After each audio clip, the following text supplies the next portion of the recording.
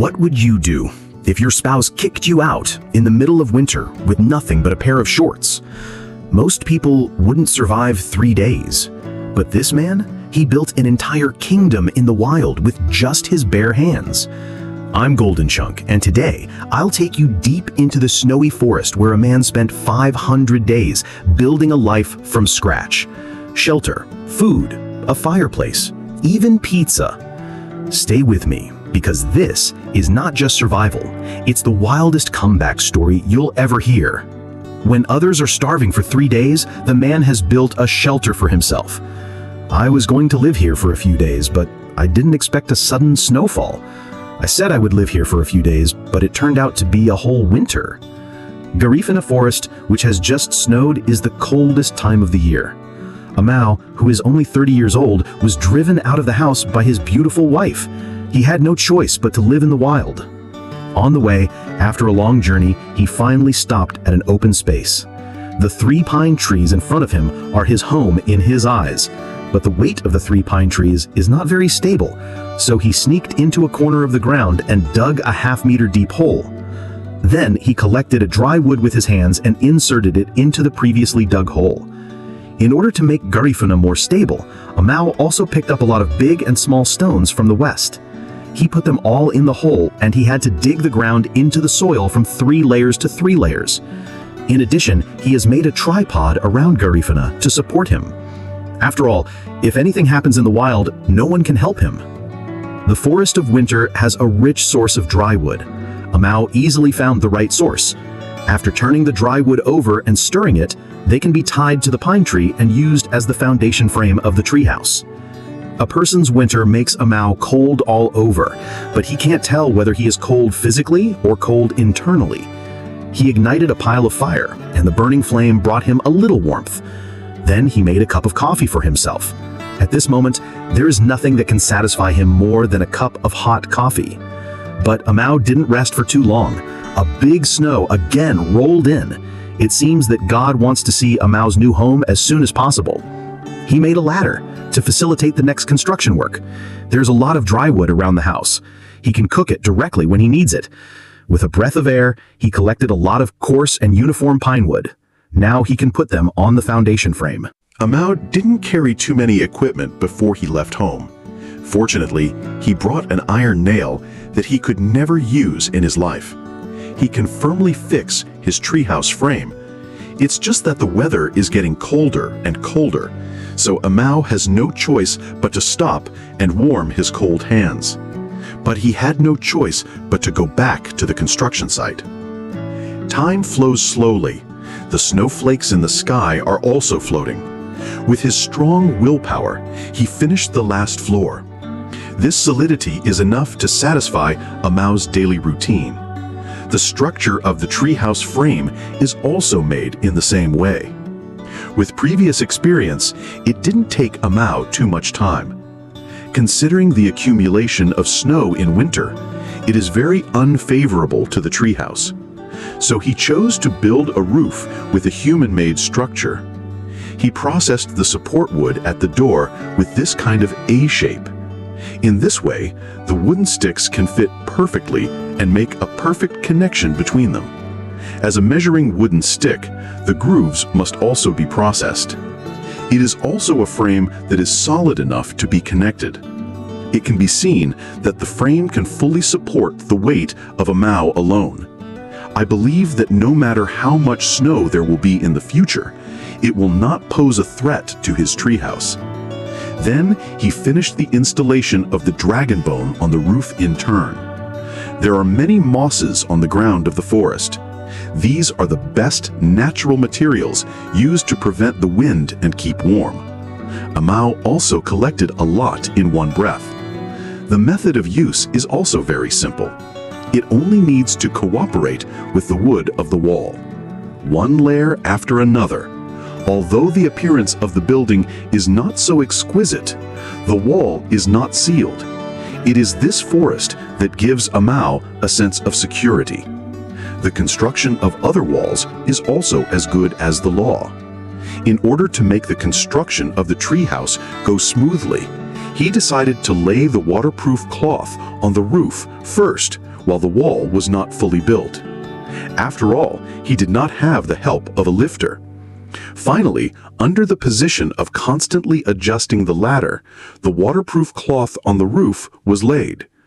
When Amau finished the laying of the waterproof cloth on the roof, the sky was snowing again. Now he can safely complete the construction of the next wall. Before going out, Amau also brought a heat-resistant cloth and opened the chimney of the fireplace above. Then the chimney was also opened on the waterproof cloth on the roof. Finally, he used solid glue to stick it on top.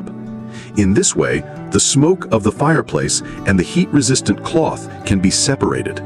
Amau's construction efficiency is very high. He soon came to the front wall of the building. At this time, the weather is getting colder and colder. The ice on his beard is frozen. Therefore, in order to keep it warm, Amau did not leave a window for the treehouse. After all, no one wants to experience the feeling of being frozen in the middle of the night. Finally, before dark, Amau completed the construction of the wall of the shelter. Although the door has not been installed yet, the wall around it is not sealed. It will not let Amau catch a cold. The world outside the day after tomorrow has been covered by heavy snow. Amau spent the coldest night of his life. The first thing he did when he got up was to start collecting dry wood. He made a large door for the shelter. Now he doesn't have to be woken up by the cold wind and snow. In order to have a good night's sleep, he made a bed for himself with the rest of the pine wood and completed it with the layout of the bedboard. This also means that there is basically a home here. Then he installed the ancestral fireplace. It can ignite the warm fire. Even if it is still snowing outside, Amau didn't feel a bit cold to cut some firewood and then went back to the warm house. After adding some firewood to the fireplace, he can cook a dinner for himself and take a good look at himself. Looking at Amau eating makes people feel that he is very satisfied and happy, but it seems to be a little sad. After eating and drinking enough, he can finally have a good night's sleep tonight. Don't worry about being disturbed by the snow tonight. In the thick snow cover of California in the winter of the year, it is as dreamy as the world in the fairy tale. This time, Amau bought some equipment for the winter from the town. After a hard walk through the snow, he finally arrived at the long-awaited shelter. Open the door of the shelter, although the interior looks relatively simple, but everything is familiar. He came back this time to improve his treehouse so that he can safely and comfortably spend this winter. Because Amau had never seen such heavy snow before, it is inevitable that he will be worried about the treehouse he built for himself. So he cut both ends of the log out of the snow and then nailed it to the dragon bone as much as possible to support the roof. Because the door built before was too hasty, so this time he specially bought a lotus leaf. In this way, the door of the switch will be much smoother. Considering the lighting problem in the house, Amau still decided to build 2 windows for the shelter. Although the size of the window is not large, the light that comes in is enough to illuminate the whole house. After this matter is completed, Amau saw the dirty room and fell into the dust. Fortunately, this time, he also brought this kind of cotton cloth and set them evenly on the ground. The whole ground looks much neater. Before setting up the fireplace, it is necessary to put a layer of insulation cloth at the bottom to prevent the high temperature generated by the fire from damaging the wood. After all, no one wants to pay for their hard work. After the fireplace is assembled, the night has engulfed the whole forest. Amau hurriedly put some firewood and lit the warm fireplace. Today's dinner is very rich. Although Amau's cooking has never been very good, he is very satisfied with such a self-sufficient life. Even if a person lives in the wild, he can also live a romantic life. He can finally have a good night's sleep tonight. The weather the next day is still so cold. The warm temperature in the room makes a layer of fog on the window. It can be seen that Amau had a good rest last night. The first thing is to keep warm. Today's breakfast is ham sausage with eggs. Although it looks ugly, it can provide him with enough high-quality protein. With whole wheat bread and tomatoes rich in vitamins, Amau's day will be full of vitality. As for the daily water supply, he only needs to put a pot of chicken blood at the door, then put it on the fireplace and wait for it to boil. Then put a pot of instant coffee on top of it. This night's life is simply understood by Amal. The days of heavy snow are most suitable for lying on the bed and sleeping. But Amal did not choose to set up a tent. Instead, he set up the rest of the walls with cotton wool. Not only can it prevent the strong eaves from falling down, but it can also improve the warmth of the shelter to a certain extent. After completion, the whole room has become much more regular. It's just that there is still a lack of a dining table. It's very inconvenient to eat and drink at ordinary times. So Amal collected some bitter things. First, he dug a hole on a piece of wood, then insert the cut wooden stick into it. In this way, he got a handy hammer. Now he can easily turn the wood into wood planks, assemble them together to get a platform, then connect the table legs through the river. You can fold up the table when you don't need it. In this way, you won't occupy too much space in the house. Busy times always go by very quickly, and the happiest time of Amal's day is the dinner time. Dinner is a high-end steak. Put the herbs on it. It can play a great role in the fragrance of the steak. The steak doesn't need to be fried for too long. This kind of 3-minute degree is just right for Amal. With the freshly baked pancake, it's simply the most delicious in the world. But before the official meal, we have to decorate the house, create a romantic atmosphere. It can be very romantic to eat alone, but if there is a wild mother-in-law, it will be more perfect. Then you can enjoy this dinner that only belongs to Amal. Last winter, Amal built his first home in the wild. When the snow in winter has completely retreated, everything has followed the arrival of spring to generate a new vitality. When we met Amal again, he looked free after cutting his hair. Unlike the two of us before, he went through a cold and long winter. His treehouse still retains its original appearance. It's just that as time goes by, the treehouse also has a certain degree of wear and tear. So Amal decided to renovate his treehouse. In order to facilitate the work below, Amal needs to make a large wooden ladder first. Fortunately, he brought a drilling tool this time to save a lot of effort in the process of making it. And the quality of the wooden ladder is also quite solid. Now you can rest assured to fix the waterproof cloth on the roof. Life in the wild is so free.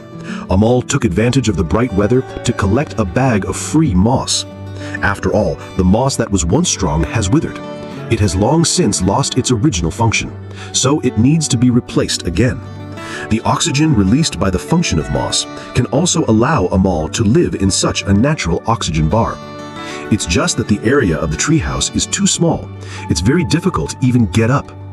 In order to solve this problem, Amal decided to build a terrace for the treehouse, so when the weather is good outside, you can often sit on the terrace and drink coffee. You can see that Amal has collected a lot of equal-length wood. According to his unrecognizable steps, he roughly planned the width of the terrace. Then you can enter the immersion digging area. The ground is wet in early spring. This makes Amal not difficult to dig up. Soon, he dug out 2 half-tubs of chicken soup. Then he inserted the wood into it as a stand. He also filled it with stone blocks to ensure that the stand can be stable enough. And he also tied it tightly to the ground with 3 layers inside and 3 layers outside. After this thing is done, he has to tie 2 logs on the tree. It's used as a frame for the terrace. It's similar to the structure of the foundation frame of the treehouse. With the previous building experience and the help of the hole puncher this time, this job is a piece of cake for Amal. The breeze of the sun is blowing on Amal's face. It makes him feel very comfortable to finish the job. He also enjoys such an immersive life. The next day, it didn't take long for Amal to finish. Was already hungry. So Amal hurriedly set up a pile of hooks. He couldn't help but admire the wood he built from a beautiful angle. The burning flames seemed to indicate that Amal's outdoor life is getting better and better. Then he put together several beautiful little ponds. As the saying goes, high-end ingredients often only need the simplest way of cooking. After sprinkling all kinds of seasonings on top and marinating, it can be baked on charcoal. It only takes 2.5 hours. You have to keep turning it over to prevent it from burning. Then you can enjoy this delicious food. The pleasant atmosphere after lunch always makes people unable to help but feel sleepy. Amal laid out the inflatable mattress, wiped off all the tiredness on his body, and went to sleep. By the time Amal got up, it was already 2:30 in the afternoon. He was very tired when he just woke up. The whole person can't get up. So he made a cup of coffee for himself at the same time. I have to say that after drinking coffee, I'm now directly full of vitality. Lay out the rest of the inflatable floor.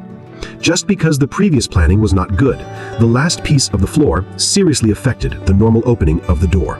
So Amao needs to remove it again, then remove the extra place. Finally reinstall the door. Of course, the terrace is still not completed yet. It also needs to be protected, prevent you from going to the bathroom at night and accidentally falling. Although the height is not high, but Amao doesn't want to experience the feeling of being in the world. After the terrace is fully installed, this little house is done. Finally, a simple door and window was installed for the door. Now Amao can safely spend his days in the wild, in this small 3/4 land, in this quiet place that belongs to him, can avoid the influence of others. Just live a quiet and beautiful life. 2 years and 6 months ago, Amao built his first home in his life. He has come to this familiar place again, revisit the memories of the past. The forest of California still has a slight coolness. The branches are hung with ice-cold moss. Amao assembles a big hole tool, make a hole in the center of the wooden house. He plans to make a simple stove, convenient for his usual cooking. Make a hole on the side of the wooden house. Make sure there is enough oxygen for the stove to burn normally. This stove made this way is not only very convenient, and the effect of burning is also very good. In order to warm up quickly, Amao made a cup of coffee for himself. He also put a bunch of pine needles in the mouth of the lake.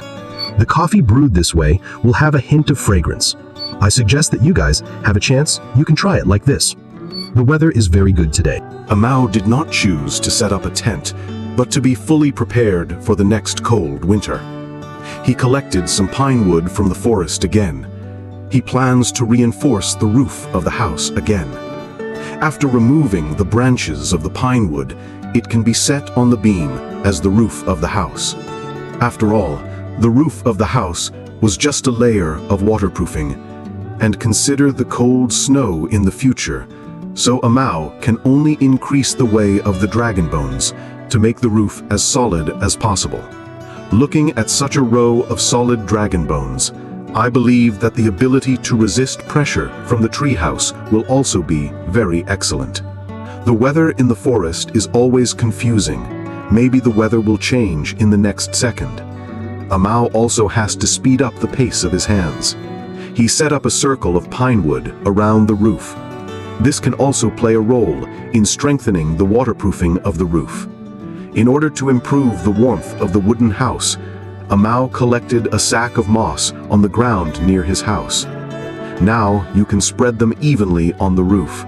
Although its heat retention is far less than that of heat-resistant cotton, but these free moss cannot be used up. Plus the warm shelter in the house in the future, I believe it won't be too cold in the cold winter. After this matter is over, Amao set up a few more wooden houses for the fence. This not only stabilizes the structure of the fence, and it's not easy to fall down when you go out at night. To a certain extent, it ensures the safety of Amao's life.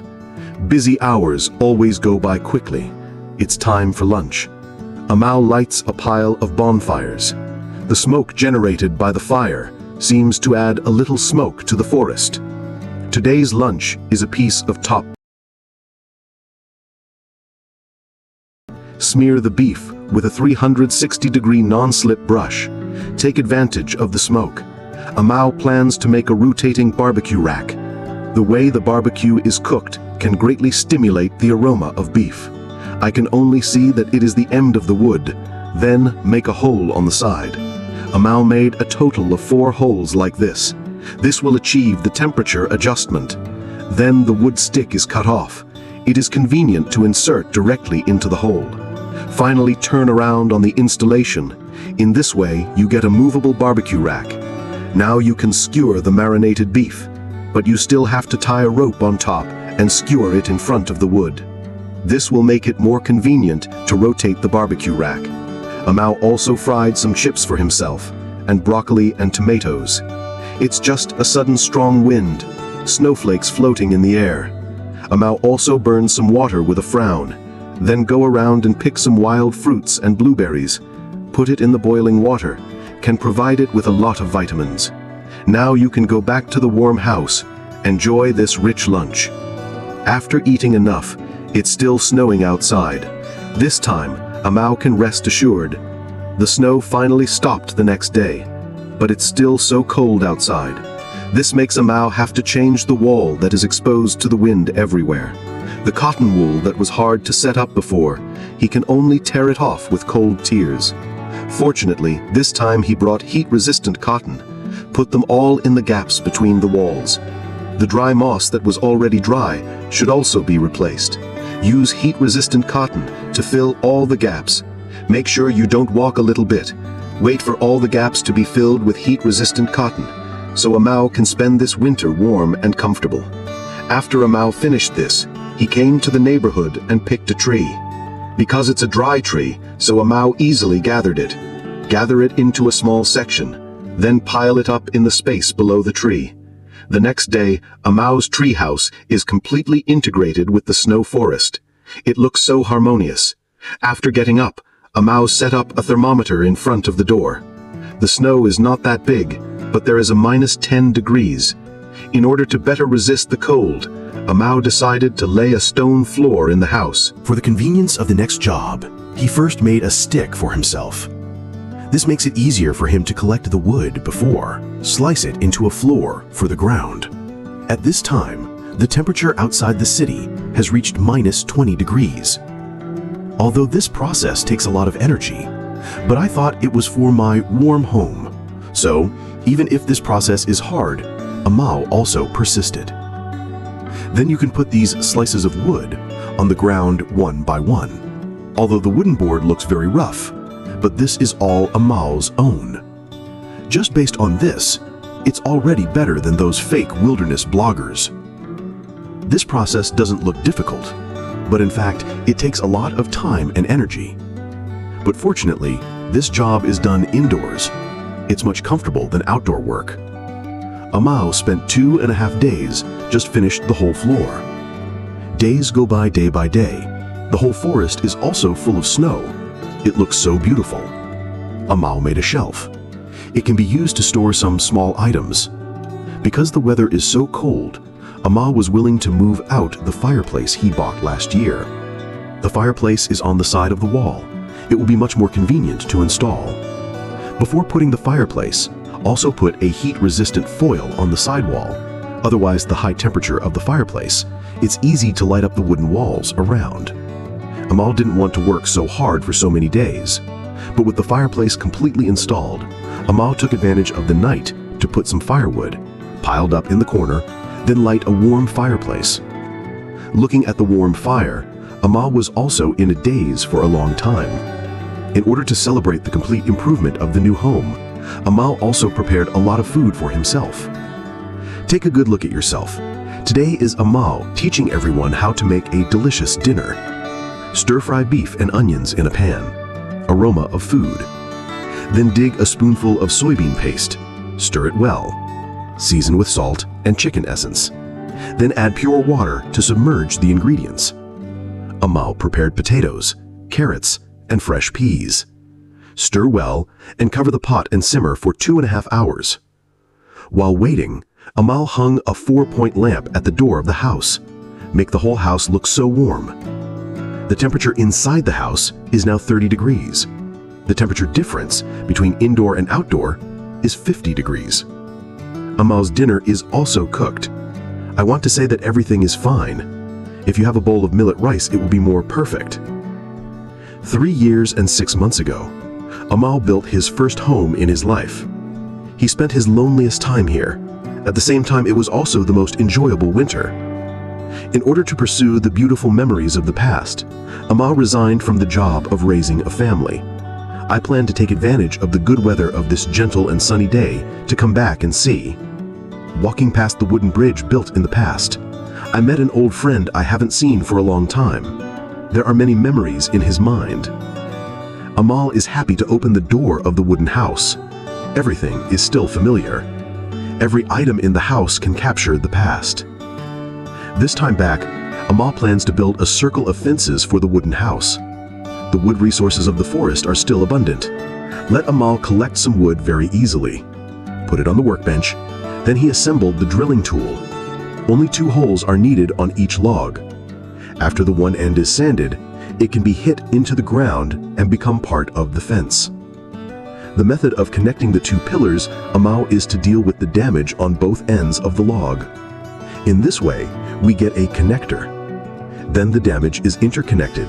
It's just that there is a mistake and the frame is not stable enough. So amao also used a rope to tie the well. After getting a set of wood, you can put the original wood on it and form a fence. As the saying goes, everything starts with difficulty. After having experience, the rest of the fence only needs to be operated according to the gourd. Amao works very efficiently. The fence part will be completed soon. As for the production of the door, Amao first used a chisel to make grooves on the short wood. After getting a grip, then punch a hole with a punch. The other end is to remove the damage. Amao made a pair of such grips. After installing the stand, Amao used a similar method to make a scroll. At this time, it is only necessary to build a door on the basis of the scroll. In the process of making, Amao did not use a nail. All are made of pure wood.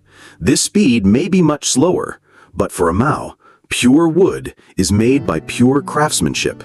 There will be a lot more sense of accomplishment. Finally, it only needs to be inserted into the log. This gate is completely completed. At this time, the sky did not cooperate. Amao's log house looks more warm. After the rain is slightly smaller, Amao ignited a pile of hooks, dried wet shirt.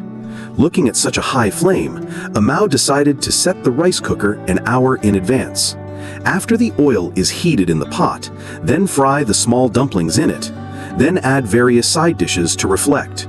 It can be seen that the nutritional value of this pot is very high. After adding various seasonings, then pour in pure water. Cover the pot and simmer for 2.5 hours.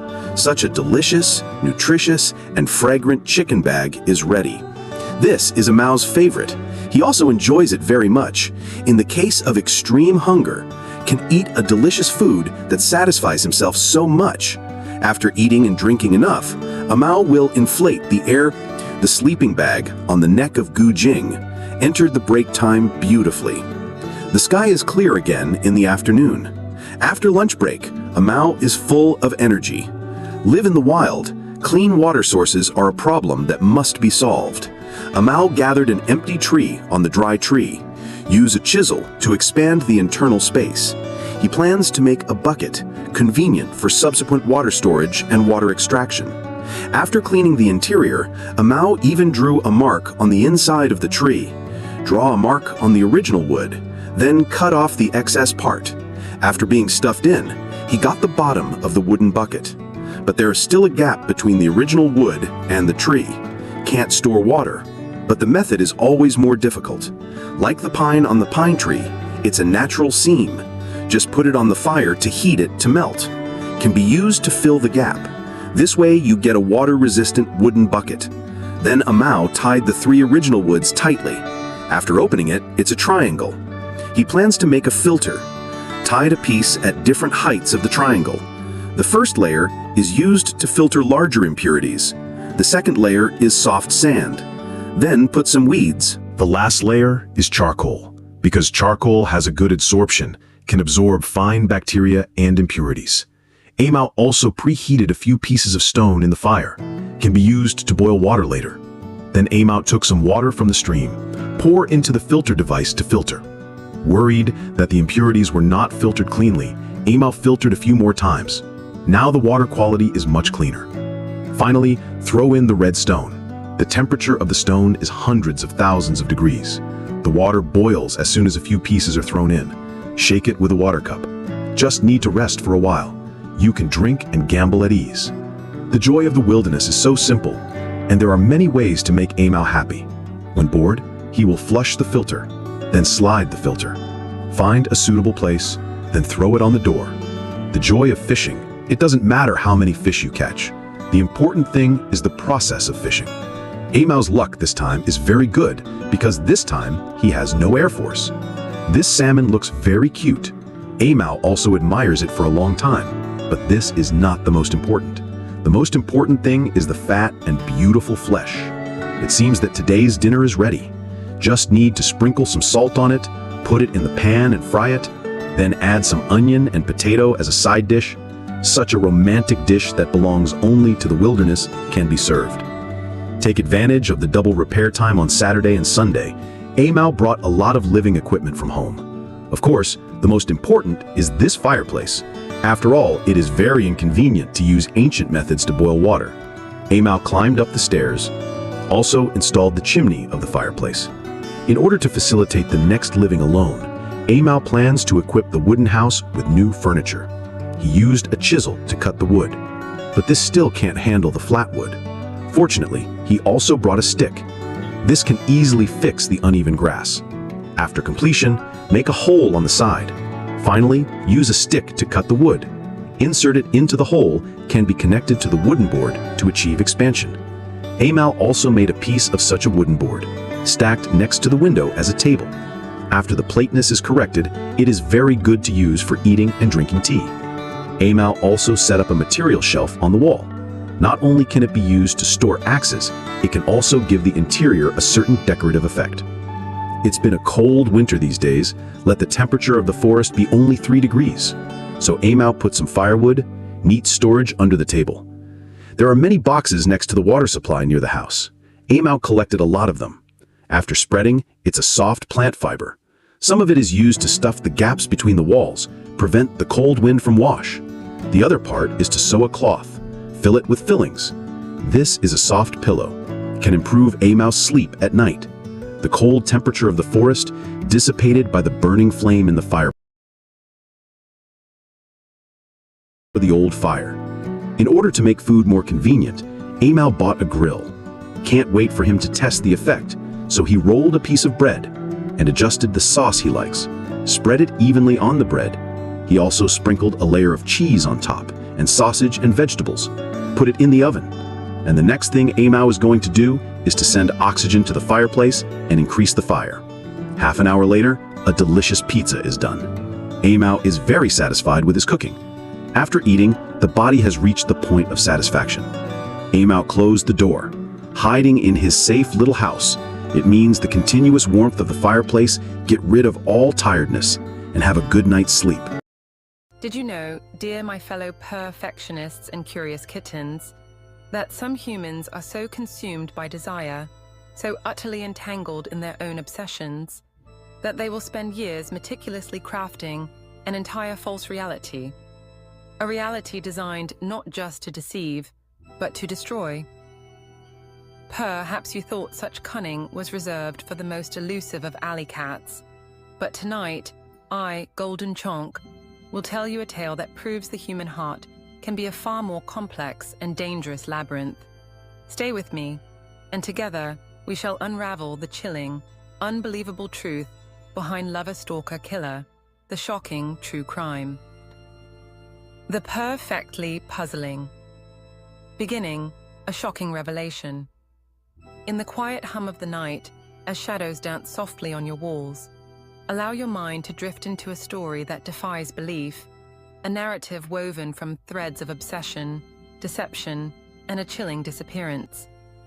This is not merely a tale of love gone wrong, it is a profound exploration into the depths of human pathology, where a single, fleeting encounter could ignite a years-long campaign of psychological torment and, ultimately, murder.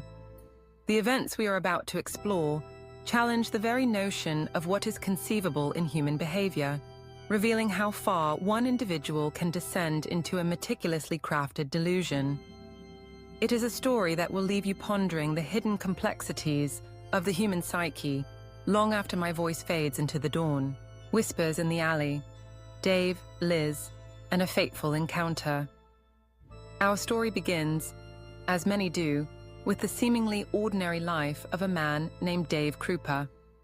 In the summer of 2012, Dave, a mechanic, had recently relocated to Omaha, Nebraska. Born in Sioux Falls in 1976, he had spent over a decade in a relationship with a woman named Amy, with whom he shared 2 children. Despite Amy's desire for marriage, their relationship had ultimately dissolved, leaving Dave a single man, navigating the new landscape of Omaha and the digital realm of online dating. He was, as the humans say, out on the prowl, though perhaps not seeking anything profoundly serious at this juncture in his life. It was on one of these virtual prowls that Dave first connected with a woman named Liz, or Shanna Liz Goya, as she was formerly known. Liz, a woman in her late 30s with 2 children of her own and a cleaning business, seemed like a pleasant enough companion for a few dates. However, it soon became apparent that Liz possessed a certain intensity, a clinginess that Dave found unsettling.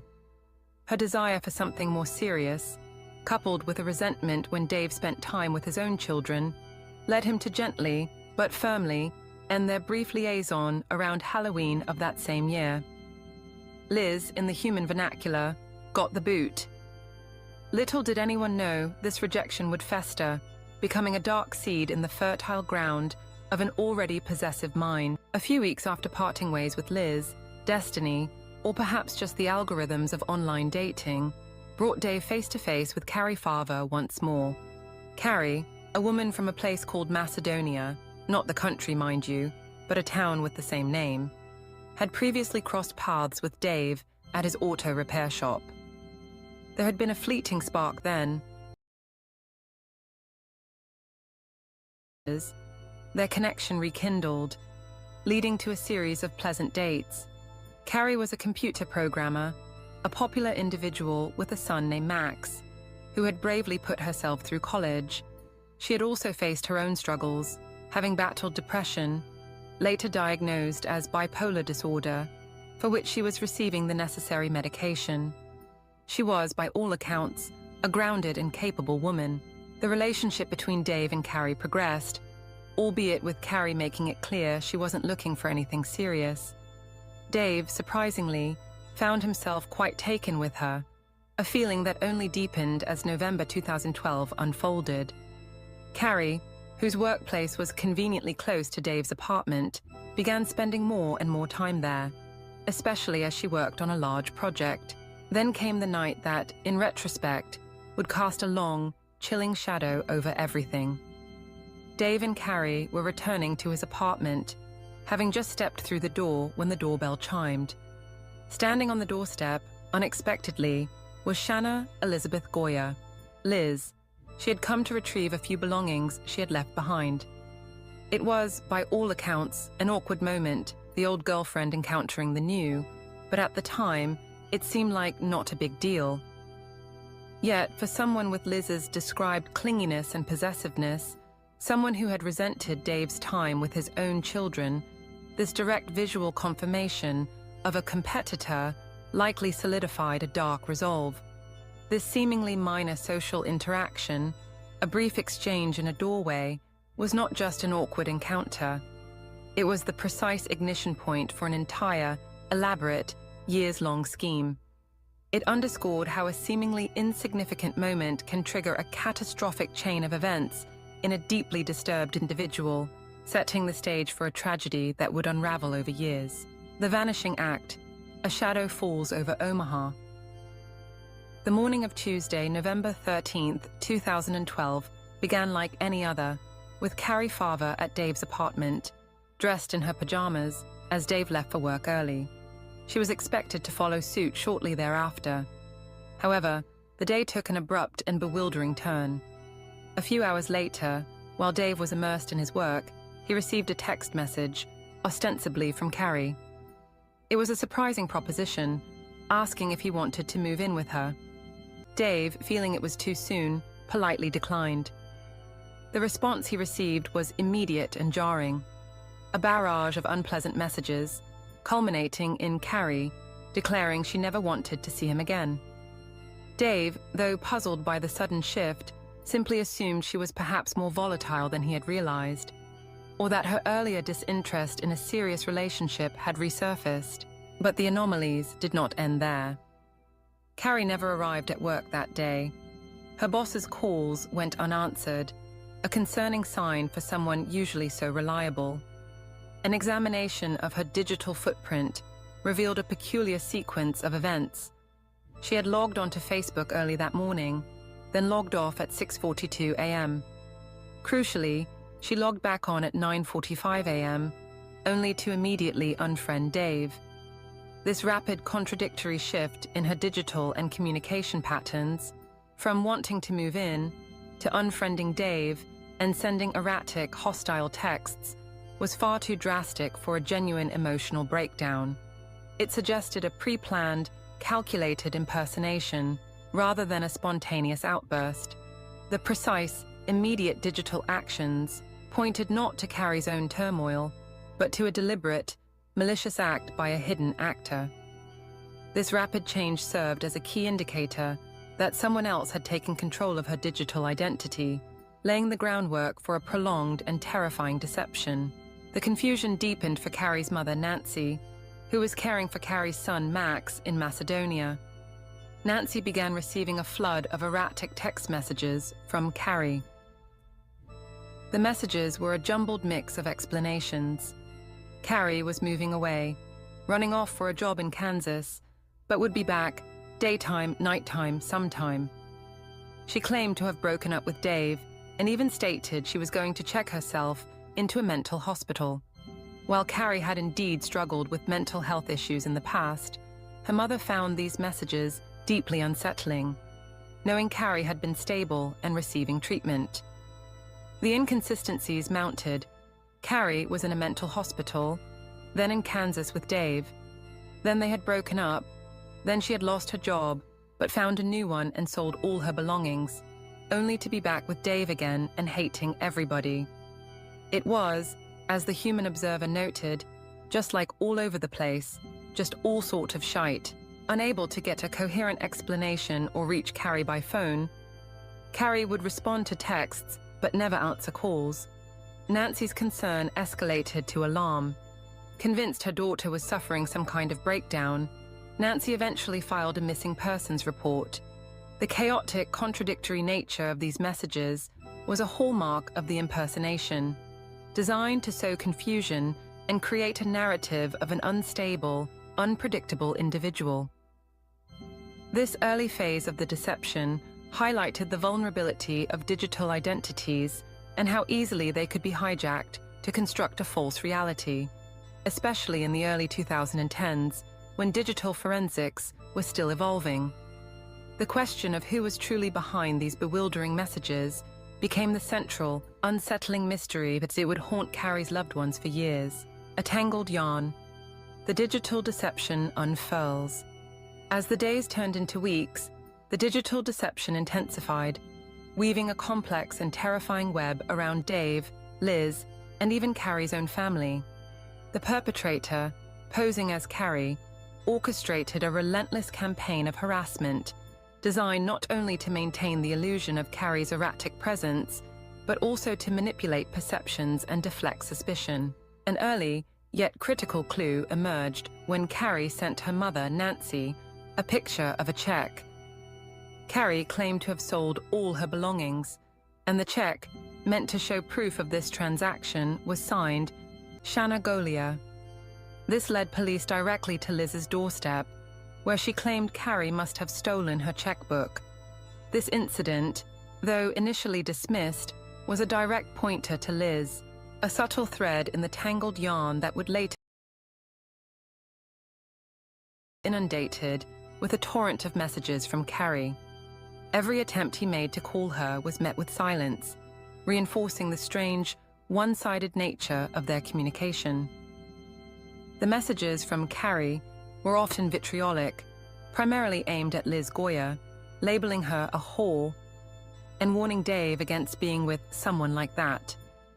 Yet, interspersed with these hateful remarks were unsettlingly intimate messages like, "I hope we can see each other soon."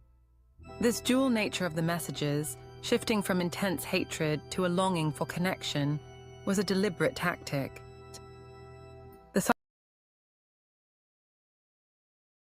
Carrie began to harass Liz, even painting a threatening message in Liz's garage. "I'm out in your garage, so what should I do to your car? I see my handiwork is still on the wall." Pictures, purportedly from Carrie, showing the inside of Liz's garage, were also sent. This seemingly counterintuitive act, the perpetrator harassing herself, served multiple, calculated purposes. It made Liz appear as a victim alongside Dave, deflecting suspicion and lending credibility to her own narrative. It also fostered a shared trauma bond with Dave, subtly pushing them back together. Most chillingly, it allowed the perpetrator to completely control the narrative, portraying Carrie as an unhinged stalker who targeted everyone associated with Dave. This self-inflicted torment, a critical component of the long-term deception, hinted at a deeper psychological issue, possibly a profound need for attention or a severe personality disorder, where the lines between reality and fantasy were blurred. It was a sophisticated and manipulative strategy, a grand act of gaslighting on an unimaginable scale. The deception escalated to theatrical extremes. Carrie emailed Dave, claiming to have kidnapped Liz. The message was chillingly direct. "You will do exactly as I say, and then I will let her go. You will dump Liz, and you will start seeing me again. Do it or say goodbye to her. I am sick of her getting what belongs to me. You can't play with my feelings. Understand? Do it or say goodbye to her." Accompanying this email was a staged picture, purportedly showing Liz tied up. This desperate, theatrical attempt to manipulate Dave showcased the extreme measures the perpetrator was willing to take to achieve their twisted goals. Despite the mounting evidence of harassment, the police faced immense challenges. Carrie was described as encrypted, making them difficult to trace. An arrest warrant was issued for Carrie, but she remained elusive, seemingly a ghost in the digital ether. Dave and Liz cooperated fully, providing their phones to the police for data download, yet still, no trace of the real Carrie could be found. The perpetrator even posted on Facebook, under Carrie's guise, a defiant message. "I have answered enough questions to prove myself to everyone. I am done. You can't either believe I'm your daughter, mother, sister, and friend, that you have known your whole life, or you can just leave me alone. I have proven myself over and over, and I'm done. I left on my own free will, and I'm sick of everyone giving me a hard time for doing what I needed to do. I am not missing. I just don't want to come home right now. I'm a grown woman, and if I feel like leaving home, I have the right." These messages, clearly not written by Carrie, further solidified the impression of a deeply disturbed individual, cementing the false narrative and prolonging the agonizing uncertainty for Carrie's family. Claws of suspicion. The investigation deepens. As the months bled into years, the torrent of messages from Carrie began to slow, becoming less frequent. Dave, in an attempt to escape the persistent digital haunting, moved. His interactions with Liz also became less frequent, though a new, unsettling detail emerged. A gun he had purchased for protection went missing from his home. The case, buried under countless pages of digital communications and unanswered questions, had grown cold, a vast, confusing labyrinth of digital footprints that led nowhere. Then, in April 2015, a glimmer of hope appeared. 2 new detectives took on the colossal case, which by then comprised countless paperwork of messages and emails and what have you. Faced with the overwhelming complexity, they decided on a strategic approach. They would pursue 2 opposing theories simultaneously. One detective would work under the assumption that Carrie was still alive, somewhere, orchestrating all the harassment. The other would explore the chilling possibility that Carrie was dead, and someone else was impersonating her. This strategic divergence proved pivotal, allowing them to systematically eliminate possibilities and narrow their focus. The detective pursuing the Carrie is alive theory soon reached a dead end, finding no evidence to support her continued existence. This left the door open for the alternative, and a crucial piece of evidence, often overlooked in the digital cacophony, began to shine. Carrie's son, Max, desperate to confirm his mother's identity amidst the barrage of confusing messages, had sent Carrie a series of deeply personal questions on Facebook. These were simple, intimate details only the real Carrie would know. 1. What is my middle name? 2. What was our first boxer's name? 3. Who was my best friend as a little kid? The person communicating as Carrie responded to every other message she received, but consistently ignored these specific questions. This simple yet profound failure to answer Max's questions represented a critical turning point in the investigation. While digital forensics struggled to trace encrypted messages, this human element provided irrefutable proof of impersonation. It demonstrated that even the most elaborate digital deception could be undone by basic, non-digital verification methods, highlighting the imposter's oversight in failing to anticipate such a fundamental test of identity. This poignant detail underscored the importance of combining technological investigation with human intuition and personal knowledge in complex cases of identity theft and deception, adding a layer of heartbreaking reality to the unfolding mystery. The fiery paw prints, escalation, and a desperate frame-up. The bizarre saga took an even darker turn, escalating from psychological torment to outright violence. In August of 2013, Liz Goyer's house was set on fire. Fortunately, Liz and her children were in the process of moving and were not present. However, her 2 dogs, Cat and Snake, tragically perished in the blaze. This act of arson marked a severe escalation, indicating a growing desperation or instability in the perpetrator's mind. It was a destructive act that would later be revealed as a calculated move by Liz herself, a desperate attempt to control the narrative and perhaps destroy any lingering evidence within her home. The chilling disregard for the lives of her pets, prioritizing her elaborate scheme over living beings, underscored a profound lack of empathy. As the investigation into Carrie's disappearance continued, Liz Goyer, now a victim of arson, filed another harassment complaint in April 2015. This time, however, her target was not Carrie, whose emails were by then slowing down. Instead, Liz accused Amy Flora, Dave's ex-girlfriend and the mother of his children, of being the true villain. Liz claimed that Amy had been posing as Carrie the entire time, orchestrating the years of harassment. This was a desperate, high-stakes gamble to shift blame entirely, a calculated act of projection and manipulation. The very next day after Liz filed her complaint against Amy, the situation exploded into physical violence. Liz was ambushed and shot in the thigh while alone in a park, attempting to clear her head.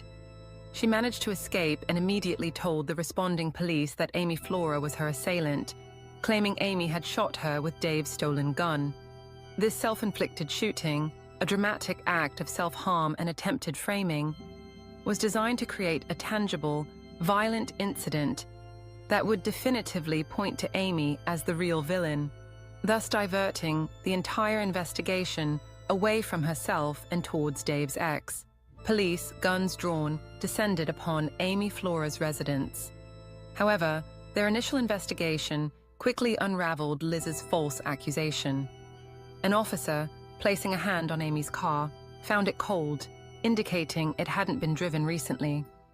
Amy's neighbors corroborated this, confirming she had been home all night. Suspicion, therefore, began to mount not against Amy, but against Liz herself.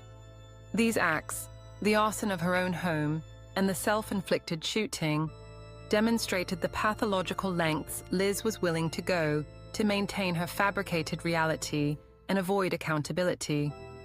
It highlighted the dangerous escalation of obsession when unchecked, and the chilling capacity for self-harm and harm to others in pursuit of a twisted goal. Unraveling the thread, digital clues and bloody secrets. With Amy Flora cleared, the detectives turned their focus back to the digital breadcrumbs left by the elusive Carrie. They revisited the vast trove of data collected from Liz's phone, which she and Dave had willingly provided earlier in the investigation. This meticulous re-examination proved to be the turning point. Deep within Liz's phone, they discovered a photograph of Carrie's truck. What made this discovery extraordinary was its timestamp.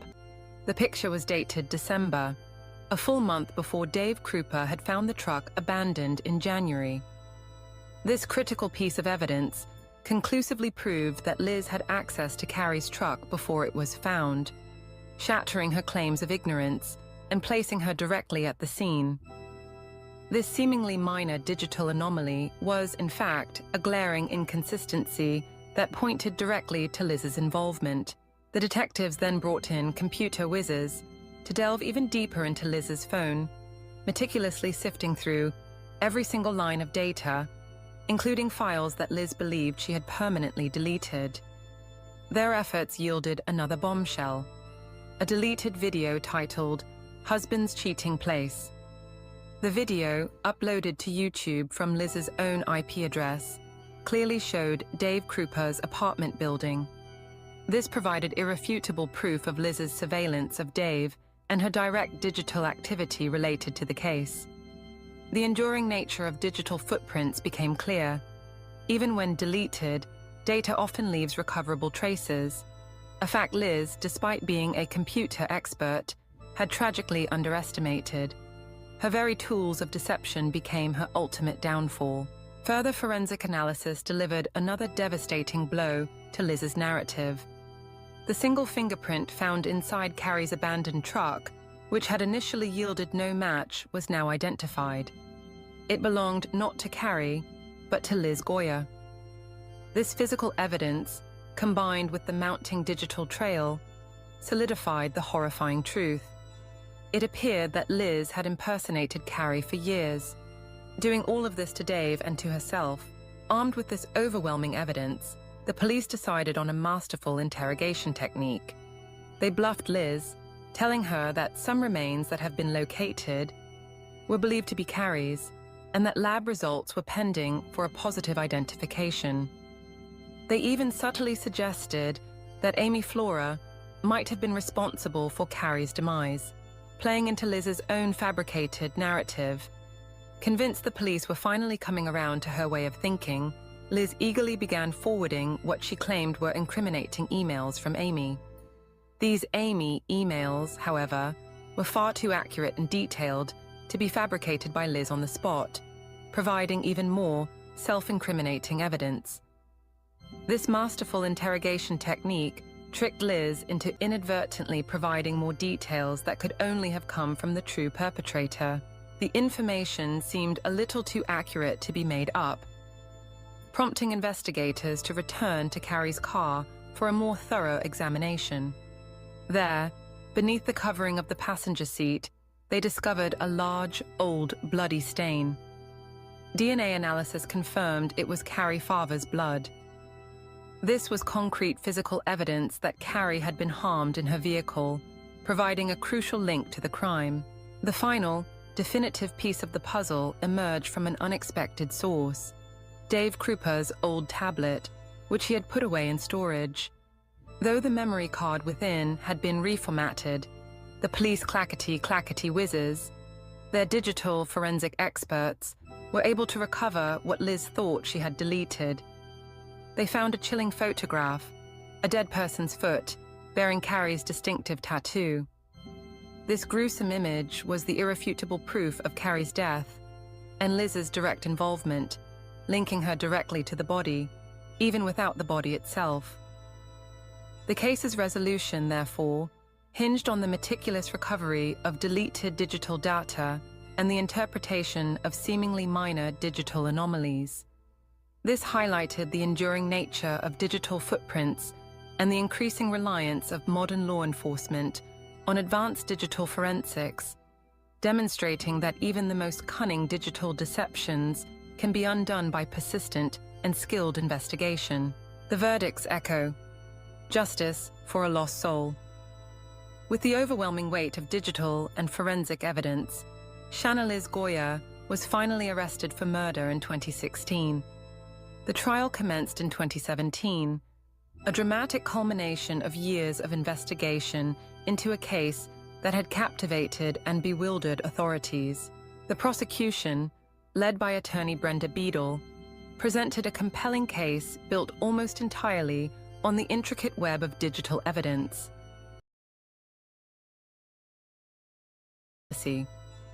She had wanted Dave Krupa all for herself and had systematically eliminated Carrie, then embarked on a years-long charade of impersonation to maintain the illusion that Carrie was still alive.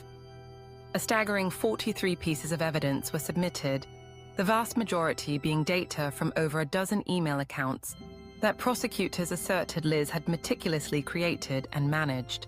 The defense attorney, James Martin Davis, did not deny the authenticity of much of the digital evidence. However, he argued that while the evidence might prove impersonation and harassment, it did not definitively prove that his client had killed Carrie Farver. He emphasized the absence of a body and any eyewitnesses to the murder. And you're going to not hear a single eyewitness say, "Yeah, we saw her kill her. We saw her stab her." Not a single eyewitness even saw my client with the victim in this case. Even the bloody stain found in Carrie's car, which the defense conceded was Carrie's blood, was challenged on the grounds that its timing could not be definitively established. We will concede that blood is Carrie Farber's, but we don't know when it was shed and they can't tell you when it was shed. This highlighted the inherent challenge of a no-body murder case, where traditional direct evidence is often scarce. Despite the defense's arguments, the prosecution's meticulously constructed circumstantial case proved overwhelming. The sheer volume and consistency of digital evidence, the emails, the texts, the IP addresses tracing back to Liz, the recovered deleted files, the predated photo of Carrie's truck, and most damningly, the photo of Carrie's tattooed foot, created a narrative so compelling and undeniable that it transcended the absence of a physical body. This case set a profound precedent, demonstrating that the digital footprint of a crime could be as damning, if not more so, than traditional physical remains. In 2017, Liz Goyer was found guilty of first-degree murder for killing Carrie Farver. She was also convicted of second-degree arson for setting her own house on fire, an act that tragically claimed the lives of her 2 dogs. The judge, in delivering the sentence, reflected on the incomprehensible nature of Liz's actions. Miss Goyer, what some people are capable of has always confounded and mystified the court. The judge acknowledged that true justice, bringing Carrie back to her loved ones, was impossible.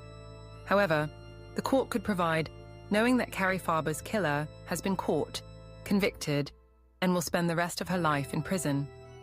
Liz Goyer was sentenced to life imprisonment for the murder of Carrie Farver, along with an additional 18 to 20 years for the arson.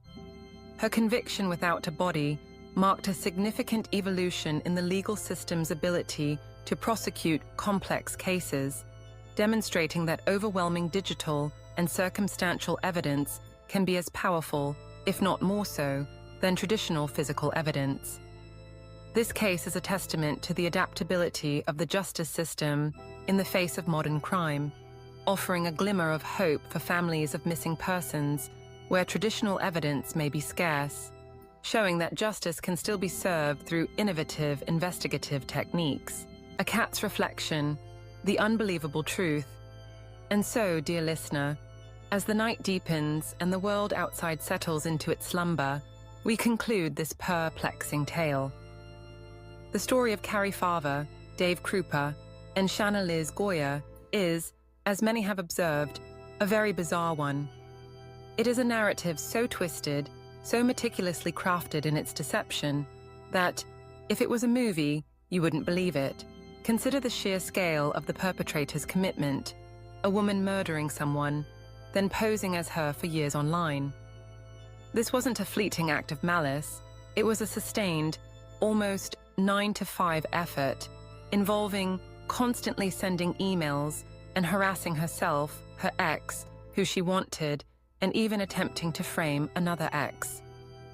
This level of dedication to a delusion, the years of impersonation, the self-harassment, the arson, the attempted framing, demonstrates a profound psychological pathology. It suggests a complete absence of empathy, and a chilling disconnect from reality, characteristic of severe personality disorders or psychopathy. The perpetrator's relentless desire to eliminate competitors reveals a deep insecurity and a pathological need for absolute control, a trait that ultimately led to her downfall. The case of Liz Goya serves as a chilling illustration of the destructive power of unchecked obsession and the profound psychological pathology that can drive an individual to commit years of calculated deception and murder. It highlights the fine line between intense emotion and criminal psychosis. Liz Goya truly weaved quite a web, a complex tapestry of lies that ensnared everyone around her. It is a stark and scary story of getting on the wrong side of, well, a psychopath. As you drift into your dreams, let this story linger not as a nightmare, but as a quiet contemplation on the complexities of the human mind. The world, much like a ball of yarn, holds many tangled threads, some beautiful, some dark. And sometimes, the most unsettling truths are found not in grand, dramatic gestures, but in the meticulous, years-long unraveling of a hidden obsession. May your sleep be peaceful and your waking thoughts be clear. Until our next grand caper, stay curious, stay cozy, and keep those whiskers twitching for wonder. Purr. Good night.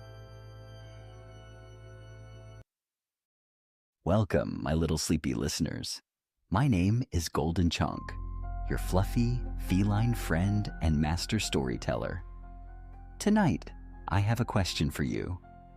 Have you ever wondered what happens when a community's darkest fears aren't imaginary, but an actual flesh and blood monster? Or what happens when a group of explorers, well-equipped and prepared, descends into madness and cannibalism in the frozen wilderness? What happens when a terrifying discovery reveals pure nightmare fuel in the wild places of the world? That's what we're going to explore tonight in two stories that will make your whiskers twitch and your fur stand on end. So, if you're a fan of the strange, dark, and mysterious, then you've come to the right place. Just don't get too scared, my kittens. You have Golden Chunk here to keep you safe. Now, my little ones, let's start with our first story. Our journey begins not in a land of snow and ice, but in a small, peaceful village in Uganda. This was a place nestled on the banks of a great lake, a place of red earth and vibrant green foliage, where the sun warmed the backs of hardworking people and children's laughter echoed through the air. This was the home of a man named John Manjin, a man of 64 years with a deep love for his family and his community. He had 9 children and 31 grandchildren, and he remembered a time, not so long ago, when this village was a true haven, a place of harmony and simple joys, a place where everyone felt safe. But that peaceful time, that idyllic memory, had been shattered 14 years earlier, in 1991. It was then that a shadow fell over the village, a shadow of fear and incomprehensible loss. People began to die, or to be more precise, people began to vanish, only to be found later, horribly mutilated and deceased, or to disappear completely, never to be seen again. At first, it was a rare and tragic occurrence, a whispered rumor.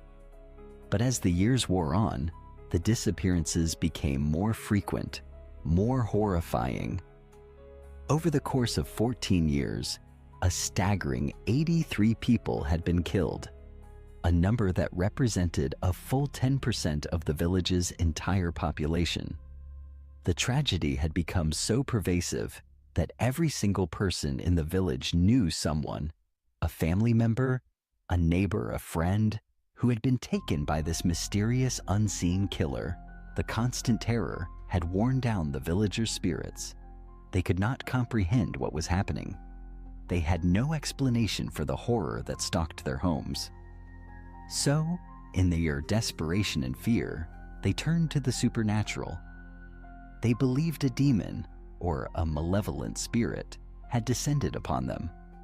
They thought it was something beyond their control, a curse or an act of fate, and they began to simply accept it as a grim part of their daily life. The disappearances became a dark, mournful part of their rhythm. They just had to live with it.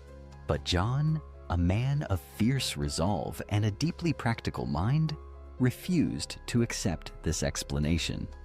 He couldn't stand the idea of living in fear, of waiting for the day when the shadow would claim one of his own little ones.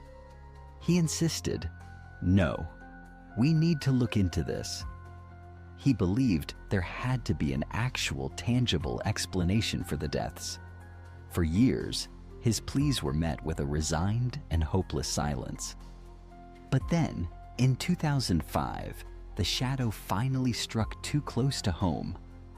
A young boy from the village, a little one no older than John's own grandsons, went missing one morning and was never found. John, seeing the terror in the boy's parents' eyes, felt a fire ignite in his belly. He looked at his own grandchildren playing in the dust and knew he could not let this continue. He decided in that moment that this had to stop, and they had to take action. John, now fueled by a potent mix of grief and righteous anger, started moving through the village. He rallied his friends and neighbors, speaking with a force and conviction that had been absent for years. He told them, "Tonight, we are going to set up a stakeout. We will stay out all night if we have to, and we will wait for this demon, this creature, this person, whatever it is, and we will catch them in the act and put an end to this thing." His enthusiasm was infectious, and his determination was a beacon in the darkness. Slowly, the tide of opinion in the village began to turn. They went from a place of helpless acceptance to a place of determined action. John's call to arms gave them back a sense of agency, a glimmer of hope that they could fight back. That night, John and the group of brave volunteers he had gathered headed to an area in their village that had become a place of dread and sorrow. They called it the butchery.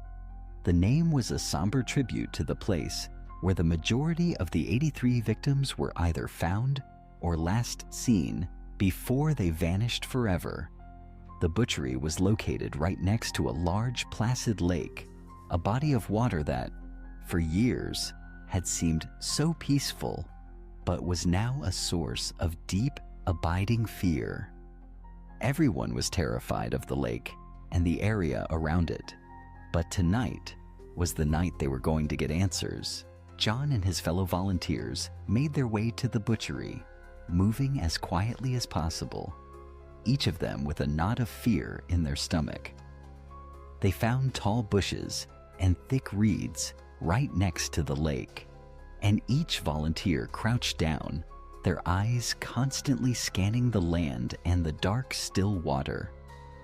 Hours went by in tense, terrified silence. They looked at each other, maintaining eye contact to stay brave. They looked out at the black water, which was totally still, and there was nothing happening on land. For hours, they just sat there nervously watching, waiting for something to happen. They didn't know what it would be, or if one of the volunteers would be ripped away by this demon, or whatever it was. But all night on this first night of the stakeout, they waited and watched on edge, and nothing happened. The next morning, John, ever the leader, insisted they go back out. He told the now weary villagers, "We have to do it again. We have to go back out there and do another stakeout, because we know there is something out there." His resolve was unshakable, and sure enough, night 2 rolled around, and now they had even more volunteers. John's courage had inspired others. They were motivated and out there in the bushes, waiting and watching the lake and the land. But nothing happened again. This cycle continued for 4 more grueling days, with nothing happening.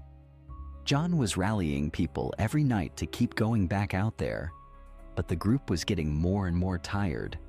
They were staying out all night, and it was also deflating to realize that it looked like they didn't have control over whatever was happening. They couldn't catch this thing, and they didn't even know what it was. The village was eerily quiet, and a sense of hopelessness began to creep back in. After 6 long, exhausting, and fruitless days of this, John rallied the people for one last effort. He looked at their tired, discouraged faces and said, with a voice full of steely resolve, "One more night. Give me one more. I know we're going to catch something." He got the village to agree to go out for one more night, but this time, he decided to change their strategy. The previous nights, they had simply been waiting. Tonight, they would be hunters. John and the villagers, believing that the killer was after meat, strung up organ meat in the trees right near the butchery. It was a macabre lure, a trap designed to entice whatever creature was lurking in the shadows. On this 7th and final night, the tension was palpable. The volunteers crouched in the bushes, the silence broken only by the sound of their own nervous breathing. At first, it was just like every other night. The minutes stretched into hours, and the air was still and cold. But then, between 4 and 5 in the morning, while it was still dark and the water was black, they began to hear something. It was a low, rumbling sound that appeared to be coming from the lake, but it was hard to tell. They were looking out at the water, and it was just dark. This was the first time anything had happened during one of their stakeouts. John told them to stay down and stay quiet as they looked out at the water. The rumbling, growling sound started getting louder and louder.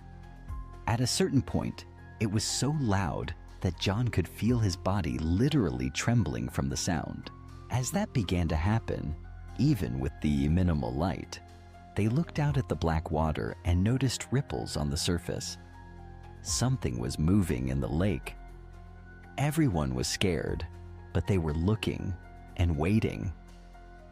John looked over at the other people in the bushes, and he could see their eyes were wide with terror.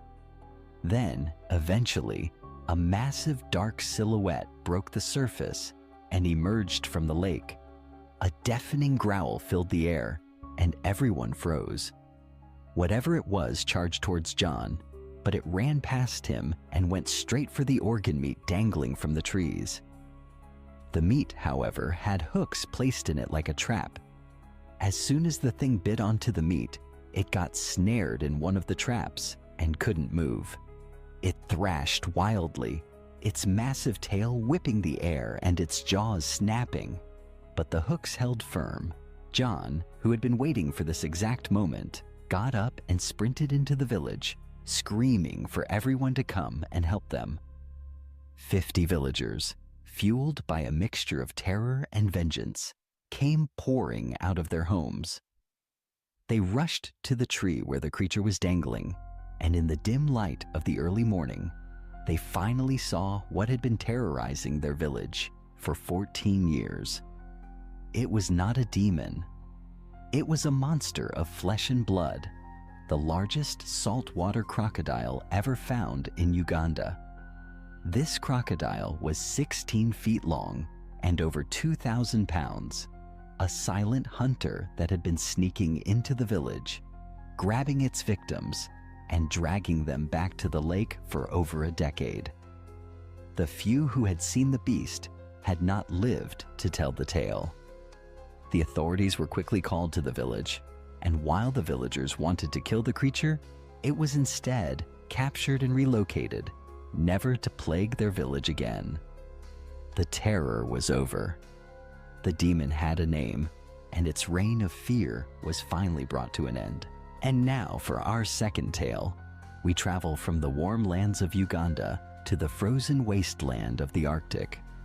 One morning in April of 1848, a group of men were walking towards the coast of King William Island This island is located in the freezing Arctic region of northern Canada.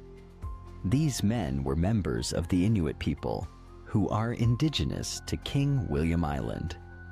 Today, they were going hunting, specifically to see if they could find any seals to hunt and kill for food and for clothing. However, even though the coastline was right in front of them, they couldn't actually see the water because there was this huge icy hill that obstructed their view. To look down to the water, they would have to crest that hill and look down. As these hunters got closer to the hill, the youngest of the hunters, an eager and quick young man, broke from the group and ran up the hill to get an early look and see if he could spot any animals down below. But when he crested the hill and looked down, he saw something that made no sense. He saw something that was not an animal, something that was pure nightmare fuel. He quickly ducked back down on his side of the hill, out of view of the ocean, and signaled to the other hunters to get up here and take a look. The other hunters, not understanding what was happening, but seeing the urgency and terror in the young hunter's eyes, ran up the hill as well. All together, they peered up and over the hill and looked down. For a second, they all just stared in horrified silence. Down below, wandering along the coastline, were not seals or walruses or any other animals these hunters might have expected to see. Instead, they saw people. Specifically, they saw candlelight, which is their word for white men. But these men were not acting like people. They were lumbering, almost like they weren't in control of their bodies, with strange, jerky movements. They were all staring straight ahead with vacant, hollow expressions. Their skin was a sickly black and blue color. Their clothes were tattered and torn, and they were just kind of lumbering along the ice. There were about 40 of these candlelight. For these hunters, they didn't have much exposure or experience around white men. All they really knew was that white men were pretty dangerous to the indigenous people. But they did know there was a group of candlelight who were staying on a ship off the coast of King William Island. It seemed their ship might have frozen off the coast, and they were trapped until warmer months came around. To this point, the Inuit people had not seen or interacted with any of these white people. So to see the candlelight on land was shocking, but the way they were moving and how they looked seemed wrong. There was something profoundly wrong with these people, and it was terrifying.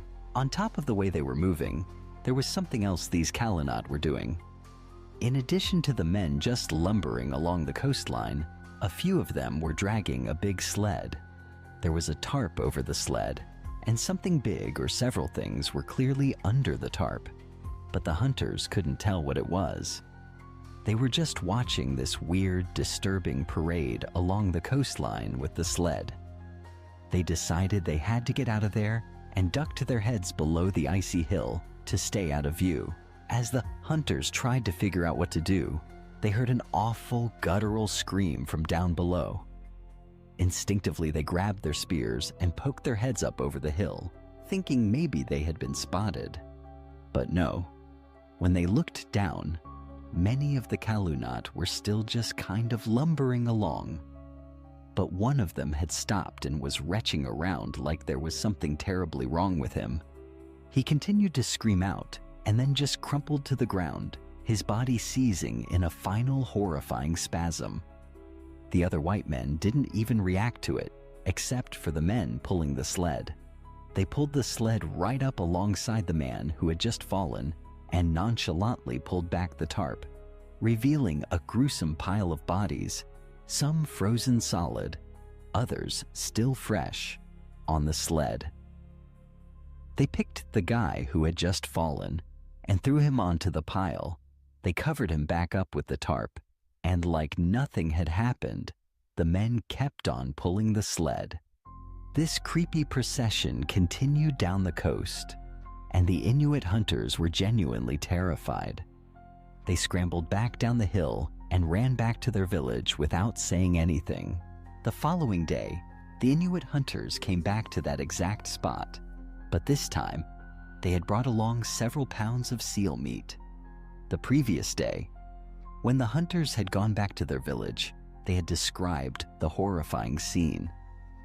After a long discussion, the villagers reached a consensus. They decided that while the Kalunat were dangerous, it sounded a lot like these men must just be starving. The way they were moving, the fact that men were falling down and dying, and that they had a sled full of dead bodies, all pointed to the brutal reality of the Arctic wild. The consensus was they're starving to death, and that's what they were seeing. The villagers, ever generous, decided the hunters should go back, find these Kalunat, and give them some food to help them, and as a peace offering to ease the tension between the two peoples. So that day, the Inuit hunters made it back to their spot, climbed up the icy hill, and looked down towards the ocean. But there was nobody there. It was just a complete, desolate isolation. The hunters went down to the coastline and saw footprints from the day before, including the tracks from the sled. They started tracking the footprints for hours, looking up ahead, but not seeing anyone. They were amazed at how much ground these guys had covered in their bizarre lumbering walk. Eventually, after hours of this, the hunters came upon a campsite, but it was totally abandoned. It was right on the edge of the water, and it looked obvious that the Kalunat had been camped out here, but they were not here now. Interestingly, the people who had been there had left behind quite a few of their supplies. There were the remains of a fire and a big metal pot sitting over it. You would think if you were struggling to survive out here, you would keep your cooking supplies, but no, that was left behind along with several other tools. The hunters looked around, thinking maybe they just stepped away and would come back. But they searched the vicinity, and nobody was there. The footprints just picked up and continued off into the distance, leading to an even greater mystery. Puzzled, the hunters decided to search the campsite for some clue as to what was going on with these white men. They came back to that fire and the pot with a lid over it. One of the hunters, a brave and curious man, walked up to the pot, grabbed the lid, and lifted it off. When he saw what was inside, he reeled back in horror. He quickly dropped the lid back down, but the image was seared into his mind. Several months later, that same group of Inuit hunters had hiked miles and miles down that same coastline until they saw, off in the distance, a big wooden ship right off the coast. They knew this ship belonged to the Kalunat. Today, their plan was to break into the ship and raid it.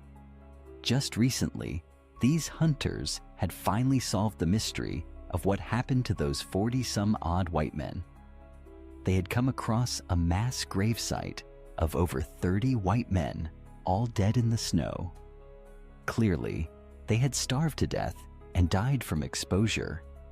It seemed like an unfortunate thing that these guys had just hiked and then fell down and died.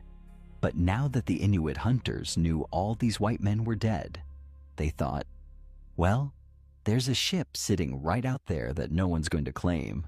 So why don't we take whatever's inside of it? The Inuit hunters walked out onto the ocean, which was completely frozen, creating a pathway of ice right up to the ship. When they got there, it was vacant, silent, and still. Clearly, there was nobody in the ship. As the hunters climbed the side of the ship, they had set their expectations that something must have happened here. They ran out of food, there was a leak, some sort of chaos ensued that caused them to abandon their shelter and head toward the Arctic wilds. But once they got on board and looked around, they quickly realized the ship was in pristine condition. There was no damage to the ship. It was practically brand new, preserved perfectly by the ice. When they went down below, they discovered luxurious bedrooms with comfortable-looking beds, bunk beds, and hammocks with linens and pillows. there was a library with hundreds of books, games, fine china, and a massive food storage room filled with canned goods that had been left behind. They were shocked to see that the ship was a sanctuary of comfort and supplies. The men hadn't starved on the ship. They had abandoned a perfect, well-stocked vessel to die horrible, senseless deaths on land. The hunters were baffled. What could have possibly driven these men to leave a sanctuary of comfort and food for the unforgiving wilderness? The answer to this riddle would not fully make sense for another 130 years. It wasn't until the 1980s that researchers began to analyze the remains of these white men. Those 30 or 40 men found dead on King William Island. It would turn out those men were explorers on what would be known as the Franklin Expedition, a famous British naval expedition to the Arctic. They had been well outfitted for their journey, given that incredible ship and all these supplies, including a whole bunch of canned food items. However, what these explorers didn't know is that their canned food had become tainted with lead. As they slowly ate all these canned food items, they were slowly poisoning themselves. One of the side effects of lead poisoning, in addition to feeling nauseous and sick, is that it drives you crazy. It gives you wild mood swings and leads to mental hysteria. In their madness, the men, no longer able to think rationally, decided to abandon their perfectly good ship and head into the wild to forage for food that wasn't there. As they slowly starved and the lead poisoning took its full effect, they devolved into a state of utter desperation and began to eat their fallen brothers. The sled they were dragging along was not to preserve the bodies for a proper burial down the road. It was their mobile their dead friends to eat later. And that pot the Inuit hunters found at the campsite? Inside was a human skull that had been cracked open, as if someone had been scooping out and eating the brain. The white men had become monsters, driven to madness and cannibalism by their tainted food. To this day, the bones of the crew members from that failed expedition are still being found on King William Island. Their horrific fate remains a chilling testament to the dangers of the Arctic and the terrifying effects of slow poisoning. The story is a stark reminder that sometimes the greatest terror comes not from the wilderness itself, but from the slow, insidious madness that can take hold of a man's mind. And so, my little sleepy kittens, that concludes our tales for tonight. 2 stories of humanity facing the unimaginable, and in one case, becoming the unimaginable. Thank you for listening, and remember to always be careful what you eat and who you trust. Good night. Meow. Meow.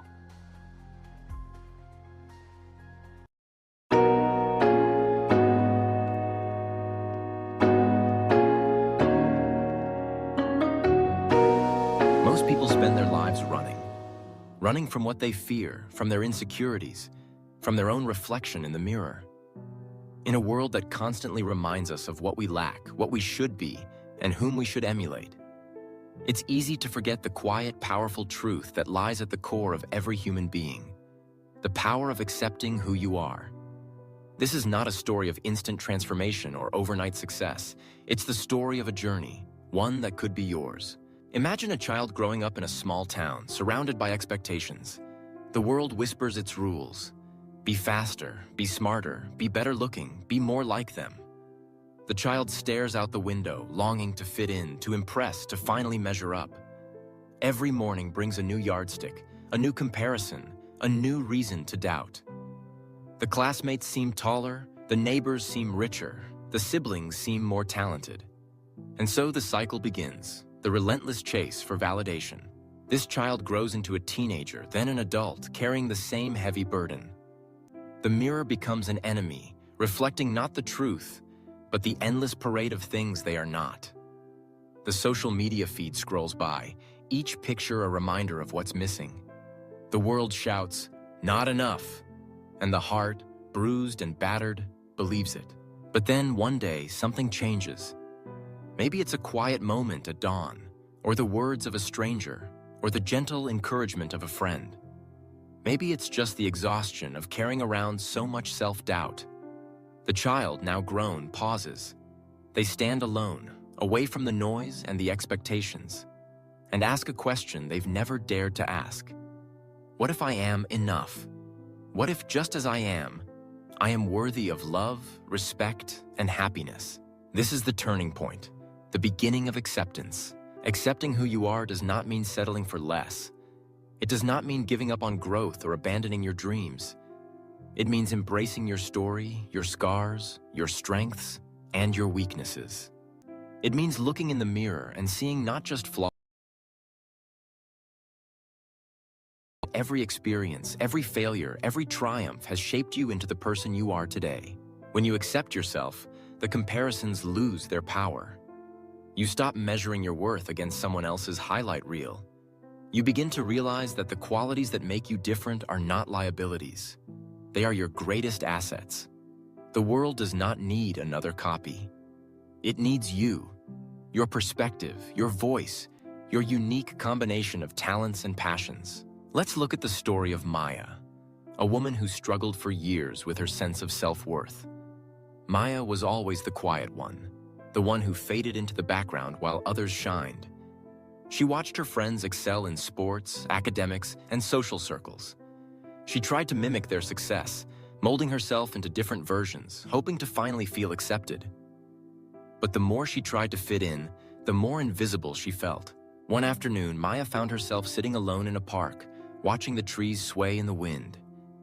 She noticed that each tree was different, some tall and slender, others short and sturdy. Yet each tree reached for the sky in its own way without apology or hesitation. It occurred to her that none of the trees compared themselves to the others.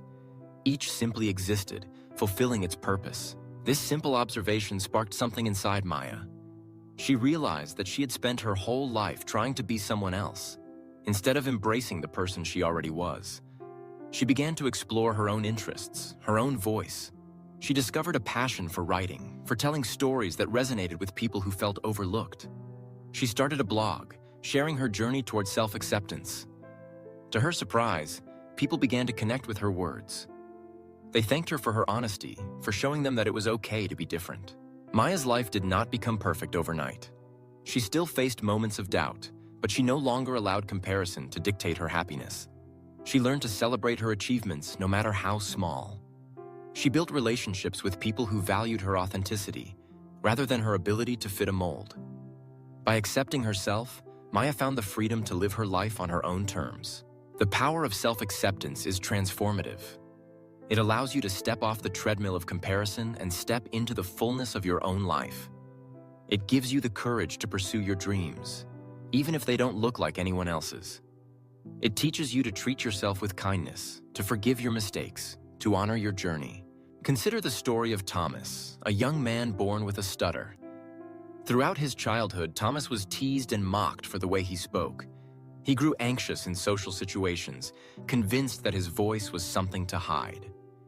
He watched his classmates deliver speeches with ease, and he wished, more than anything, to be like them. But Thomas had a gift, a deep empathy for others, a keen ability to listen, and a resilience forged through adversity. One day, his teacher encouraged him to join the school's storytelling club. At first, Thomas hesitated, afraid of being judged. But the club welcomed him, stutter and all. He began to share his stories slowly at first, then with growing confidence. The audience listened, not to his stutter, but to the emotion and wisdom in his words. Thomas eventually realized that his stutter was not a curse, but a part of his unique voice. He accepted it, and in doing so, he found the strength to inspire others. He became a motivational speaker, using his story to encourage people to embrace their own imperfections. Thomas's journey was not about eliminating his stutter, but about accepting it as part of who he was. In that acceptance, he found his power. When you accept yourself, you become unshakable. The opinions of others no longer define you. The achievements of others no longer diminish your own. You stop living someone else's life and start living your own. Your relationships become deeper because you show up authentically, without pretense or fear. Your work becomes more meaningful because it is fueled by passion, not by the desperate need for approval. Self-acceptance is not always easy. It requires courage to face the parts of yourself you have tried to hide. It requires honesty to acknowledge your limitations and humility to celebrate your strengths. It requires patience because old habits of comparison do not vanish overnight. But the reward is worth every effort. How do you begin this journey? Start by noticing the moments when you compare yourself to others. Instead of judging yourself, get curious. Ask yourself, what am I truly seeking? Whose standards am I trying to meet? What would it feel like to let go of comparison, even for a moment? Practice gratitude for who you are right now.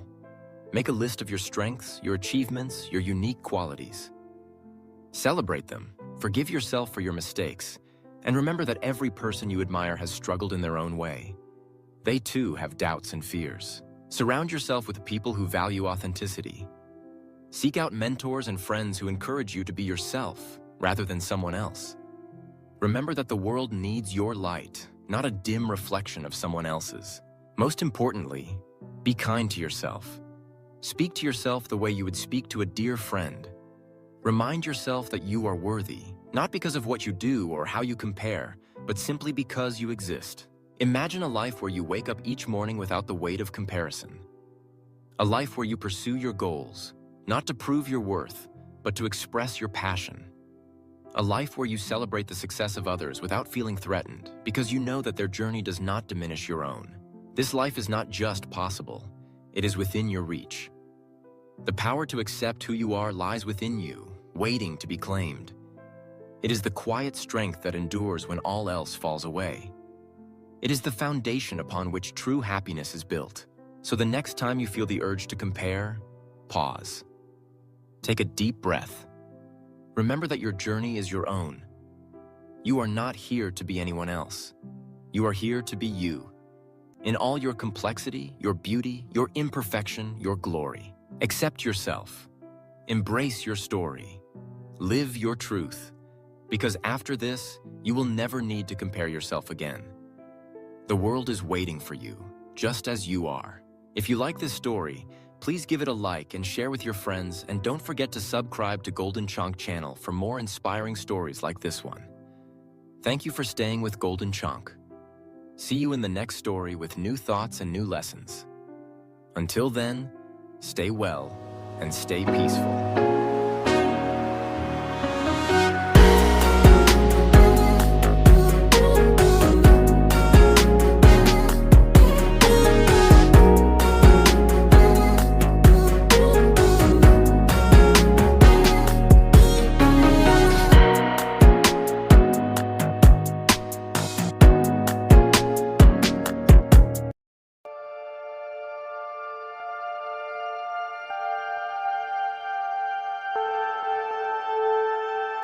Let me tell you a story. It's not about a superhero or a billionaire. It's about an ordinary man named Ravi, who faced the same challenges that many of us do: overwhelm, anxiety, and the relentless chatter of a busy mind. Ravi was a talented architect living in a bustling city, always racing against deadlines, always tethered to his phone, his mind perpetually leaping from one worry to the next. He was successful on the outside, but inside, he felt like a storm was always raging. Ravi's mornings began with a jolt, the shrill beep of his alarm, the instant flood of emails and messages, the rush to get ready, to beat traffic, to arrive at work already exhausted. His thoughts chased each other in circles. What if the client hates this design? Did I forget something important yesterday? Am I really good enough? Even in rare moments of rest, his mind refused to quiet down. At night, sleep eluded him as his brain replayed the day's worries and rehearsed the challenges of tomorrow. One day, after weeks of mounting stress, Ravi's body rebelled. He collapsed at his desk, heart pounding, the world spinning. In the emergency room, the doctor told him it was a panic attack, a warning sign, not just from his body, but from his mind. Ravi realized he couldn't go on like this. He needed a change, something deeper than a vacation or a temporary escape. A friend suggested he visit a local meditation center, a place tucked away from the city's chaos. Skeptical but desperate, Ravi agreed. The center was simple. A quiet room, a few cushions, a teacher with kind eyes and a gentle voice. The teacher invited Ravi to sit, close his eyes, and focus on his breath. At first, Ravi's thoughts screamed louder than ever. "This is pointless. I'm wasting time." But the teacher reassured him. "It's normal. The mind is like a wild horse. You can't force it to be still. You can only invite it patiently to settle." With practice, Ravi learned to observe his thoughts without judgment. He noticed how his mind clung to anxieties, regrets, and imagined futures. But as he sat, breathing in and out, he discovered something remarkable. Between each thought, there was a gap, a moment of quiet, a sliver of peace. The more he noticed these gaps, the wider they became. The chatter softened. The storm began to subside. Over weeks and months, Ravi's life transformed. He still had deadlines. Challenges didn't disappear. But he was no longer ruled by the chaos of his mind. When problems arose, he faced them with clarity, not panic. In the stillness he cultivated, he found creativity, resilience, and a deep well of calm that carried him through even the most stressful days. What Ravi discovered is something philosophers, sages, and scientists have echoed for centuries. The mind, when emptied of constant clutter, becomes powerful. In stillness, we access the deepest parts of ourselves, the source of wisdom, insight, and true motivation. You see, a quiet mind is not an empty mind in the sense of nothingness or absence. It is a mind free from unnecessary noise, a mind tuned to the present moment. It's like cleaning a dirty window. Only when the glass is clear can we see the world as it truly is.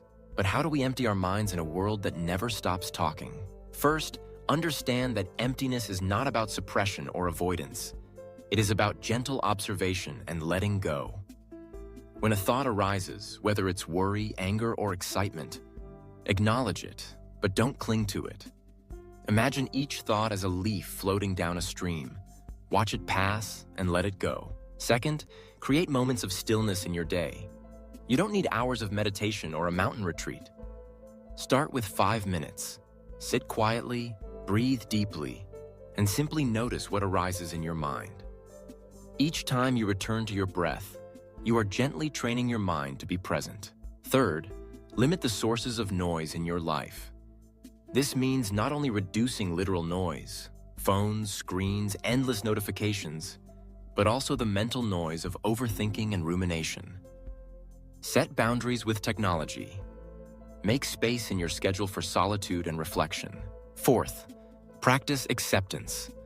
Life will never be completely free of challenges or uncertainties.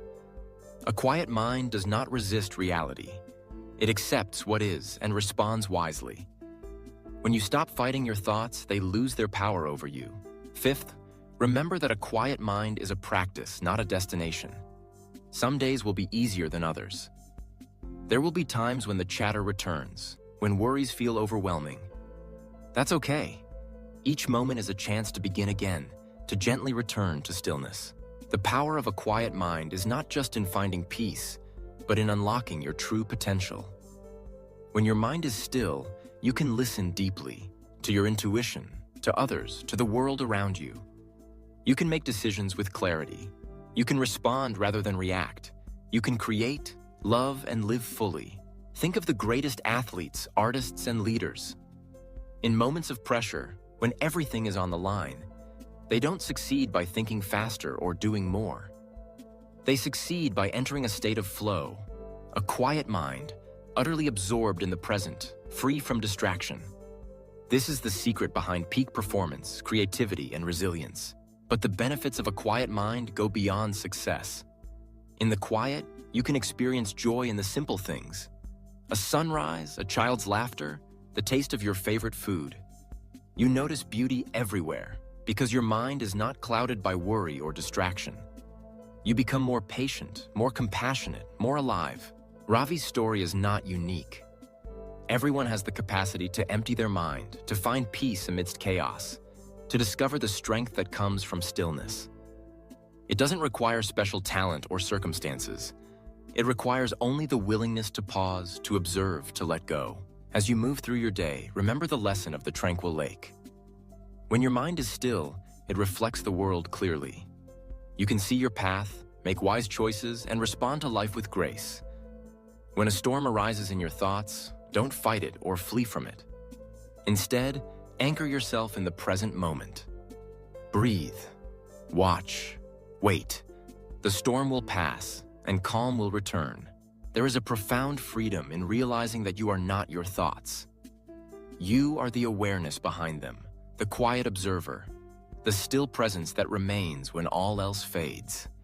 In this awareness, there is no fear, no lack, no need to prove anything. There is only peace, power, and possibility.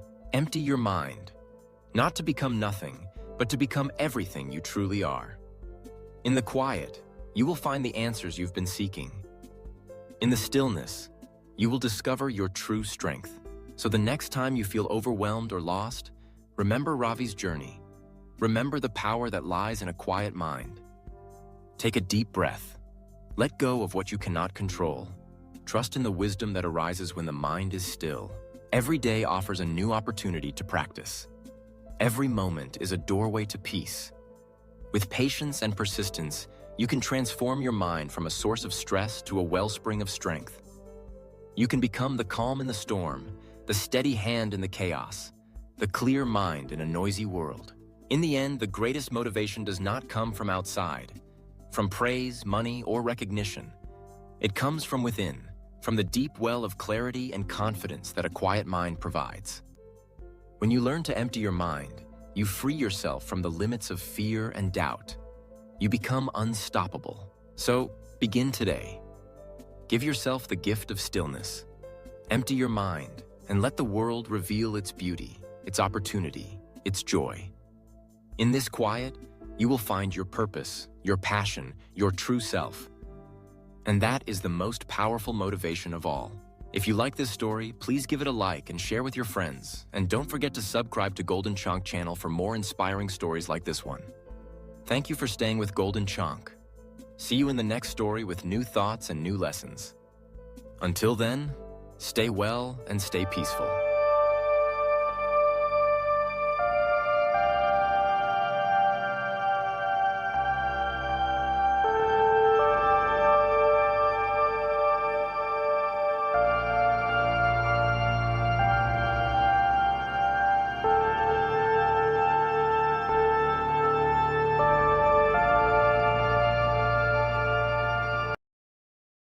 Meow, meow. Hello, my dear sleepy friends. It's me, Golden Chonk, your perfect guide to the mysteries hidden in time and sand. Tonight, we journey to a place of legend and wonder, a land whispered about since antiquity. What if everything we've been told about Atlantis is wrong? Imagine a lost civilization, not submerged beneath the waves, but hidden within the sands of Africa's greatest desert. We're journeying to the Richat structure, also known as the Eye of the Sahara. Could this mysterious geological formation be the true location of Atlantis? Stay with me, Golden Chonk, as we unravel astonishing evidence and explore the secrets of Atlantis, the sunken continent beneath the Eye of the Sahara. A story that might just rewrite history as we know it.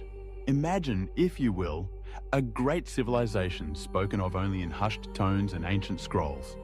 A city of concentric circles gleaming under the sun, overflowing with riches and knowledge, pride and power.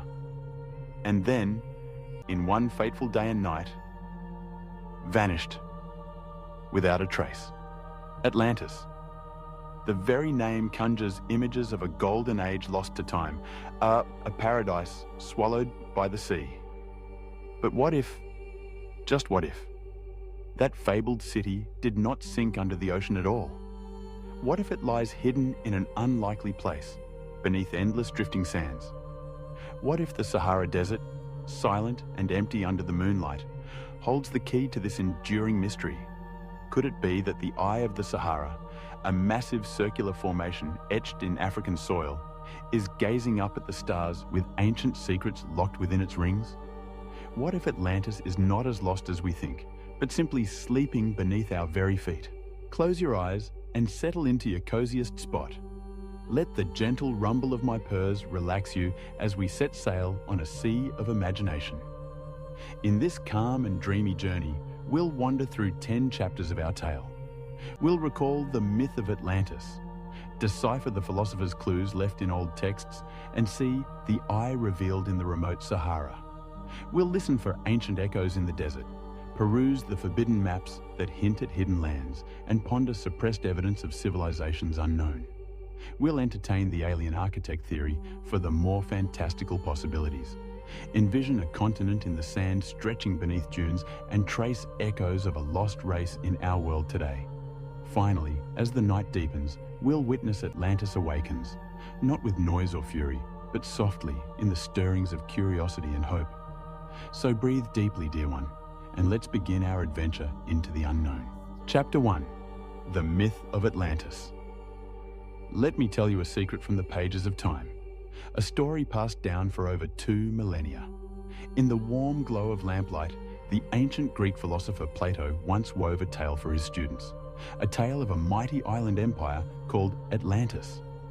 In his dialogues Timaeus and Critias, written around 360 BC, Plato describes a land beyond the known world. An island larger than Libya and Asia Minor put together, a place of astounding wealth and beauty. According to the story, Atlantis existed some 9,000 years before Plato's era. That would be over 11,000 years ago from today, long before any civilization we currently know. It was a time when, as the Egyptian priests in the story said, other nations were still young, and great kingdoms rose and fell long before the first pyramids or temples we recognize. In Plato's myth, Atlantis was a utopia of sorts, blessed by the sea god Poseidon and made splendid by the labor of its people. The island boasted fertile plains yielding rich harvests and mountains to the north that caught gentle rains.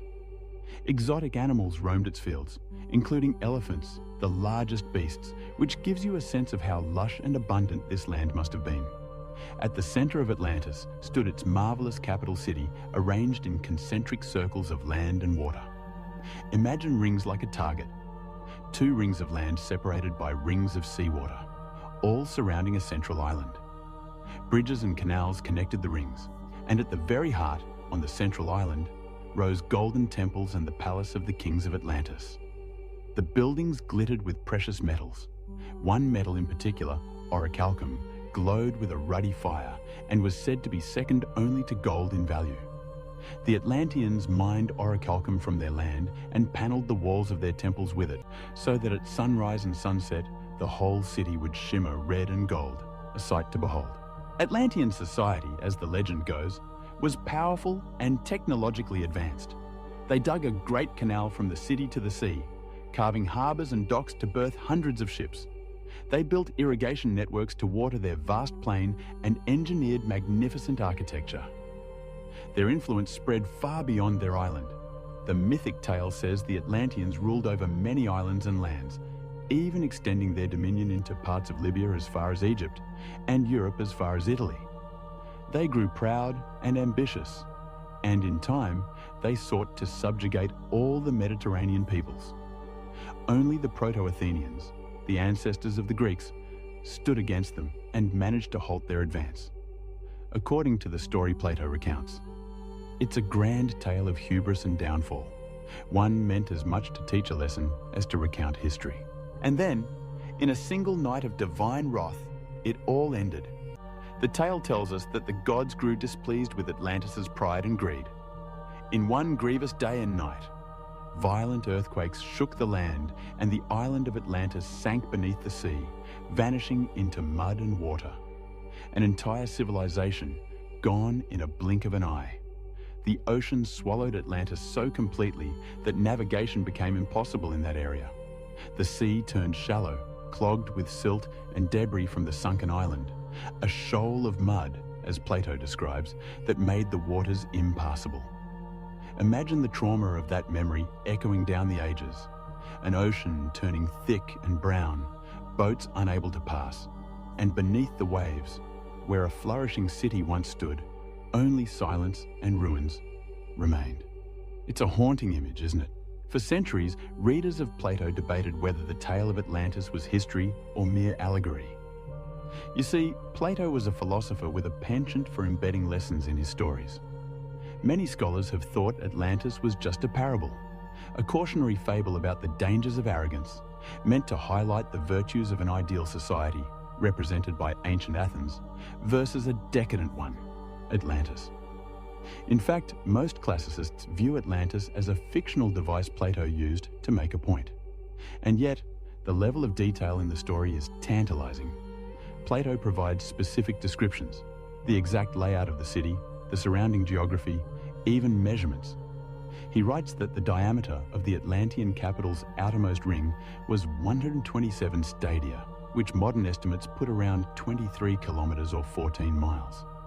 He names the god Poseidon's mortal wife Cleito and their 10 sons who became the first kings of Atlantis. He describes bridges and horse racing tracks on the outer ring, and even the colors of the stone quarried from the ground: black, white, red, which the Atlanteans used to build their walls. These vivid particulars feel like memories of a real place. Over the years, countless people, explorers, archaeologists, mystics, and dreamers of all stripes, have become enchanted by the Atlantis story. It's not hard to see why.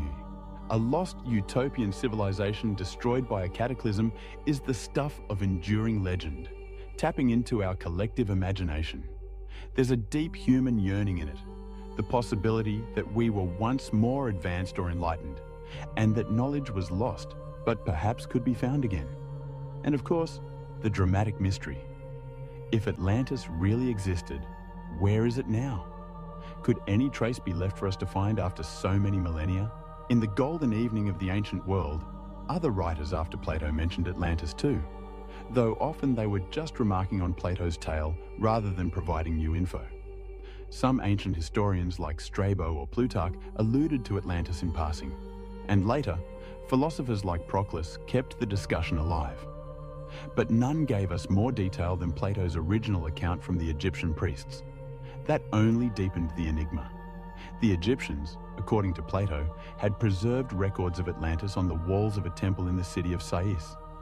If true, those records are long lost, perhaps burned with the library of Alexandria or crumbled to dust in the desert. And so, for ages, Atlantis lay in the realm of myth and conjecture.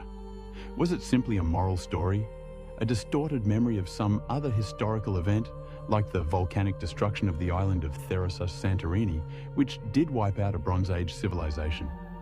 Or was it an actual place waiting to be rediscovered? As you listen and drowse, let the uncertainty itself become part of the allure. In every age, there have been whispers that maybe, just maybe, Atlantis was real. And if it was, we must consider where such a place could have been. For how does an entire continent or island hide from history? Perhaps only by changing its form, from lush land to deep ocean, or maybe from ocean to sand.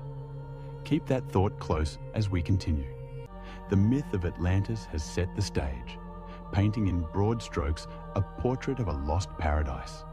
Now it's time to seek the clues that might anchor this tale in reality. Let's step gently from legend into the realm of clues and possibilities, guided by the words of philosophers and the watchful gaze of the night. Chapter 2. The Philosopher's Clues. To find a lost land, one must start with the clues left behind, even if those clues come from a philosopher's pen in a time when myth and history intertwined. Plato, being our primary source, gave a surprising amount of information about Atlantis' location and nature within his dialogues. Let us sift through those ancient words, like archaeologists brushing sand off a fossil, to see what hints glimmer beneath. According to Plato's narrative, the story of Atlantis was relayed to the Greek lawgiver Solon by Egyptian priests around 600 BC. Solon, visiting the city of Sais in Egypt, was told that the Egyptians kept records far older than any in Greece.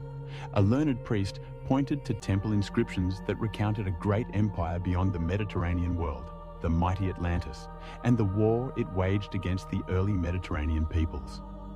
The priest teased Solon by saying the Greeks had forgotten their own past, like children with no memory, whereas the Egyptians had written accounts of an epoch 9,000 years before, when Athens and Atlantis both were great. So the first clue is temporal. Atlantis' fall occurred 9,000 years before Solon's time.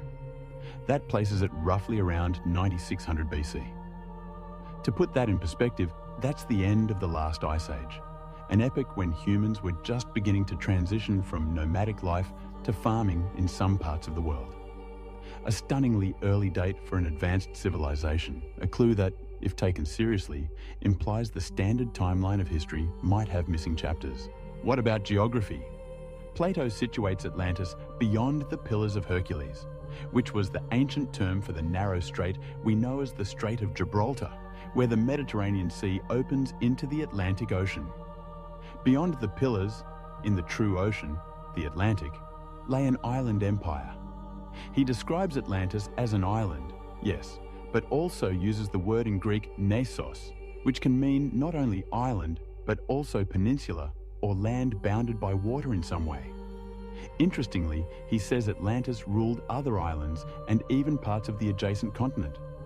He also mentions that Atlantis was in front of the Pillars of Hercules, implying perhaps that as one exited the Mediterranean, Atlantis was right there across the sea, not extremely far off in the Atlantic depths. From Atlantis, one could travel to other islands and eventually to a real continent on the opposite side of the Atlantic, perhaps hinting at the Americas, or perhaps just poetically speaking of a great expanse beyond.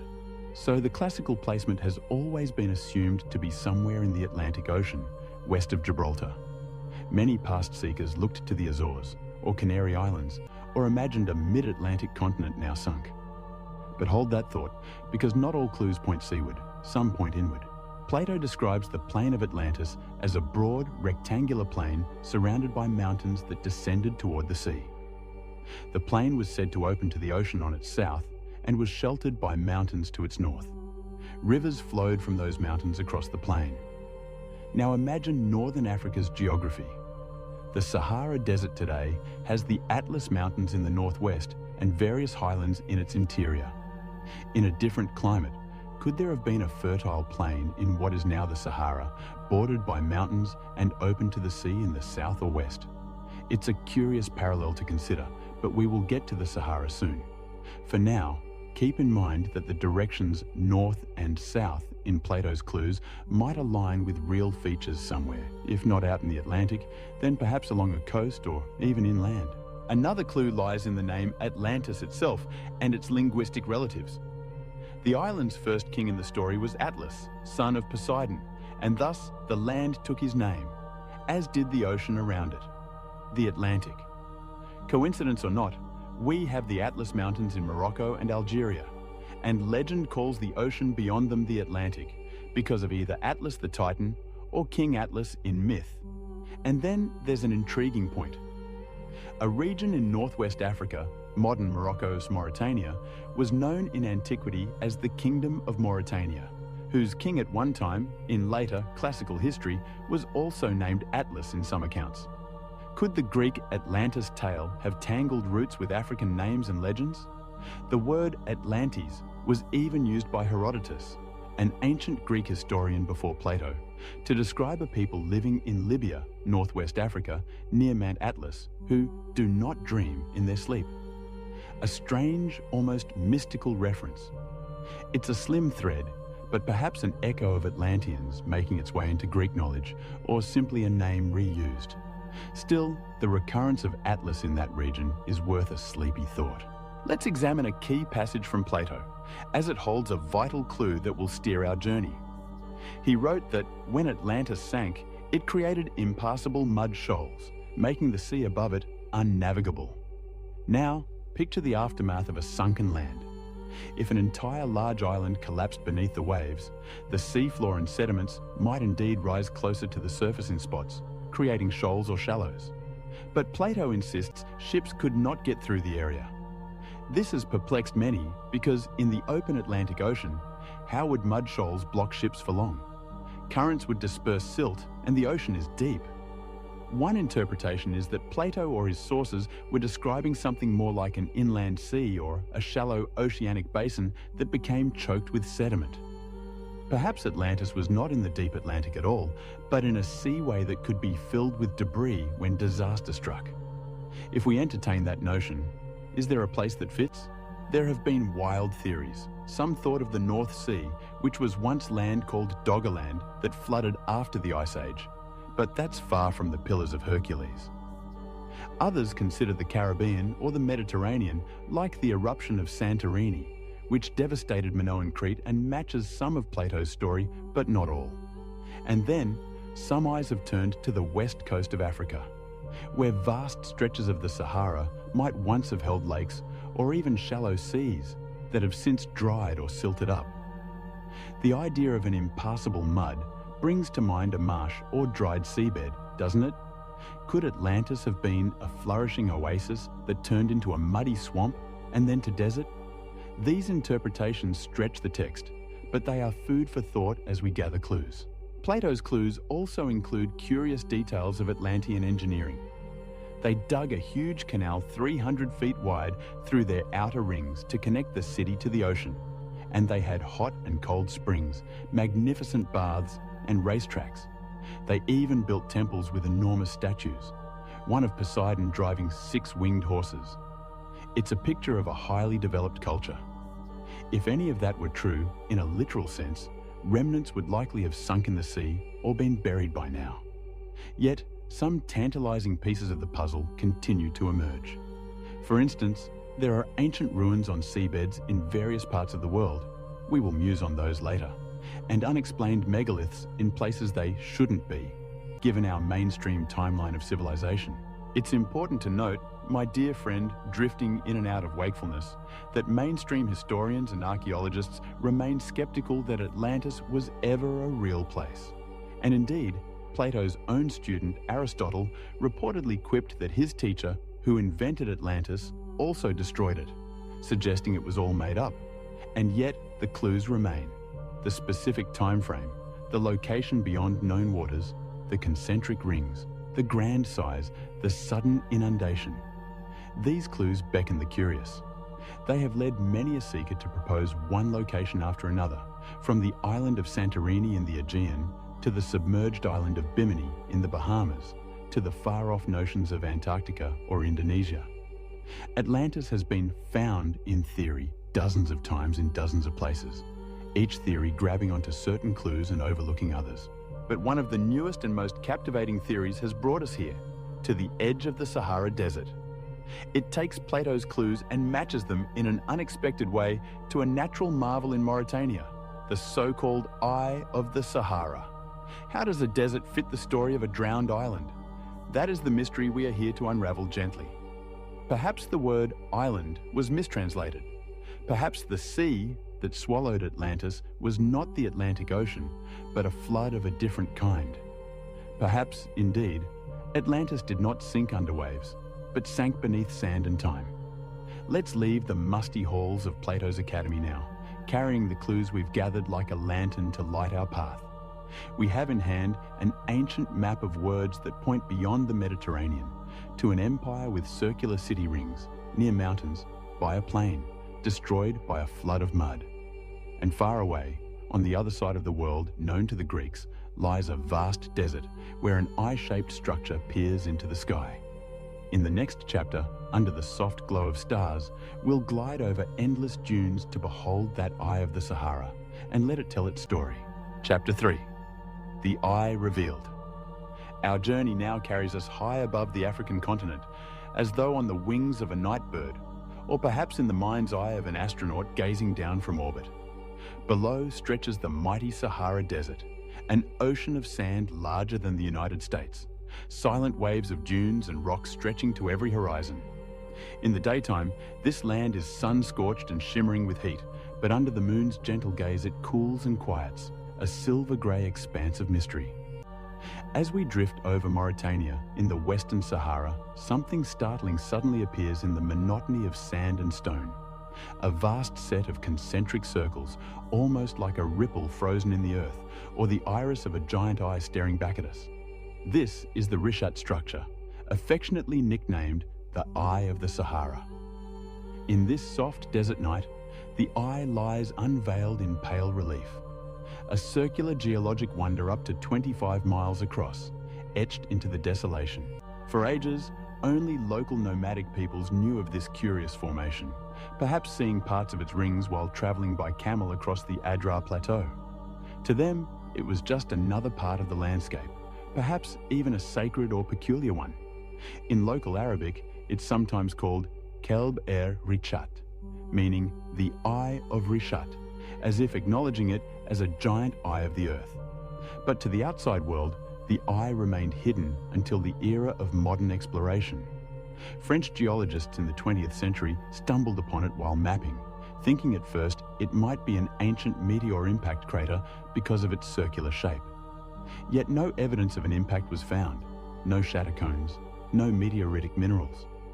Later, as scientists studied it more, they realized it was a natural formation, essentially a geologic dome uplifted by volcanic forces long ago and then eroded for millions of years into concentric ridges. The different rings are layers of rock, some harder, some softer, weathering unevenly to create a bullseye pattern in the earth. The Rishat structure's rings span a diameter of about 40 kilometers, 25 miles, as NASA satellites have measured. That's about the size of a major metropolitan city and its suburbs, or as some like to say, the size of Paris. From above, especially from the perspective of space, this formation is strikingly orderly for a product of nature. No wonder astronauts often noted the eye as a landmark.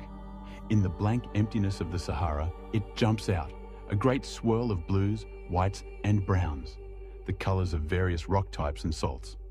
It almost looks like an enormous fossil snail shell embedded in the desert, or the impression of a giant saucer. Seeing it, one cannot help but think of a planned structure, a design. Now, in our dreamy exploration, we overlay Plato's description onto this peculiar site. 5 rings, alternating water and land, surrounding a central island. The eye of the Sahara, as it appears today, consists of ring-shaped ridges and valleys.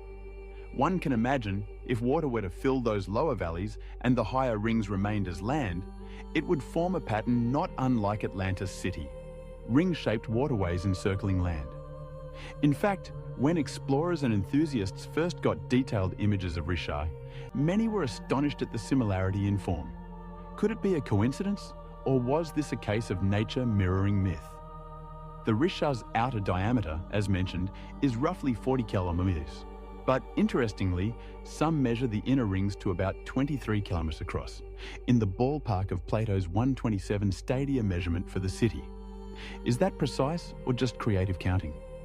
Hard to say, but it certainly ignites the imagination. Think of how Plato said Atlantis had mountains to the north.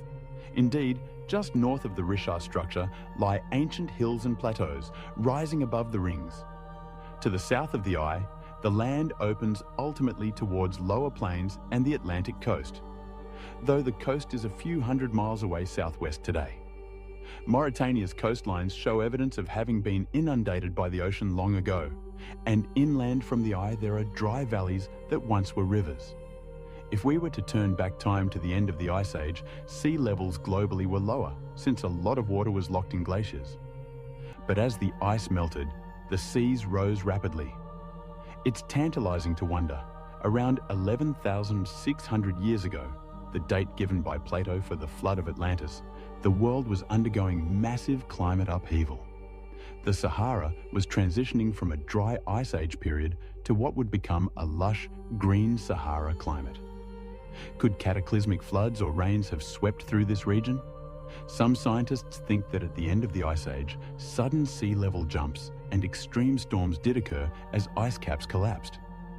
If an Atlantic tsunami or an inland megaflood happened to wash over a low-lying circular plain, well, one could imagine a scenario where a whole city, if one existed there, might be drowned in sediment. Another key correspondence. Atlantis was said to have a river or waterway flowing from it towards the south, through or beside the city, reaching the sea. The Rishat structure, in its present form, doesn't have a flowing river. This is hyper-arid desert now, but around its southern perimeter there are dry channels.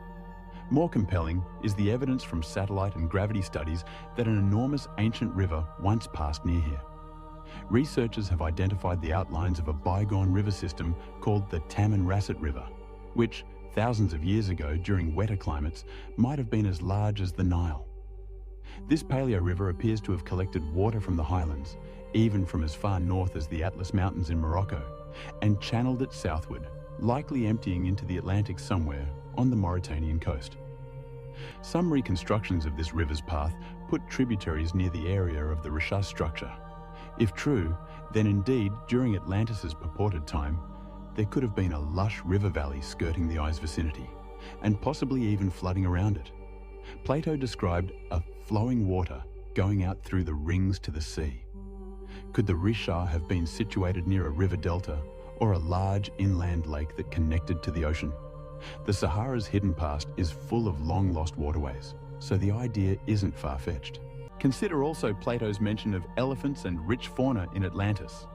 The Sahara, shockingly to us now, was once teeming with life. In the green times, elephants, giraffes, hippos, and cattle roamed where today only sand and wind persist. In fact, not far from the eye, prehistoric rock art has been found, showing just that. Engravings of elephants and other animals on rocks in the desert, made by humans who lived there when the climate was kinder. Thousands of burial mounds have been discovered lining the ridges around the Richat, and within its outer ring valleys, archaeologists found stone tools from the Neolithic period, the tail end of the Stone Age, when farming began, and even earlier, stretching back tens of thousands of years. This tells us that humans did live around the eye in the distant past, hunting and perhaps herding animals when water was available. Could some memory of an exceptional place in this region have survived through oral traditions, carried to Egypt or elsewhere? One cannot rule out the pathways of story. They are as winding as rivers and sometimes as enduring as mountains. Geologically, mainstream science says the Richat is about 100 million years old as a structure, far too old to have collapsed suddenly in 10,000 BC. But an Atlantean hypothesis might not require the ground itself to collapse. Rather, an extreme flood or series of events that devastated the civilization and left mud behind. When we examine the soils and sediments within the eye's rings, we find layers of clay, silt, and salt deposits that suggest that parts of it were indeed once playa lakes or marshy. In fact, scientists have found evidence that between roughly 15,000 and 5,000 years ago, a window that brackets the supposed Atlantis destruction date, this area saw significant wet episodes. There were accumulations of sediment from flowing water and even fossil freshwater shells. So imagine, after a long dry glacial period, rains and rivers returned to the Sahara, filling depressions with water. If at the end of that humid period a catastrophic drought or some other change occurred, those lakes could dry and leave salty, muddy flats. Is it too poetic to think that might correspond to Plato's shoal mud that made a once thriving place unlivable? Perhaps, yet the image resonates. One has to ask, if an advanced city once existed at the Richat structure, why haven't we found pottery, ruins, or obvious traces? Skeptics point out that no clearly identifiable building foundation or pottery shard has been documented in the innermost circles of the eye. And indeed, archaeologists who've surveyed the site found plentiful stone tools and some signs of ancient habitation around the outer rings and nearby wadis, dry riverbeds. But not a city's ruins. However, the Sahara is a harsh preserver of history. Shifting sands can scour and bury, and thousands of years of wind can erode structures to nothing. If buildings were made of less durable materials, mud, brick or wood, they'd be gone by now. Even stone could be worn down over 10 millennia of sand-blasting winds. And remember that if Atlantis sank in this hypothesis, it might mean it was submerged in water temporarily or hit by waves, which could pulverize structures and scatter them. The remaining question is, where are the pieces? Maybe buried under meters of sediment that have since cemented into crusts. Some suggest the fact that artifacts are scarce in the center is because winds have blown them out, or because any ancient settlement's remains are under layers of hardened mud and salt. Now, as we circle slowly above the sleeping eye of the Sahara, imagine it not as dry land, but as it might have been in its prime. Green concentric islands shining under the sun, ringed by canals or lagoons of water. You might hear the distant echo of water flowing, and the laughter of people in a thriving market. Perhaps palm and acacia trees grew along the banks, and farm fields sprawled on the plains beyond. Perhaps the rings were partially man-made too, enhanced by Atlantean engineers who saw this natural circular formation as an ideal template for their city and sculpted it further. It's a romantic vision, certainly. One could paint a beautiful mental picture of Atlantis at Richat, mountains with waterfalls to the north, the highlands wringing rain from humid air, sending cascades down. A rich plain extending hundreds of miles, the area that is now flat Hamada Desert, once grassland, and the great river or even a shallow sea bay to the south where ships could sail to and from the city. It gives me a little shiver, a mix of awe and melancholy to stand, in our imagination, on the central island of the Eye as dawn breaks, picturing it as it may have been if Atlantis lived here. The rings of water glint golden with sunrise, and beyond them the desert stretches, verdant and alive in that bygone age. Now fast forward in your mind, dark clouds gathering, the ground trembling. Perhaps a series of massive quakes strikes. Mauritania does have faults, though it's not very seismic today. But who knows in the past? The land could crack, releasing underground water, or even causing land to subside. If the coastline was nearby, maybe a monstrous wave came roaring inland. Plato's account speaks of earthquakes and floods together, a 1-2 punch of nature. We can almost hear the panicked cries, the sudden roar of water, the great Eye filling with churning brown floodwaters, swirling and smashing everything in their path. In a single night of terror, the grand city could be broken and drowned. And as the waters receded, they left behind a muddy swamp where once stood shining walls, a place now cursed and uninhabitable, slowly drying into salt flats. The survivors, if any, would flee, never to return, passing down the memory of the cataclysm, which, after many retellings and centuries, ends up in an Egyptian temple story, then to Solon, and ultimately to Plato. Could it be true? Or is this all a desert mirage of the mind? The Eye of the Sahara has no voice to confirm or deny. It just gazes silently upward, holding its enigma.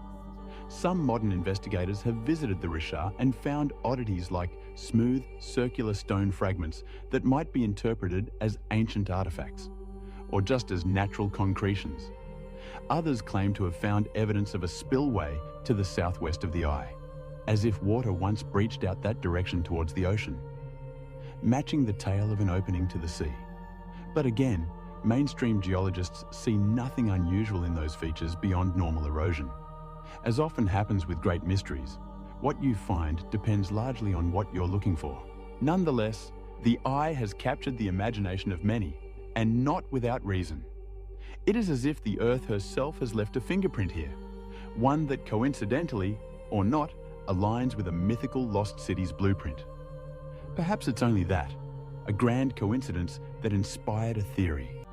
Or perhaps those ancient storytellers of Sais in Egypt knew something more tangible, something passed down from travelers or ancestors about a wondrous circular city far to the west that met a tragic fate.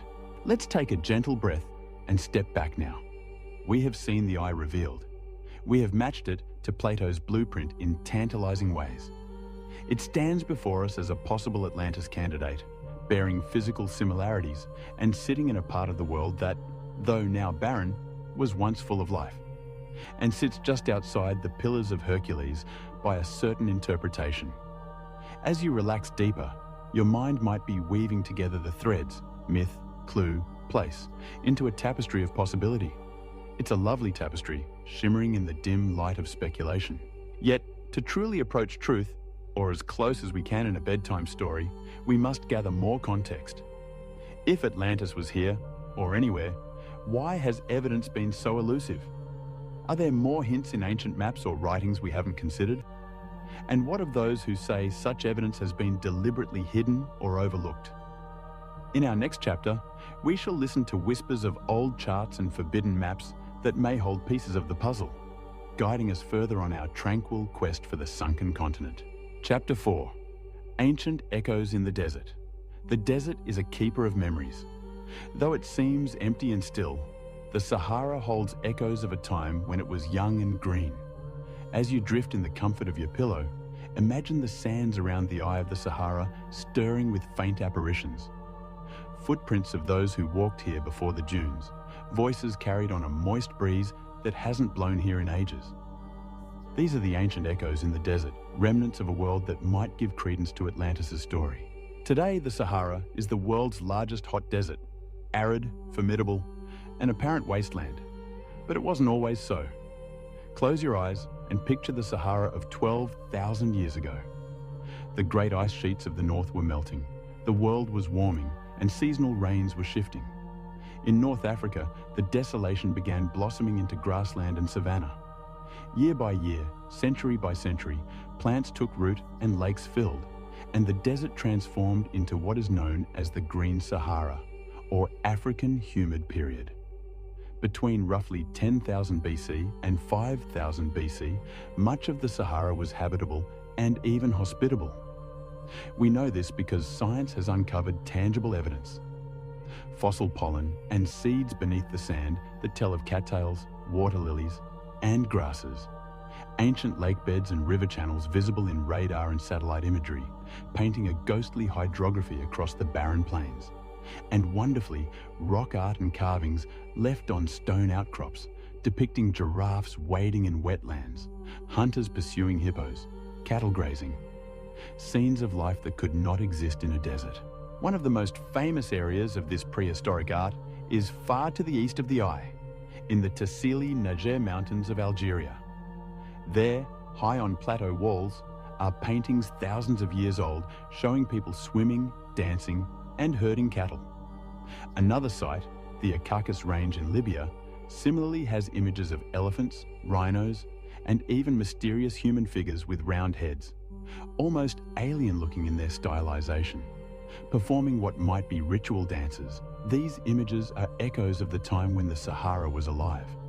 And crucially, they show that people thrived in what is now desert. These were likely pastoral and nomadic peoples. Did they build cities or large towns?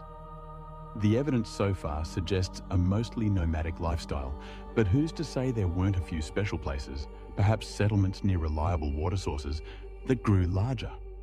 As the climate allowed, humans could have congregated in fertile regions of the Sahara just as they did along the Nile or in Mesopotamia. Picture the area around the Richat structure during that humid epoch. It sits on a plateau, but to its west and southwest studies have revealed the presence of ancient megalakes and river systems. In nearby northern Mali, for example, there was once a Lake Megachad and other enormous lakes whose shorelines are now traced by lines of ancient beach sediment. Imagine an inland delta or broad lake lapping not far from the Eye, an oasis on a grand scale. We know that in the Adrar region of Mauritania, where the Eye is located, archaeologists have found remnants of Stone Age cultures. Tools chipped from quartzite, arrowheads and scraping implements, beads, and hearths. They've also found those thousands of burial mounds we mentioned earlier. These mounds, scattered along the ridges of the Eye and nearby, are basically tombs built of piled stones. Their age is uncertain without extensive excavation, but some might date to several thousand years ago when the climate was just beginning to dry out. Even as the land became more arid after 5000 BC, people did not give it up immediately. They adapted for a while, lingering near remaining waterholes. The burials suggest a society that had ritual practices and possibly stratification, for labor was in Tansum Gamaita Berni.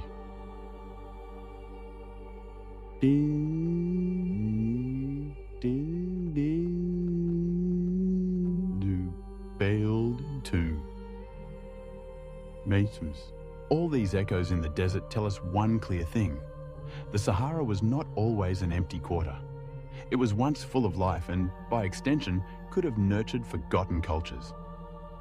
Sometimes I think of the Sahara as a great stage where civilizations could have risen and fallen with the rhythms of the climate, leaving behind only the faintest trace for us to find. There's a particularly evocative local legend from the far side of the Sahara about a lost city called Zerzura, the oasis of little birds, spoken of in medieval Arabic chronicles. Explorers in the 20th century were bewitched by it and went searching deep into the desert of Egypt and Libya. The legend described Zazura as a white city of riches, hidden in the sands, guarded by black giants, where a sleeping king and queen awaited a rescuer. While Zazura was never found, and likely it was a fable or a garbled memory of smaller oases, the very existence of such legends highlights a theme. The desert inspires tales of lost cities. One can't help but wonder if similar stories existed among desert nomads in Mauritania or Morocco. Perhaps tales of a once great settlement swallowed by shifting dunes or dried up lakes. We may not have those on record as clearly as Zazura, but the absence of evidence is not evidence of absence, as they say. The silence of the Sahara might itself be an echo, an intentional hush over something that's meant to stay lost. Suppressed evidence, which we will discuss in the next chapter, might include hints that have popped up and then been stifled. But in terms of natural echoes, consider this. In recent years, scientists using satellite imaging detected unnatural-looking patterns beneath the sand in certain areas of the Sahara. For example, square and circular outlines suggestive of man-made structures have been spotted in Sudan and southern Egypt. Later confirmed as ancient forts, villages, or necropolises once covered by sand. Could similar hidden patterns lie near the eye of the Sahara? The region is so remote and seldom visited by archaeologists that it's possible there are buried ruins not yet noticed. If one were to fly low with ground-penetrating radar or LiDAR imaging over the eye's innermost depressions, who knows what small anomalies might appear? Perhaps foundations or walls now buried? Until such an exploration is done, the question lingers, softly, like the faintest whisper in a night breeze. What remains undiscovered beneath the Sahara's sands? We also have the echo of names and languages. Earlier we touched on Atlas and Atlantes. It might intrigue you to know that some Berber tribes of North Africa have myths of ancestral islands or lands now gone. And moving to another continent, this is a bit lateral but fascinating, across the Atlantic, the ancient Maya and Aztec spoke of an ancestral place called Aztlan for the Aztec, or Atlan in some legends, a land to the east, across the water, from which their people came. The name Atlan is eerily reminiscent of Atlantis. Some scholars think it's just coincidence, or that Spanish chroniclers rephrase native words to sound classical, but others have raised an eyebrow. Could there have been a cultural ripple so long ago that even across the ocean, a memory of Atlan survived in a new form? It might be purely coincidental, but it shows how widespread the sound and idea of Atlantis Atlan is. Even in the name of the Atlantic Ocean itself, we carry an echo of Atlantis every day. Echoes of a lost race, Atlanteans or whoever they might have been, can also be interpreted through mysterious out-of-place artifacts around the world. For instance, consider the impressive stone structures that don't quite fit their time. There's Göbekli Tepe in Turkey, a ceremonial stone complex dated to about 9600 BC, again, right around the end of the Ice Age. That's millennia before Stonehenge or the pyramids, yet it was made by people who had to have organization and knowledge to carve and erect huge stone pillars decorated with animals. Mainstream archaeology attributes it to early farming communities, but the timing and complexity astonished scholars. Who taught them to build like that? Some fringe theorists like to imagine it was built by survivors or contemporaries of an Atlantean civilization dispersed after a cataclysm. It's speculation, of course, but a warm, drowsy kind of speculation that invites, what if? Then there is Nabta Playa, deep in Egypt's desert, a stone circle and evidence of perhaps one of the world's earliest known astronomically aligned structures, roughly 7,000 plus years old. Not as old as Atlantis, but older than the Egyptian pyramids by far, and located in what's now a very inhospitable place. It shows that early Africans had sophisticated knowledge of the stars and seasons to arrange stones marking solstices and such, a precursor to later monuments, and possibly an inheritance of knowledge from even earlier times. All these are echoes, faint signs that humanity's story has hidden chapters. They may not directly scream, Atlantis was here, but they collectively say something more was going on in prehistory than we once assumed. The Sahara's own hidden chapter might include an advanced culture, or at least a uniquely developed society that simply could not survive the changing environment. Think for a moment about what it means that the Sahara went from lush to desert. It didn't happen all at once. It was gradual, though punctuated by some abrupt shifts. As rains moved southward and became seasonal, lakes began to dry, and vegetation receded. By around 3000 BC, the Sahara was largely hyper-arid as we know it today. The people who had lived there either migrated to better watered areas, many likely moved toward the Nile Valley, contributing to the rise of Egyptian civilization, or they adapted by becoming full desert nomads. If a mythical Atlantis-like city had prospered there, its people might have gone on an exodus. Is it a coincidence that ancient Egypt's civilization blossoms right after the Sahara's great drying? Possibly not. Some have theorized that the Nile Valley's sudden growth was fed by an influx of populations from the Sahara, bringing cattle herding, artistic styles, maybe spiritual ideas. Could the survivors of Atlantis, if we imagine Atlantis in Sahara, have bolstered the ranks of Nile societies? Pure conjecture, but a dreamy one. That the wisdom of a lost city found refuge by the Nile, morphing into the legends of gods and Zep Tepi, the first time that Egyptians later recorded.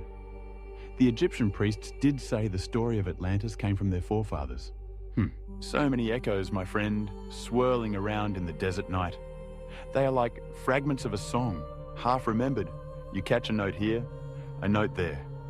In this gentle exploration, we don't need to force them into a clear picture.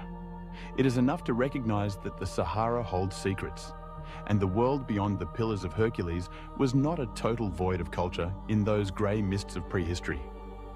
If Atlantis truly did exist, the Sahara during the Green Period is one of the few places on Earth that could accommodate a civilization advanced for its time outside the well-known cradles of Mesopotamia or the Indus Valley or China, which all developed much later.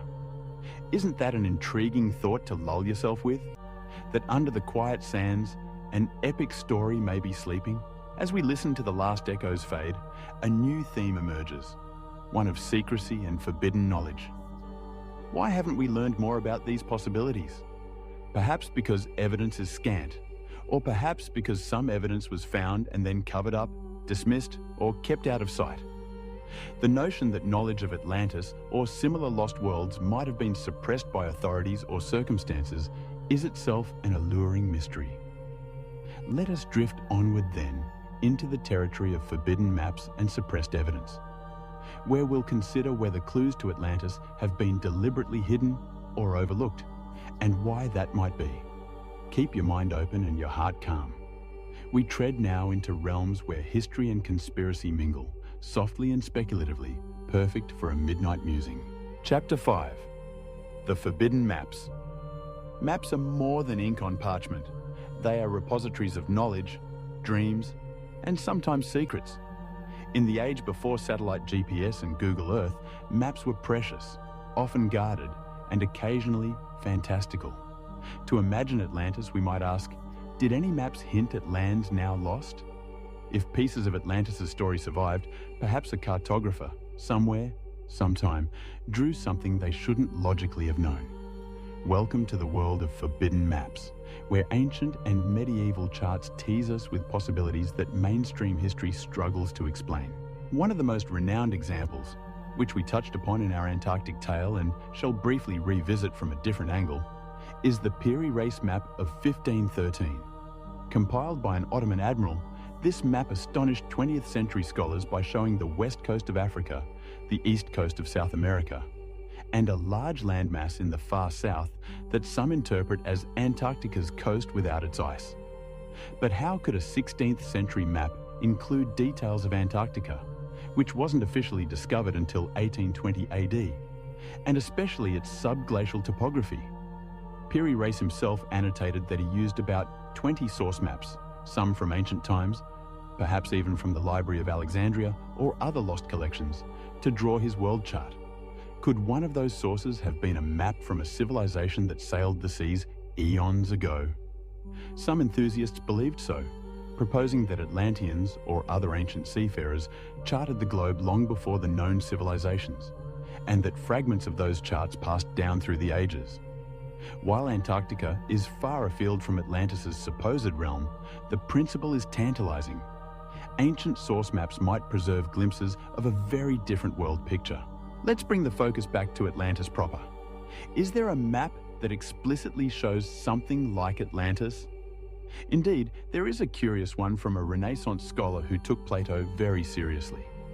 Athanasius Kircher, a Jesuit polymath of the 17th century, published a famous map of Atlantis in 1665.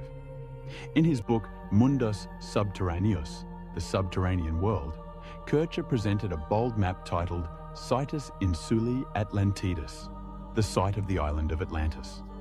This map, interestingly, is drawn with south at the top, so it looks upside down to our eyes. It situates a large island in the middle of the Atlantic Ocean, spanning roughly from Spain's latitude down to the equator, and about a third of the width of the ocean. On it, Kircher labelled mountains and rivers, and placed the letters Atlantis prominently. He noted on the side, in Latin, that this map was drawn from ancient Egyptian charts of the legendary island, implying Kircher believed he had access to old knowledge, or at least old narratives about Atlantis' geography. Now, Kircher's Atlantis map might not be forbidden in the sense of being hidden. He published it, after all. But it was certainly unorthodox for his time. He was effectively saying, yes, Atlantis was real. Here it is, look. Many contemporaries were skeptical or ignored it. And later, as science advanced, Kircher's map was relegated to a historical curiosity. But what if Kircher was onto something? He proposed, for example, that the Canary Islands and the Azores were high mountain peaks of Atlantis that remained above water after the rest sank. This idea wasn't unique to him. Since the late 1500s, scholars like Sir Francis Bacon and others had speculated similarly, noting that those Atlantic islands might be remnants of a larger sunken land. Kircher's map effectively bridged myth with geography, trying to give Atlantis a legitimate place on Earth's stage. Of course, geologists today will tell you no large continent sank in the Atlantic in the last 12,000 years. There's no evidence in the seafloor. But Kircher's map keeps inspiring because it suggests he believed there were credible ancient sources. Was there perhaps a now lost ancient world map in the archives of the Vatican or some private collection that Kircher consulted?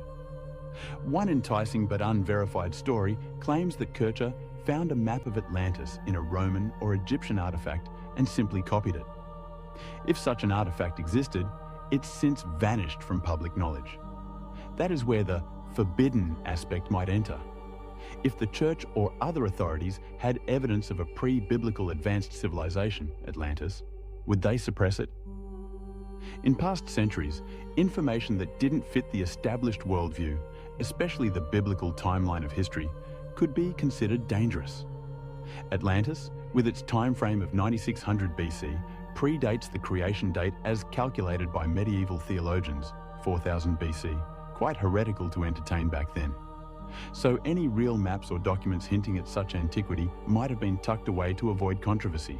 The Herodotus map rumor is another intriguing snippet.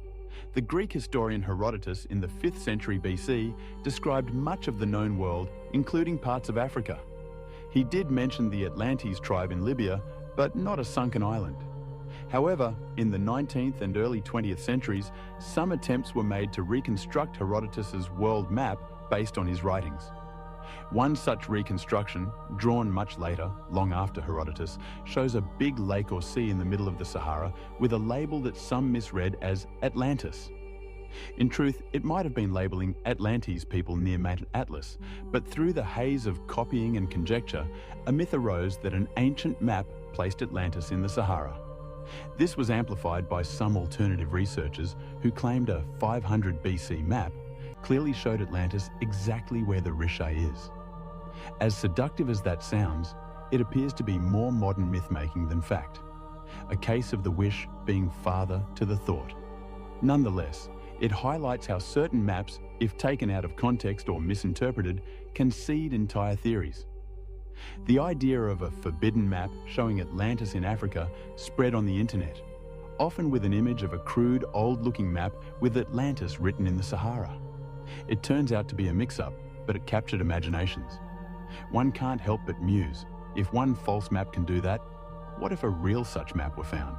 Speaking of truly forbidden or lost maps, in the early 1500s, there was said to be a globe made by cartographer Martin Waldseemüller that had an inscription about Atlantis.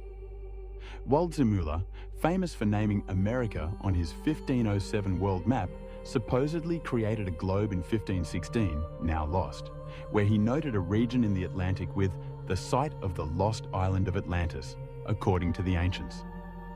This little anecdote, if true, shows that educated people of the Renaissance didn't entirely dismiss Atlantis. It was part of the geographical discussions. If that globe still existed, it might be considered a forbidden piece now, since it acknowledges Atlantis as if factual. We only know of it through a later reference, so it remains an intriguing ghost of cartography. Then, going further back, we have an ancient map that's not of Earth at all, but rather a star map, yet it relates to Atlantis in a roundabout way. Some esoteric traditions claim that Atlanteans had knowledge of the stars and Earth's dimensions far beyond what primitive humans race map, again, or others like the Dendera zodiac in Egypt or the Antikythera mechanism, an ancient Greek horary calendar, hint at advanced astronomy in antiquity. If Atlanteans preserved such knowledge and it filtered down, some maps of the heavens or world grid might have Atlantean roots. There are fringe theories about a global grid of energy or ley lines, with ancient sites aligned, like the Great Pyramid, Machu Picchu, etc., all aligning on certain great circles. A few even call that the Atlantean grid map, an idea that a map of Earth's energy or geometry was known to a lost civilization. While conventional science doesn't endorse this, it's a hypnotic idea, that the perfection of certain ancient constructions implies they were following a blueprint handed from an earlier time. Let's also consider Portolan charts, medieval sailing maps of the Atlantic and Mediterranean. Some show islands that no longer exist. For example, old maps sometimes have an island called Antillia, origin of the word Antilles, in the Atlantic. A rectangular island supposedly discovered by Portuguese sailors or imagined by them, often dated on maps around the 15th century. Antillia was placed about where the Azores are, and legend had it that it was the island of the 7 cities, where bishops fled during the Muslim conquest of Iberia. Pure legend turning into cartography, but some speculate it might echo a distant memory of a real sunken land. Also, maps often showed Brazil, nothing to do with the country Brazil, a phantom island in the Atlantic west of Ireland, and High Brazil, a mythical Celtic island said to appear once every 7 years. These phantom isles can be seen as folklore, or missed sightings of fog banks, or perhaps real small islands that later sank due to volcanism. The Atlantic has the Azores Plateau, volcanic, and possibly had more islands that eroded or sank. To a romantic mind, each of these phantom islands could be a puzzle piece of a broken-up Atlantis, still barely remembered by sailors. The maps of Mercator, the famous 16th century cartographer, also included something curious at the North Pole: a large island or landmass and a sea draining inward. Some tied that to legends of a northern Atlantis or Thule. It's likely Mercator was compiling sailor tales, but it shows how in that era, map makers were including things from ancient lore freely. Now, in a hushed tone, let's ponder. If we or someone were to find a genuinely old map, say carved on stone or encoded in myth, that clearly depicts Atlantis' location and shape, what would happen? It might upend the academic consensus. Possibly, just possibly, there have been finds along these lines that were not recognized or were dismissed to avoid rewriting textbooks. We know that throughout history, occasionally discoveries were kept quiet for political or religious reasons. Think of the Dead Sea Scrolls, which some claim had controversial texts held back for decades, or the Gospel of Thomas kept apocryphal. In a similar vein, if, for instance, a cache of scrolls from ancient Alexandria survived with a map of Atlantis or records of it, one can imagine they might languish in the vaults of a museum, too sensational to release without causing a stir. The term forbidden maps thus casts a spell of conspiracy. Perhaps secret societies or select scholars possessed knowledge of global geography from an Atlantean legacy that they guarded. The Knights Templar or Masons are often woven into these theories. For example, did the Templars have ancient charts that helped them sail to the New World before Columbus? Some think so. If they did, maybe those charts came from a repository of ancient knowledge. Maybe from Atlantis or its heirs. It's a speculative leap, but our journey is speculative by design, and oh so gently thrilling to consider while snug under the blankets. Let me share a final little anecdote. In 1665, a French scholar named Jean Bailly, much later, 18th century, postulated that Atlantis had been a real northern land. He thought near Iceland, Greenland, and that its people fled south to start Egyptian and Inca civilizations. He claimed they had left behind advanced knowledge encoded in myths, and yes, maps of the stars. Napoleon Bonaparte was fascinated by this and took scholars to Egypt, in part influenced by ideas of ancient global knowledge. It's said that when Napoleon's men were in the Great Pyramid, they found something, we don't know what, but some wild accounts claim they found inscriptions or items in a hidden chamber, which were swiftly collected and sent off, never to be shown. Could that have been a map of sorts, maybe a star map or a diagram of lost lands? The truth is lost to history, but it tickles the imagination. Even the conquering Napoleon might have encountered forbidden knowledge and kept it secret. In the comforting darkness now, we can imagine an old leather map, its edges charred by time, rolled up in a cedar chest hidden in some monastery or archive. On it, drawn in fading inks, is a depiction of a mighty circular city by a sea, annotated in an indecipherable script. No one alive knows of it, except perhaps a lone librarian who wonders if it's just myth. Perhaps in some quiet future dawn, a young researcher will stumble on it and the world will awaken to Atlantis confirmed. Until then, these maps remain forbidden not by locks and keys, but by obscurity and skepticism. Our minds have roamed far and wide with these maps. They lead us through what could have been and perhaps what was. But now, returning focus, think of the Eye of the Sahara again, and imagine overlaying Kirch's Atlantis outline onto it instead of in the mid-Atlantic. Does it fit? Maybe not perfectly, but with a little creativity, one can see how an early mapmaker might have mispositioned something real in the wrong ocean. The ancients did speak of Libya and Asia, Africa and Asia Minor, being adjacent to Atlantis. Maybe that was a clue its remains were part of Africa all along. No map yet has definitively led us to Atlantis.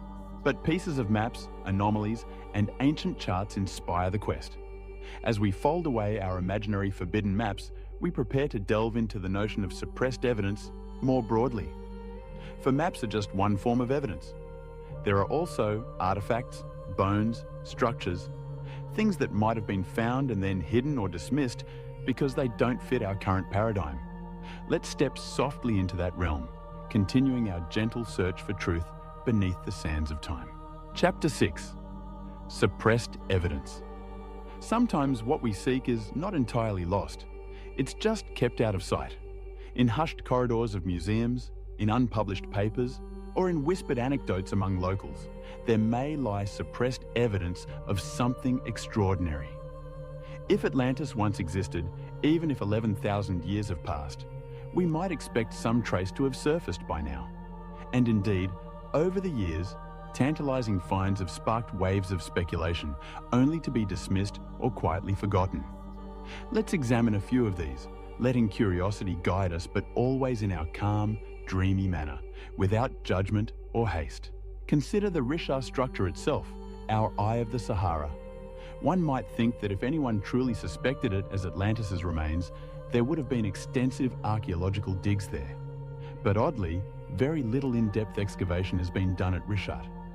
The reasons could be logistical, it's very remote and harsh, with little funding for such a fringe idea, or scientific. Mainstream archaeologists see no clear sign of a man-made city there. However, a more conspiratorial angle wonders, what if a preliminary investigation found something intriguing, but it was stifled? For instance, there are unconfirmed stories that decades ago, when French explorers and geologists like Théodore Monod in the 1970s were surveying the area, they found anomalous artifacts, like carved stones that didn't match known local prehistoric cultures, or even a hint of a structure's foundation. These claims never made it into formal publications, possibly because nothing conclusive could be drawn, or perhaps because it would attract pseudo-archaeology that academia tries to avoid.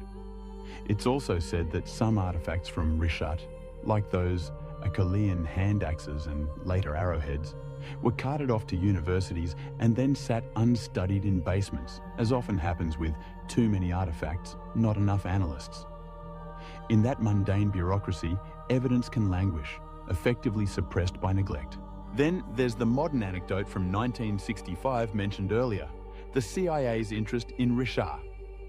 Yes, during the Cold War, the US intelligence had a program looking for potential geomagnetic anomalies around the world, perhaps hoping to locate mineral deposits or even underground facilities.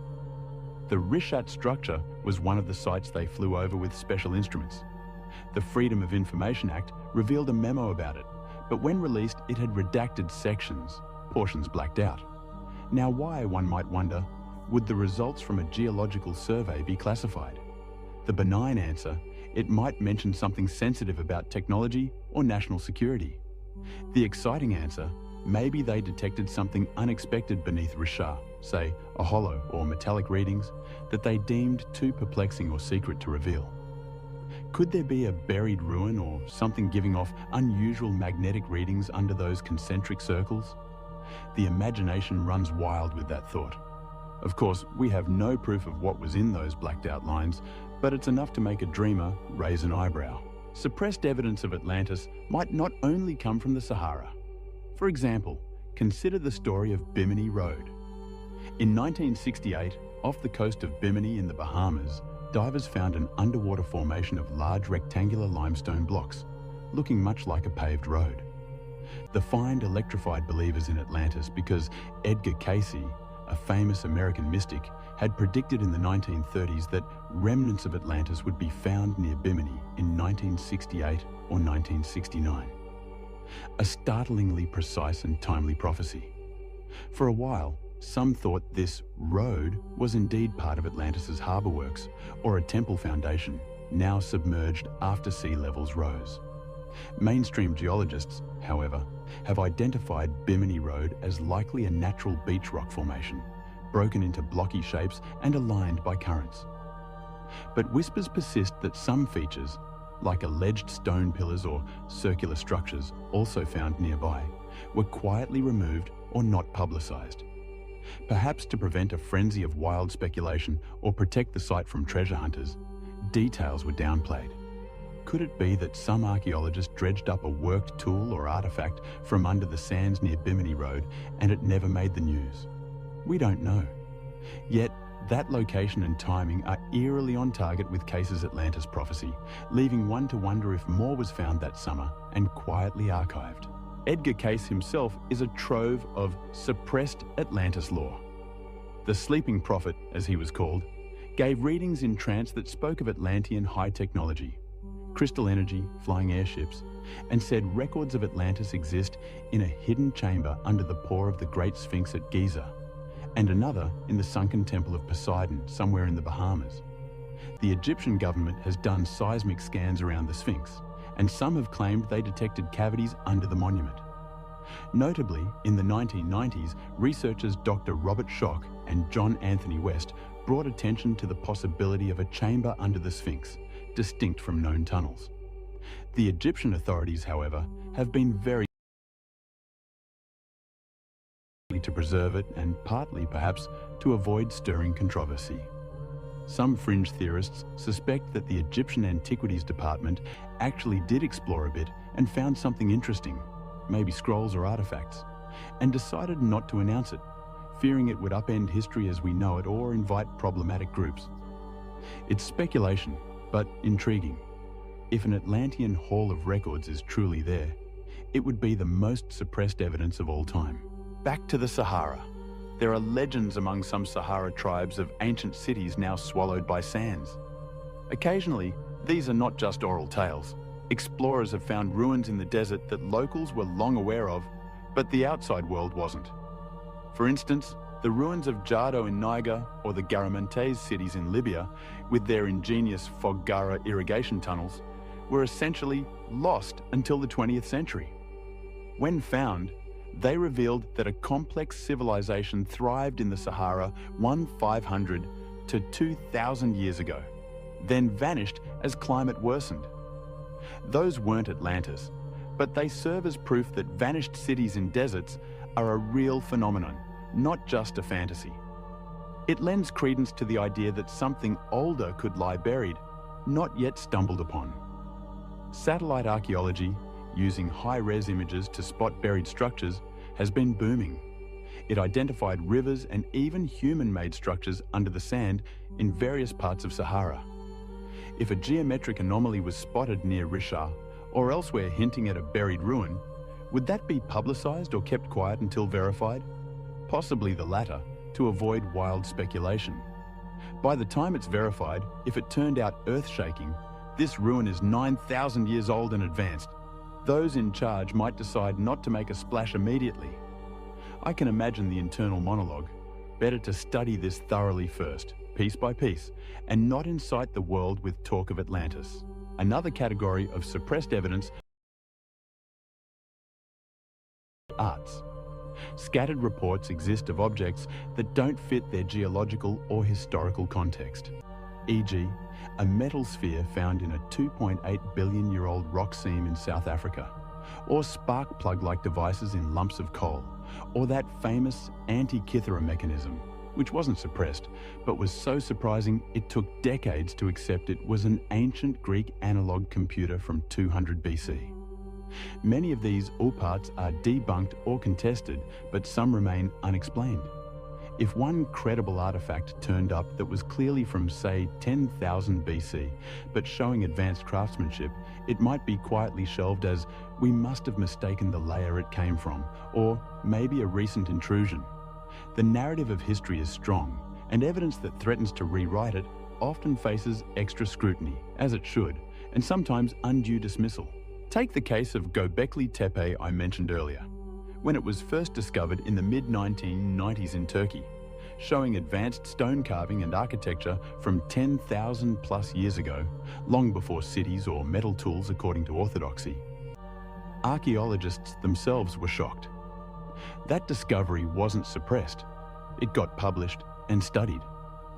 Yet even now, its implications are so profound that scholars tread carefully in interpreting it. Some initially downplayed it. Oh, maybe it's not that old, or maybe it was a one-off site. Now with more evidence, they accept it truly is that old and complex, which nudges the window of complex societies back by several thousand years. The point is, even without malice, evidence that challenges our timeline can be mentally suppressed simply by the reluctance of experts to believe what they're seeing at first. Human nature leans conservative in paradigm shifts. Now let's turn to an even more imaginative angle: aliens and Atlantis. We'll explore the alien theory soon, but here consider, if evidence emerged that Atlantis had, say, electricity or machinery or something wild that hints at otherworldly help, that could be doubly suppressed. Many believe governments have hidden evidence of UFOs for years. Similarly, would they hide evidence of an ancient high-tech civilization? Possibly, fearing it'd destabilize our understanding of human origins or conflict with religious doctrines. Some conspiracy circles suggest exactly that Smithsonian and other museums hide giant skeletons to keep history neat. There are indeed 19th century accounts of giant bones unearthed in the Americas that supposedly vanished after being sent to the Smithsonian, fueling legends of a cover-up of giants, which some tie to Atlanteans or Nephilim. It's hard to verify these claims, but they form part of the law of suppression. At this gentle hour, let's entertain one story. In the early 20th century, an American newspaperman named James Churchward claimed he was shown ancient tablets in India that told of a lost continent called Mu, sometimes conflated with Atlantis, which sank in the Pacific. He wrote books about this lost land and its advanced people. The actual tablets, however, were never produced for other scholars. Supposedly they were secret and kept by a priestly order. Many dismiss Churchward's story as fantasy, but what if there was a kernel of truth? That some ancient records of lost continents do exist in monastery archives, too sacred or bizarre to reveal. It sends a little chill of excitement down one's spine to think that dusty scrolls in Tibet or sealed papyri in the Vatican secret archives may mention Atlantis by name. If so, they've been effectively suppressed by being inaccessible to the public, albeit for perhaps understandable reasons. Bringing our thoughts back to the Eye of the Sahara, I sometimes wonder if perhaps a few artifacts found there, say a carved symbol or unusual pottery fragment, might lie in a drawer in Nouakchot's museum or in Paris from colonial expeditions, unrecognized for what they are. If someone identified an Egyptian or Mediterranean object in the Sahara context far earlier than known trade, it might hint at contacts with a lost civilization bridging those worlds. The lack of academic interest might suppress it inadvertently. That's often how suppression works in science, not via nefarious intent, but via disinterest. It can't be, so it isn't. Let's move on. Yet, some suppression could be intentional. Imagine if a corporate or political interest feared that discovering Atlantis would lead to upheaval or damage to national pride. For example, if Plato's tale of a war in which Athens beat Atlantis turned out to have some truth, maybe some nation's ancient glory is at stake. Or perhaps there's fear it'd attract a circus of treasure hunters to a vulnerable region, the way Egypt's pyramids suffered looting. In those cases, authorities might quietly discourage Atlantis research, deny permits, not fund it, etc. That's subtle suppression.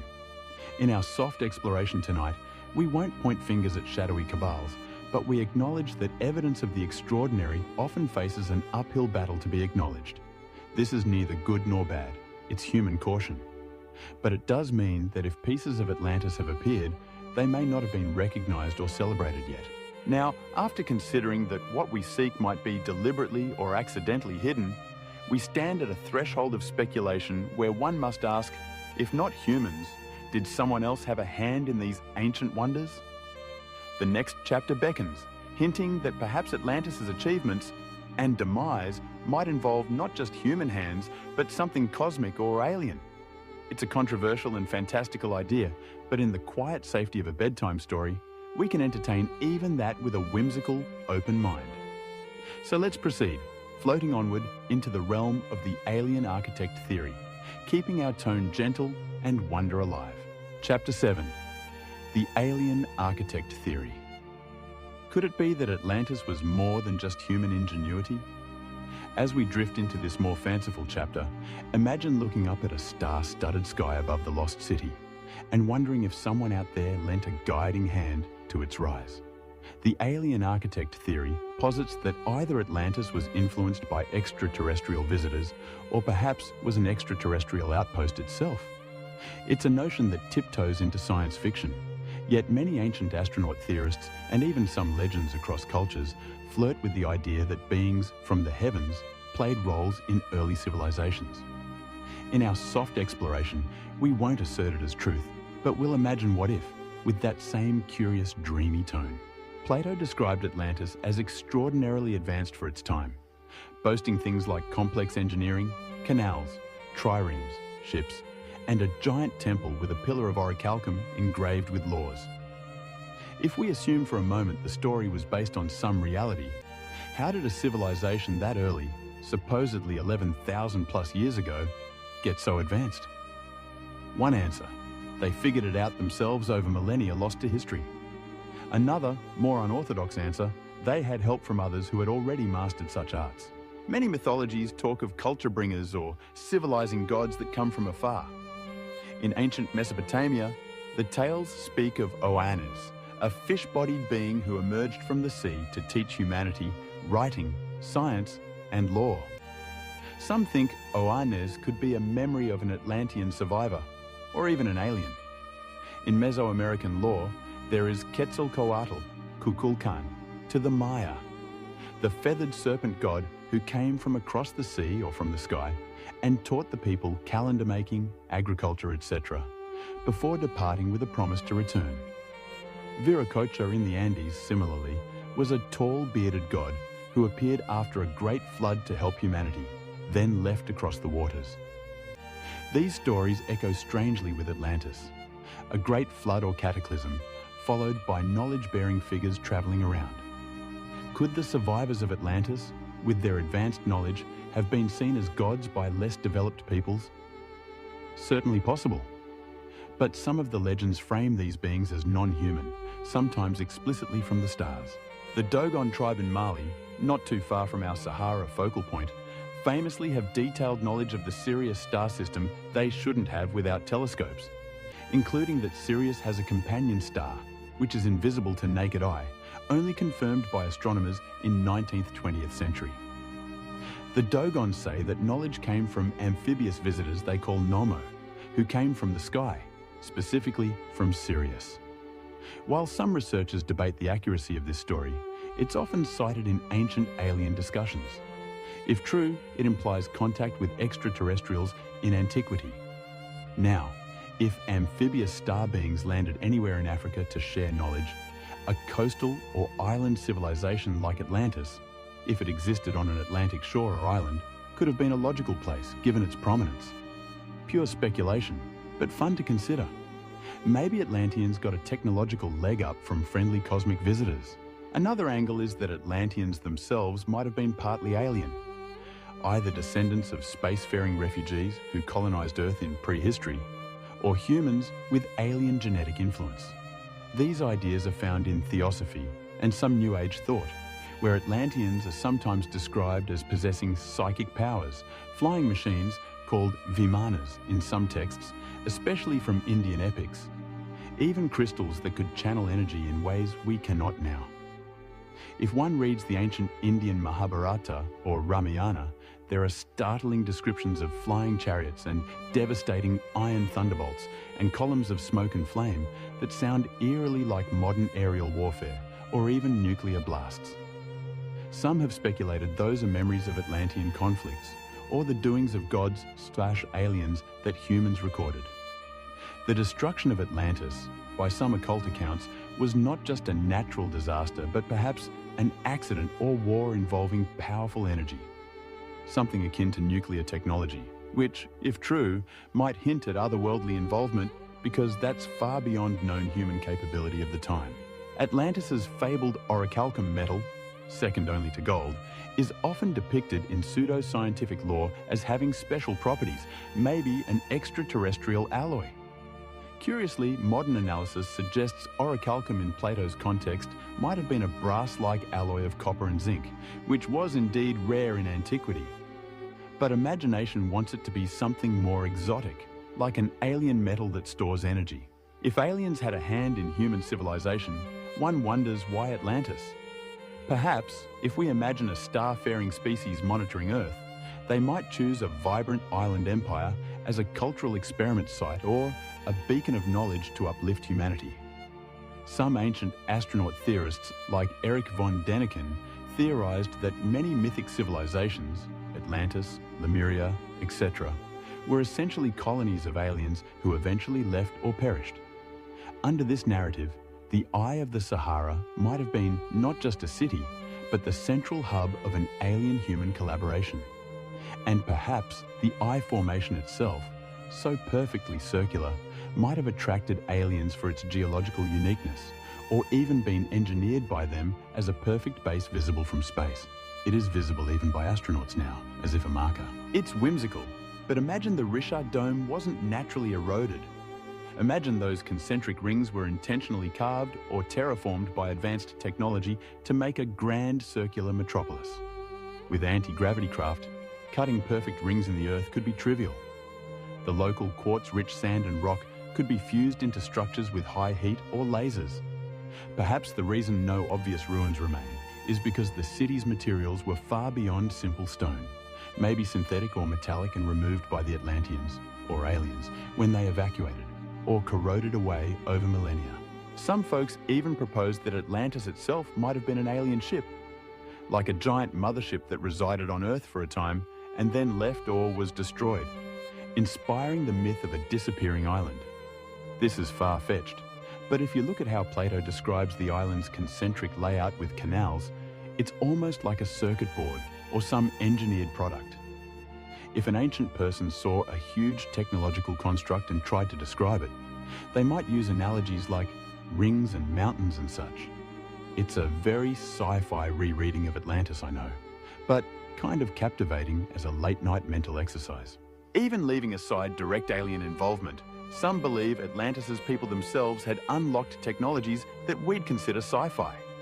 Harnessing cosmic energy, crystal power, perhaps even mastering genetics or dimensional travel.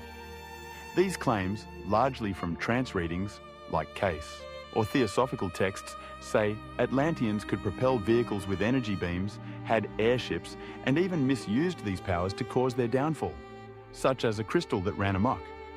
If that were true, one could think of Atlanteans themselves as becoming alien to the rest of prehistoric humanity, a breed apart with godlike capabilities. When their continent sank, for whatever cause, survivors might be revered as gods by simpler humans due to their retained knowledge and artifacts. Tying back into those culture-bringer myths we discussed, a gentle cat's paw of skepticism might stroke this theory. If aliens helped Atlantis, why did they let it fall?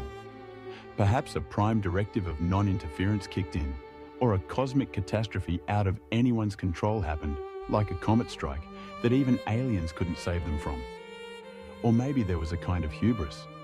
Atlanteans, or their alien friends, overextended or angered other cosmic forces, leading to a punitive destruction, echoing the myth of gods punishing Atlantis. Interestingly, within UFO lore, there's talk of underwater alien bases. Some say there are USOs, unidentified submersible objects, seen around the Bahamas, Bermuda Triangle, etc. Areas that some tie to remnants of Atlantis. The Bermuda Triangle itself is steeped in legend of strange electromagnetic anomalies and disappearances of ships, planes. Some playful minds attribute that to leftover Atlantean tech or active alien devices under the sea. Could an alien installation still be operating in a sunken part of Atlantis, occasionally snatching up ships? It's a spooky campfire story, but one that highlights how Atlantis often features in paranormal theories. From a psychological perspective, the alien architect theory externalizes Atlantis' greatness. It suggests humans alone couldn't have done it, which is debatable. But since we're freewheeling here in Dreamland, it's fine to toss aliens into the mix as possibilities. What it gives us is a grander scope. The idea that Atlantis' rise and fall might have been not just an earthly drama, but part of a cosmic one. Let's paint a serene mental vignette. An Atlantean astronomer priest atop a temple, observing a spacecraft descending like a second moon, touching down by the central temple. Gentle, enlightened beings emerge, sharing wisdom and maybe warning of future danger. The Atlanteans incorporate this star wisdom and flourish further, until one day, perhaps those beings try to evacuate key individuals as disaster looms, like the biblical Nephilim tales or flood heroes. Some legends, like among Maya, say their ancestors were carried away in flying serpent ropes when their land was destroyed. Who knows? Perhaps an alien evacuation saved some Atlanteans, and those became the seeds of later great cultures. If any of this were true, would we find evidence? Probably very little. Maybe anomalous materials in geological layers, or ancient artwork showing something odd, like the carvings at Abydos, Egypt, that some say depict helicopter-like shapes, though likely palimpsest effects. To the open-minded, those are hints of ancient high-tech or alien presence. To the mainstream, they're coincidences. As before, much would be hidden or lost. In our lullaby of ideas, though, each possibility is a star in the sky to marvel at, not needing immediate conclusion. The alien theory is like a shooting star, bright, a bit out there but captivating. Even if you don't literally believe it, pondering it can stretch our sense of wonder. That maybe humanity had celestial mentors or encounters in deep antiquity. Atlantis, when mentioned today, often invites an eye roll from academics, but what a dull world if we lost the daring to even imagine these connections. As long as we keep it as imaginative exploration, which we are, it does no harm, and actually kindles a childlike curiosity. And who among us, gazing at the Milky Way, hasn't felt that tickle of, are we alone? Have they been here? The gentle night encourages such musings. If you're nearly asleep, your dreams might even weave a story of ancient island temples under twin moons, with visitors from afar sharing secrets amidst crystal halls. A dreamy tableau that may not be real, but makes for a beautiful inner cinema. Let's slowly step off the spacecraft now and place our feet back on terra firma, or rather, on shifting sands. Aliens or not, Atlantis, as a continent in the sand or sea, would have left physical traces of its land, if not its people. Our next chapter will ground us again by looking at the continent in the sand, the idea of entire sunken or buried landmasses. We'll consider the Earth changes and how vast lands can truly vanish or reappear over epochs. That will gently guide us to bridging myth with geology as we continue unraveling the Atlantis mystery in a calm, reflective way. Chapter 8, A Continent in the Sand. The notion of a sunken continent usually brings to mind images of ocean depths. But here, in our story's context, we consider a continent sunken beneath sand. It sounds paradoxical at first. How can something sink into sand? Yet the Sahara itself is often poetically called a sea of sand. And over time it has swallowed mountains, rivers, and perhaps even cities. Let's explore the concept that Atlantis might have been not an island under the Atlantic Ocean, but rather part of a land now buried by the Great Desert. This perspective elegantly ties the sunken continent idea to the Eye of the Sahara theory we've been circling around. First, let's appreciate the sheer size of the Sahara, about 9 million square kilometers, comparable to the area of the United States or China. It spans a width from the Atlantic to the Red Sea. Hidden within this immensity are entire mountain ranges like the Ahaggar, Tibesti, Air, vast plateaus and basins that once were lakes and wetlands. Satellite imagery has revealed the ghost lines of ancient rivers etched beneath the dunes. One of them, the Tamanrasset River we discussed, likely rivaled the Nile in its heyday sites. Suffolk.edu. To call the Sahara a barren nothingness is to underestimate it. It's more like a colossal library of Earth's past climates, with pages, sand layers that can be read by those who know how. Geologically, there have indeed been sunken lands on Earth. There's Zealandia, an almost continent-sized piece under the Pacific near New Zealand, which sank millions of years ago. There's the story of Doggerland, a fertile plain that connected Britain to Europe, which slowly drowned under rising North Sea levels around 6000 BC as the Ice Age ended. Closer to Plato's timeframe, we have island groups like the Azores and Canaries that are the peaks of an underwater plateau.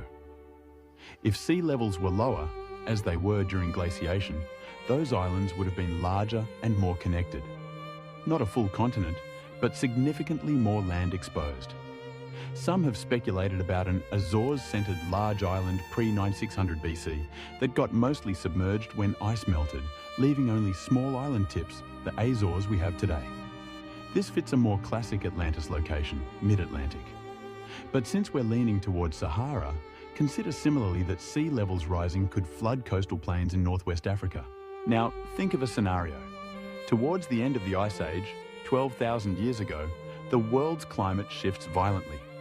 Not only do ice caps melt, raising oceans by over 120 meters, but rainfall patterns also change. North Africa, which was cold and dry during the glacial maximum, begins to get monsoon rains as the climate warms. It transforms, temporarily, into a green paradise. Atlantis could have thrived in that short window, or just before the final meltdown. But then, around 6,000 to 5,000 years ago, the rains retreat and the desert returns with a vengeance. Any coastal cities on the Atlantic might have been ruined by earlier flooding.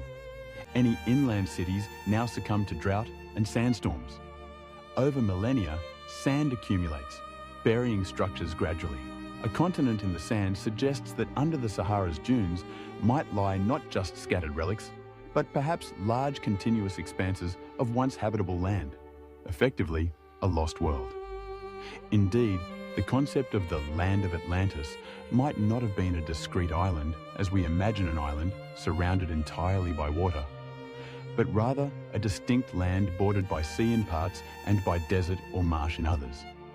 Consider how someone in 9600 BC from Egypt, as the story purports, might describe an unfamiliar far-off land. If it was across the desert to the west, beyond reach of Egyptians, they might call it an island, metaphorically, or because it was isolated by both sea and impassable sands, an island of civilization in an ocean of wilderness. There's an interesting connection here. Some ancient Egyptian records, like the writings of a priest Manetho, or even hints in the Edfu building texts, speak of a primeval sacred island home of the gods that was destroyed in a flood. It's vague and mythic, but Egypt itself had legends of a distant homeland lost to catastrophe. Was that Atlantis? Or perhaps something like the mythical island of the West, Amenti in Egyptian lore, often associated with the afterlife. It's poetic, but maybe the Egyptians symbolically recalled a western land, Atlantis, that sank and became a realm of the dead, hence afterlife locale. Now, physically, what evidence would a continent in the sand leave behind? Possibly fossil water, aquifers under the Sahara are relics of its green times. We found evidence of huge paleolakes from space. Possibly unusual deposits like diatomaceous earth or salt pans in odd places, like remote salt flats indicating former large lakes. Indeed, the Sahara has vast salt flats in places like the Taudeni Basin, even far inland, showing the presence of ancient seas or megalakes. If Atlantis had canals and irrigation, you'd expect some sign like straight-line residues in soil composition or geometrical patterns visible via LiDAR under the dunes. So far, none clearly identified as such have been published, but the Sahara is underscanned compared to, say, Maya jungles, partly due to shifting sands complicating ground-penetrating radar. Another clue? The Sahara periodically has yielded marine fossils and even a whale skeleton in Wadi al-Hitan, Egypt. But those are from millions of years ago when the ocean covered North Africa. So not directly Atlantis, but it shows that the sand sea analogy holds deep time truth. This desert was ocean before, and might have smaller seas in between. There was a known shallow trans-Saharan seaway about 50 million years ago, cites Suffolk.edu. And even in more recent times, late Pleistocene, large parts of North Africa were covered by enormous lakes or wetlands. Legendary maps sometimes depicted a Sea of Zaire or inner sea in the Sahara, based on classical speculation. None existed in human times that we know. But it's captivating to think a sudden incursion of the Atlantic could have carved a temporary inland sea. For example, if rising sea levels found a low basin to pour into. Is there a geologically plausible breach? If the Gibraltar Strait had somehow closed and then reopened catastrophically, the Atlantic could flood a lot of land. However, data suggests the big basins of the Sahara are above current sea level or blocked by highlands. One scenario sometimes floated by rogue theorists: if a crustal tilt or shift happened, like Charles Hapgood's Earth crust displacement theory, which Einstein even once mused about, the latitudes of lands could change rapidly, submerging some, exposing others. Under that idea, maybe Atlantis sank not by water rising alone, but by the ground moving. This brings us to something.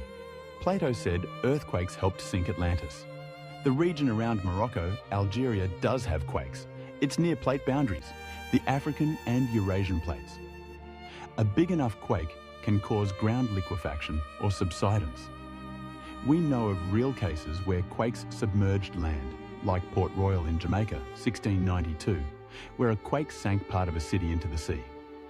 If an advanced city in coastal Mauritania existed, a series of quakes and tsunamis, perhaps triggered by a comet impact in the ocean, as some suggest happened 12,800 years ago during the Younger Dryas climate event, could have shattered it.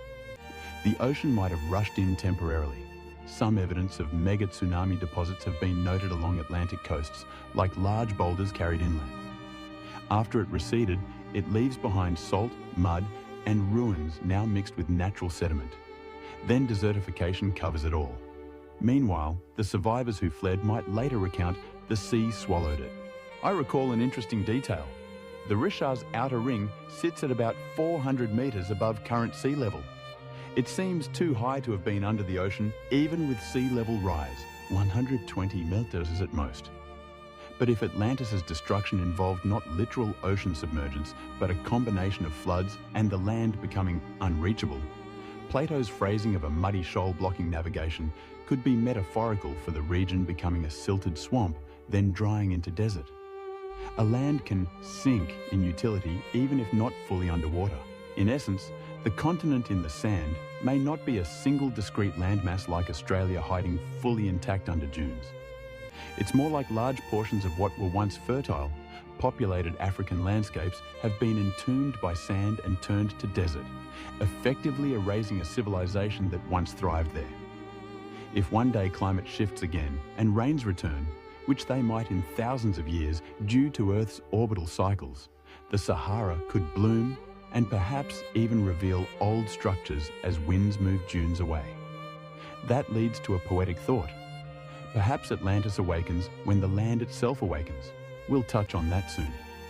Indeed, some climate models say the Sahara will be green again tens of thousands of years from now. If people are still around, maybe they'll stumble on the ruins of our current civilization or older ones beneath the sand. On a more immediate timescale, archaeologists have started employing LiDAR and other tech in desert edges, finding things like the lost city of the Garamantes via satellite in Libya in 2011. They found entire fortified towns under sand. If such a relatively recent civilization, 500 BC, 500 AD, got buried and only now seen by satellites, one wonders what older remains might lurk deeper, overlooked. I find comfort in the thought that Earth can hide its stories so well, but also reveal them in time. In a dreamy way, one could imagine the soul of a continent sleeping under the dunes, breathing in slow centuries. The concept of a sleeping continent aligns with mystic ideas. Theosophy spoke of root races and continents, Atlantis, Lemuria, that come and go, each harboring an epoch of spiritual evolution. They said when one epoch ends, its land often perishes to make way for the next. A very allegorical way to see geology. If Atlantis was an actual land now hidden, maybe it's waiting for when humanity is ready to learn from its tale, to physically uncover it without greed or prejudice. We live at a time where technology could in the next decades strip away many of Earth's secrets. Imagine fleets of autonomous drones mapping every square meter of the Sahara with penetrating radar, AI recognizing any unnatural patterns. Perhaps this will happen and yield nothing extraordinary. Or maybe it will pinpoint a grid of buried walls somewhere. What a stir that would cause. A new Mohenjo-Daro, or a city older than Jericho under the sands of Mauritania, would upend our timeline subtly, confirming that complex societies existed earlier outside known cradles.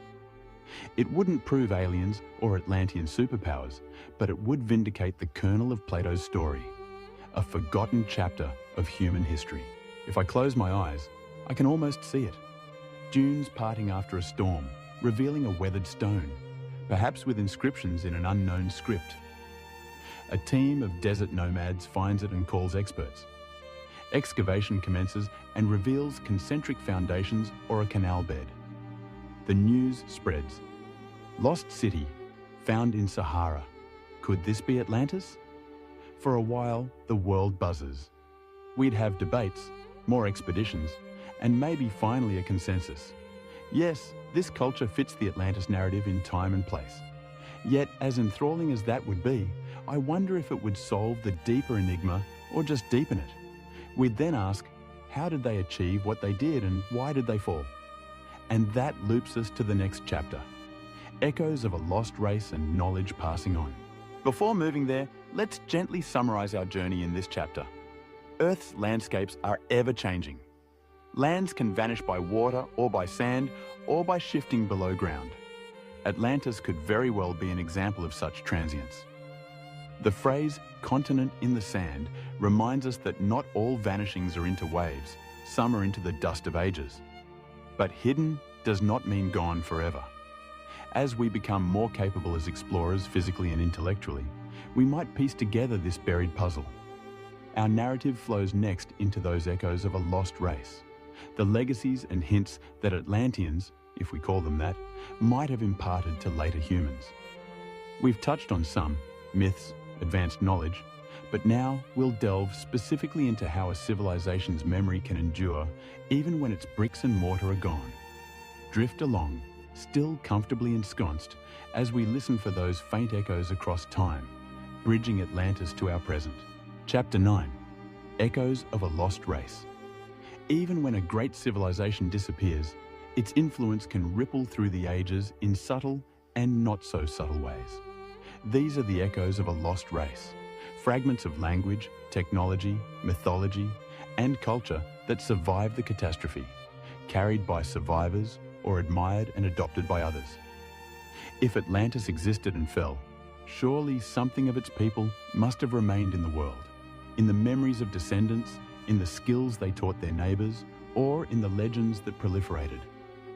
In this chapter, let's gently track those possible echoes, like following a faint melody through a forest. One of the clearest potential echoes is in the flood myths that pervade nearly every culture on Earth.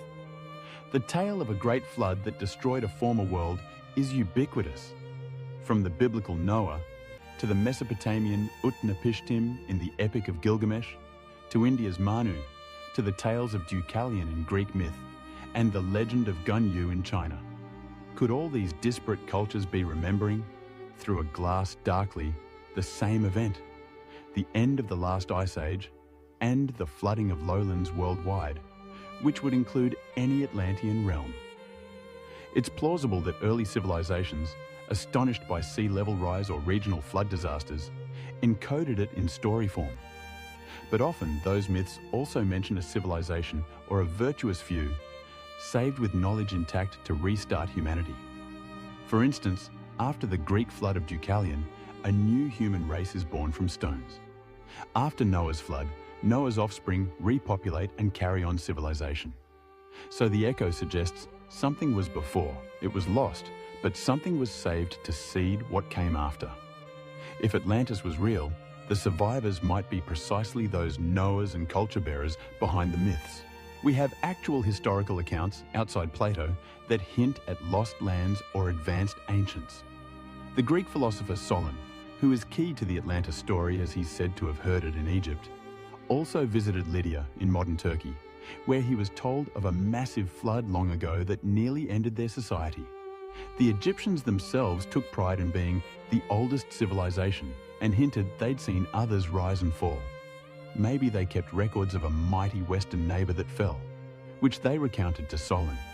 Now, consider linguistic echoes. Some alternative historians search for Atlantean remnants in language families. One theory suggests the mysterious Basque language of the Pyrenees, which is unrelated to any other language in Europe, might be a survivor of an Atlantean tongue, if one imagines refugees from a sunken land settled in Iberia. That's highly speculative, but Basque does have words with no clear origin. Similarly, certain North African Berber legends speak of a former island home or lost fertile lands to the west. Could their language hold clues? Hard to say without a known Atlantean language to compare. Architectural and scientific knowledge can be powerful echoes. For example, the pyramids of Egypt stand as an enigma of sophisticated engineering around 2500 BC. Did the Egyptians devise that wholly on their own? Or were they inspired by something earlier? The oldest Egyptian pyramids, Step Pyramid of Djoser, are abrupt leaps forward in design, albeit plausible through genius of Imhotep, but some wonder if there were precursors unpreserved, like maybe mud brick pyramids that eroded, or external influence. If Atlanteans had monumental architecture, maybe an echo of that concept reached the Nile, or even the Americas. The coincidence of pyramid-like structures worldwide, Egypt, Mesopotamia, ziggurats, India, step temples, Mesoamerica, Maya, Aztec pyramids, might just be parallel evolution. People realize building large requires broad bases, but some fringe thinkers see it as a legacy of a mother culture's architectural style diffusing globally. It's a romantic thought. Survivors of Atlantis traveling and teaching how to build great stone structures to remember the cosmos or serve as refuges. Another echo could be in technology and measurements. Some point to how ancient cultures separated by oceans all worked with surprisingly sophisticated astronomy, like aligning monuments to solstices and equinoxes, or encoding mathematical constants. The Great Pyramid's dimensions famously encode the approximate value of pi and the length of a solar year through its perimeter to height ratio. Was that just the Egyptians? Or did they inherit some of that knowledge?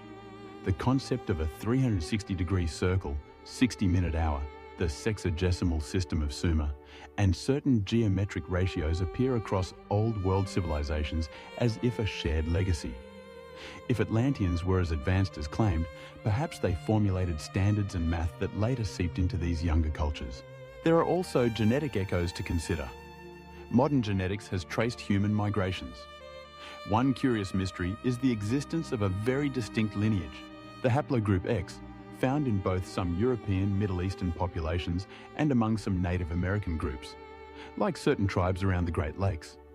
It's minor but puzzling because it suggests a connection that mainstream theory can't fully explain. Some propose an Ice Age Atlantic crossing or a Beringian isolate group. A wild hypothesis by some fringe authors is that Atlanteans, or Solitreans, as a known Ice Age European culture, in another theory about early Americans, crossed to the Americas and left that genetic marker. This remains speculative and not widely accepted, but it's a tantalizing notion that bloodlines themselves carry an echo of a lost people. Now, mythology beyond flood stories sometimes hints at a golden age, a distant splendid city or land of the gods that is now inaccessible. The Greeks had the Garden of the Hesperides in the far west, a paradise with a tree of golden apples. The Celts spoke of Avalon or High Brazil, western isles of plenty and eternal youth, sometimes visible just beyond the horizon. These could be allegory for the afterlife or faint cultural memories of actual lands now vanished over the horizon. In West Africa, interestingly, there are legends of a far-off western land too. Some coastal tribes talked about a place of riches that sunk, though these might be influenced by later contact stories. We should mention the Mesoamerican lore. Aztecs said their ancestors came from an island called Aztlan to the north, which some have playfully linked to Atlantis, though linguistically it's Nahuatl for place of herons, and likely refers to somewhere in northwest Mexico or a metaphorical origin. The Maya have the tale of Tolan, or the age of the first sun, that ended with floods and black rain, and survivors starting over. And the Andean people, like Aymara, have legends of Tiwanaku, an ancient city at Lake Titicaca, being built by surviving giants from a sunk land. Interestingly, one Inca legend mentions a continent called Antis that sank, which is often dismissed as apocryphal or confusion with the Antisuyu Eastern Forests region. But if that legend were genuine, Antis sounds too close to Atlantis to ignore, though likely coincidental. Still, even the name Andes and Antilles have that ant-atl root, which some creative minds like to see as linguistic drift from Atlantis. Again, not academically supported, but an intriguing echo in sound. On the spiritual side, theosophists like Madame Blavatsky and Edgar Case's readings speak of Atlantean souls reincarnating in modern times, or Atlantean crystal technology lying dormant, waiting to be rediscovered. Those are very esoteric echoes, not verifiable, but they contributed to a modern mythos where people feel connected to Atlantis in dreams or regressions. Is it possible that our collective unconscious, as Carl Jung might suggest, carries archaic memories? Some have speculated that flood and lost civilization myths are archetypes in the collective unconscious, psychological echoes of real distant traumas and falls from grace. In that sense, every time we tell a story of a utopia that falls due to hubris, which we do often in fiction, we're echoing Atlantis. Even linguistically in Plato's account, some scholars have tried to dissect the name Atlantis. It's said to mean Island of Atlas, linking it to Greek Titan Atlas, who incidentally was said to be the first king of Atlantis in Plato's story, an interesting blending of myth. But Atlas in myth held up the sky at the western edge of the world, i.e., far west beyond the known, a neat symbolic link. The Atlantic Ocean is named after Atlas, presumably because it lay beyond his pillar. Could it be the ocean got its name not just from the Titan, but indirectly from the story of Atlantis? Hard to prove, since Atlantic was a term used by Herodotus before Plato wrote Atlantis. But if Egyptians or earlier sailors had name for that ocean referencing a lost land, it might have trickled to Greeks as Sea of Atlas, just a thought. Another echo could be geographic knowledge that seems ahead of its time.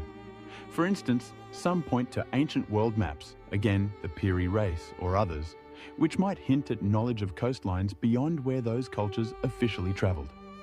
If that were true, perhaps Atlanteans, being seafarers, mapped far and wide, and that knowledge, fragmentary, ended up in later maps. It's contentious, but even the idea the Phoenicians circumnavigated Africa, which Herodotus claims they did in 600 BC, might have been guided by older knowledge or trading posts possibly established by an earlier maritime culture, Atlantis or otherwise. One concrete echo. In Egyptian, the sunken temple city of Heraklion, Thonis, in the Nile Delta was found underwater recently, and it had stela that mentioned decrees about foreigners from the sea and such. It wasn't Atlantis, but shows that Egyptians did experience cities sinking due to local subsidence and had to resettle. They might easily transfer that concept to a bigger narrative if they had heard of or remembered a big one like Atlantis. As we gather these echoes, individually they are tenuous, but collectively they weave a tapestry of tantalizing hints. A near-universal flood memory. Traces of advanced knowledge appearing in early societies. Linguistic oddities hinting at ancient contacts. Cultural heroes and gods that came from disaster and gave knowledge. Strange artifacts, like those out-of-place items, or even the famous Baghdad battery. An object that shows an understanding of electrochemistry in 200 BC. If Atlanteans had electricity, maybe they passed some idea along. And of course, the story Plato wrote itself. An explicit echo handed down via Egyptian priests, if we take him at face value. It's almost comforting to think that knowledge rarely ever disappears completely. Some seed always survives. In our context, the lost race of Atlanteans might have seen their world end, but in the new world that followed, their children or students built anew, perhaps giving rise to places like Egypt, the high cultures of the Americas, or the mysterious megalithic sites scattered worldwide, like Göbekli Tepe or Stonehenge, or the meticulously aligned Nabta Playa circle in the Nubian desert, 5000 BC, which predates Stonehenge. How did nomads do that? Possibly by themselves, but one could imagine knowledge passed down. As an analogy, think of the fall of Rome. The Roman Empire fell, but its knowledge was partly preserved by monks, by the Byzantine Empire, by the Islamic scholars, so later generations in medieval Europe slowly regained classical knowledge, sparking the Renaissance. If Atlantis fell, perhaps nearby civilizations, like Egypt or those in Iberia, served as the monks, preserving bits of Atlantean lore which later fueled the known ancient world's leaps. Maybe that's why around 3000 BC multiple civilizations blossomed almost concurrently. Egypt, Mesopotamia, Indus, as if catalyzed by something. Conventionally, that's just agriculture reaching critical mass, but fringe might say it's remnants of an older golden age spark. Now, as we near the end of our journey, these echoes do more than tantalize. They urge us to reconsider how interconnected human history might be, and how legends often carry a grain of truth. Perhaps by listening to these echoes without dismissing them outright, we might glean instructions or warnings. One common theme. Atlantis is often used as a cautionary tale of hubris and environmental disregard. Many modern storytellers draw parallels to our society, advanced, perhaps overreaching, and at risk from nature or our own doings. If that's an echo, it's a potent one. Take care, or you might repeat Atlantis's fate. In a poetic sense, maybe the greatest echo of Atlantis is our enduring fascination with it. Across millennia, the idea of an ideal society that met a tragic end touches something deep. Our yearning for lost perfection and our fear of self-destruction. In that way, every time someone writes a utopian story or post-apocalyptic caution, Atlantis's echo lives in that narrative. We have one more chapter ahead. Atlantis awakens, a positive turn perhaps. After all these mysteries, what if Atlantis isn't just a closed chapter, but something that could awaken in our consciousness, or maybe even physically, via discoveries?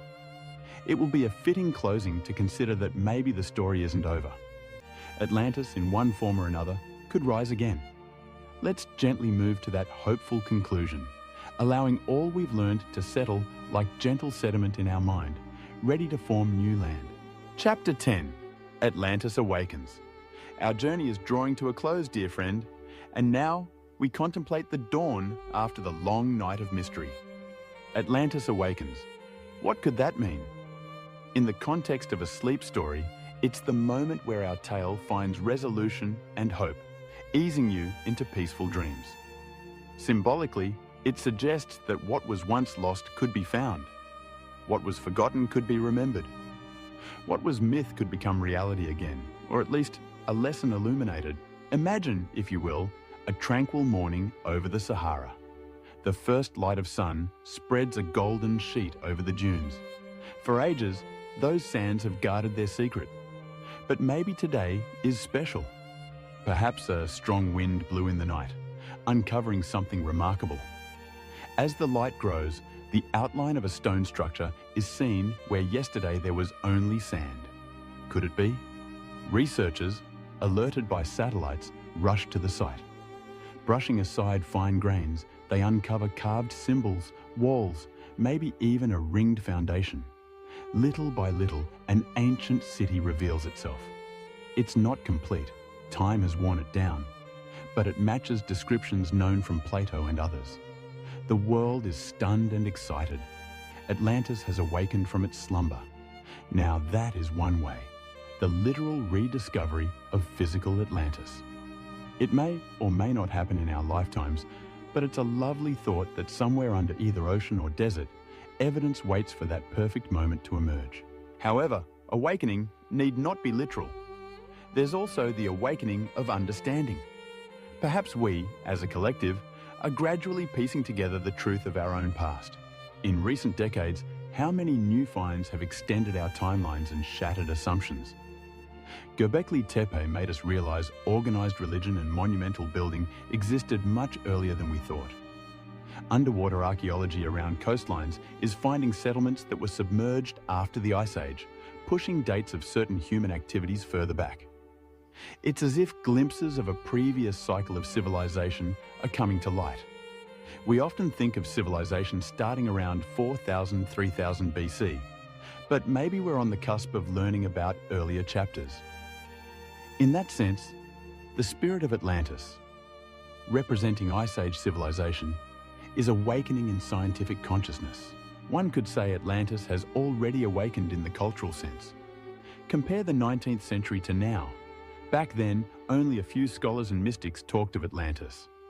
Today, Atlantis is everywhere in pop culture, movies, literature, songs, video games. Not as an obscure footnote, but often as a central theme.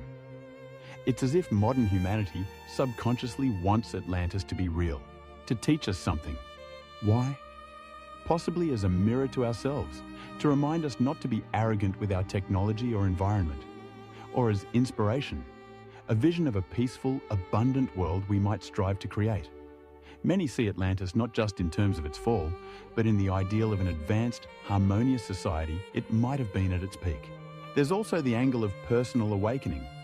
Many individuals claim a spiritual connection to Atlantis, feeling they have past life memories or innate affinities, like a fascination with the ocean, crystals, etc.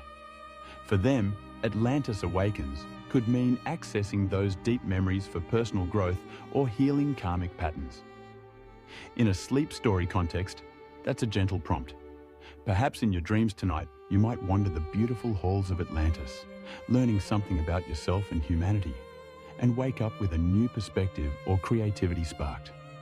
That's a peaceful kind of awakening, through dream. No secret can sleep forever, my dear one. In time, truth rises like the sun. Indeed, knowledge likes to be known. If Atlantis was real, it wants to be found. Not physically maybe, but intellectually. And if it was a myth, well, it still serves as a perennial fable that awakens caution and wonder in us. We should also consider the Earth's cyclic nature. Some believe civilizations rise and fall in great yugas, ages. If we're at the end of one cycle and about to begin another, some associate the age of Aquarius with new enlightenment, perhaps Atlantean wisdom, presumably lost in the dark ages after its fall, will re-emerge as part of human evolution. That's a theme in esoteric traditions, that Atlanteans had psychic abilities and living in balance with nature via crystal energy. etc., which we lost but might regain as we spiritually progress. So, awakening Atlantis can mean awakening those latent human potentials again. From a more concrete angle, who knows, maybe one day soon a breakthrough in translation of some ancient script like Linear A from Crete or the undeciphered symbols of the earliest venture culture in Europe might reveal a direct reference to a mother civilization. That would academically wake Atlantis from mere legend to historical discussion. It has happened before. Troy was a legend until Schliemann found it and evidence matched myth. Now, Troy didn't have supernatural aspects like Atlantis, but it's a precedent for myth becoming history. I like to imagine a positive scenario for Earth's future, often depicted in metaphysical circles. That one day, we'll responsibly use technology in harmony with the planet, possibly tapping into non-polluting energy sources, like those crystals or some quantum field. Essentially becoming what many might call a neo-Atlantis, a globally unified yet diverse civilization, advanced and peaceful. In this vision, Atlantis isn't something in the past at all, but a blueprint for a possible enlightened future that we are slowly awakening to. Perhaps that's why the story endures, not as a warning alone, but as an inspiration to do better with knowledge. After journeying through these ideas, an awakened Atlantis means we don't let its memory stay buried as a mere cautionary tale. We actively dialogue with it, learning the lessons of hubris, so we avoid destruction, striving for its heights of wisdom and advancement, so we improve life, and appreciating the fragility and preciousness of civilization, so we safeguard ours better. So, my dear sleepy friend, as Golden Chonk would say in closing, we've roamed far and wide in myth and reality, and now it's time to drift into slumber, carrying the secrets of Atlantis kindly within. Tomorrow is new, and who knows? Perhaps you'll see the world with fresh eyes, maybe an Eye of Sahara perspective. For now, rest, safe with the knowledge that mysteries endure, but so does hope and wisdom. Atlantis sleeps, but also stirs in you and me. With that thought, we bid it and you a gentle good night. Meow. Meow.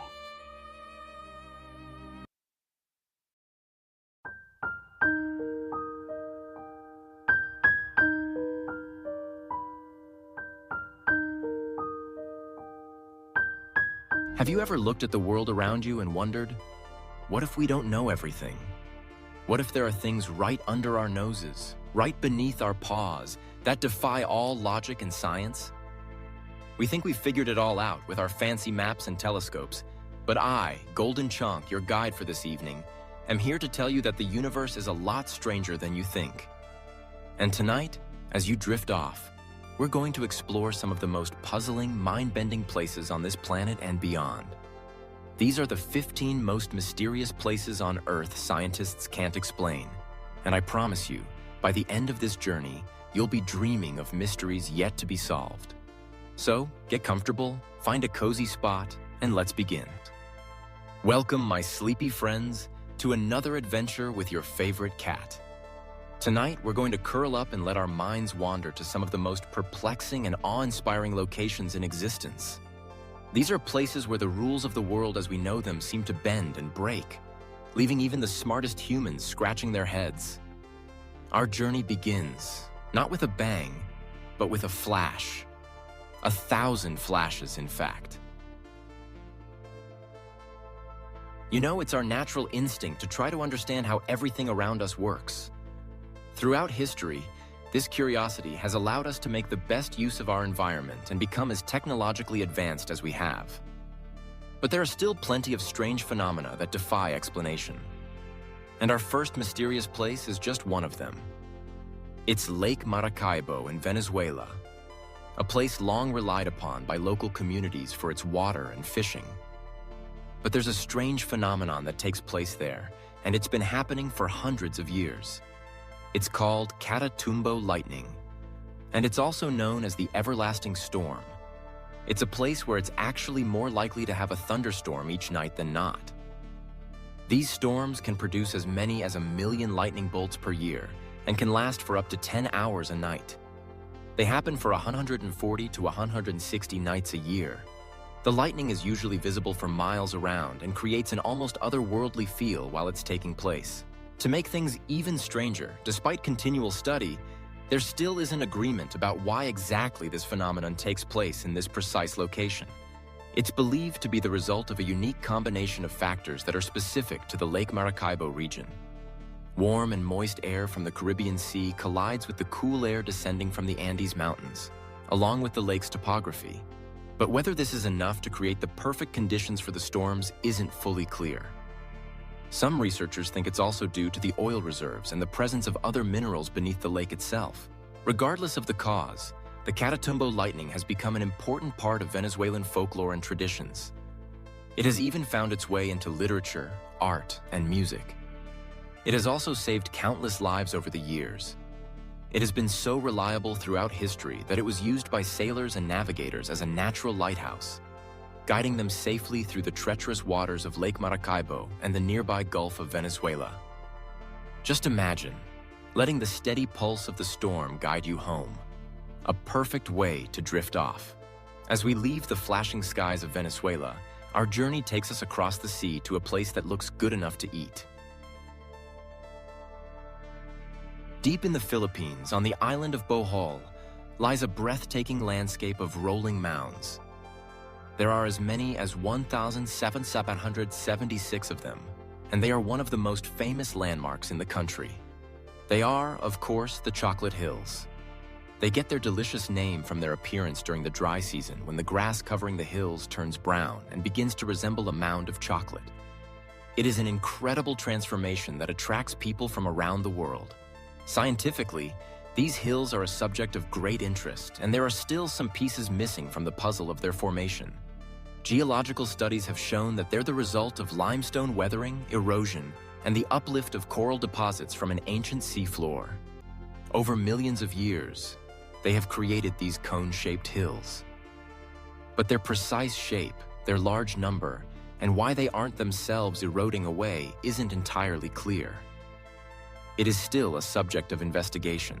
Of course, there is also a more magical explanation from local folklore. Legend has it that a giant named Orogo fell in love with a mortal woman named Aloya. When she died, Orogo was heartbroken and couldn't stop crying. It was his tears that formed the Chocolate Hills as they dried and solidified under the sun. The Chocolate Hills have become a popular tourist attraction in the Philippines, drawing visitors from far and wide. There's a viewing deck called the Chocolate Hills Complex that gives unparalleled panoramic views of the wonders. It's a sight that will surely fill your dreams with sweet chocolate-colored landscapes. Now, let's move on to a place where sound itself seems to vanish. There are a number of places around the world where strange electronic phenomena take place. But there's perhaps none as peculiar and legendary as the Mapimi Silent Zone in the state of Durango in Mexico. It's also simply known as the Zone of Silence, or La Zona del Silencio in Spanish. It's a remote area of the Chihuahuan Desert of Mexico. Covering an area approximately 1,500 square miles or 3,800 square kilometers, it's a sparsely populated arid landscape that's covered with unique rock formations and desert flora and fauna. What makes this one different is the number of accounts of electromagnetic disturbances and inexplicable occurrences over the years.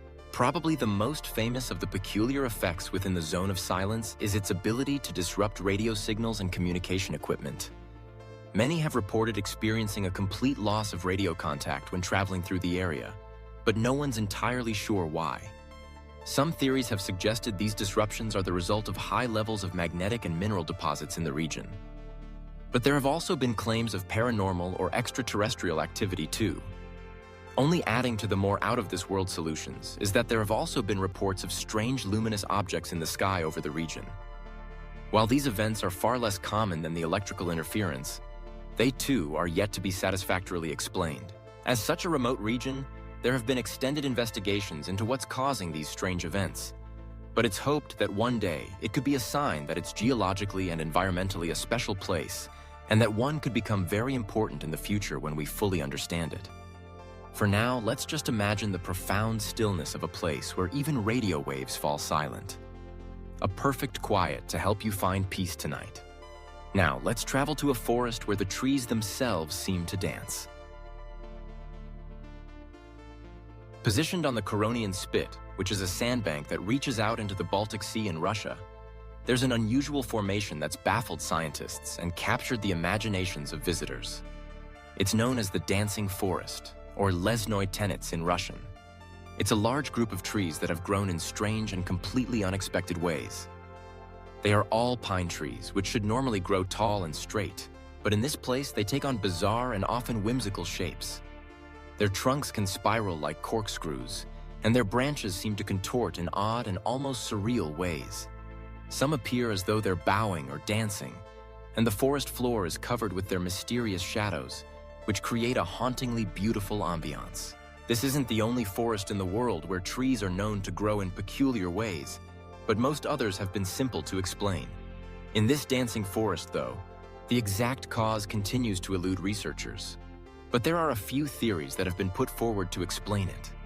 The most popular is that these deformities have been caused by the strong and persistent coastal winds that sweep across the Curonian Spit, shaping the trees over time.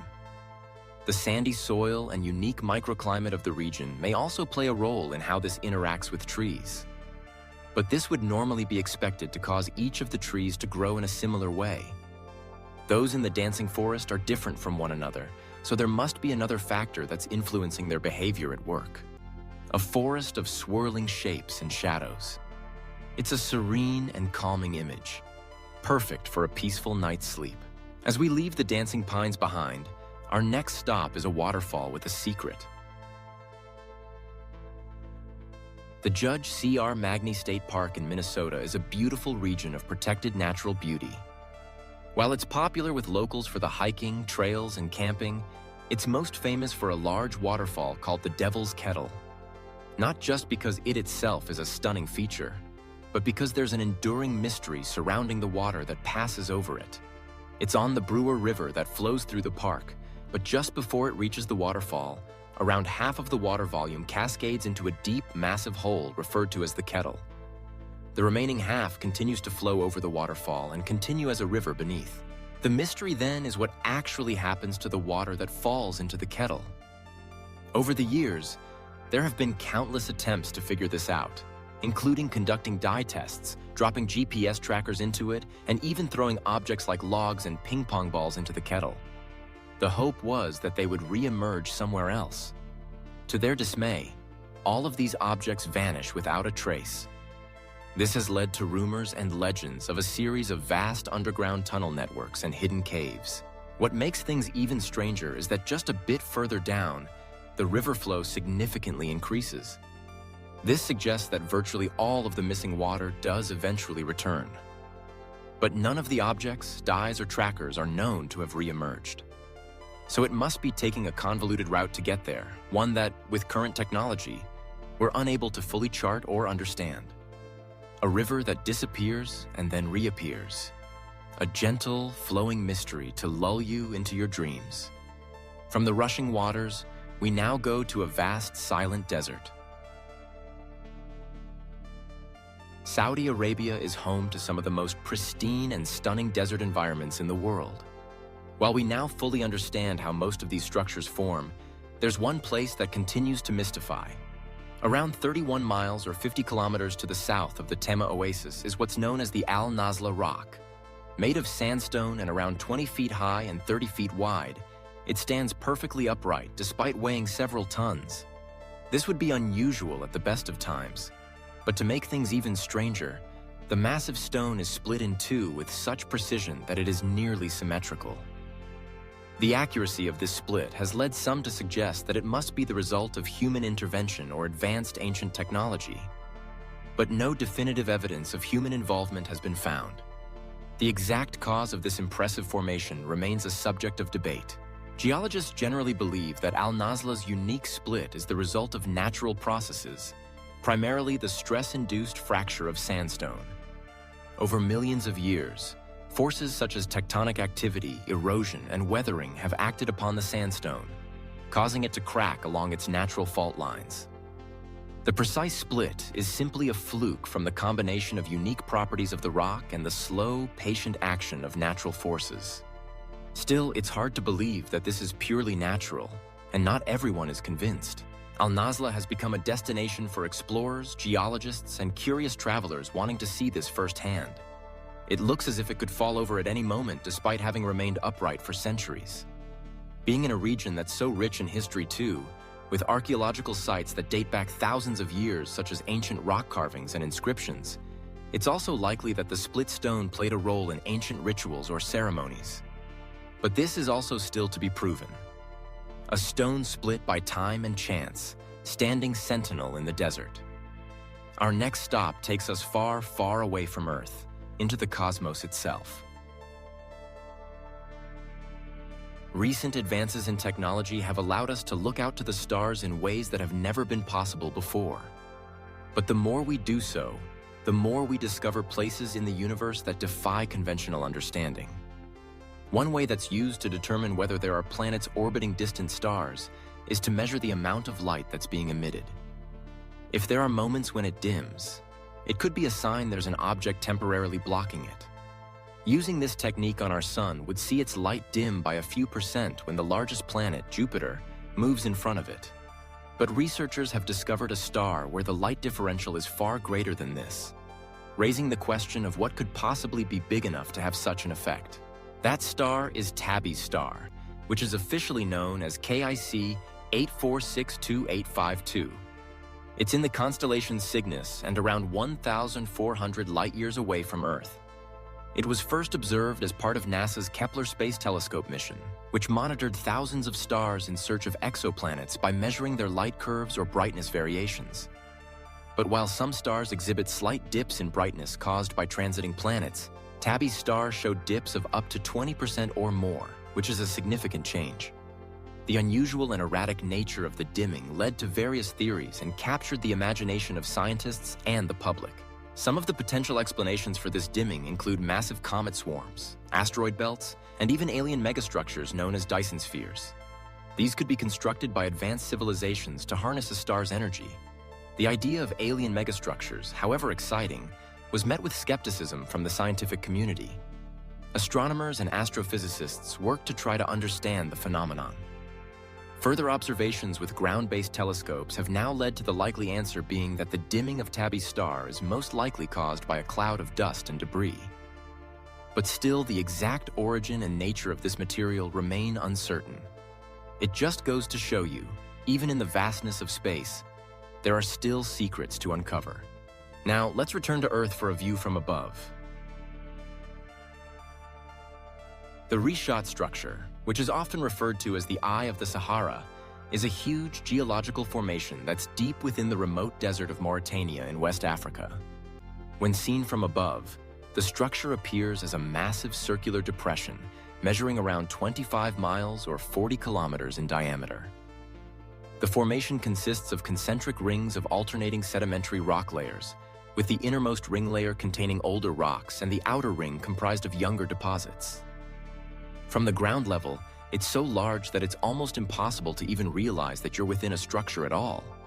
The only clues you'll see are occasional shifts in color or types of rock. At first, this was assumed to be an impact crater from a meteorite that had struck the Earth from space.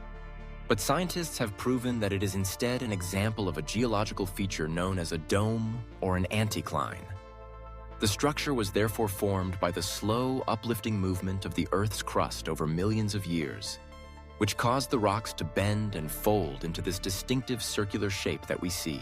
There is a problem with this explanation, though, and that's the bullseye. The central depression has puzzled scientists and geologists for years. It was originally thought to be the result of erosion, with the action of the wind and water gradually wearing away the rock layers. Recent research, though, has shown that this isn't enough to account for its shape and its size. The central eye may instead have formed as the result of volcanic and hydrothermal activity, followed by subsequent collapse and erosion. This is all yet to be proven, though. So far more work is needed to fully understand what is arguably one of the most impressive natural formations on the planet. It's so otherworldly that it's been proposed as a potential site for testing Mars rovers due to its resemblance to the Martian landscape. A circular mystery in the desert, a beautiful puzzle to ponder as you fall asleep. Let's leave the sands and travel to a vast, mysterious ocean.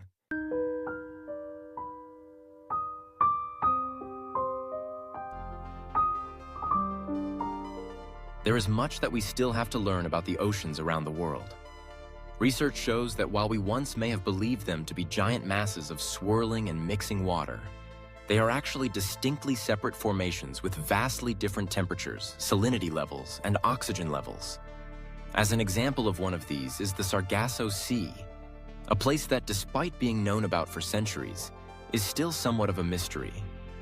Located in the North Atlantic Ocean, it's known for its cobalt blue waters and vast expanses of golden brown floating seaweed known as sargassum.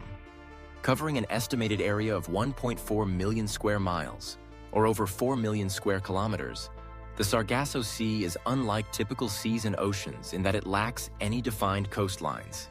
It is instead surrounded by 4 powerful ocean currents: the North Atlantic Current to the north, the Canary Current to the east, the North Equatorial Current to the south, and the Antilles Current to the west.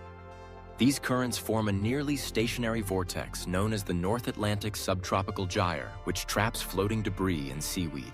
The most visible feature of the sea is the sargassum seaweed, which forms dense floating mats on the sea's surface. These growths provide a vital habitat for a wide range of marine life, including fish, turtles, and various species of invertebrates. The sargassum seaweed itself is adapted to this unique environment with gas-filled bladders that help it stay buoyant. The sea is also known for its role as a breeding ground for several species of migratory marine animals, such as the Atlantic eel. European and American eels all, as a part of their life cycles, spawn in the Sargasso Sea, with their larvae drifting along ocean currents before eventually making their way back to the continental coastlines. They then return to the sea once they've matured to repeat the process all over. With so much life within it, the Sargasso Sea is hugely important to the world's ecosystem, from oxygen production to the lives of countless species. But it's our lack of scientific understanding of it that's becoming a problem. It's not exactly clear how it formed, how it continues to exist, or which structures are vital to its survival. It's making it more difficult to understand the impact that human activity is having on it and how to further prevent damage. It, for example, contains the North Atlantic garbage patch and has troubling levels of plastic pollution within it. It is also a place where plastic-eating microbes have been discovered. Further knowledge will help limit the buildup of this pollution, but could also, it's hoped, help develop ways to tackle similar issues elsewhere in the world. A sea without a shore, a gentle, floating mystery to carry you into the depths of your dreams. From the swirling currents, let's head to a quiet mountain with a strange secret. Deep within the remote Karelia region of Russia is the mysterious Votovara mountain. It's the highest point in the region, reaching 1,369 feet or 417 meters above sea level. It's far away from everywhere, with the nearest settlement being 12.5 miles away to the northwest. But that hasn't stopped it from being known as one of the most mysterious places in the country. That's because this mountain is covered in a series of strange rock formations known as Votovara stone mushrooms. They are large, mushroom-shaped rocks, some reaching up to 30 feet or 9 meters in height, and are balanced precariously on thin stems. It was originally assumed that these were man-made and had been created by various communities who lived in the region hundreds or thousands of years ago. But recent research has begun to suggest that they're the result of natural processes, although the method by which this happens remains a mystery. The main theory is that they were formed by glacial activity during the last ice age. As glaciers advanced and retreated, they exerted tremendous pressure on the underlying bedrock, causing it to fracture and erode. Over thousands of years, the softer rock around the fractures eroded away, leaving behind the mushroom-shaped structures. Another theory suggests that the rocks may have been shaped by more recent events, such as seismic activity or the influence of underground rivers. Local Karelian and Sami people, though, have long regarded the mountain as a sacred place. They believe there's a spiritual significance to the stone mushrooms and the mountain itself. According to folklore, the stone mushrooms are the work of giants who once roamed the land, and they're said to have magical properties. A mountain of secrets and giants' works. What better place to find a peaceful slumber? Our next stop is a valley in Norway where light itself is a mystery.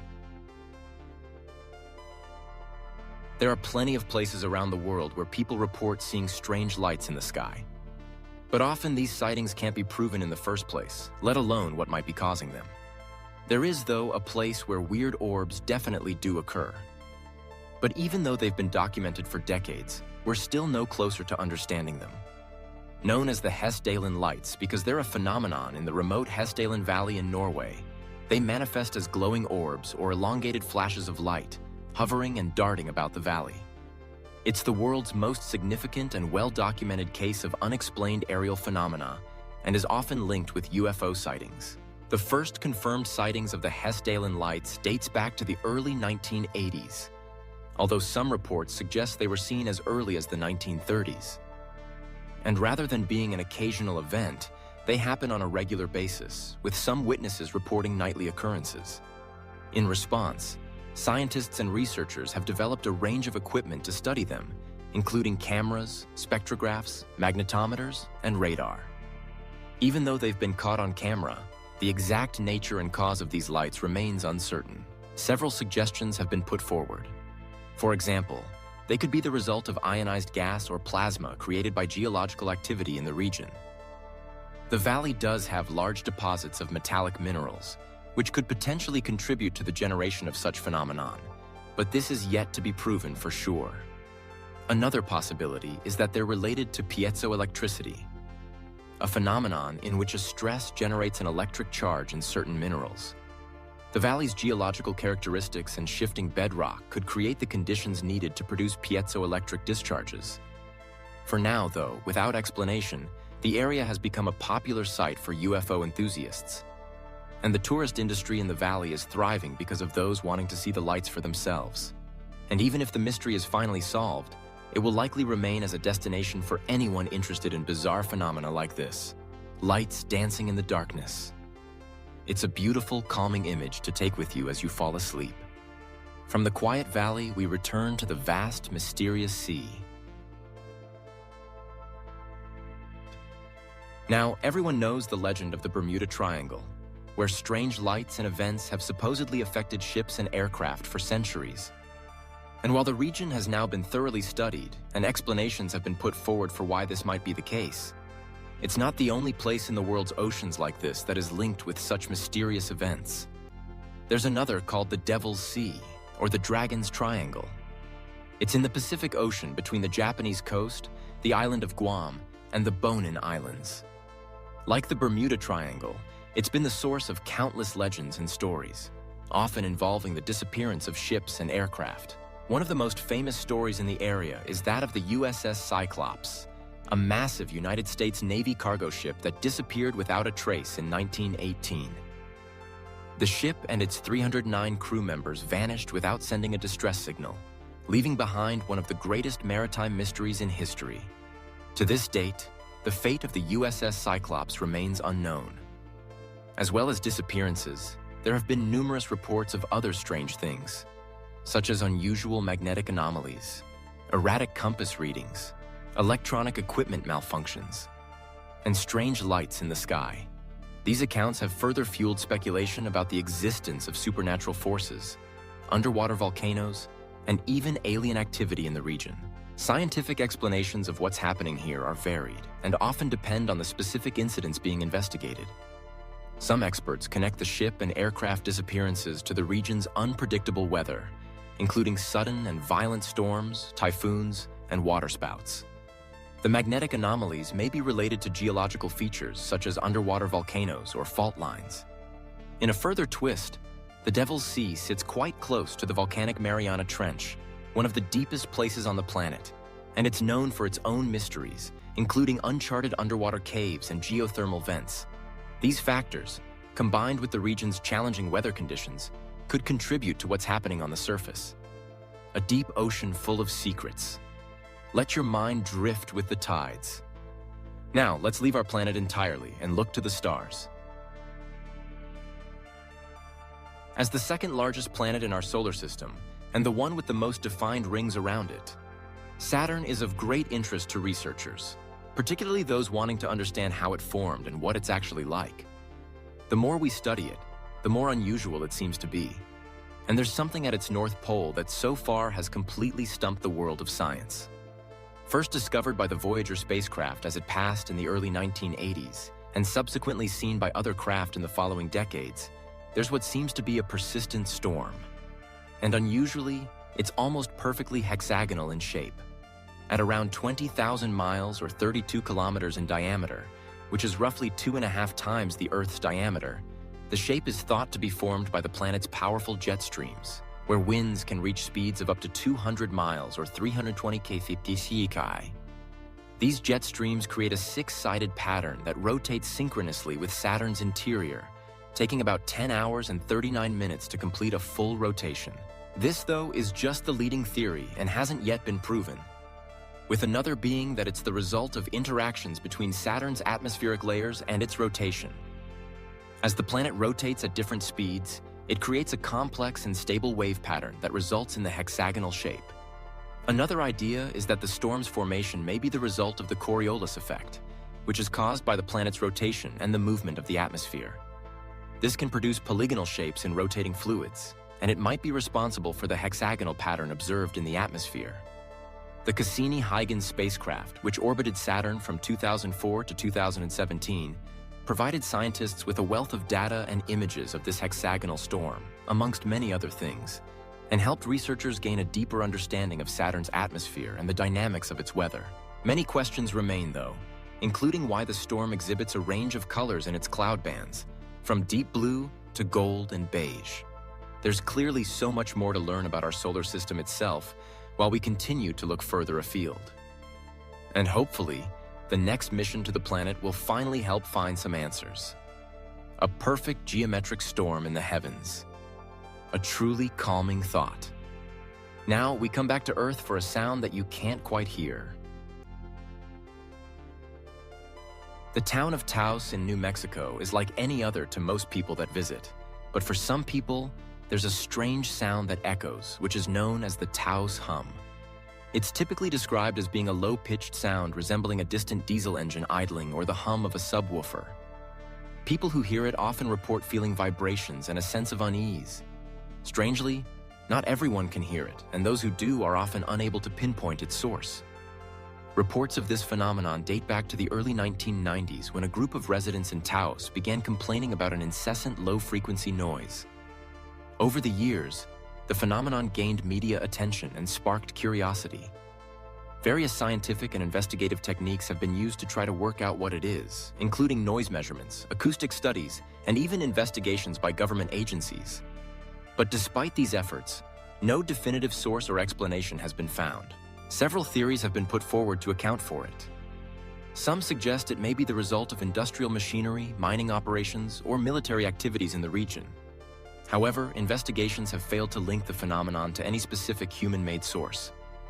This has led to further investigations that it could be related to natural processes such as seismic activity or the movement of underground fluids. There's also no certainty that the hum even exists. With psychological factors also being looked at in the case, it's a form of mass hysteria. But again, no proof can be found. The biggest problem is that for those that hear it, the hum can be seriously impactful on their lives, preventing them from being able to sleep or experiencing higher levels of stress. Until an answer is found, the best they can do is move elsewhere and completely avoid it. A sound without a source, a fascinating and soothing paradox to ponder as you fall into a deep sleep. And finally, our last stop takes us to an ancient land with a mystery written on the ground. Ancient civilizations around the world were known to create huge geoglyphs in the landscape, but there's perhaps none as strange and mysterious as the Nazca lines in Peru. They are made up of hundreds of intricate and colossal designs that range from simple geometric shapes to complex depictions of animals, plants, and humanoid figures. They cover an area of 174 square miles and were created by the Nazca people, who thrived in the region between 200 BCE and 600 CE. To make them, they removed the reddish-brown iron oxide-coated pebbles that covered the Nazca Desert to reveal the light-colored earth underneath. They have remained remarkably preserved for over 1,000 years due to the area's extremely dry and stable climate. Among the most famous Nazca line figures are the hummingbird, the spider, the monkey, and the condor. The largest of the geoglyphs, known as the astronaut or the spaceman, has sparked intrigue due to its resemblance to a figure in a spacesuit. Quite what the purpose of them, though, remains a debate among scholars. Some believe that the lines and figures had ceremonial, religious, or astronomical significance for the Nazca people. They may have served as a part of a ritual, irrigation system, or markers for underground water sources, while others suggest that they were used as an astronomical calendar or as a way to communicate with deities in the sky. What is particularly strange, though, is that they're undoubtedly best seen from the air, but people at the time they were made had no way to see them from this elevation. Quite how they were able to conceive, plan, and carry out the works to create the geoglyphs purely from the ground level isn't entirely clear. And it makes you wonder whether the Nazca people had access to technology that has been long lost to history. These magnificent drawings, left by an ancient people, wait for us to decipher their meaning. A quiet, patient mystery, waiting for you in your dreams. And with that, my sleepy friends, our journey through the world's greatest mysteries comes to a close. From the flashing skies of Venezuela to the swirling lines in the Peruvian desert, we have explored places that remind us how much we still have to learn. The world is full of wonder and puzzles, and perhaps that is its greatest gift. Now let these strange and beautiful images fill your mind as you drift off into a deep, peaceful sleep. Good night. Meow. Meow.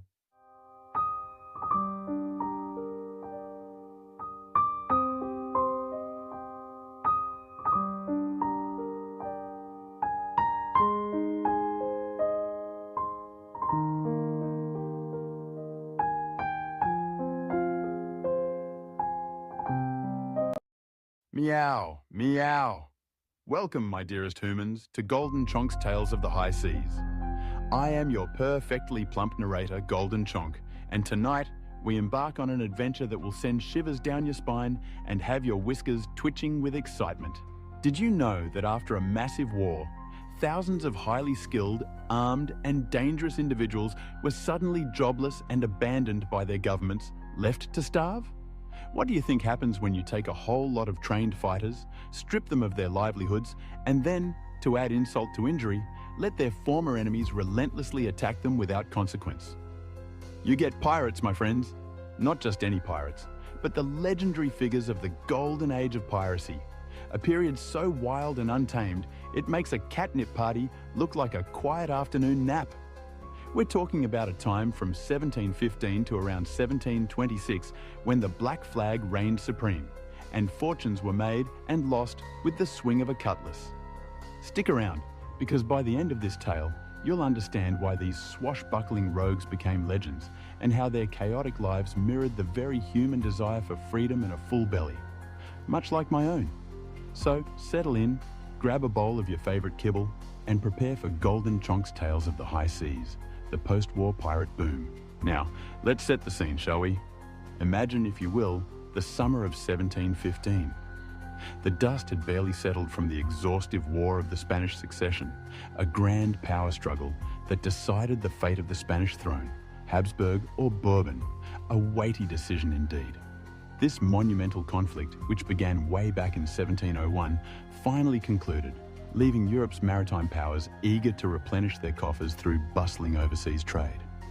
But, as often happens with such colossal events, there was an unforeseen consequence, a ripple effect that would change the face of the high seas forever. You see, during the war, a rather ingenious and, dare I say, cat-like tactic was employed: privateering. Think of privateers as government-sanctioned freelancers of the sea. These weren't your regular Navy sailors, they were civilians operating privately owned vessels, given special letters of marque by their governments. Their mission? To harass and capture the merchant shipping of enemy nations, primarily France and Spain, for England, of course. This was a brilliant, cost-effective alternative to maintaining a massive, expensive war fleet. Why build and maintain countless warships when you can simply deputize a bunch of eager seafarers to do your dirty work for a cut of the profits? Theoretically, privateers could assist the regular navy, but their main gig was raiding commerce, and boy, were they good at it. Over the course of the War of the Spanish Succession, British and American privateers were incredibly successful. snatching more than 2,000 ships as prizes. That's a lot of loot, even for a discerning feline like myself. Then came 1713, and England, ever the pragmatist, decided to bow out of the war with the Peace of Utrecht. This treaty wasn't just a piece of paper. It transformed Great Britain into the undisputed maritime superpower of Europe. They were victorious on both land and sea, a truly triumphant moment. But for thousands of sailors who had bravely served as privateers for the British Crown, this victory meant something entirely different. Sudden, brutal unemployment. The Royal Navy, utterly bankrupt after a dozen years of relentless warfare, rapidly demobilized its fleet. They mothballed warships and, in a shocking move, dumped nearly 3/4 of their manpower, over 36,000 men, within the first 2 years after the Peace of Utrecht was signed. Imagine that, humans. One day you're a hero, raiding enemy ships, and the next, your contract is worthless. Privateer warships, once symbols of daring and profit, were now tied up at docks, gathering dust.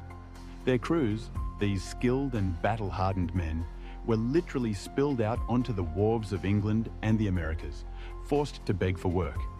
And if they were lucky enough to find a spot on a merchant ship, their wages were slashed by over 50%. Barely surviving on a measly 22 to 28 shillings a month, these men, who had just helped their country achieve dominance, were now facing destitution. It's enough to make a cat shed a tear, if I were the sentimental type. But wait, there's more. Peace with Spain did not, by any stretch of the imagination, bring peace to English sailors seeking work in the West Indies. Oh no, it got even worse. Spanish Coast Guard vessels, ominously known as the guardacostas, prowled the turquoise waters of the Caribbean like hungry sharks. They seized English vessels travelling to and from Jamaica, brazenly declaring them to be smugglers if even a single Spanish coin was found on board. And guess what? They always found illicit coins, because the Spanish dollar was the de facto currency throughout all of England's Caribbean colonies. It was a rigged game, a cruel trick of fate. In the first 2 years of this so-called peace, a staggering 38 Jamaican trading vessels were seized, costing their owners nearly £76,000 in losses. When crews dared to resist, the guardacostas often resorted to violence, killing a few sailors in retribution, while the rest endured months or even years in Cuban prisons. The Caribbean, once a lucrative playground, had become more perilous in peacetime than it ever was during war. Impoverished mariners, their bellies rumbling and their spirits broken, crowded the streets, taverns, and boarding houses of Port Royal, Jamaica. They were seething with anger at the brutal treatment from the Spanish guardacostas and utterly frustrated by the inaction of their own British government. The losses inflicted by the Spanish meant fewer English merchantmen dared to sail from Port Royal, leading to an acute lack of job opportunities for desperate sailors. English mariners who were captured by the Spanish, some even multiple times, were tortured and abused by their captors. And to top it all off, their employers, trying to offset their shipping losses, simply refused to pay their sailors for the time they spent languishing in Spanish prisons. Can you believe such a raw deal? It's enough to make even a pampered house cat want to join a pirate crew. And that, my dear listeners, is precisely what happened. Fed up with Spanish abuse and British neglect, a large number of these desperate sailors and ex-privateers finally snapped. They turned to piracy. The war, in a cruel twist of irony, had inadvertently trained thousands of new pirate recruits, equipping them with the skills and the hardened hearts necessary for a life under the black flag. One of the very first, a true pioneer of this new era of piracy, was a man named Benjamin Hornigold. And he didn't sail alone.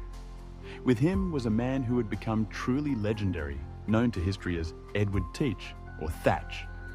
Both had served side by side on Jamaican privateers during the war, and both found themselves jobless and aimless once peace was declared.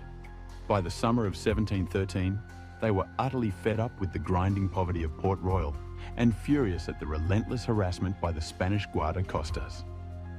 Hornigold, a man of action and keen observation, convinced Teach and a motley crew of former shipmates and drinking buddies to put their privateering skills to good use and solve both their problems simultaneously. Their plan was deliciously simple. Go back to attacking the Spanish, but this time, keep all the plunder for themselves.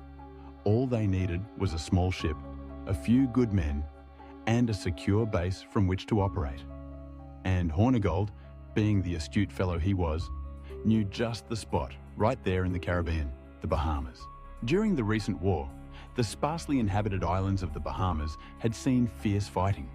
Most of the action centered around the island with the most commercial importance, New Providence. Back in 1703, a combined Franco-Spanish expedition had virtually annihilated Nassau, the island's only major settlement, chief harbour, and seat of government for the Bahamas. In the year following this devastating sack, the governor of the Bahamas, probably quite distraught, simply abdicated his post.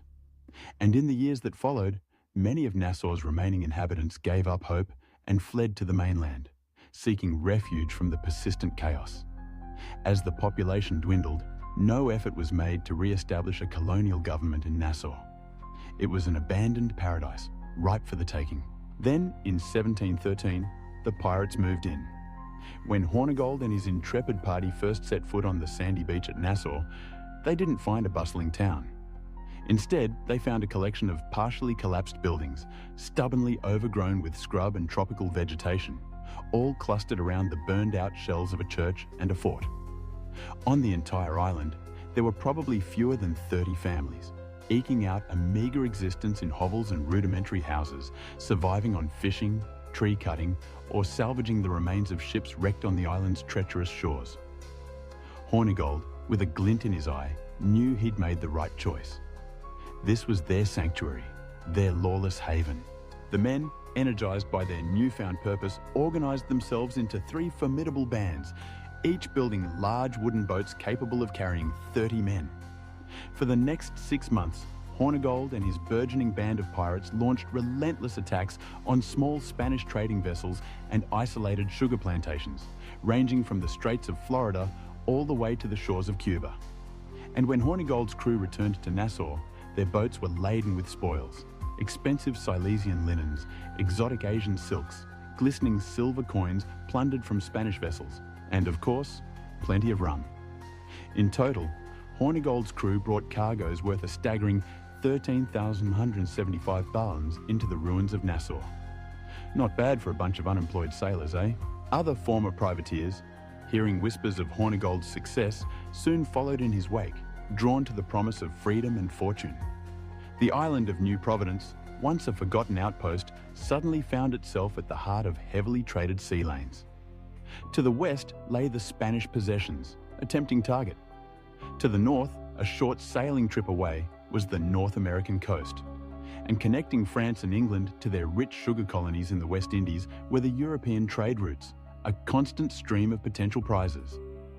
By 1715, spurred on by the success of Captain Hornigold, more than 2,000 ex-privateers had descended upon New Providence, transforming it into a chaotic but thriving pirate haven. They proudly referred to their anarchic state as the Republic of Pirates. And by the following year, 1716, the pirates based in Nassau and New Providence Island had become a formidable menace to mercantile shipping, striking fear into the hearts of merchants from the coast of Maine all the way to the Spanish mainland. But my dear humans, this was just the beginning of a truly revived pirate war on the civilized world. Now for a tale of audacious plunder that solidified Nassau's reputation as a pirate stronghold. On July 24, 1715, the annual Spanish treasure fleet, a sight to behold, departed Havana, its holds groaning under the weight of a vast cargo of jewels, gold, and silver, valued at an astonishing 14 million pesos. Their destination? Cadiz, Spain. But fate, as it often does, had other plans. A mere week later, the fleet was caught in the merciless embrace of a vicious hurricane. All 11 treasure galleons were brutally wrecked on the eastern shore of Florida. Spanish vessels from Havana were immediately dispatched to salvage the wrecks, equipped with diving gear to recover the sunken treasure. They managed to recover several million pieces of eight, most of which they prudently transported to the fortress in Havana.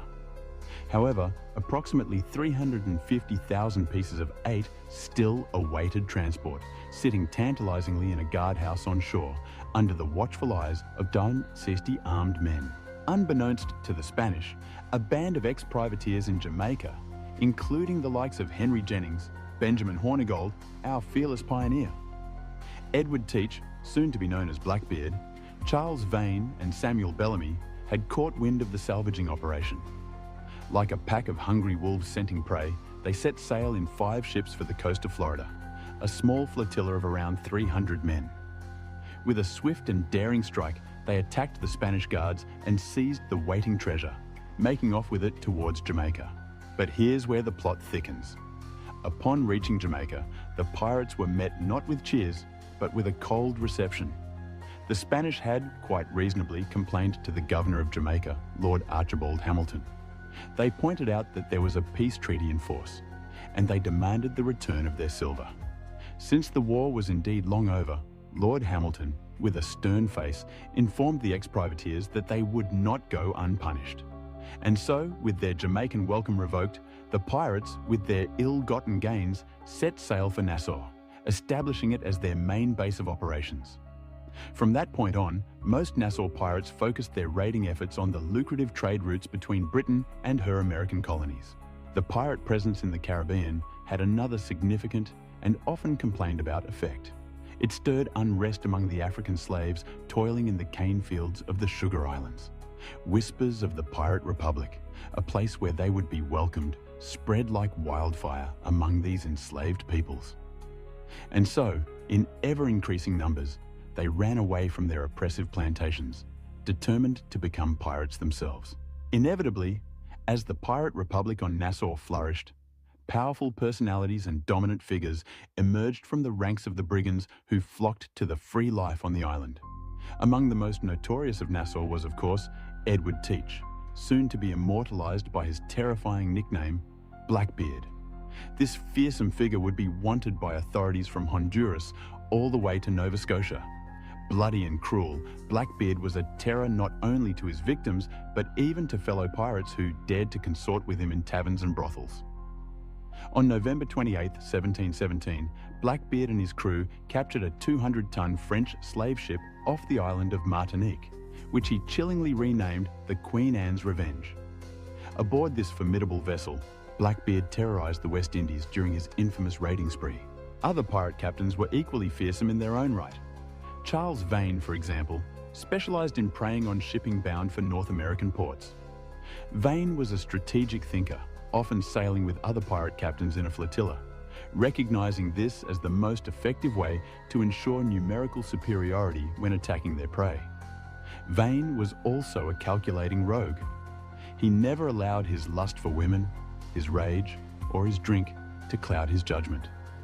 He enjoyed years of success as a Nassau captain precisely because he knew when to fight and, crucially, when to run. A smart cat, that Vane. Perhaps one of the most successful pirates of the post-Spanish succession period was Samuel Black Sam Bellamy, who is believed to have plundered over $130 million in loot. Despite his fearsome reputation, Bellamy was reportedly well-mannered and, like many pirates of the era, dressed flashily. He was known for carrying 4 dueling pistols in his sash, a truly intimidating sight. Like many other pirate ships of the day, Black Sam's crew was remarkably democratic, holding votes to elect men into vital crew roles. Bellamy typically pirated with 2 ships, one heavily armed for brute force and the other smaller and more maneuverable, perfect for blocking ships and easily capturing them. His balanced and coordinated attacks meant he often took many ships with their valuable cargoes fully intact.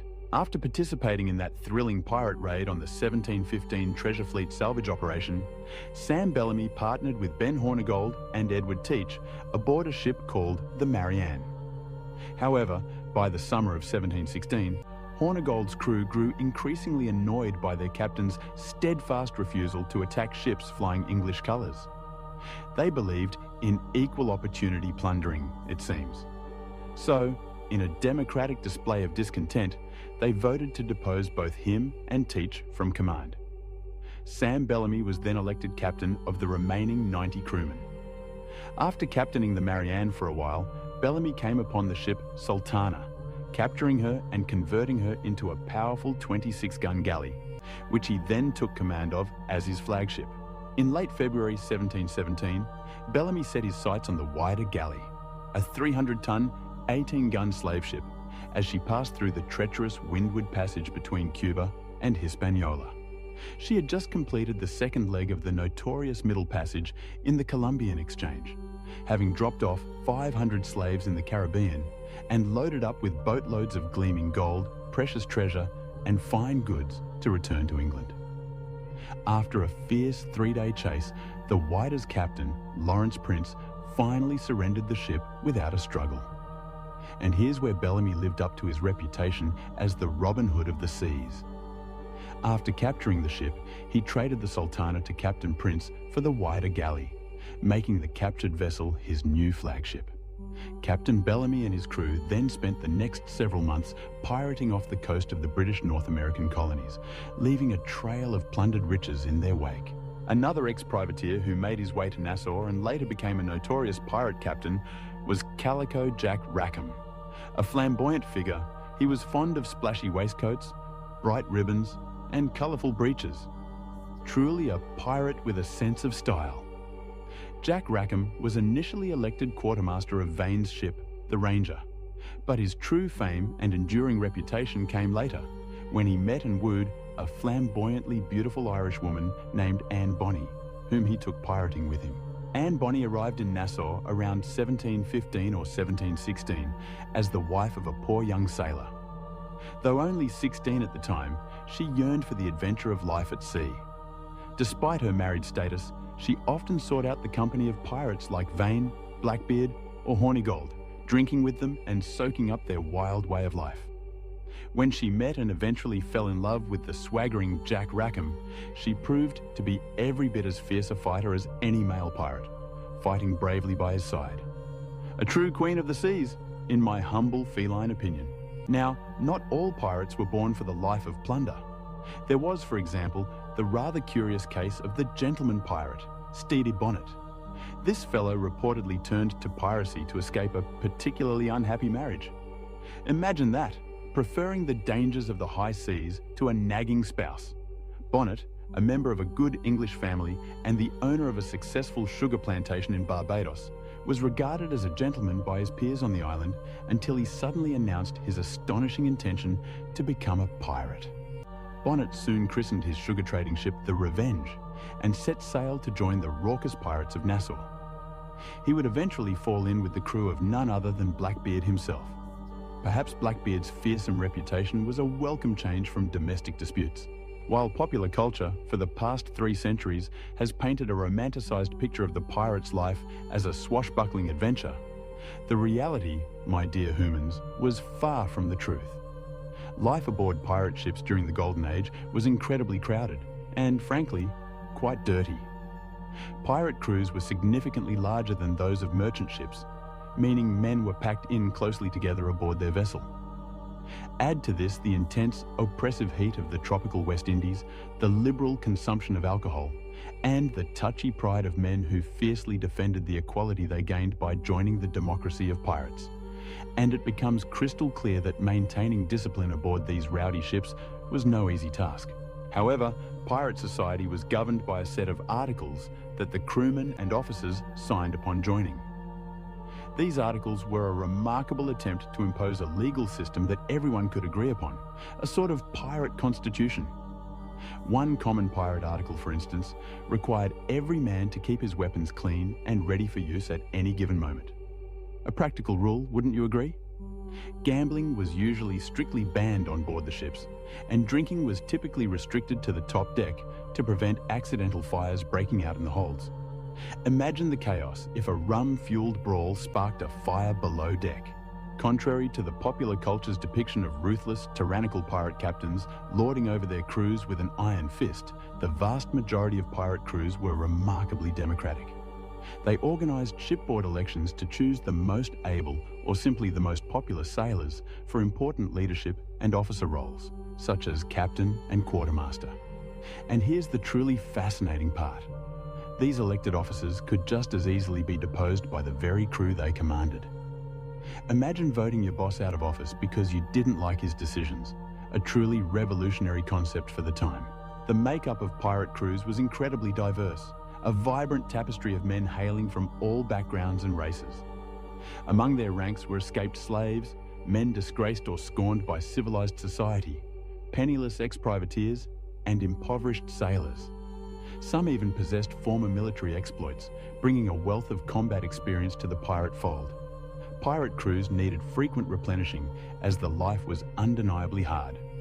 Most men sailing under the black flag were volunteers, drawn to the promise of freedom and fortune, but casualties from disease, brutal combat, unfortunate accidents, and occasional desertions took their inevitable toll.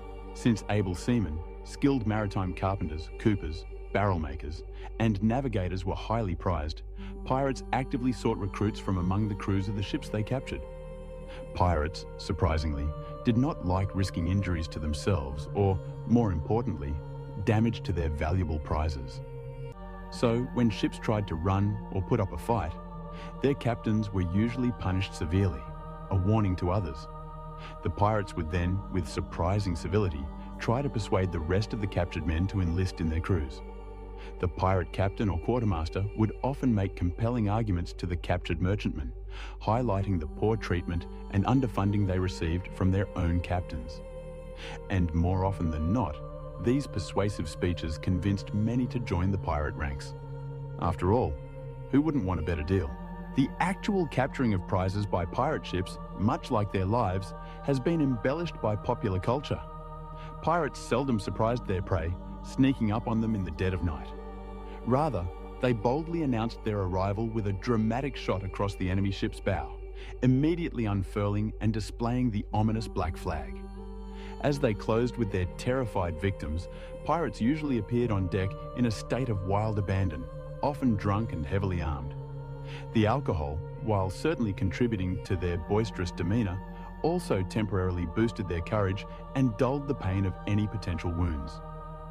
Frequently, they would dance about the deck to the lively music provided by the ship's musicians, waving their weapons, shouting terrifying war cries, growling like wild beasts, and often hurling colorful insults at their prey.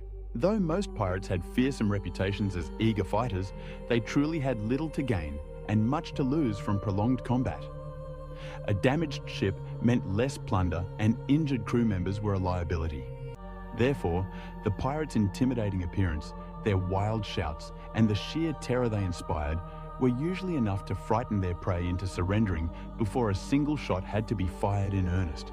However, if the target dared to run, the pirates would give chase, relentlessly pursuing their prey, attempting to disable her before closing in for the kill. And if the enemy crew resisted further, the pirates would then, with a blood-curdling roar, jump onto their enemy's decks, engaging in bloody, close-quarters boarding action, a chaotic dance of cutlasses and pistols. By the end of 1717, the Nassau pirates had so savaged Caribbean shipping that the British government, bless their slow but steady hearts, finally began to take serious notice of the sharp drop in their commerce.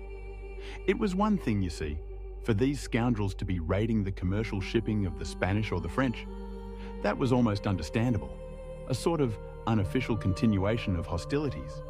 But when these rascalous pirates of Nassau began severely hurting British trade, the government of King George III finally sat up and paid attention.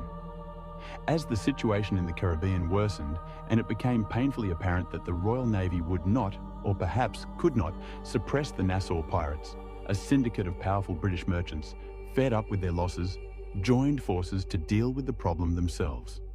Soon enough, this determined consortium had formulated a bold and audacious plan to restore order to Nassau and, once and for all, defeat the formidable pirates of the Caribbean. And that, my dear humans, is where we must pause our tale for tonight. What became of the Republic of Pirates? Did the British merchants succeed in their bold plan? And what fates awaited the infamous Blackbeard, the cunning Charles Vane, and the democratic Black Sam Bellamy? You'll have to tune in next time for the thrilling conclusion of Golden Chonk's Tales of the High Seas. Until then, keep your wits sharp, your whiskers twitching, and your spirit of adventure alive. This is Golden Chonk, signing off for now. Meow, meow.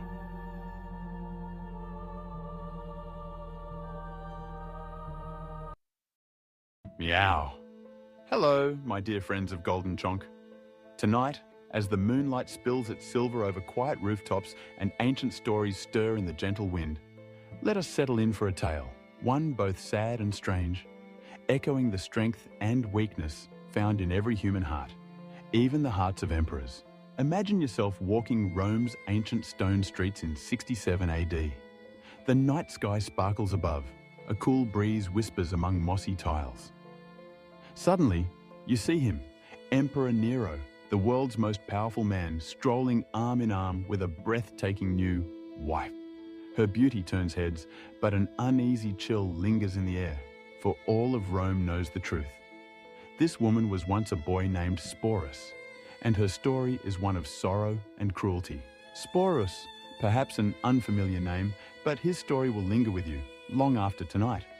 Before he was drawn into tragedy, let us consider the one who drew him in. Nero was not born a monster. When he became emperor at only 16, people hoped for a golden age. He reduced taxes, sponsored grand performances, and won the people's love. But absolute power, it can twist even the brightest soul. By 65 AD, something had cracked deep within him. Was it paranoia, the constant fear of betrayal? Or was it loneliness, the suffocating isolation of being emperor, above contradiction, beyond challenge? Or was it the loss of the only person he claimed to love, his wife, Poppaea Sabina? She was not only beautiful and clever, but matched his ambition and shared his dreams. Where his first wife, Octavia, was reserved, Poppaea was vibrant, a true partner, but also a dangerous obsession. Nero's passion for Poppaea became all-consuming. He divorced and exiled Octavia, married Poppaea in a lavish ceremony, and showered her with treasures from every corner of the empire. He watched her, isolated her, remade the world to keep her close. His love became possession, his devotion a prison. Poppaea understood the power and peril of her position. She promoted her family, built alliances, but crucially, she was not afraid to challenge Nero, even to mock him. This independence in the end proved fatal. One day, an argument escalated. Poppaea, pregnant with their second child, dared to criticize Nero's priorities. In a fit of rage, he struck her. Some say a single blow, others a prolonged attack. She died within hours, along with their unborn child. In that moment, the emperor who commanded armies, who was worshipped as a god, destroyed the only thing he truly loved. Nero's grief became madness. He refused the Roman funeral rites, embalmed her body, built her a mausoleum fit for a goddess, and spoke to her corpse as if she still lived. The court joined his delusion, leaving her seat empty at banquets, speaking of her in the present tense for fear of exile or death. It was then that Sporus entered Nero's gaze. A young freedman, perhaps 14 or 15, Sporus grew up in the palace and owed everything to imperial favor. A privilege, but also a trap. What caught Nero's shattered mind was Sporus's face, a haunting resemblance to the lost Poppaea. For a man who had convinced himself he was a god, this likeness was an omen, a chance to undo the irreversible. The obstacle, Sporus was male, hardly mattered. Nero ordered physicians to surgically alter the boy, not merely to dress him as a woman, but to erase who he was. The procedure was dangerous, agonizing, and irreversible. If Sporus survived, he would never again be regarded as himself, but as an object of the emperor's will. Once recovered, Sporus was renamed Sabina and prepared for marriage to Nero. Seamstresses and jewelers transformed him. Makeup artists and tutors taught him the gestures, the walk, the voice of a Roman empress. Every lesson, every ornament, another chain binding him to a role he never chose. The marriage was held with imperial splendor, flowers, music, sacred rites. To outsiders, a spectacle. To those who knew, a moment of horror. Nero treated Sporus as his wife, his living Poppaea. Every day, Sporus performed under constant threat, forced to embody memories and emotions that were never his own. Ancient sources say he became skilled at this deception, but grew ever quieter, ever more withdrawn. For more than 2 years, Sporus lived this life, his true self buried beneath layers of forced femininity and imperial fantasy. When Nero's reign collapsed amid revolt and betrayal, Sporus fled with him, still bound to the man who had erased him. After Nero's death, Sporus became a pawn, passed between powerful men, forced to relive his trauma for their amusement. Finally, facing the ultimate humiliation, public degradation in the Colosseum, Sporus took the only choice left to him. He ended his life no older than 20, reclaiming in death the agency denied him in life. His story is rarely told for who he was, but rather as a symbol of imperial excess. Yet what haunts us is not just the cruelty he endured, but the way his identity was systematically stripped away, made into a canvas for someone else's madness. In choosing his own end, Sporus reclaimed the smallest spark of self, a final act of defiance. We know almost nothing of his hopes, his dreams, the life he would have chosen. All that remains is the echo of his suffering, a reminder that behind every tale of power and glory, there are individual stories of pain and resilience that deserve to be remembered. So now, as you drift towards sleep, let the memory of Sporus remind you, no matter how dark the night, there is always a spark of choice, a flame of resilience within. Good night, dear friends. Dream gently and know you are seen. Meow.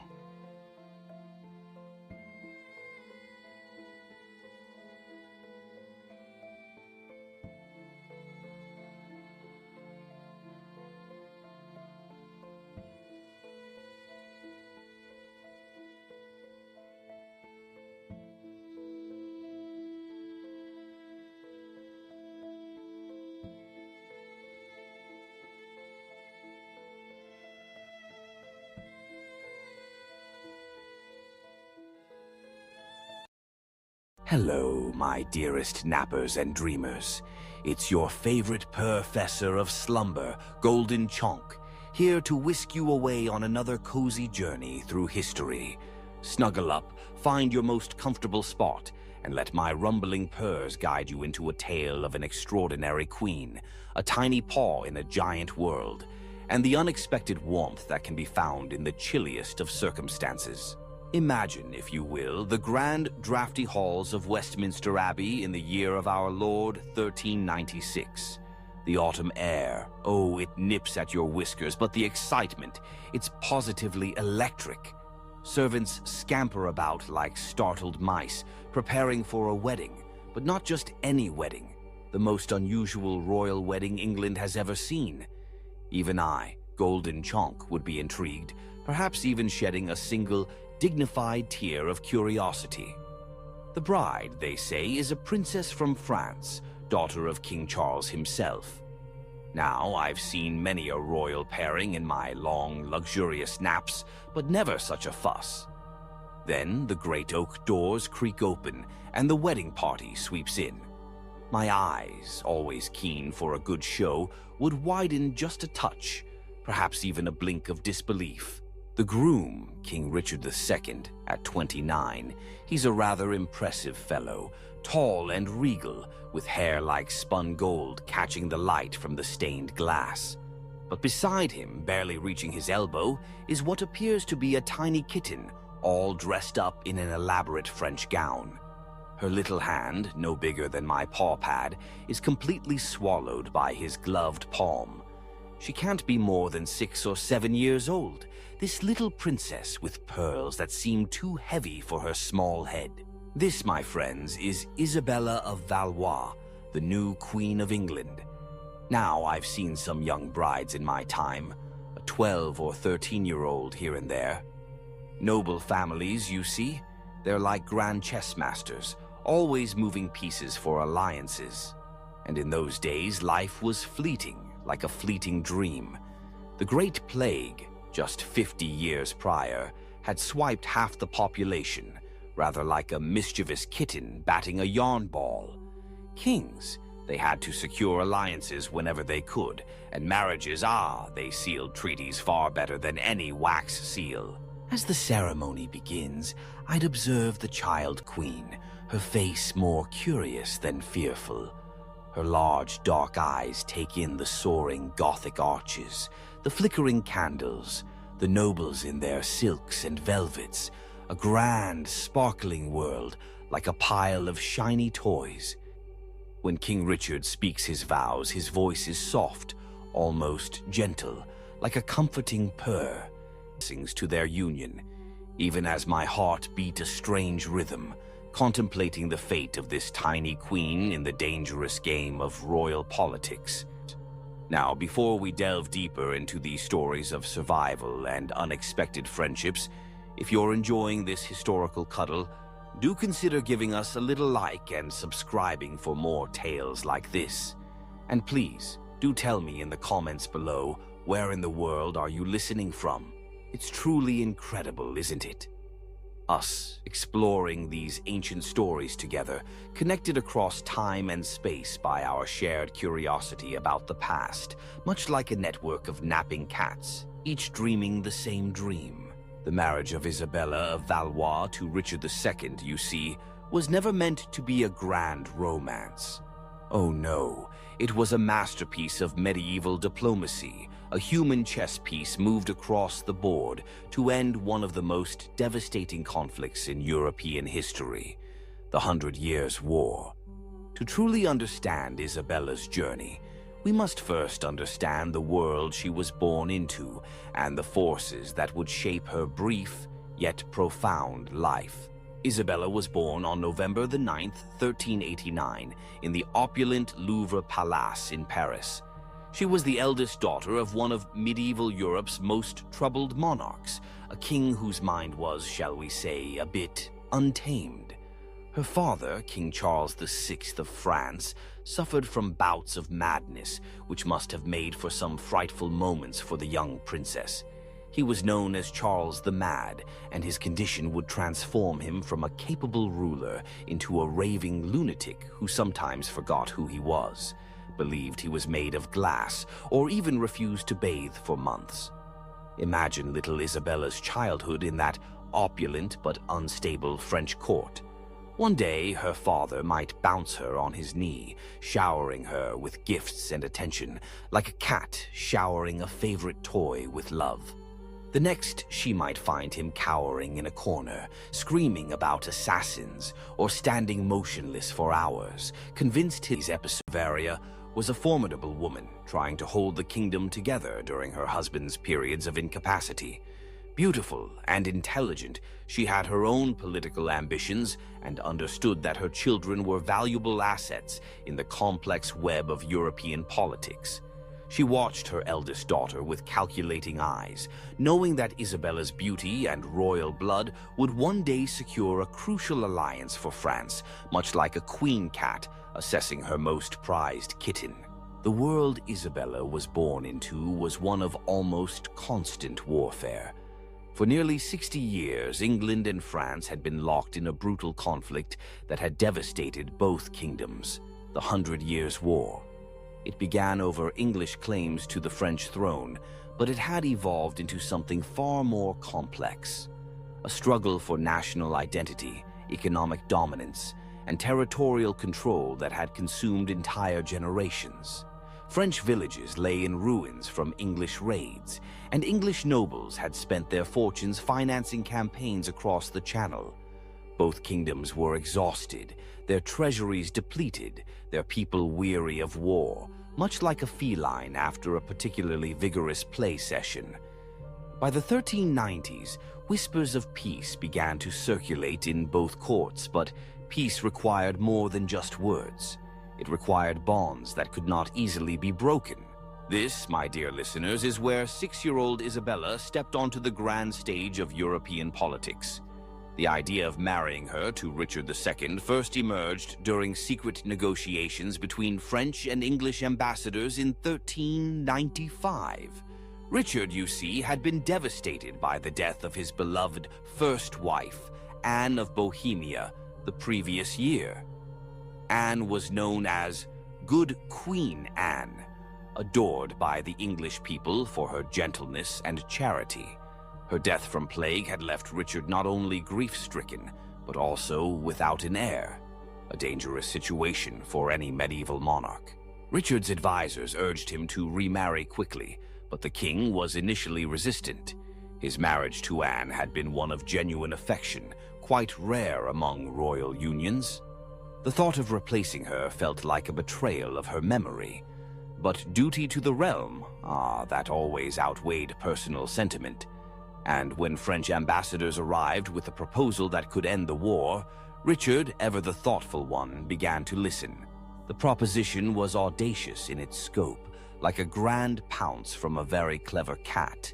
They offered not just the hand of the king's eldest daughter, but a dowry of 800,000 francs, an astronomical sum that would go far toward refilling England's war-depleted treasury.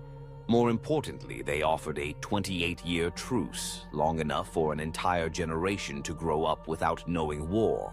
There was one significant obstacle, however.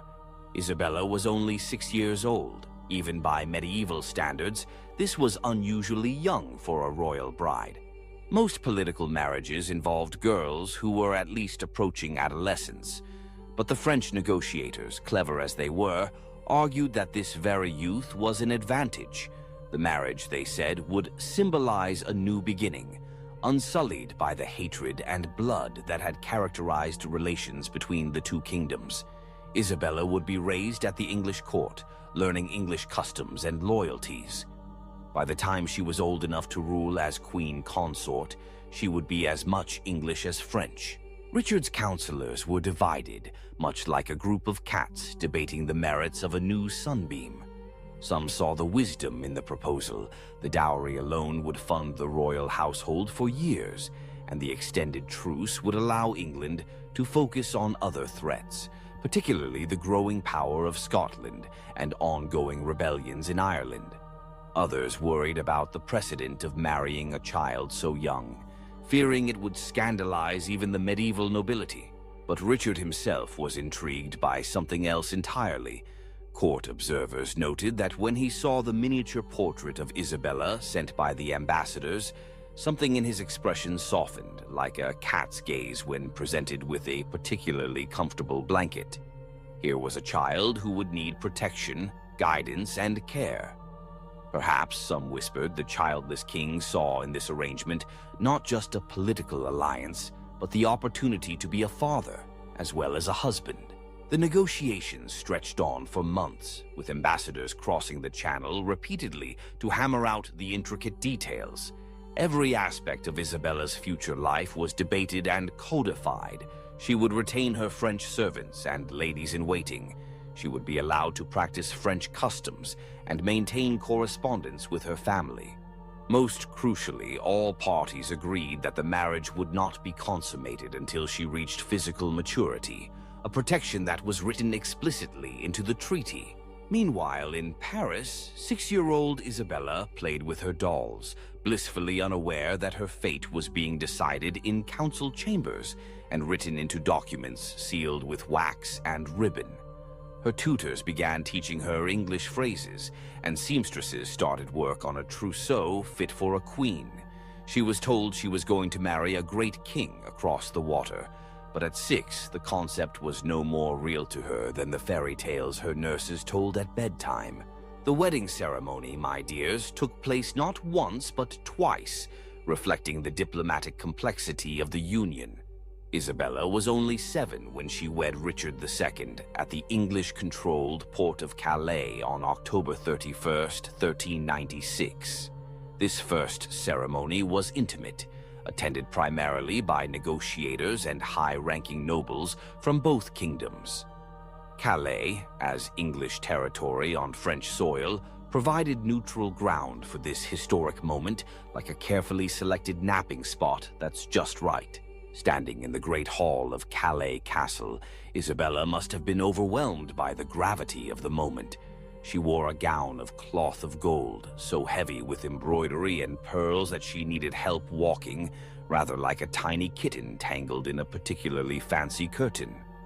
Her new husband knelt to her level to exchange rings, and witnesses noted how gently he lifted her chin when she seemed frightened by the assembled nobles staring at her. A year later, she was crowned queen in Westminster Abbey. Allegedly, several people died in the crush to get a glimpse of the famous young bride. Oh, the perils of royal celebrity, even then. The English people had heard tales of their new child queen, and curiosity, that irresistible force, drew massive crowds to London for the coronation. The ceremony itself was a spectacular display of royal pageantry, designed to show both the English nobility and foreign observers that this unusual marriage had the full support of the crown. Isabella processed through London streets in a litter decorated with English roses and French fleur-de-lis, symbolizing the union of the two kingdoms, like two happy pairs intertwining. She wore a crown specially made for her small head, and her train was carried by English duchesses who had been chosen to serve as her guardians and teachers. The crowds that lined the streets called out blessings in English, which she was only beginning to understand, but she smiled and waved as she had been taught, a true little queen in the making. The coronation feasts that followed lasted 3 days, with entertainment that included jugglers, musicians, and elaborate theatrical presentations depicting the glorious future that this marriage would bring to both kingdoms. Isabella sat at the high table beside Richard, picking at her food with the careful manners her French tutors had drilled into her, while nobles toasted the health of the child queen. But even as the celebrations continued, experienced courtiers were already beginning to wonder how long this peace would last. Medieval truces, no matter how elaborately negotiated, were fragile things, like a carefully balanced tower of treats. Richard II, despite his current power, was not universally loved by his nobles. There were whispers of discontent, particularly among those who felt the king was too influenced by his favorites and too willing to make peace with France when England's military position remained strong. For the moment, however, Isabella was safe in her new home. Richard installed her in her own apartments at Westminster Palace, staffed with a carefully chosen household that blended French and English attendants. Her days were filled with lessons not just in languages and courtly accomplishments, but in the complex etiquette of English court life. She learned to curtsy in the English fashion, to prefer wine over ale at meals, and to speak English with the accent of the court rather than her French tutors. Much like a very clever cat adapting to new human customs, Richard himself took an active interest in her education and welfare. Contemporary chronicles describe him visiting her apartments regularly, bringing her gifts from across his realm. Exotic birds from Ireland, fine books from Oxford, musical instruments crafted by London's best artisans. He seemed to genuinely enjoy her company, and she began to look forward to his visits, greeting him with the mixture of formality and affection that marked their unusual relationship. The other children at court quickly accepted Isabella as one of their own. Medieval royal households typically included numerous young nobles being raised and educated alongside the monarch's own family. Isabella found particular friendship with the daughters of Richard's supporters, girls close to her own age, who helped her navigate the subtle hierarchies and unspoken rules of English noble society. Her favorite companion was Margaret Holland, daughter of one of Richard's half-brothers. Margaret was only 2 years older than Isabella, but seemed worldly and sophisticated to the young queen, like an older, wiser feline guiding a playful kitten. It was Margaret who taught Isabella English children's games, who helped her understand which ladies-in-waiting could be trusted with secrets, and who warned her about the political undercurrents that even children couldn't entirely escape. The two girls would spend hours in Isabella's private garden, practicing their needlework while Margaret explained the genealogies of English noble houses and the ancient feuds that still simmered beneath the surface of court politeness. Isabella was a quick learner, and her French perspective on English politics often provided insights that surprised her older companions. Why? Isabella once asked Margaret, with the innocent curiosity of a kitten. Do the English nobles seem to watch each other so carefully? In France, there are factions and quarrels, but here everyone seems to be waiting for something to happen. Margaret, wise beyond her years, explained that Richard's reign had been marked by conflicts with his nobles almost from the beginning. There had been a major rebellion when he was young, and he had never entirely forgiven those who had opposed him.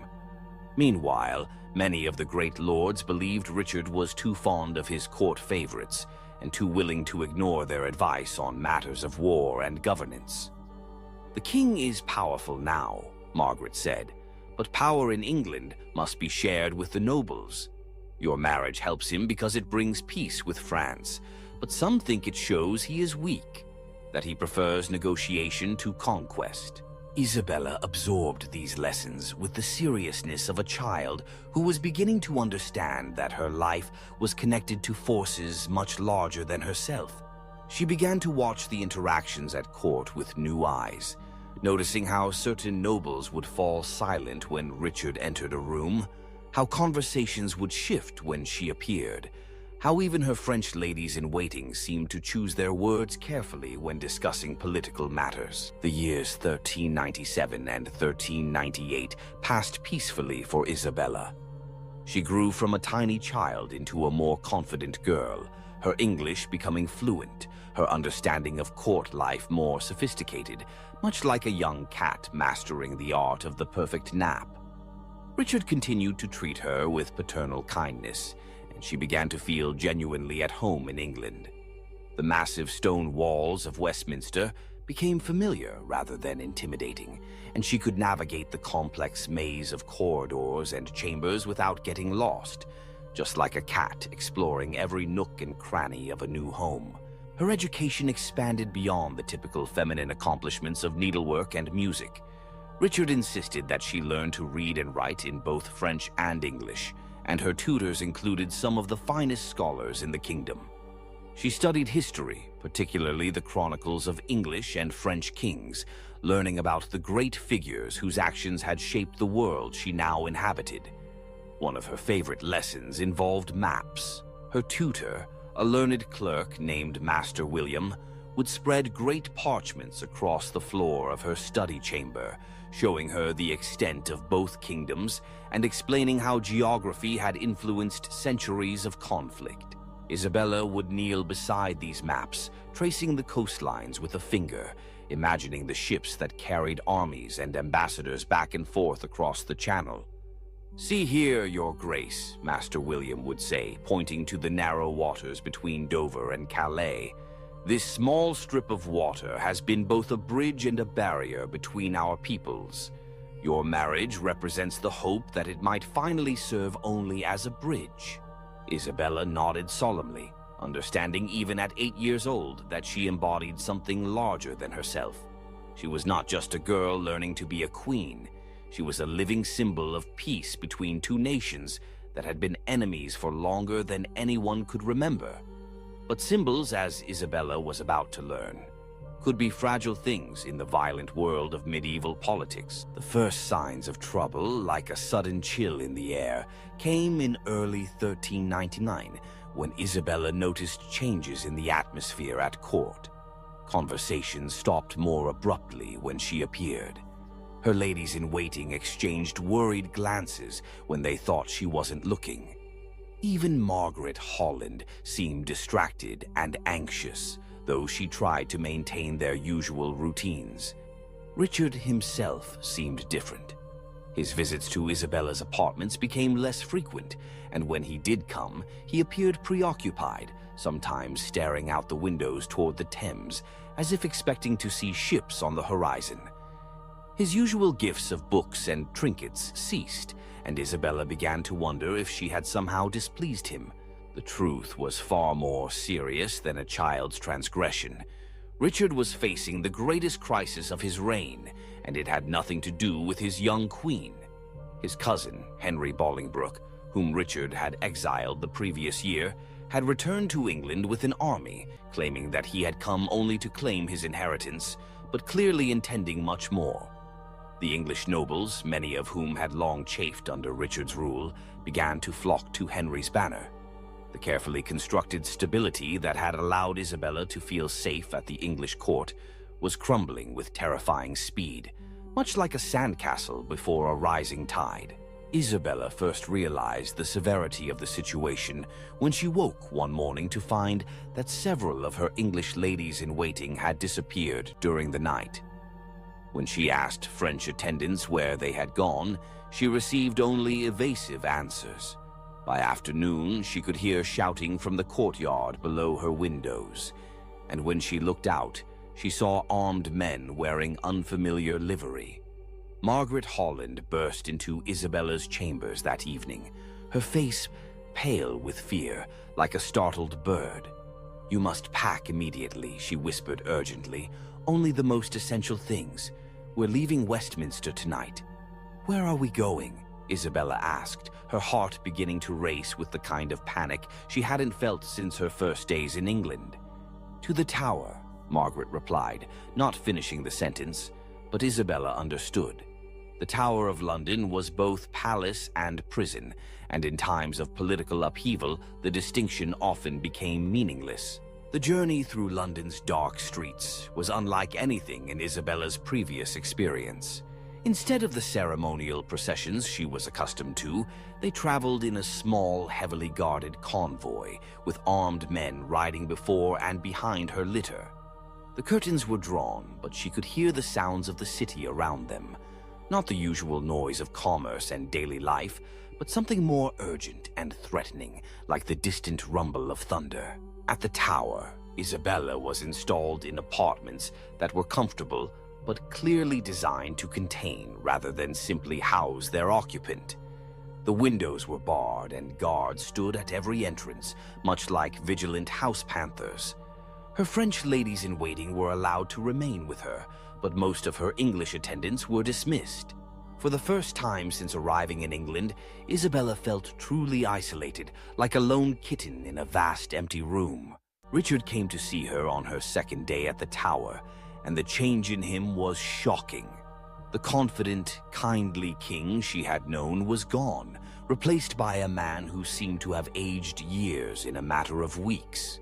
His clothes were rumpled, his hair unkempt, and his eyes held a wildness that reminded Isabella uncomfortably of her father's episodes of madness. "My dear child," he said, kneeling before her chair as he had done during their first meeting, "I'm afraid our circumstances have become difficult. There are those who question my right to rule, who seek to overturn the peace we have built with your father's kingdom." Isabella, now 9 years old and far more sophisticated than she had been 3 years earlier, understood the implications.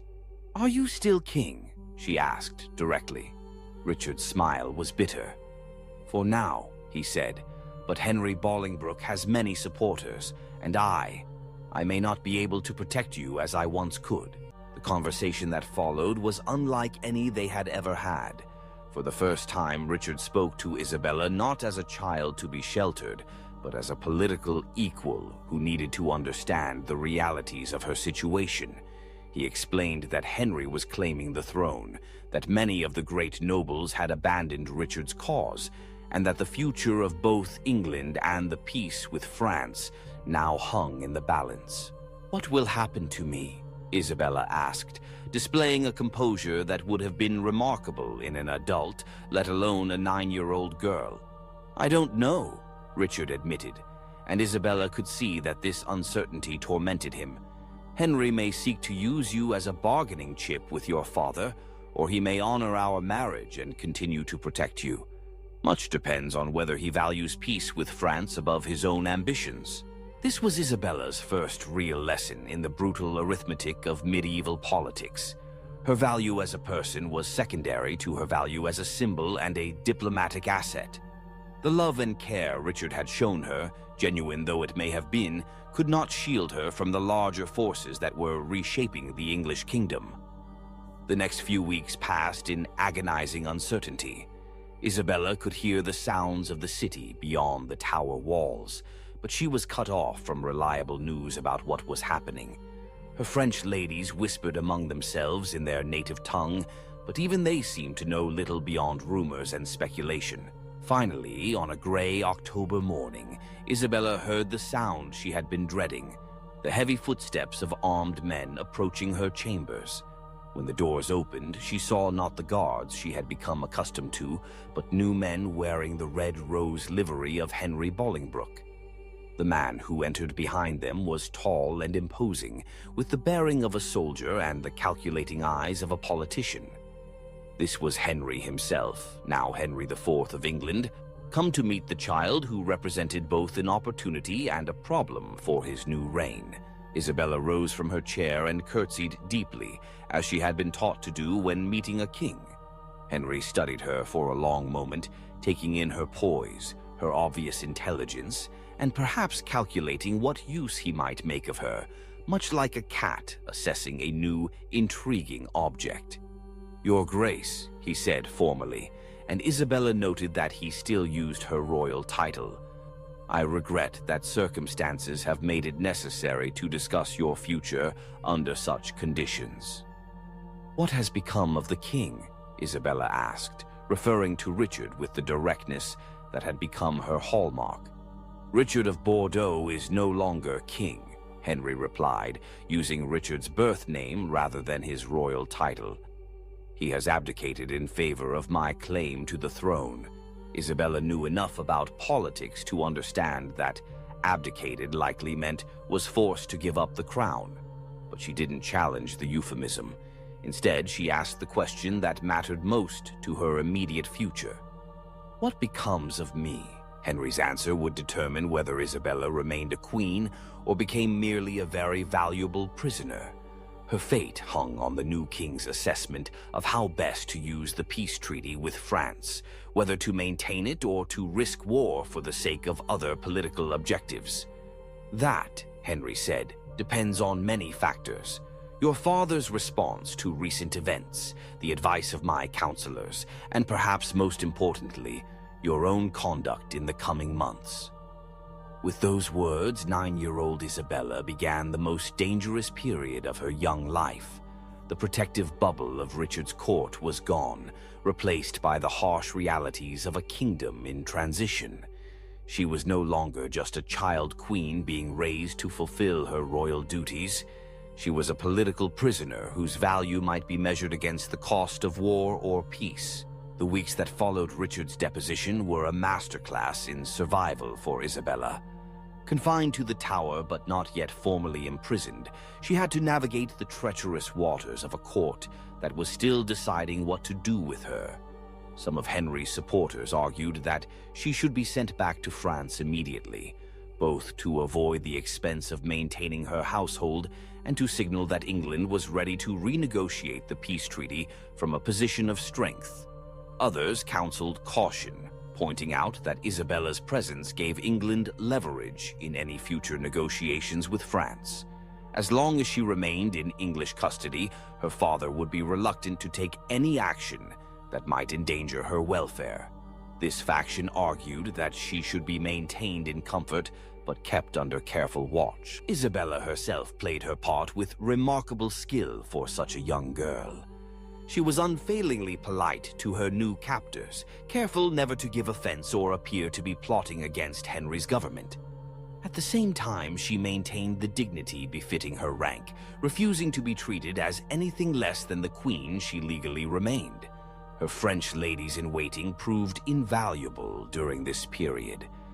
Unlike her English attendants, who had been dismissed or had fled, these women remained loyal to Isabella's interests rather than to any English faction. They helped her understand the nuances of her situation and coached her in the careful balance she needed to maintain. "Remember," her chief lady-in-waiting, Madame de Coucy, advised her, "you are still Queen of England in the eyes of the law and of your father's court.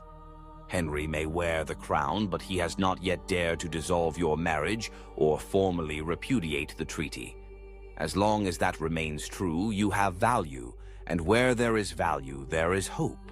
This hope, however, came with a terrible cost that Isabella was only beginning to understand.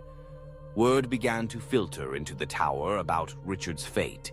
First came rumors that he had died in captivity at Pontefract Castle. Then came whispers that his death had not been natural, that Henry's supporters had arranged for the former king to meet with an accident. When Isabella finally received confirmation that Richard was dead, the news hit her with unexpected force. She had never loved Richard as a wife loves a husband. How could she when she was still a child? But he had been kind to her, had protected her, had been the closest thing to a father figure she had known since leaving France. His death represented not just personal loss, but the severing of her last connection to the life she had built in England. The manner of Richard's death also carried ominous implications for her own future. If Henry was willing to arrange the murder of an anointed king, what scruples would he have about disposing of a French princess who had outlived her usefulness? These fears proved well-founded when, in early 1400, Isabella received an ultimatum from Henry's government. She would be allowed to return to France, but only if she formally acknowledged Henry as the rightful King of England and renounced any claims she might have to the English throne as Richard's widow. The proposed agreement was a diplomatic masterpiece from Henry's perspective. By voluntarily leaving England, Isabella would implicitly accept that her marriage to Richard had been dissolved by his deposition. This would free Henry from the obligations of the original peace treaty, while avoiding the political complications of forcibly expelling a child queen. For Isabella, the choice was stark. Accept exile and acknowledge that her 3 years as Queen of England had been meaningless, or refuse and risk remaining a prisoner indefinitely. At 10 years old, she was being asked to make a decision that would affect not only her own future, but the relationship between England and France for years to come. Her French advisors were divided. Some argued that she should accept the terms and return to the safety of her father's court, where she could be cared for properly and perhaps eventually find a new marriage. Others insisted that she should refuse, maintaining that she remained Richard's legitimate widow and England's rightful queen, regardless of Henry's usurpation. Isabella herself struggled with the decision for weeks. Part of her longed to return to France, to see her family again, and escape the uncertain atmosphere of Henry's court. But another part of her recognized that accepting Henry's terms would be a betrayal of Richard's memory and an abandonment of the peace he had died trying to preserve. In the end, the decision was made for her by events beyond her control. Charles VI, during one of his lucid periods, sent word that he expected his daughter to return to France immediately. The message, delivered through diplomatic channels, made it clear that continued negotiations over Isabella's status would be interpreted as an act of hostility by the French crown. Faced with the prospect of renewed war with France, Henry's government quickly agreed to Isabella's departure.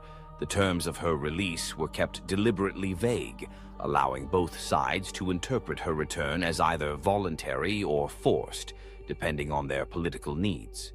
The journey back to France in the summer of 1401 was a bittersweet experience for Isabella. She was leaving behind the only home she had known for 5 years, abandoning the apartments where she had learned to read English poetry, the gardens where she had played with Margaret Holland, the great hall where she had been crowned Queen of England. At the same time, she was returning to a family and a country that had become foreign to her during her years in England, much like a cat returning to a home that smells subtly different. She now spoke French with a slight English accent, preferred English fashions to French ones, and had to relearn the etiquette of her father's court. The little girl who had left Paris at 6 was returning as a young woman of 11, shaped by experiences that none of her French relatives could fully understand. The reunion with her parents was complicated by her father's deteriorating mental condition. Charles VI was in the midst of one of his worst episodes when Isabella arrived, convinced that he was being pursued by invisible enemies and refusing to recognize his own family. When he finally emerged from his madness several weeks later, he seemed confused by Isabella's presence, as if he had forgotten that she had been married to the English king. Her mother, Isabella, was more welcoming but also more calculating, like a queen cat sizing up a new contender for the best napping spot. The Queen of France immediately began considering how Isabella's unique position might be used to advance French interests. As the widow of an English king, Isabella had a certain diplomatic status that could prove valuable in future negotiations. More immediately, her experience at the English court made her a valuable source of intelligence about English politics and military capabilities. Isabella found herself caught between these competing demands on her loyalty and knowledge. She was French by birth and had returned to French soil, but she had also been Queen of England and felt some lingering obligation to the country that had been her home. When her mother's advisors questioned her about English defenses or Henry's support among the nobility, she answered carefully, providing general information while avoiding details that might be used to plan military campaigns. The months following her return to France were a period of adjustment and reflection for Isabella. She was no longer a child, but she was not yet fully adult. At 11, she had already experienced more political upheaval and personal loss than most people encountered in a lifetime. The question now was what role she would play in the complex world of medieval European politics. Her status as a former Queen of England made her an attractive marriage prospect for various European nobles, but it also complicated any potential matches. Some potential suitors were intimidated by her royal rank and political significance. Others were more interested in the political advantages of marrying her than in Isabella herself. Isabella, for her part, had developed strong opinions about marriage based on her experiences with Richard.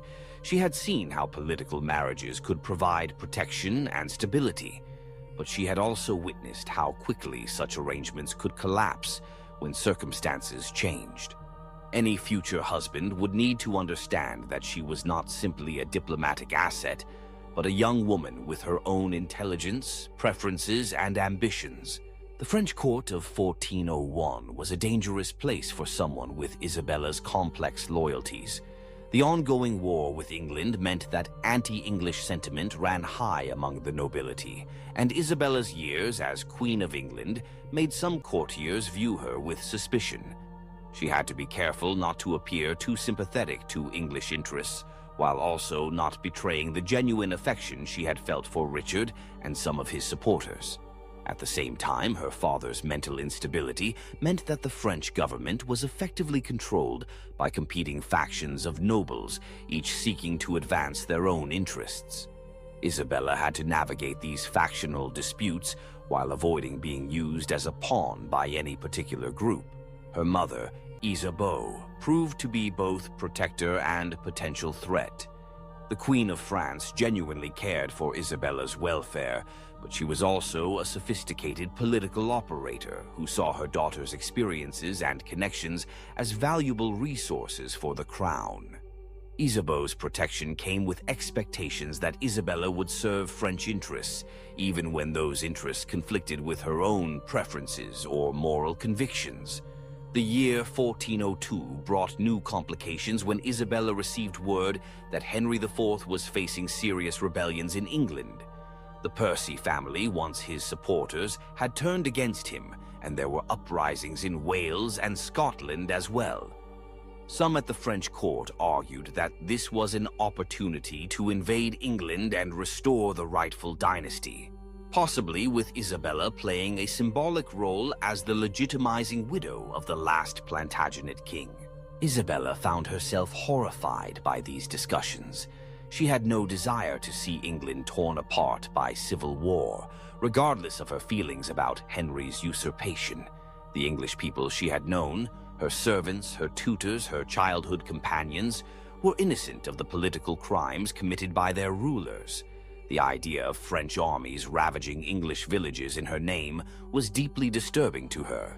When directly asked for her opinion about potential military action against England, Isabella chose her words carefully, like a cat carefully placing its paws.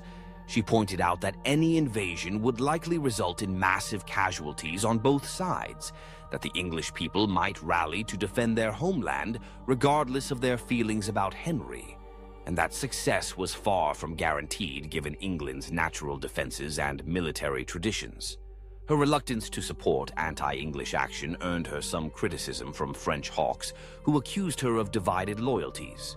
But Isabella's position was supported by more moderate voices at court, who argued that peaceful relations with England served French interests better than renewed warfare. These political tensions came to a head in 1403, when Isabella was approached by representatives of Charles, Duke of Orléans, with a marriage proposal that would dramatically change her life once again.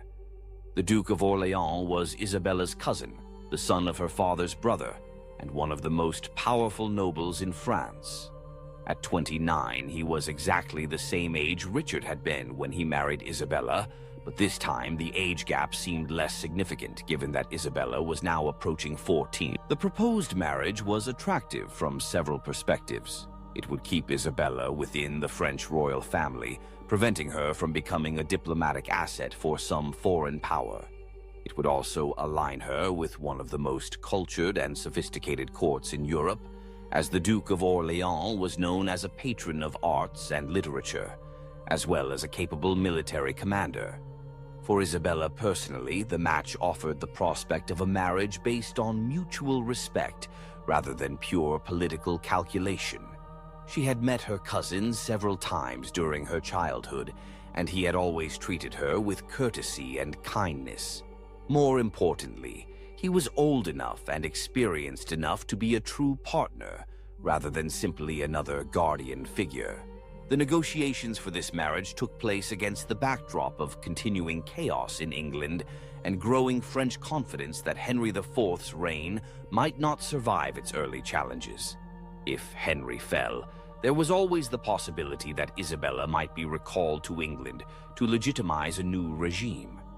This potential complication made the timing of Isabella's remarriage crucial from a French perspective. Charles of Orléans understood the delicate nature of the situation. He was not merely seeking a wife, but potentially allying himself with a woman who might one day be called upon to play a role in English politics. This added a layer of complexity to their courtship that was unusual even by the standards of medieval noble marriages. When Isabella first met with Charles to discuss the marriage seriously, she was struck by how different he was from Richard. Where Richard had been gentle and somewhat otherworldly, Charles was passionate and intensely engaged with the world around him. He spoke to her not as a child to be protected, but as an equal whose opinions and experiences mattered. "I want you to understand," he told her during one of their private conversations, "that I am not seeking to marry the former Queen of England. I am seeking to marry Isabella of Valois, the remarkable young woman who survived the courts of 2 kingdoms and emerged with her dignity intact." Isabella found herself genuinely attracted to Charles in a way she had never experienced before. At 14, she was no longer a child, and the feelings stirring within her were those of a young woman discovering her own desires and preferences, much like a cat finding a new favorite sunbeam. Charles was handsome, cultured, and intelligent, but more importantly, he seemed to see her as an individual rather than merely an asset. The marriage negotiations proceeded swiftly once both parties had agreed to the basic terms. Isabella would bring to the marriage her status as a former queen and her valuable political connections, while Charles would provide her with a secure position in French society and protection from those who might seek to use her for their own purposes. The wedding took place in June 1406 at the Cathedral of Notre Dame in Paris, a ceremony that deliberately contrasted with Isabella's first marriage. Where her wedding to Richard had been a small diplomatic affair, this celebration was a grand spectacle designed to demonstrate the power and prosperity of the French royal house. Isabella, now 16, wore a gown of deep blue silk embroidered with golden fleur-de-lis, her dark hair crowned with a circlet of sapphires and pearls. She walked down the aisle of the great cathedral with confidence, no longer the frightened child who had been married to a stranger, but a young woman choosing her own path. Charles waited for her at the altar in his finest robes, his face showing genuine happiness rather than mere diplomatic satisfaction. When they exchanged vows, their voices were clear and strong, and observers noted that they looked directly at each other rather than simply reciting words to satisfy political necessity. The wedding feast that followed was a celebration of French culture and power. Troubadours sang ballads in honor of the couple. Elaborate theatrical performances depicted the triumph of love over adversity, and the finest wines from across the realm flowed freely.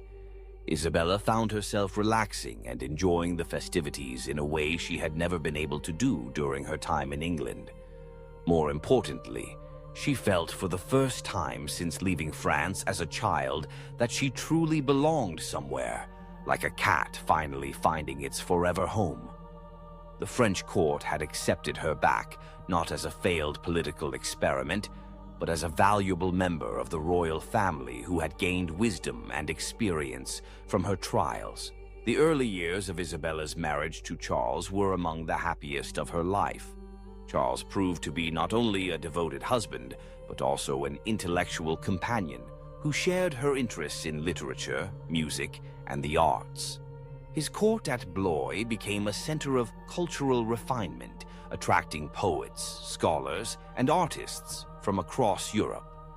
Isabella threw herself into her new role with enthusiasm. She patronized troubadours and commissioned illuminated manuscripts, established a scriptorium where monks copied and preserved important texts, and maintained correspondence with scholars throughout Europe. Her experiences in England had given her a unique perspective on European culture, and she used this knowledge to foster intellectual exchange between French and foreign courts. She also began to develop her own political voice. Charles valued her insights into English affairs, but more importantly, he respected her judgment on a wide range of issues affecting their duchy and the kingdom as a whole. Isabella found herself becoming a true partner in governance, not merely a decorative consort. The couple's first child, a daughter named Jeanne, was born in 1407. Isabella approached motherhood with the same intensity she brought to everything else, determined to be a more present parent than her own mother had been able to be during the chaos of her father's reign. She insisted on nursing the baby herself, despite the protests of court physicians who considered this beneath the dignity of a duchess. Holding her daughter for the first time, Isabella felt a profound sense of completion, like a mother cat holding her first litter. This child, she vowed, would grow up knowing her parents' love and protection, free from the political machinations that had shaped Isabella's own childhood. She whispered promises to the sleeping infant in both French and English, vowing that Jeanne would have choices that Isabella herself had never been given. The birth of their daughter strengthened the bond between Isabella and Charles. He proved to be a devoted father, spending time with Jeanne despite the demands of his political and military responsibilities. Isabella often found him in the nursery, reading to their daughter or simply watching her sleep, marveling at the miracle of this new life they had created together. But even as Isabella enjoyed domestic happiness, the larger world continued to intrude, like a pesky mouse in a quiet room. News from England remained troubling, with Henry IV facing continued rebellions and challenges to his authority. More immediately threatening was the growing tension within France itself, as the king's mental illness created a power vacuum that various noble factions were eager to fill.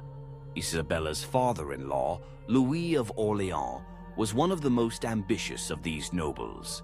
As the king's brother, he claimed the right to govern during Charles II's periods of incapacity, but this claim was disputed by the Duke of Burgundy, who had his own supporters and his own vision for France's future. The rivalry between the Orléans and Burgundian factions would eventually tear France apart.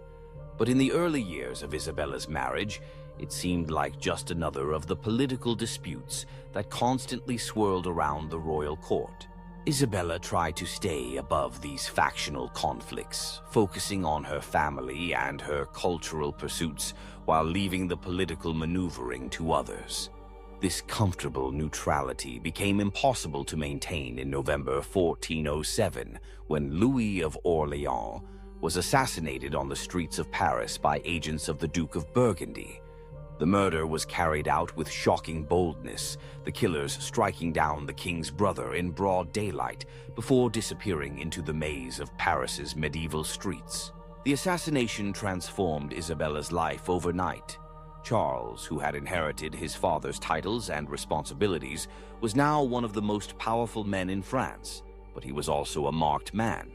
The Duke of Burgundy had demonstrated his willingness to use violence against his enemies, and the Orléans family was now his primary target.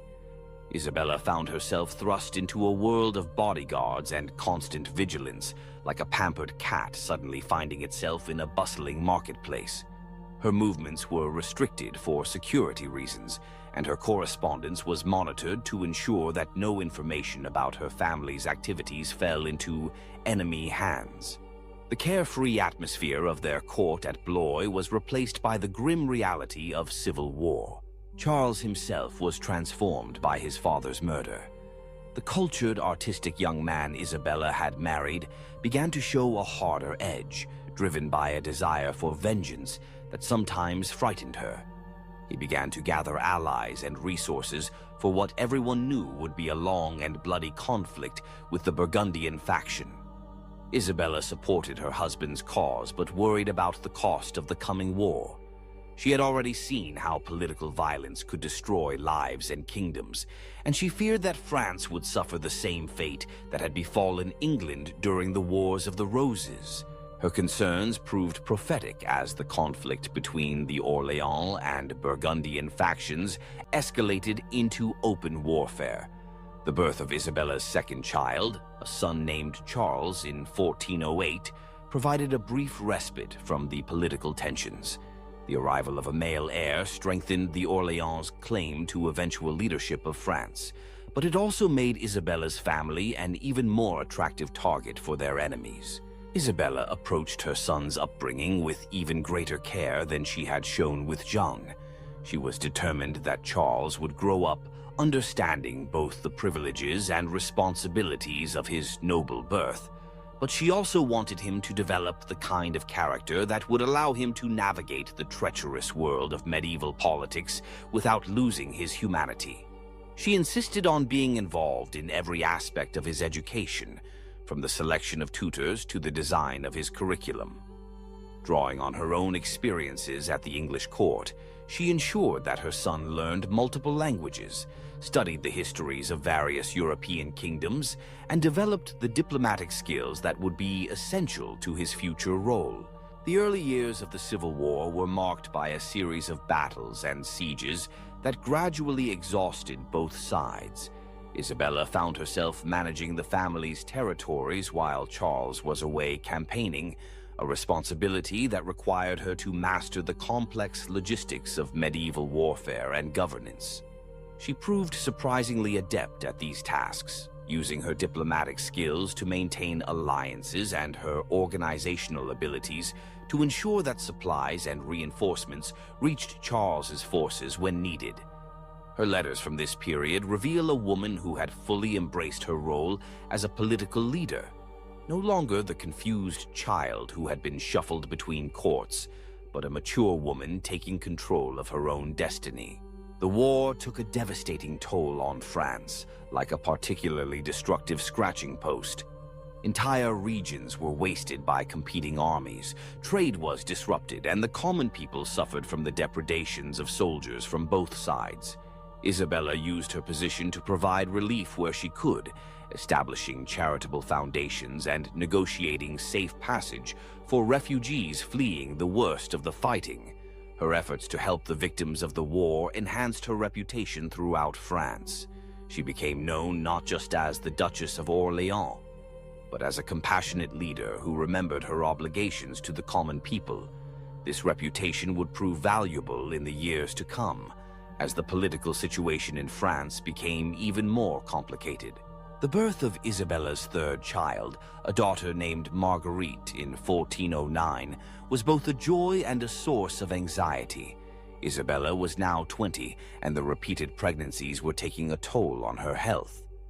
Medieval medicine offered little understanding of maternal mortality, but Isabella was intelligent enough to recognize the risks she faced with each childbirth.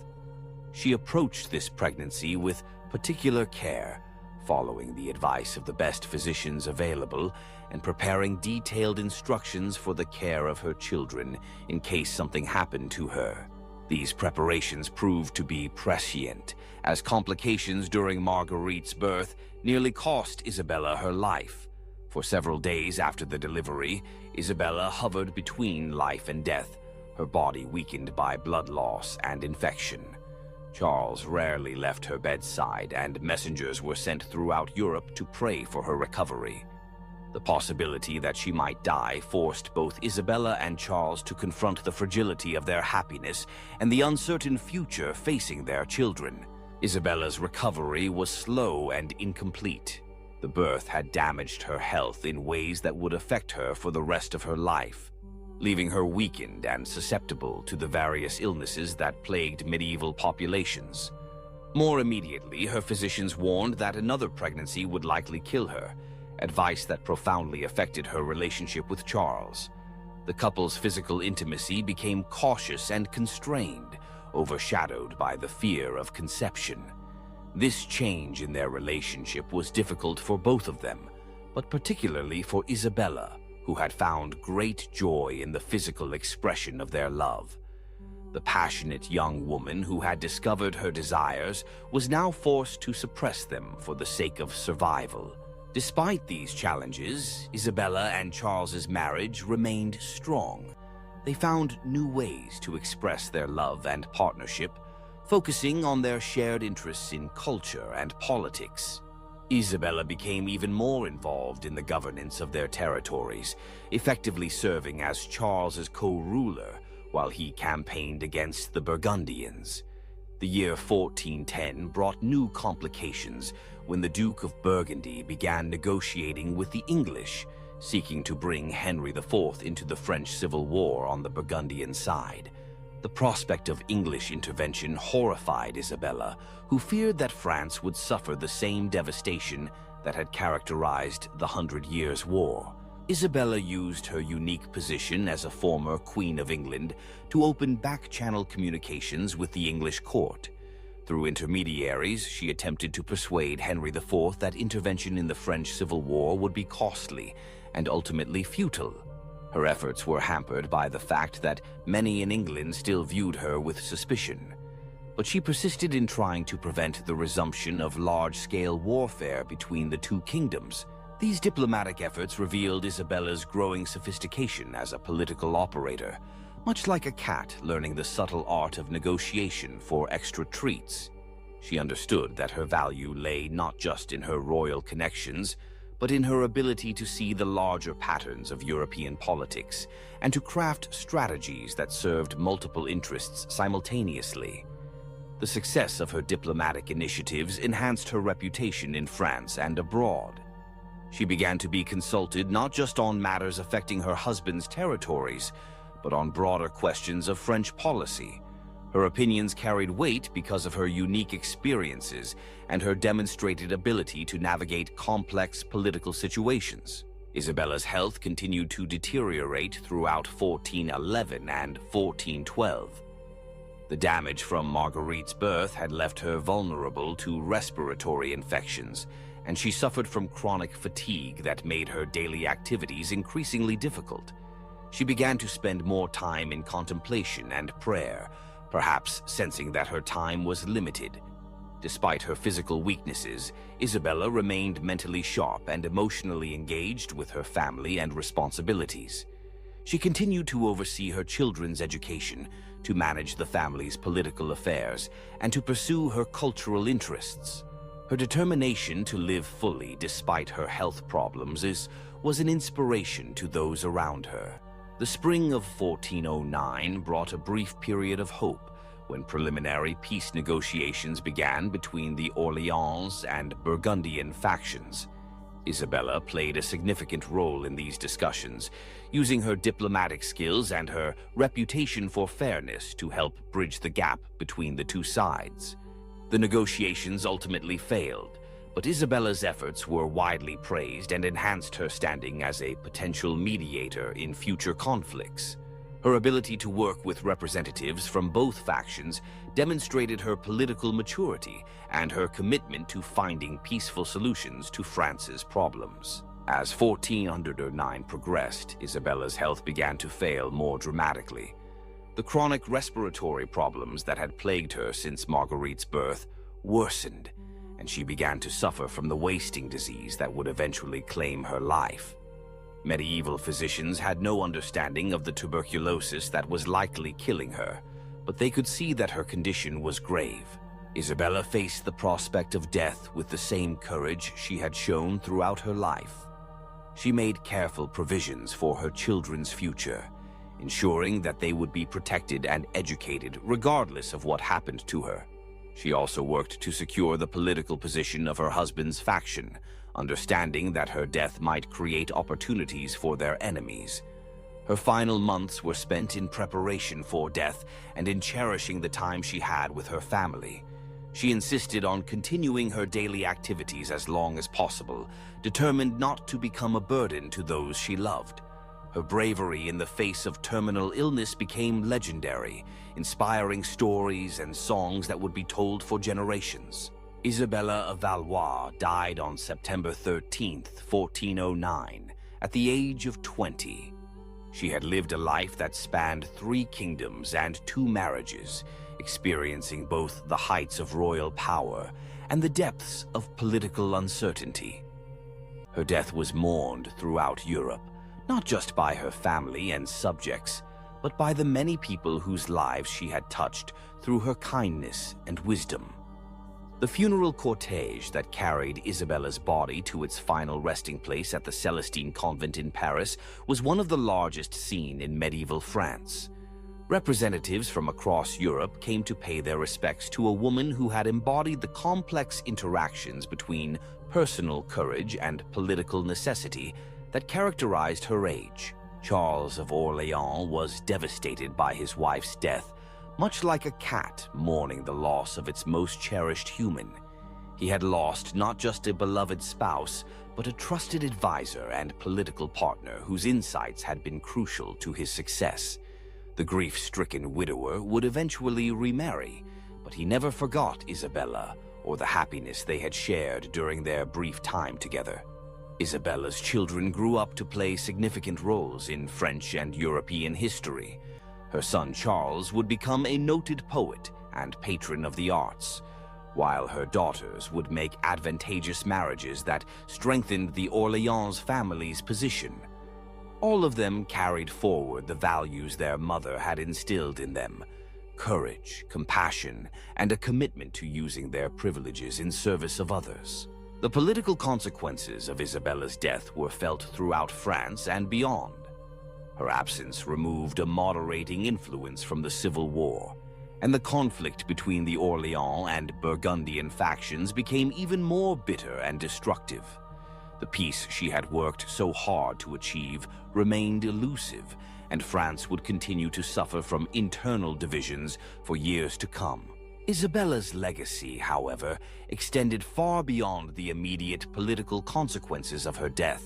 She had demonstrated that even in an age when women were expected to be passive political assets, it was possible for a determined individual to carve out a space for independent action and moral leadership. Her life story became a source of inspiration for other women facing similar challenges. The example of Isabella's courage and intelligence was cited by later generations of female rulers and political actors who sought to expand the boundaries of what was considered possible for women in public life. Modern historians have sometimes struggled to understand Isabella's story, caught between admiration for her personal achievements and discomfort with the circumstances that shaped her life. The marriage of a 6-year-old child to a 29-year-old man violates contemporary sensibilities about childhood and consent, even when we understand the political necessities that drove such arrangements. But to judge Isabella's world by modern standards is to miss the profound humanity of her story. She was born into a system that treated royal children as diplomatic assets, but she managed to transcend those limitations and create a life of genuine meaning and accomplishment.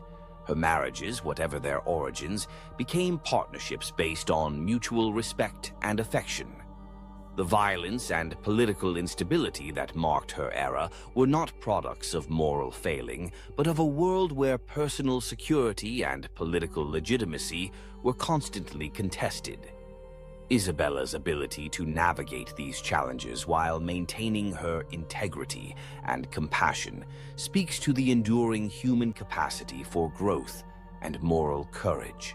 Her story reminds us that history is not just about the grand movements of armies and the rise and fall of kingdoms, but about the individual human beings who lived through these events and shaped them through their choices. Isabella of Valois chose to be more than a victim of circumstances, and in doing so, she created a legacy that transcends the specific political arrangements of her time. Looking back across the centuries, we see in Isabella's life both the limitations and the possibilities that have always characterized human existence. She was constrained by the expectations of her age and gender, but she found ways to exercise agency and to make meaningful contributions to the world around her. Her story is ultimately one of resilience, intelligence, and the refusal to accept that personal happiness and political responsibility are mutually exclusive. The medieval world that produced Isabella of Valois was harsh and unforgiving in ways that we can barely imagine, like a long, cold winter. Life was short, childhood was brief, and political alliances were often sealed with human lives. Yet, within these constraints, people like Isabella found ways to create beauty, to show kindness, and to build relationships that brought meaning to their existence. Her legacy is not one of victimhood, but of triumph over circumstances that would have crushed a lesser spirit.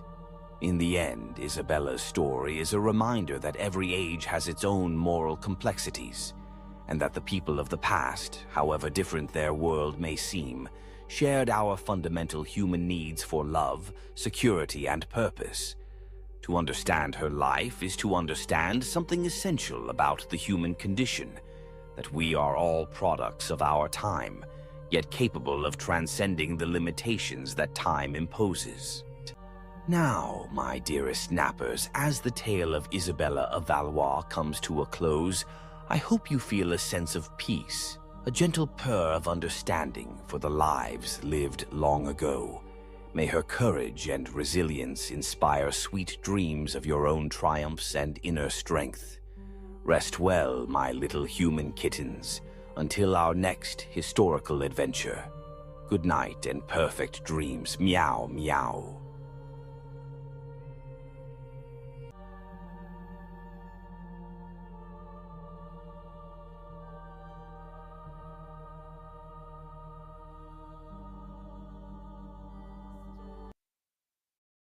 Meow, meow.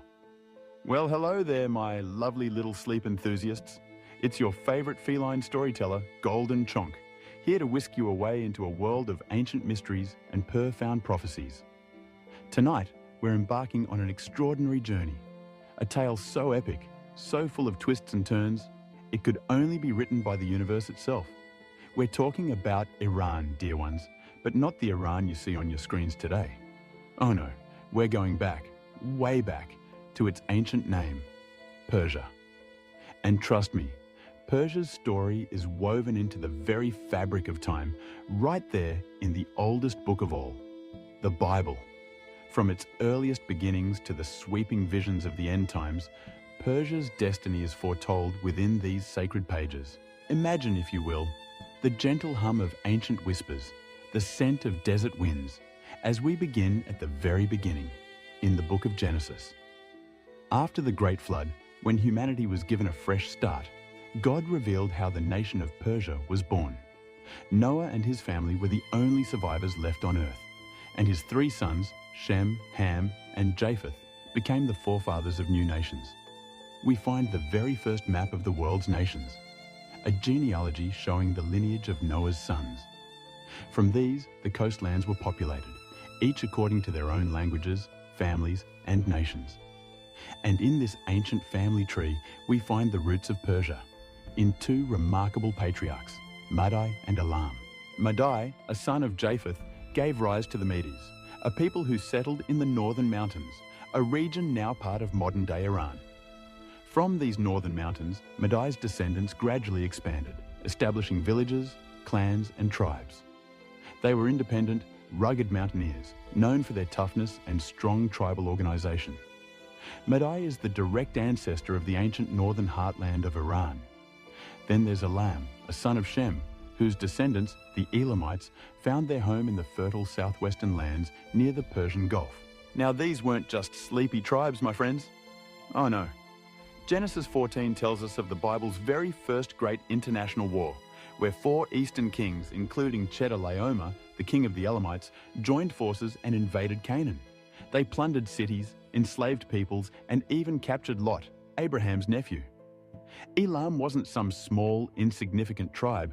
It was a powerful nation, and according to Scripture, the first nation to attack God's people of faith. But Abraham, with only 318 trained servants, pursued them, attacked them by night, and defeated them. He rescued Lot, freed the captives, and humiliated the eastern kings.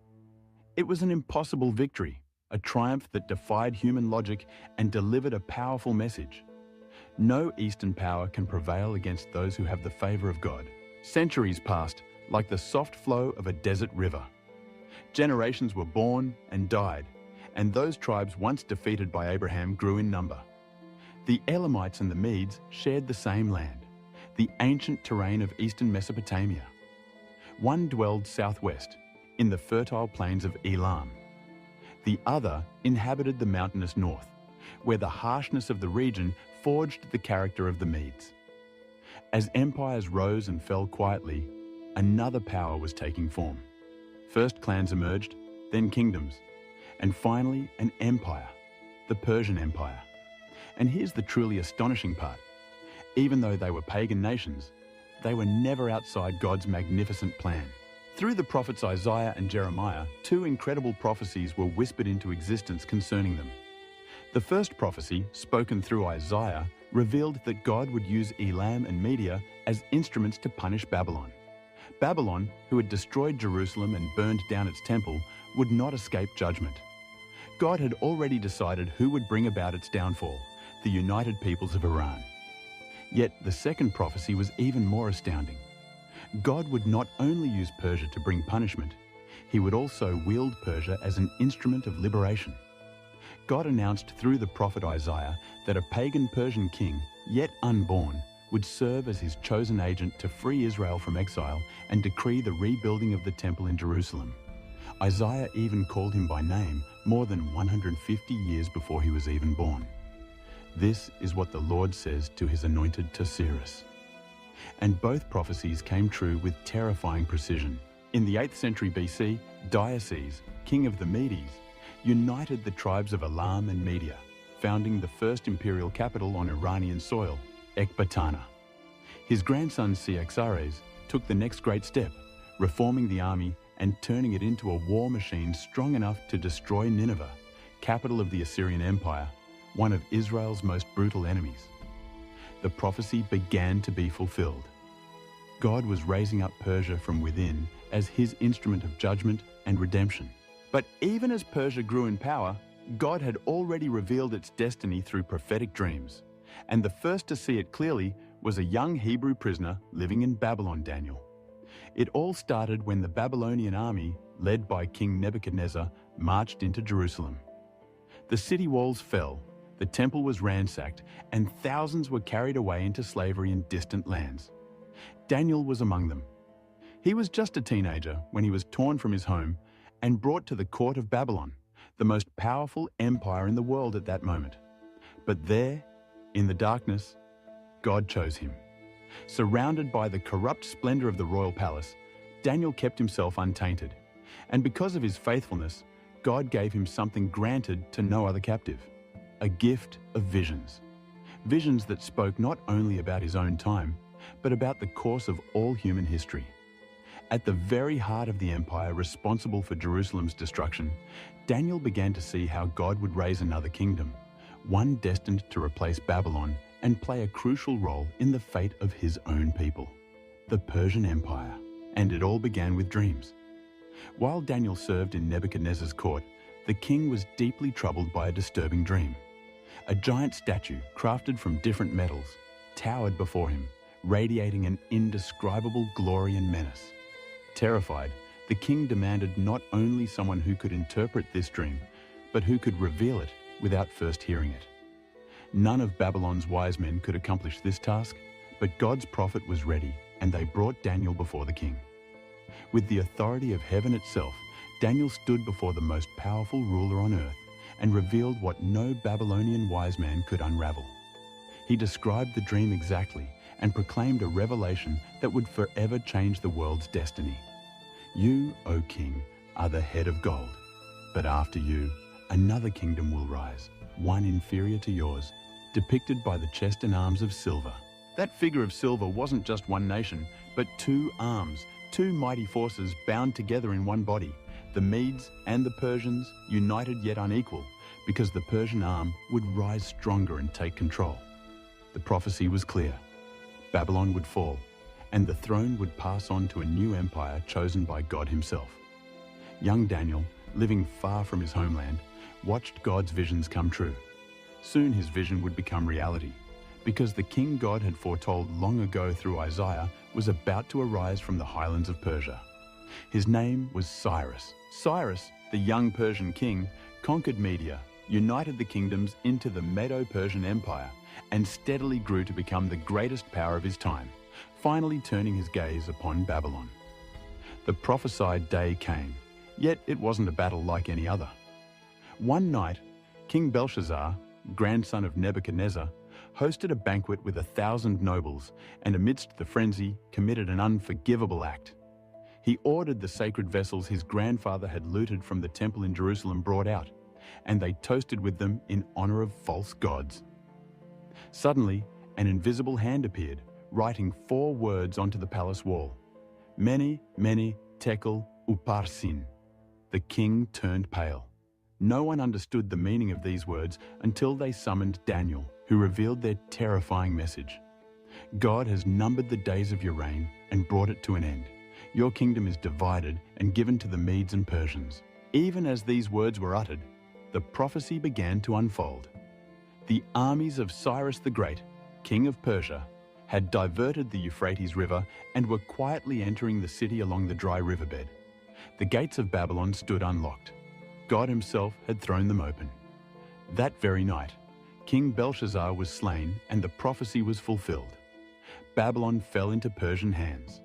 The Jews, who for 70 years had wept by the rivers of Babylon, now witnessed an impossible dream come true.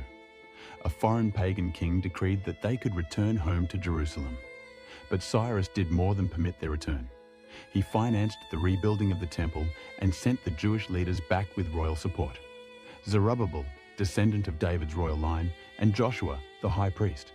These men would lay down the first foundations, finally restoring the place where God's name dwelled. Thus, Persia became the one nation not to destroy Israel, but to rebuild it. But to Daniel, God unveiled another, even more frightening vision about Persia. In this vision, from the chaotic waters arose 4 monstrous beasts. The second beast looked like a massive bear raised up on one side with 3 ribs clutched between its teeth, and a voice thundered from heaven, "Get up and eat your fill of flesh." The bear symbolized the empire destined to follow Babylon, Media, and Persia. Yet the beast leaned to one side because Persia would ultimately dominate Media, and the 3 ribs represented its greatest conquests, Lydia, Babylon, and Egypt. Each devoured one after another in Persia's relentless march of expansion. This vision was fulfilled with chilling accuracy, for after conquering the kingdom of Lydia in Asia Minor and Babylon itself, Persia did not slow down. It set its sights on Egypt. Under Cambyses II, son of Cyrus, Persian armies marched across the Sinai desert and smashed Pharaoh Psamtik III in the Battle of Pelusium. Egypt, Israel's ancient oppressor, fell before the Persian Empire, and thus the third rib was torn from its place. But these visions weren't finished yet. Years later, standing on the banks of the Ulai River, Daniel was seized once again by a vision, one far more precise, clearer, and even more terrifying. Before his eyes appeared a ram with 2 horns, but one horn stood taller than the other, and the taller horn had grown up later. The ram charged fiercely toward the west, toward the north, and toward the south, and none could oppose him. Then a voice explained the meaning. The 2-horned ram that you saw represents the kings of Media and Persia. Again, Persia takes center stage in the divine plan, though this time not as an ally, but as a mighty empire, conquering without resistance and charging forth like an unleashed beast. And one chilling detail stands out clearly. One horn stood taller, an unmistakable hint at Persia's dominance over Media. 2 peoples, 1 empire, but only one dominant throne. As the vision continued, suddenly from the west, a goat appeared swift as the wind with a single prominent horn right between his eyes. In a flash, he charged the ram, knocking him down and trampling him underfoot. It was the prophecy of the next empire. Greece, under Alexander the Great, would overthrow Persia with supernatural speed. At that moment, Daniel didn't yet know who the goat represented, but he understood clearly that Persia, the greatest, most glorious empire the world had yet seen, would one day fall. But that ending had not yet come, for in its days of splendor, Persia was not only invincible, it was the center of the world. Its reign stretched from India to Ethiopia, and in the days of King Ahasuerus, the throne of the greatest empire on earth was established in the majestic city of Susa, in the heart of Elam, what we now call southwestern Iran. And it was precisely in Susa that one of the Bible's most unexpected miracles happened. The great empire would be conquered by a single woman.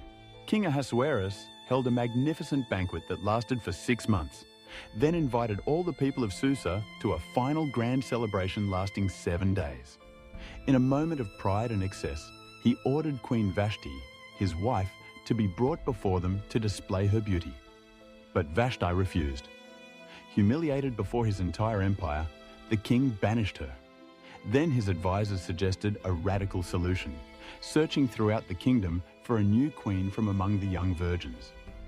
The most beautiful would be taken to the palace, where they would undergo a full year of preparation before being presented to the king. One of those young women was Hadassah, though no one knew her by that name. An orphan, born among the exiled Jews, she had been secretly raised by her cousin Mordecai, and in the palace she was given a new name, Esther. Esther captured the king's favor, and without knowing she was a Jew, Ahasuerus crowned her queen of Persia. Meanwhile, hidden in the shadows of the palace, a deadly enemy emerged. Haman, a descendant of the Amalekites, ancient enemies of Israel. Haman had risen to the highest position next to the king, and when everyone was ordered to kneel before him, Mordecai, Esther's cousin, refused. Proud and vindictive, Haman was not satisfied with punishing just Mordecai. Instead, he plotted to annihilate an entire people. What began as personal revenge quickly turned into genocide. Haman approached the king and warned him of a strange nation scattered throughout his kingdom. A people with peculiar laws who did not obey the empire's decrees and persuaded the king that they should be destroyed. With lies, he convinced the king and sealed the deadly decree with the royal ring. In less than a year, every Jew in Persia was destined for death: men, women, and children. Chaos spread throughout the Jewish community, and Mordecai quickly sent word urging Esther to act. When Esther heard about the decree, she felt trapped. To save her people, she would have to approach the king uninvited, a practice that carried an instant death penalty, unless the king chose to show mercy by extending his scepter. Finally, Esther decided to put her life on the line and went before the king without being summoned. Yet God granted her favor in his sight. The king raised his scepter toward her, but Esther wasn't hasty. She knew timing was everything. She invited the king and Haman to a banquet and then to a second feast. It was there, at that second banquet, where she unleashed the truth like a sharpened blade. "If we had only been sold into slavery," she said, "I would have remained silent. But a decree has gone out ordering the extermination of my people and myself." The king leapt to his feet. "Who would dare do this?" Esther replied, "Our enemy is this wicked man, Haman." The king's face burned with fury. Haman fell to his knees, begging desperately for his life, but it was already too late. On the very gallows he had built for Mordecai, Haman himself was hanged. Yet the danger had not passed. The edict remained intact because Persian law could never be overturned. So Esther and Mordecai brought forward an even bolder plan, a new decree. The king signed it. And throughout the provinces, the Jews were granted the right to defend themselves. The day once marked for their annihilation instead became a day of triumph. Without realizing it, the Persian Empire had become a fortress, a throne and a shield for God's people. After Esther's miracle in Susa, Persia seemed to fade into the background of biblical narrative. Centuries rolled by, empires rose and fell, and Rome took center stage. Yet Persia's silence did not mean its absence. Centuries later, as the world quietly awaited the coming of the Messiah, Persia would once again emerge. In the Gospel of Matthew, we read a passage that has been repeated millions of times, yet rarely understood in its full depth. Magi came from the east into Jerusalem asking, "Where is the newborn King of the Jews? We have seen his star rise in the east and have come to worship him." Who were these Magi? And why would they travel so far, guided only by a sign? The original word magi from the Greek magoi was used to describe learned astronomers and priests from the east. Although their nationality isn't explicitly mentioned in scripture, evidence strongly suggests they came from the ancient lands of the Medo-Persian Empire, the area known today as Iran. These magi belonged to a highly influential religious caste in Persia. Renowned for their knowledge of the stars, ancient writings and prophetic traditions passed down for generations. While they were not kings, they were men of science, authority, and spiritual insight. It's quite probable that among the scrolls they studied were the writings of the prophet Daniel, who had served centuries earlier at the courts of Babylon and Persia. Daniel not only interpreted dreams in King Nebuchadnezzar's court, but he also prophesied the coming of the Messiah with mathematical precision in Daniel 9. From the issuing of the decree to rebuild and restore Jerusalem until the coming of Messiah the Prince, there shall be 7 weeks and 62 weeks. If these wise men knew Daniel's visions, it's very likely they understood the Messiah's arrival was imminent. When they saw the star, they realized immediately the promised son had been born. But the most powerful part was their response. They left everything behind to follow that star, journeyed across deserts and arrived in Bethlehem carrying 3 special gifts, each rich with prophetic meaning. Gold, declaring his kingship; frankincense, recognizing his divinity; and myrrh, foreshadowing his sacrifice and death. Without realizing it, these wise men revealed the greatest mystery in the universe. This child would be king, he would be God, and he would be a lamb. While Jerusalem scholars remained silent and Herod plotted to kill him, the wise men from the east became the first to recognize prophecy fulfilled, bowing before the Messiah. This moment was no mere coincidence. It was prophetic fulfillment. Persia, the nation which centuries before had freed Israel and rebuilt its temple, now became the first to honor its savior. Once again, Persia served as an instrument of divine revelation.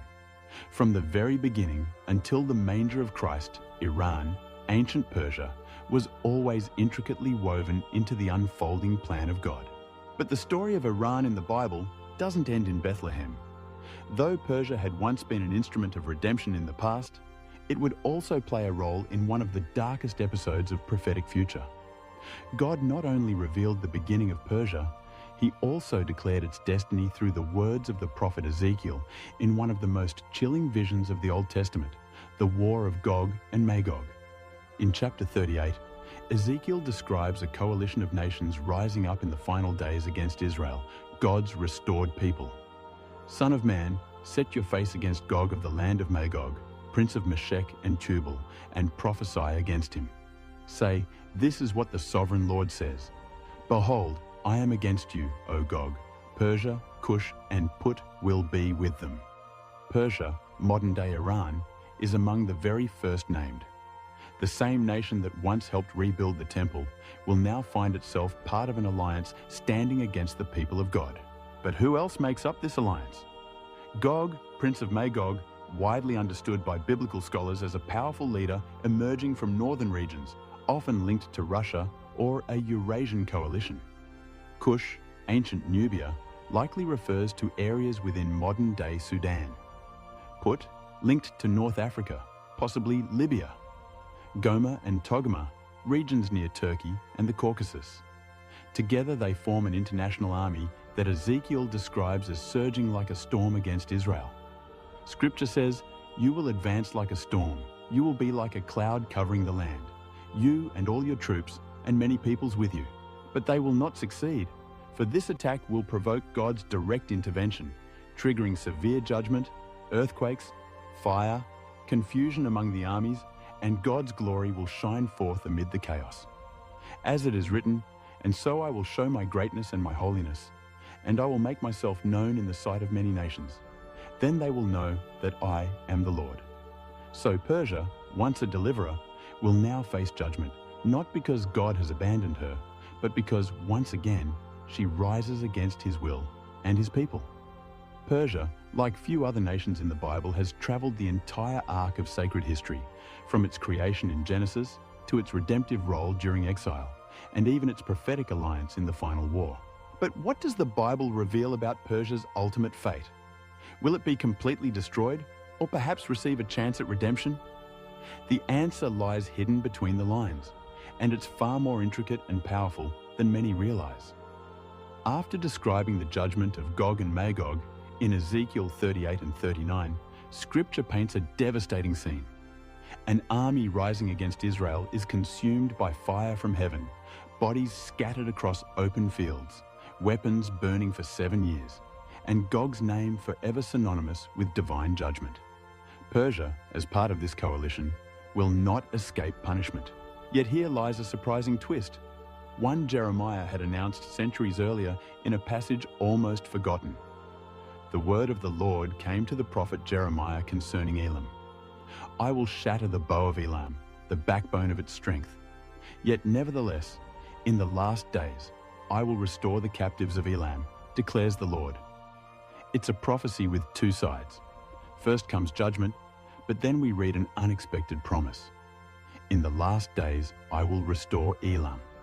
This changes everything, because even though Iran will rise against Israel in the last days, even though it will take part in the final assault that provokes God's wrath, its story doesn't end among the ruins. Even in judgment, God still leaves the door open for redemption. The Iran we see making headlines today, aggressive, defiant, embroiled in dark alliances, will someday also play a role in a restored world. Persia's biblical history mirrors humanity itself, redeemed, fallen, judged, and restored by grace. That's why Iran's ultimate destiny in the Bible serves as both a warning to empires that defy God and a promise to those who choose repentance. Because it is written that in the final days, the nations will journey to Jerusalem to worship the King, the Lord of hosts, and it shall come to pass that everyone who remains of the nations that came against Jerusalem shall go up year after year to worship the King and to celebrate the Feast of Tabernacles. Perhaps among those nations stands Elam. Perhaps Iran, once a redeemer, foe, and judged nation, will itself witness the restored glory. For even now in God's heart there remains room for those who return. From the earliest pages of Genesis to the sweeping visions of Revelation, Persia has always been there. As humanity rose again from the floodwaters, God named Elam and Madai, quietly planting seeds for an empire not yet born. By the time Abraham rose up to rescue Lot, Elam had already become a threat, and when Babylon eventually fell, Persia became an instrument of redemption. When the temple was rebuilt, it was a Persian king who provided the resources, and when the Messiah was born, wise men from the east, men from Persia, were among the first to acknowledge him.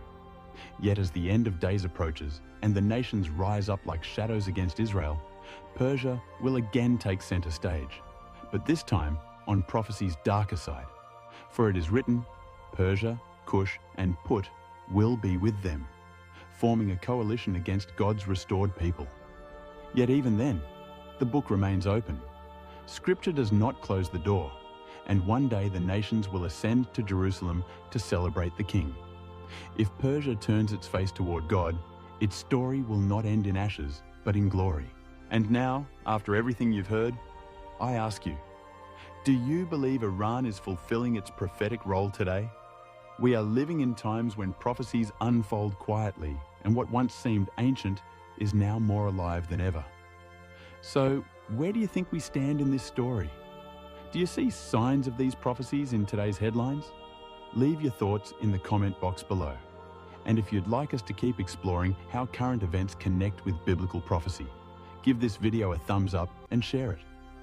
This lets us know we should continue uncovering more prophecies unfolding right before our eyes. In these times, understanding is more essential than ever. Blessings, sweet dreams, my little sleep explorers. And remember, the grand tapestry of time is always weaving its next thread. Meow, meow.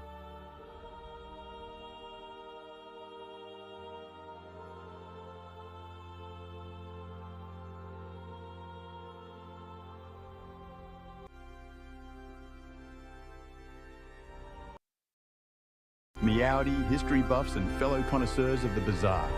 Golden Chonk here, your resident feline historian, ready to whisk you away on another perfectly peculiar journey through time. Tonight, we're sharpening our claws on a topic that's been historically, well, a little hairy. Medieval intimacy. Fasten your seatbelts, or should I say, adjust your tunics, because we're diving deep into the often shocking and utterly foreign world of love, lust, and survival in the Middle Ages. Picture this. The year is 1347 AD. Our scene opens not in a grand castle, but a humble stone cottage. The air is thick with the scent of wet wool and unwashed bodies. Not exactly potpourri, is it? We see a young bride, Margot, barely 15 winters old. Her bare feet crackle on the rushes as her new husband, Henrik, approaches their marriage bed. Candlelight flickers across his weathered face. Henrik, nearly twice her age, chosen by her father for a few pigs and half an acre of barley. Her hands are shaking as she clutches the rough woolen shift her mother stitched for this very night, the same one her mother wore and her mother before her. Now, before you start envisioning a fairy tale, let me stop you right there. This is not a love story. This is the unvarnished, often unsettling reality of medieval intimacy. A world where sexual practices were shaped by superstition, religious terror, and raw survival instincts that would seem utterly foreign to our modern understanding of romance and desire. Outside, Henrik's friends, drunk on ale, are shouting crude encouragements and beating pots with wooden spoons. They won't leave until they hear proof of consummation. Margot's breath comes in short gasps as Henrik's calloused fingers reach for the leather cord at her throat. She wonders if her mother's whispered warnings about wifely duties could possibly prepare her for what's about to happen in this cramped, smoky room that smells of wet wool and unwashed bodies. A truly intimate setting, wouldn't you say? The medieval bedroom, my dear chonkers, was less a private sanctuary and more a public battlefield. It was a place where bodies became political territories, where the church's doctrine clashed with pagan traditions, and where the most intimate moments of human life were governed by rules so bizarre and restrictive that they would make a modern person's skin crawl. These weren't just personal choices, they were matters of eternal salvation, family honor, and literally life and death.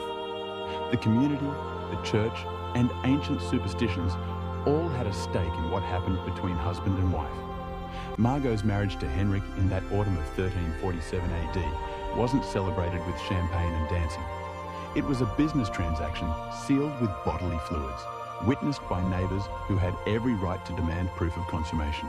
The wedding night ritual, if you can call it that, began long before the couple even touched. First came the bedding ceremony, where the wedding guests would literally drag the bride and groom to their chamber.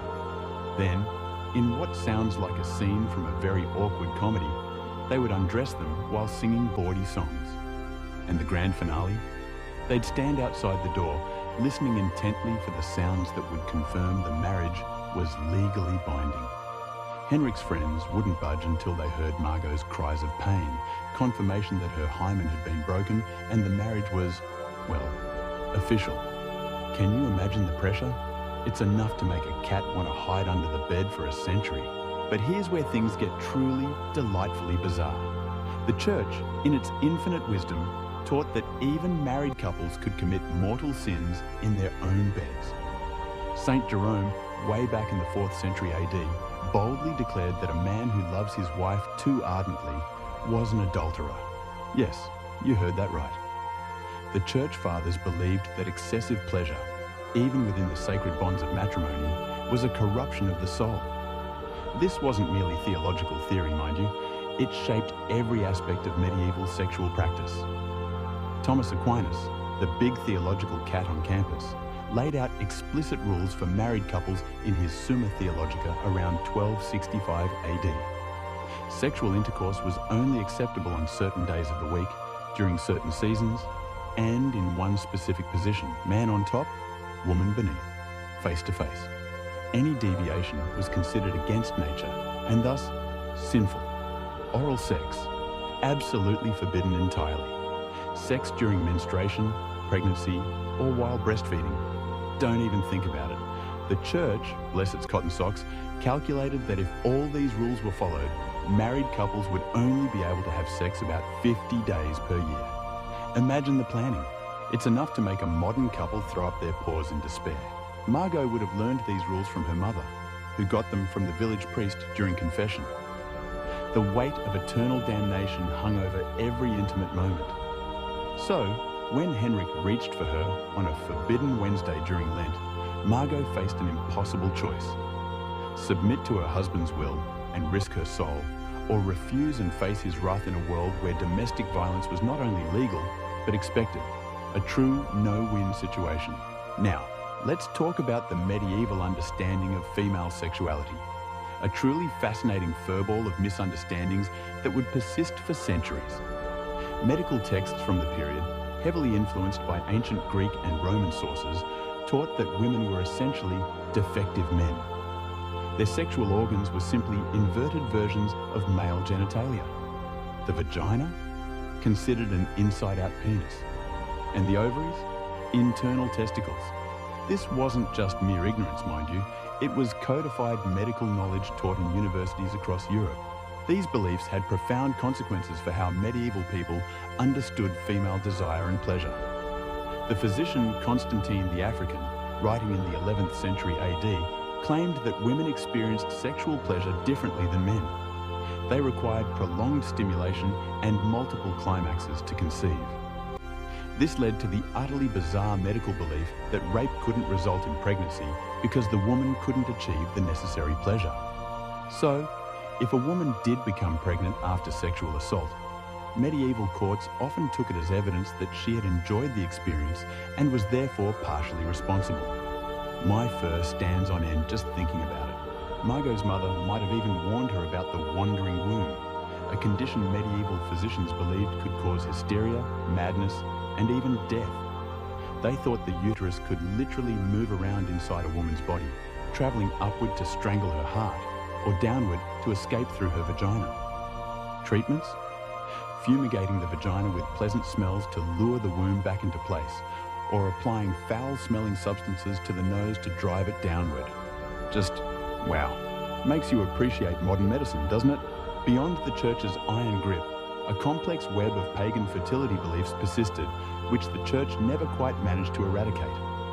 Village-wise women, often later branded as witches by later generations, maintained an underground knowledge of herbs, rituals, and practices designed to encourage conception, prevent pregnancy, or even ensure the birth of male children. In the forests surrounding Margot's village, women would gather specific plants under the full moon. Pennyroyal and tansy were brewed into teas that could prevent pregnancy, though the dosage between contraception and death was perilously thin. Mandrake root, shaped like a human figure, was believed to increase fertility when worn as an amulet against the skin. These roots were so valuable that forged versions made from carved briny were common in medieval markets. The church officially condemned these practices as witchcraft, but even devout Christians couldn't entirely abandon them. The line between folk medicine and magic was impossibly blurred. A woman might pray to St. Margaret for safe childbirth while simultaneously burying a piece of afterbirth under her threshold to ensure future fertility. She might wear a crucifix to church, but hide a piece of amber between her breasts to prevent miscarriage. Medieval contraception was a dangerous mix of superstition, poison, and pure desperation. Women were taught to jump backwards 7 times after intercourse to prevent conception, or to drink wine mixed with ground-up bees. More dangerous were the potions made from mercury, lead, and other toxic substances that often killed the woman along with any potential pregnancy. The consequences of unwanted pregnancy were severe. In a world without reliable contraception, women faced the constant threat of death in childbirth. Maternal mortality rates were staggering. 1 in 3 women died during or shortly after delivery. For unmarried women, pregnancy often meant social destruction, exile, or even death.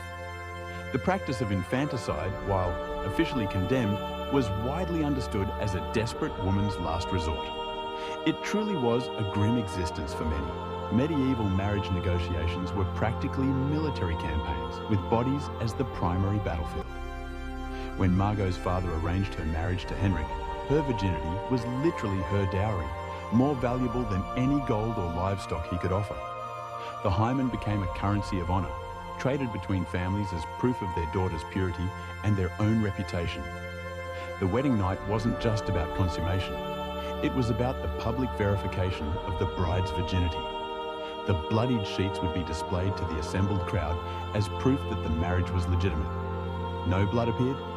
The bride could be returned to her family in disgrace, branded as a whore, or even killed for fraud. The pressure on young brides was enormous. Some would secretly prick their fingers or hide chicken blood to fake the evidence their new families demanded.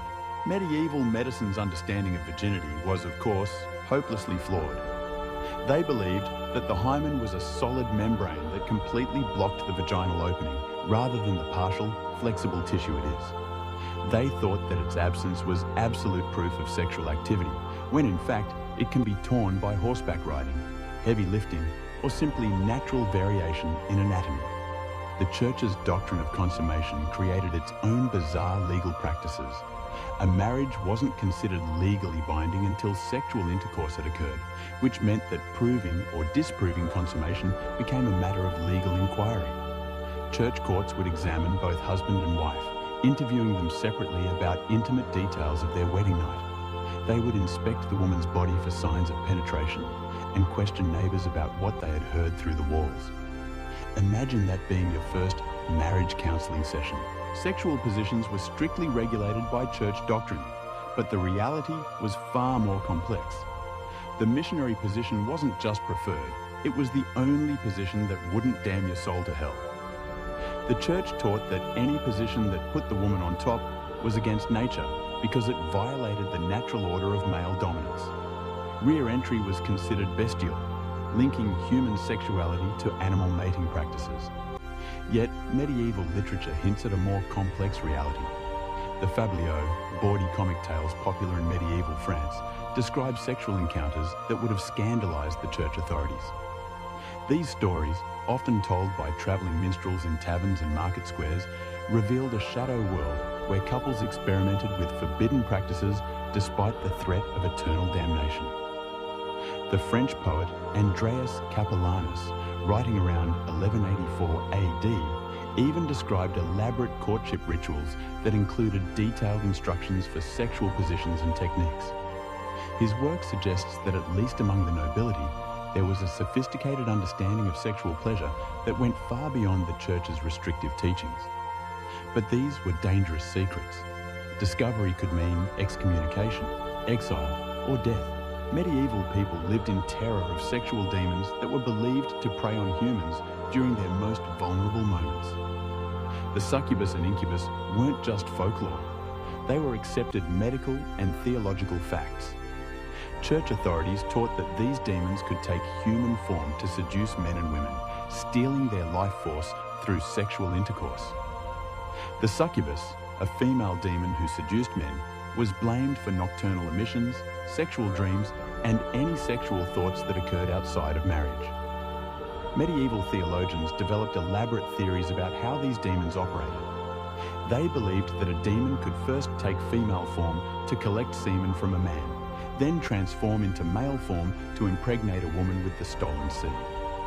Any child born from such a union was believed to be cursed or demonic. The incubus posed an even greater threat to medieval women. These male demons were said to be physically stronger than humans and capable of overpowering their victims. Women who reported sexual dreams or experiences they couldn't explain were often accused of consorting with demons. The line between victim and witch was terrifyingly thin. Sleep paralysis, now understood as a neurological phenomenon, was interpreted as demonic sexual assault. Men and women who woke unable to move, often with the sensation of pressure on their chest, were believed to be under demonic attack. The church prescribed elaborate rituals of exorcism and purification, but many suspected victims were burned as witches instead. The medieval understanding of menstruation was rooted in terror and superstition that would persist for centuries. Menstrual blood was believed to be poison, so toxic that it could kill crops, sour wine, and cause men to lose their virility. The Roman naturalist Pliny the Elder, whose works were still studied in medieval universities, claimed that menstrual blood could drive dogs mad and cause knives to lose their sharpness. Women during their monthly cycles were considered dangerous pollutants who must be isolated from normal society. They couldn't enter churches, prepare food, or touch sacred objects. In many villages, menstruating women were required to live in special huts outside the community until their bleeding stopped. The church taught that menstruation was God's punishment for Eve's original sin, making every monthly cycle a reminder of feminine shame. The lack of understanding about menstruation created bizarre medical practices. Physicians believed that menstrual blood that wasn't properly expelled from the body would accumulate and poison the woman from within. They prescribed bloodletting, purging, and other dangerous treatments to balance the female humors.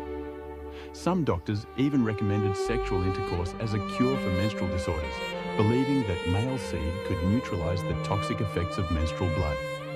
Truly, a cure for almost anything, it seems. Medieval women, bless their resilient souls, developed their own secret knowledge about managing their cycles. They used moss, cloth rags, and sheepskin as primitive menstrual protection. They tracked their cycles by lunar phases and developed herbal remedies to ease cramps and regulate their flow. This knowledge was passed down through generations of women, carefully hidden from male physicians and church authorities who might condemn it as witchcraft. The medieval period saw the rise of elaborate theories about sexual compatibility based on astrological signs, bodily humors, and physical characteristics. Medieval physicians believed that sexual pleasure and fertility depended on the proper balance of hot and cold, wet and dry humors in both partners. A hot husband might be incompatible with a cold wife, leading to sexual dysfunction and infertility. Physical examination of potential spouses was common among wealthy families. Physicians would examine the bride's body for signs of her sexual temperament. Wide hips indicated fertility, while narrow hips suggested barrenness. The groom's penis size and shape were analysed for compatibility with his intended bride. These examinations were conducted with the same clinical detachment used for examining livestock. The church authorities developed their own theories about sexual compatibility based on spiritual rather than physical characteristics. They taught that couples who were too closely related, either by blood or spiritual kinship, would be cursed with sexual dysfunction and monstrous children. The complex rules of consanguinity meant that many medieval marriages were later annulled when previously unknown family connections were discovered. Medieval sexuality was deeply intertwined with concepts of honor, shame, and social standing. A man's sexual prowess was directly linked to his reputation as a warrior and leader. Impotence was not just a personal failing, it was a public humiliation that could destroy a man's standing in his community. The medieval French even developed elaborate euphemisms for sexual dysfunction, creating a vocabulary of shame that permeated every aspect of social interaction. For women, sexual reputation was even more fragile. The slightest hint of impropriety could destroy a woman's marriage prospects and her family's honor. Medieval towns were small communities where everyone knew everyone else's business. A woman seen talking to a man who wasn't her husband or relative could be branded as a whore. The standards of female behavior were so restrictive that even married women lived in constant fear of gossip and accusation. The medieval legal system reflected these sexual anxieties in its treatment of rape, adultery, and sexual assault. Rape was defined not as a crime against the woman, but as a crime against the male who owned her father, husband, or lord. The punishment for rape varied dramatically depending on the social status of both the victim and the perpetrator. A nobleman who raped a peasant woman might pay a small fine, while a peasant who raped a noble woman would face torture and death. Adultery was punished even more severely, but only for women. A married woman who had sex with any man other than her husband could be killed by her husband with no legal consequences. Medieval law codes specifically granted husbands the right to murder adulterous wives and their lovers if they were caught in the act. Men, however, were generally free to have sex with unmarried women, prostitutes, or their own servants without legal consequences. A stark double standard, wouldn't you agree? Despite the pervasive control, the medieval period also saw the development of elaborate courtship rituals that would influence European culture for centuries. The tradition of courtly love, popularized in the poetry of the troubadours, created a parallel world where sexual desire was elevated to a spiritual quest. These romantic ideals were primarily a literary fantasy enjoyed by the nobility, but they had profound effects on how medieval people understood the relationship between love and sexuality. The courtly love tradition taught that true love could only exist outside of marriage. A knight's devotion to his lady was supposed to remain eternally unfulfilled, existing in a state of constant yearning that purified the soul through suffering. This created a bizarre split between marital sexuality, which was purely functional, and romantic love, which was purely spiritual. The reality of medieval courtship for the peasantry was far more pragmatic. Among the peasantry, young people might have some choice in marriage partners, but economic considerations always took precedence over personal preference. A village girl might favor the blacksmith's son, but if the miller offered better terms to her father, she would find herself married to a man she barely knew. Engagement practices even included rituals designed to test the compatibility of potential spouses. In some regions, engaged couples were allowed to sleep together clothed, separated by a wooden board called a bundling board. This practice allowed families to evaluate whether the couple was physically compatible without risking pregnancy or violating church doctrine about premarital sex. Clever, in a strangely medieval way, the medieval period inherited a complex tradition of sexual magic and fertility rituals from earlier pagan cultures. These practices were driven underground by Christian persecution, but never entirely disappeared. Medieval peasants continued to practice ancient fertility rituals, often disguised as Christian celebrations or incorporated into folk medicine. The celebration of May Day retained strong sexual overtones despite church attempts to suppress it. Young people would spend the night in the forest, ostensibly gathering flowers and branches to decorate the village. In reality, May Day was an opportunity for sexual experimentation and courtship outside the normal restrictions of village life. Many pregnancies were calculated to result from May Day encounters, leading to a surge in February births. Wedding celebrations included numerous fertility rituals designed to ensure the couple's reproductive success. The bride might be showered with grain or nuts to encourage pregnancy. The marriage bed would be blessed with holy water, but also secretly prepared with herbs and charms believed to enhance fertility. These practices represented a desperate attempt to control reproduction in a world where infant mortality was devastating and family survival depended on producing healthy children. The medieval understanding of conception was a bizarre blend of Aristotelian philosophy, Christian doctrine, and folk wisdom. Medieval physicians believed that both men and women produced seed that combined during intercourse to create new life. They taught that female orgasm was necessary for conception, leading to the tragic belief that women who became pregnant after rape must have enjoyed the experience. Medieval people also developed elaborate theories about how to influence the sex of unborn children. They believed that conception during certain phases of the moon would produce male children, while others would result in females. The position of the stars at the moment of conception was thought to influence not only the child's sex, but also its personality and future prospects. Talk about cosmic pressure. The medieval period saw the development of increasingly sophisticated methods of sexual control and surveillance. The church established networks of informants who reported on the private lives of their neighbours.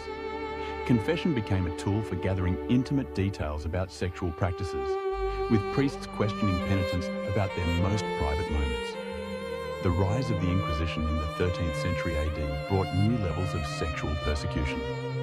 Suspected heretics were tortured into confessing not only their religious beliefs, but also their sexual practices. The interrogation manuals used by inquisitors included detailed questions about sexual positions, frequency of intercourse, and even the physical sensations experienced during sex. Medieval prisons included special punishments for sexual crimes. Women convicted of adultery might be imprisoned in cages so small they couldn't stand upright, fed only bread and water until they died of starvation.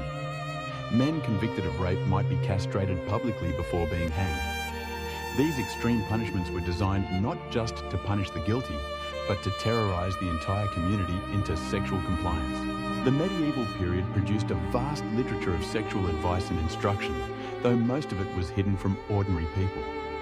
Medical texts included detailed descriptions of sexual positions and techniques, but these were available only to educated physicians and wealthy patrons. The average medieval person learned about sex through whispered conversations, folk songs, and the bitter experience of trial and error. The church produced its own sexual literature, but it was primarily concerned with cataloguing sins rather than providing positive guidance. Penitential manuals listed hundreds of sexual practices with their corresponding punishments. These texts reveal a fascination with sexual detail that contradicts the Church's official position on celibacy and purity. Medieval marriage manuals written for wealthy patrons provide glimpses into the sexual lives of the nobility. These texts offered advice on everything from wedding night techniques to managing sexual relationships during pregnancy. They reveal a sophisticated understanding of sexual pleasure that was hidden from the general population, but clearly practiced by those who could afford privacy and discretion. The medieval period saw the development of increasingly elaborate methods of sexual punishment and control. The chastity belt, though probably less common than popular culture suggests, represents the extreme measures some medieval people took to control female sexuality. These devices were not just physical restraints, but symbols of the terror that surrounded female sexual autonomy. Medieval brothels were both legal and illegal simultaneously. The church officially condemned prostitution, but secular authorities often licensed and regulated it. Medieval cities maintained official red light districts where prostitutes worked under government supervision. These women were required to wear distinctive clothing, live in designated areas, and submit to regular medical examinations. The medieval period produced some of the most bizarre sexual customs in European history.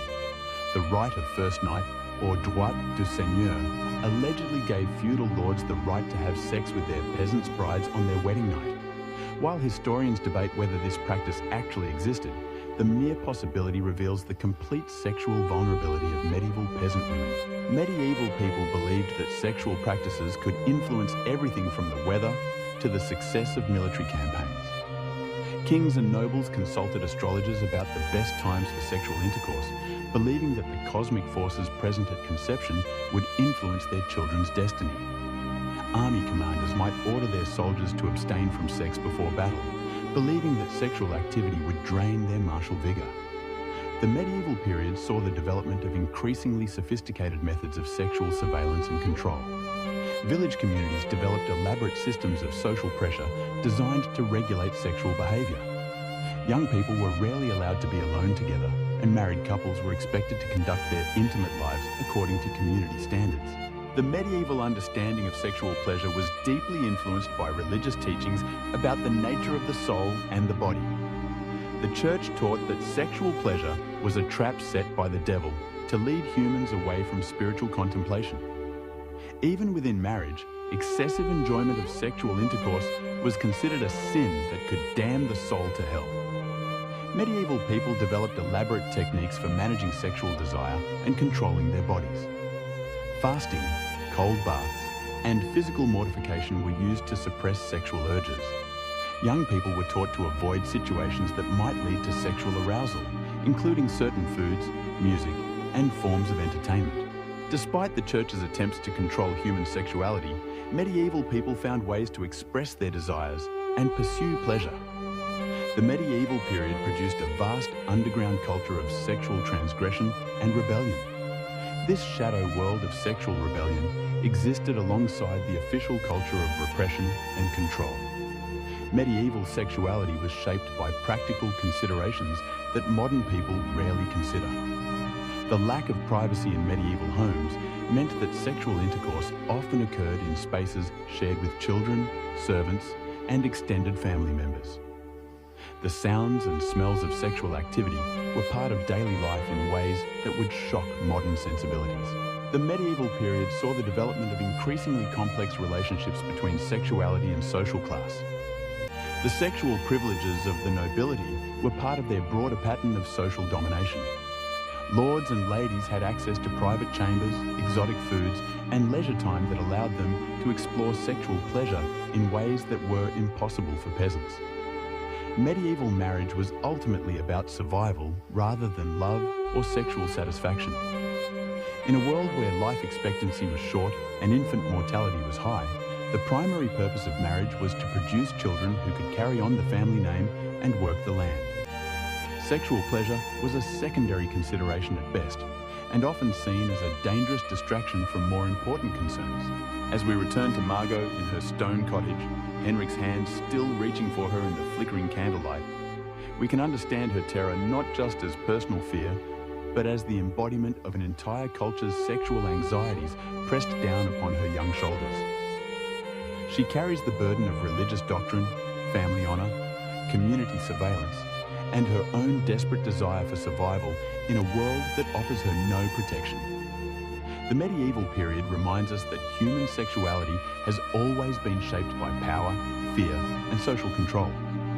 The bizarre practices and beliefs of medieval people seem alien to us now, but they emerged from the same fundamental human needs and desires that drive sexual behavior in every era.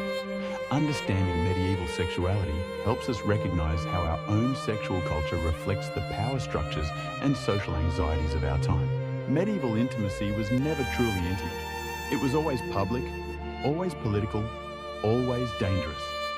The bedroom was a battlefield where souls were won and lost, where family honor was defended or destroyed, where the most private moments of human life were governed by rules that seemed designed to eliminate pleasure and maximize suffering. The medieval period produced some of the most restrictive sexual customs in European history, but it also reveals the incredible resilience of human sexual desire. Despite centuries of religious persecution, social control, and legal punishment, medieval people found ways to pursue love, pleasure, and intimate connection. Their stories remind us that sexuality is one of the fundamental aspects of human experience, too powerful to be completely controlled by any system of authority. The strange and often disturbing sexual practices of medieval Europe were not simply the result of ignorance or superstition. They emerged from a complex interaction of religious doctrine, social structure, economic necessity, and genuine human need. Understanding these practices helps us appreciate both how far we have come and how many of the same underlying tensions continue to shape human sexuality today. In the end, the medieval period teaches us that sexuality is always political, always dangerous, and always essential to human experience.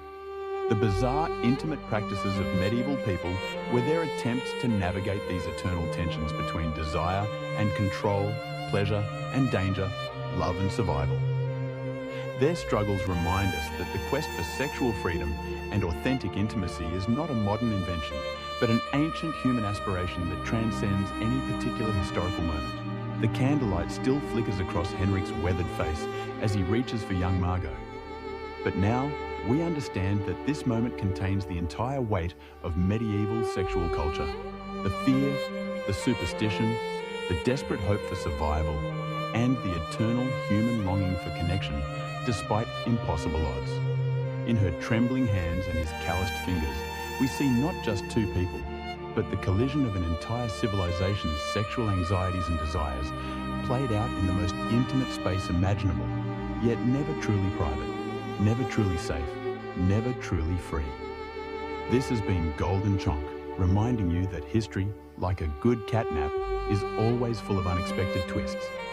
Stay curious, and I'll catch you on the next bizarre historical adventure. Good night. Meow, meow. Oh, hello there, Dreamweavers and History Snoozers. It's me, Golden Chonk, your fluffy feline guide to the truly wild side of history.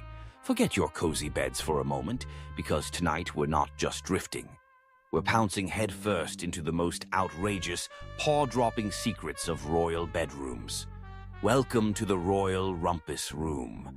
Tonight we're not just peeking, we're clawing our way into the lavish, the absurd, and yes, sometimes the suspiciously sticky bedrooms of medieval royalty. These were places where power, passion, and absolutely no concept of personal space collided in a spectacular hairball of history.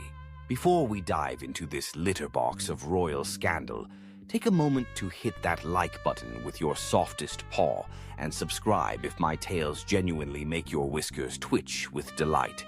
And please, tell me in the comments where you're curled up right now and what time it is for you. It's always a treat to see who's purring along with us from across the globe.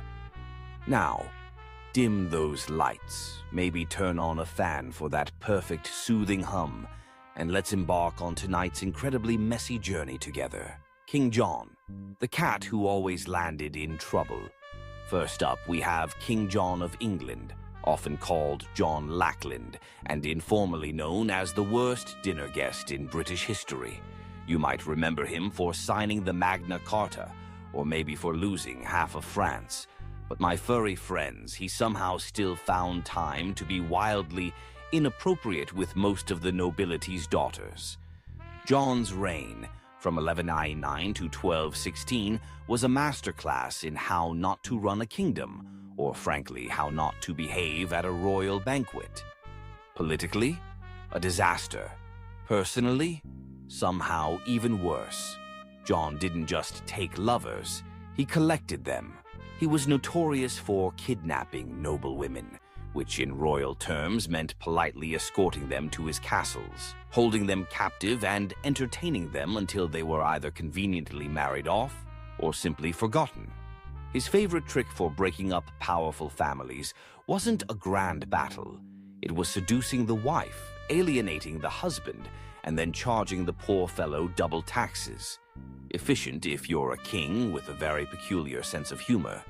Even the medieval chroniclers, who usually ignored witch trials and public floggings, got uncomfortable. They'd write things like, "He was not temperate with women," and "He did not abstain from wives and daughters." That's medieval for "He made the Christmas party really awkward." At one point, John reportedly had 30 mistresses on official record. That's not romance, my little mousers, that's a staffing issue. Several nobles complained directly to the crown that John was abusing their hospitality, which is a polite way of saying he slept with everyone, including the serving staff, and probably made eyes at the family goat. His behavior was so egregious, it nearly sparked a rebellion, not over taxes or war, but because half the barons were terrified to leave their wives unattended during royal visits. One baron even refused to meet John unless his entire household was locked up first. That's 13th century diplomacy at its finest. Yet, in true royal fashion, John never saw a problem. He genuinely believed himself irresistible. There's no evidence for this outside of his own letters, but when you're king, delusion comes standard issue. In the end, King John left behind a kingdom in turmoil, a legacy of distrust, and possibly several children no one ever talked about at court. He was the kind of king who made people invent democracy just to keep him away from their families. Not the worst monarch in history, but definitely the one you'd never ever let babysit. Charles VI, the Glass King with a fiery problem. Next, let's curl up with Charles VI of France, also known as Charles the Mad. He ruled from 1380 to 1422, and yes, that nickname was earned, not just tossed around at a drunken banquet. He started his reign with such promise. Young, handsome, capable. Then things took a very sharp turn. He started forgetting who he was, attacking his own knights, and at one point genuinely believed he was made of glass. He'd insist his servants wrap him in blankets so he wouldn't shatter while walking. Not exactly the picture of kingly strength, but you have to admit it's an impressive level of creative paranoia. Now, most kings who believe they are fragile glass figurines tend to avoid scandal. Not Charles. He somehow managed to juggle a royal mistress, a full-blown paranoid delusion, and a civil war all at once. Talk about a multitasker. His long-suffering wife, Isabeau of Bavaria, tried to manage the court while Charles was doing things like running screaming from mirrors and refusing to bathe for fear the water might dissolve him. Meanwhile, his mistress, Odette de Champdivers, was quietly moved into the palace, introduced to everyone as his comfort. That's medieval code for don't ask questions, just smile politely. Odette, bless her heart, stayed with Charles during his most unhinged years. She must have had the patience of a saint or the property rights of a queen. She reportedly brushed his hair, listened to his glass-based ramblings, and helped him put on multiple layers of padded clothes so he could sit down safely. Nothing says passion like strapping your royal lover into a custom-made pillow suit. But Charles wasn't just eccentric behind closed doors. He also hosted court entertainments where things went spectacularly wrong. During one infamous event, the Bal des Ardents, he and his friends dressed as wild men in flammable costumes and danced around with torches. Naturally, someone dropped a flame and several of them burned alive. Charles survived, but his dignity certainly did not. Despite everything, Charles fathered 12 children, several during episodes of apparent lucidity, or at least enough lucidity. Royal chronicles don't clarify whether he remembered their names, but one can assume that naming a child not made of glass was probably discouraged. Charles VI led France into ruin, but more impressively, he managed to make mental illness, royal scandal, and medieval pyrotechnics all part of the same tragicomic package. And somehow they still let him wear a crown. Peter the Cruel. Love, lies, and locked-up wives.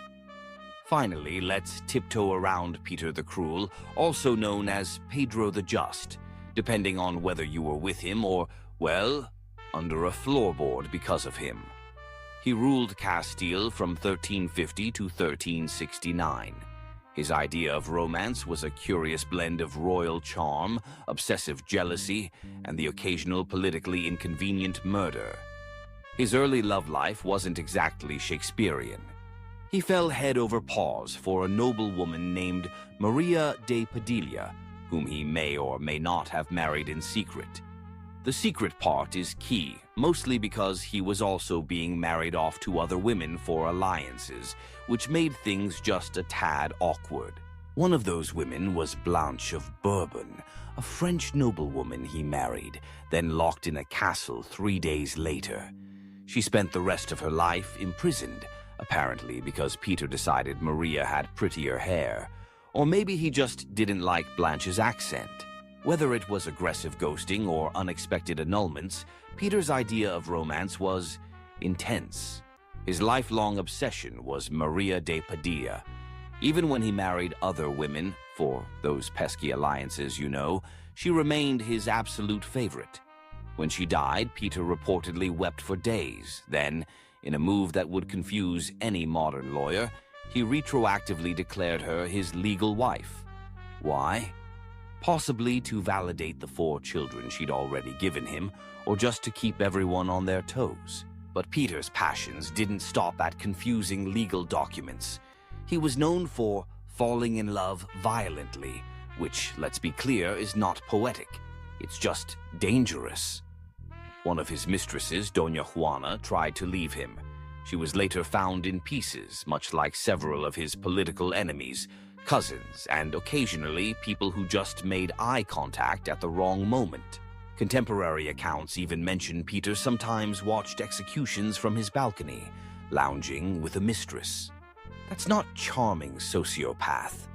That's an HBO villain with severe impulse control issues. Still, the Castilian court was never boring. Gossip flowed faster than wine, and Peter's relationships blurred the line between passion and vendetta. His idea of a romantic gesture, surprise weddings, surprise divorces, and the occasional surprise stabbing. Eventually, Peter was killed by his own half-brother in a rather symbolic act of family therapy. But his reputation as one of Europe's most aggressively unromantic romantics lives on. If love is a battlefield, my dear friends, Peter brought the entire siege equipment. Edward II, the king who loved his bestie more than his queen. Next, let's pad silently over to Edward II of England, who ruled from 1307 to 1327.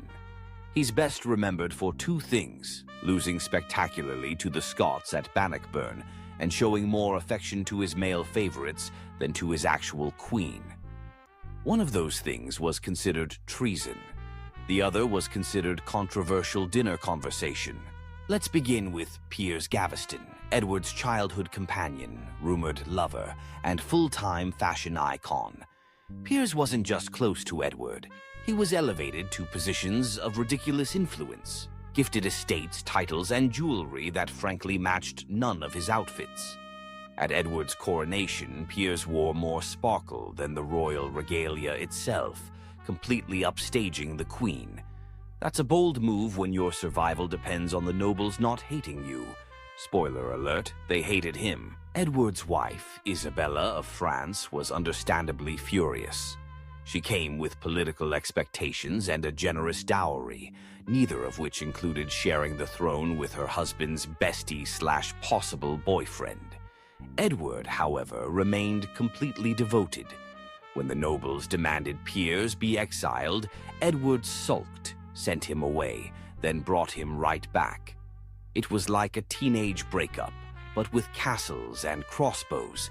Eventually, the barons had enough and executed Piers. Edward was devastated.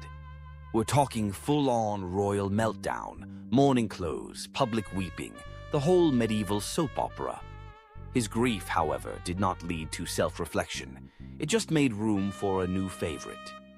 Hugh Despenser the Younger. Hugh made Piers look like a subtle footnote.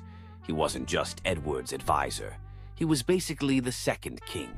Land, titles, entire counties. Hugh got them. The rest of the nobility got angry. Isabella, by this point, had switched from annoyed wife to full-blown vengeance avatar. She teamed up with a lover of her own, Edward's enemy, naturally, invaded England and overthrew her husband. Edward was imprisoned, stripped of his crown, and possibly murdered by a red-hot poker. Yes, that rumor exists. No, we're not discussing the physics of it. Let's just say medieval revenge was rarely subtle. Edward II's reign was less about governance and more about personal drama, so intense it could be a reality show. If the Plantagenets had Netflix, his season would have been banned in 3 countries. His mistake? Mixing politics with passion, ignoring everyone else, and assuming royal power meant nobody could touch him. Turns out, everyone could, eventually. Wenceslaus of Bohemia, the king of the hangover. Finally, let's talk about Wenceslaus of Bohemia, who ruled in the late 14th century. Ruled might be a generous term. He technically held titles like King of the Romans and King of Bohemia, But his real achievements were more along the lines of public nudity, aggressive drinking, and starting fights in his own palace. If you're thinking of good King Wenceslaus from the Christmas Carol, wrong guy. That was his ancestor. This Wenceslaus, not good, not even vaguely decent.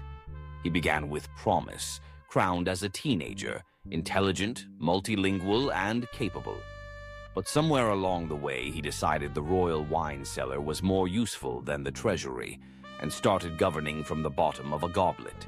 Wenceslaus developed a reputation for hosting multi-day drinking sessions, where policy decisions were made between rounds of mead and inappropriate limericks. His advisors began carrying flasks, not to drink, but to survive negotiations. At court, debates often ended with someone flipping a table or being challenged to a duel using breadsticks. He also developed the habit of streaking through the castle, sometimes mid-meeting. One chronicler records Wenceslaus delivering royal edicts completely naked, except for a sword belt. His justification? Clothes are for the timid. Hard to argue with that kind of logic when the guy with the crown also has a long sword and no pants. Romantically, he favored barmaids, laundresses, and occasionally nobles' wives, though he seemed more invested in their beer recommendations than their feelings. Affairs weren't scandalous at his court. They were practically job interviews. One noble accused him of seducing his sister. Wenceslaus shrugged and offered him a drink. Eventually, the Holy Roman Empire decided they'd had enough of his royal vodka and removed him as King of the Romans. A polite way of saying, "You're fired, but we're pretending it's political." Even his own brother called him useless, undressed, and usually unconscious. Still, Wenceslaus somehow reigned in Bohemia for decades. His people tolerated him the way one tolerates a loud uncle at a wedding, with eye rolls, careful seating plans, and lots of alcohol. In the end, he left behind a shaky kingdom, a flooded wine cellar, and a royal legacy best summed up as, he ruled like every day was his last hangover. Henry VIII, the king who broke the church for a date. Let's sink our claws into Henry VIII of England, who is basically what happens when unchecked power meets unchecked hormones. He ruled from 1509 to 1547 and spent most of it either getting married, getting divorced, or getting absolutely furious at the Pope for not supporting his questionable dating decisions. You've heard the rhyme: divorced, beheaded, died, divorced, beheaded, survived. But trust me, my furry friends, that barely scratches the surface of Henry's royal rom-com turned horror series. Let's start with Catherine of Aragon, wife number 1. After 20 years of marriage and no male heir, Henry decided God was mad at him. Naturally, the solution wasn't introspection or therapy. It was annulment, excommunication, and the creation of an entirely new church. He essentially invented Anglicanism just to date someone else. That's not devotion, that's pettiness with a cathedral attached. Enter Anne Boleyn, wife number 2. Henry wrote her love letters full of passion, obsession, and some truly dreadful poetry. She gave him a daughter, Elizabeth, who would later become one of England's greatest monarchs, but no sons. This led to Anne's swift arrest for adultery, witchcraft, and possibly giving Henry side-eye at court. She was beheaded. Henry, meanwhile, moved on with the emotional range of a potato. Jane Seymour followed, finally producing a male heir, Edward, before tragically dying from childbirth complications.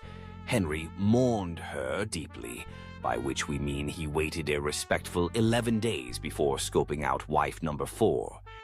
Next came Anne of Cleves, who Henry chose based on a very flattering portrait. In person, he declared she looked like a Flanders mare. That marriage lasted a grand total of 6 months and ended in what we'd now call a no-fault divorce and a politely written Yelp review. Catherine Howard, wife number 5, was much younger and considerably less discreet. She was executed for adultery, though honestly it's hard to blame her. Being married to Henry at that point meant dealing with gout, paranoia, and a man who could barely walk but still insisted he was a gift to women. Finally, Catherine Parr, wife number 6, wisely outlived him by being literate, patient, and excellent at dodging accusations. By the time Henry died, he'd practically bankrupted England, eaten half its livestock, and turned the royal court into a soap opera where heads rolled more often than wedding bands. In short, Henry VIII loved hard, ruled harder, and left a trail of drama so legendary it's still being turned into musicals today. Francis was France's most seductive liability.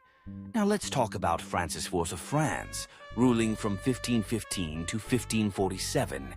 This king was the walking embodiment of the Renaissance, cultured, charming, sophisticated, and absolutely incapable of keeping his trousers buttoned. To his credit, he was a truly great patron of the arts. He invited Leonardo da Vinci to France, built magnificent palaces, and helped turn France into a cultural powerhouse. But while the painters were painting and the poets were poeting, Francis was busy seducing anything with a pulse and a title. His court was famous, or perhaps infamous, for its opulence, but also for being a kind of state-funded dating app. He employed gentlewomen of the bedchamber, a term that should have meant ladies-in-waiting, but really meant romantic shortlist. Entire political alliances were derailed because Francis accidentally bedded the ambassadors' wives, and this wasn't quiet, subtle adultery. Francis was loud about it.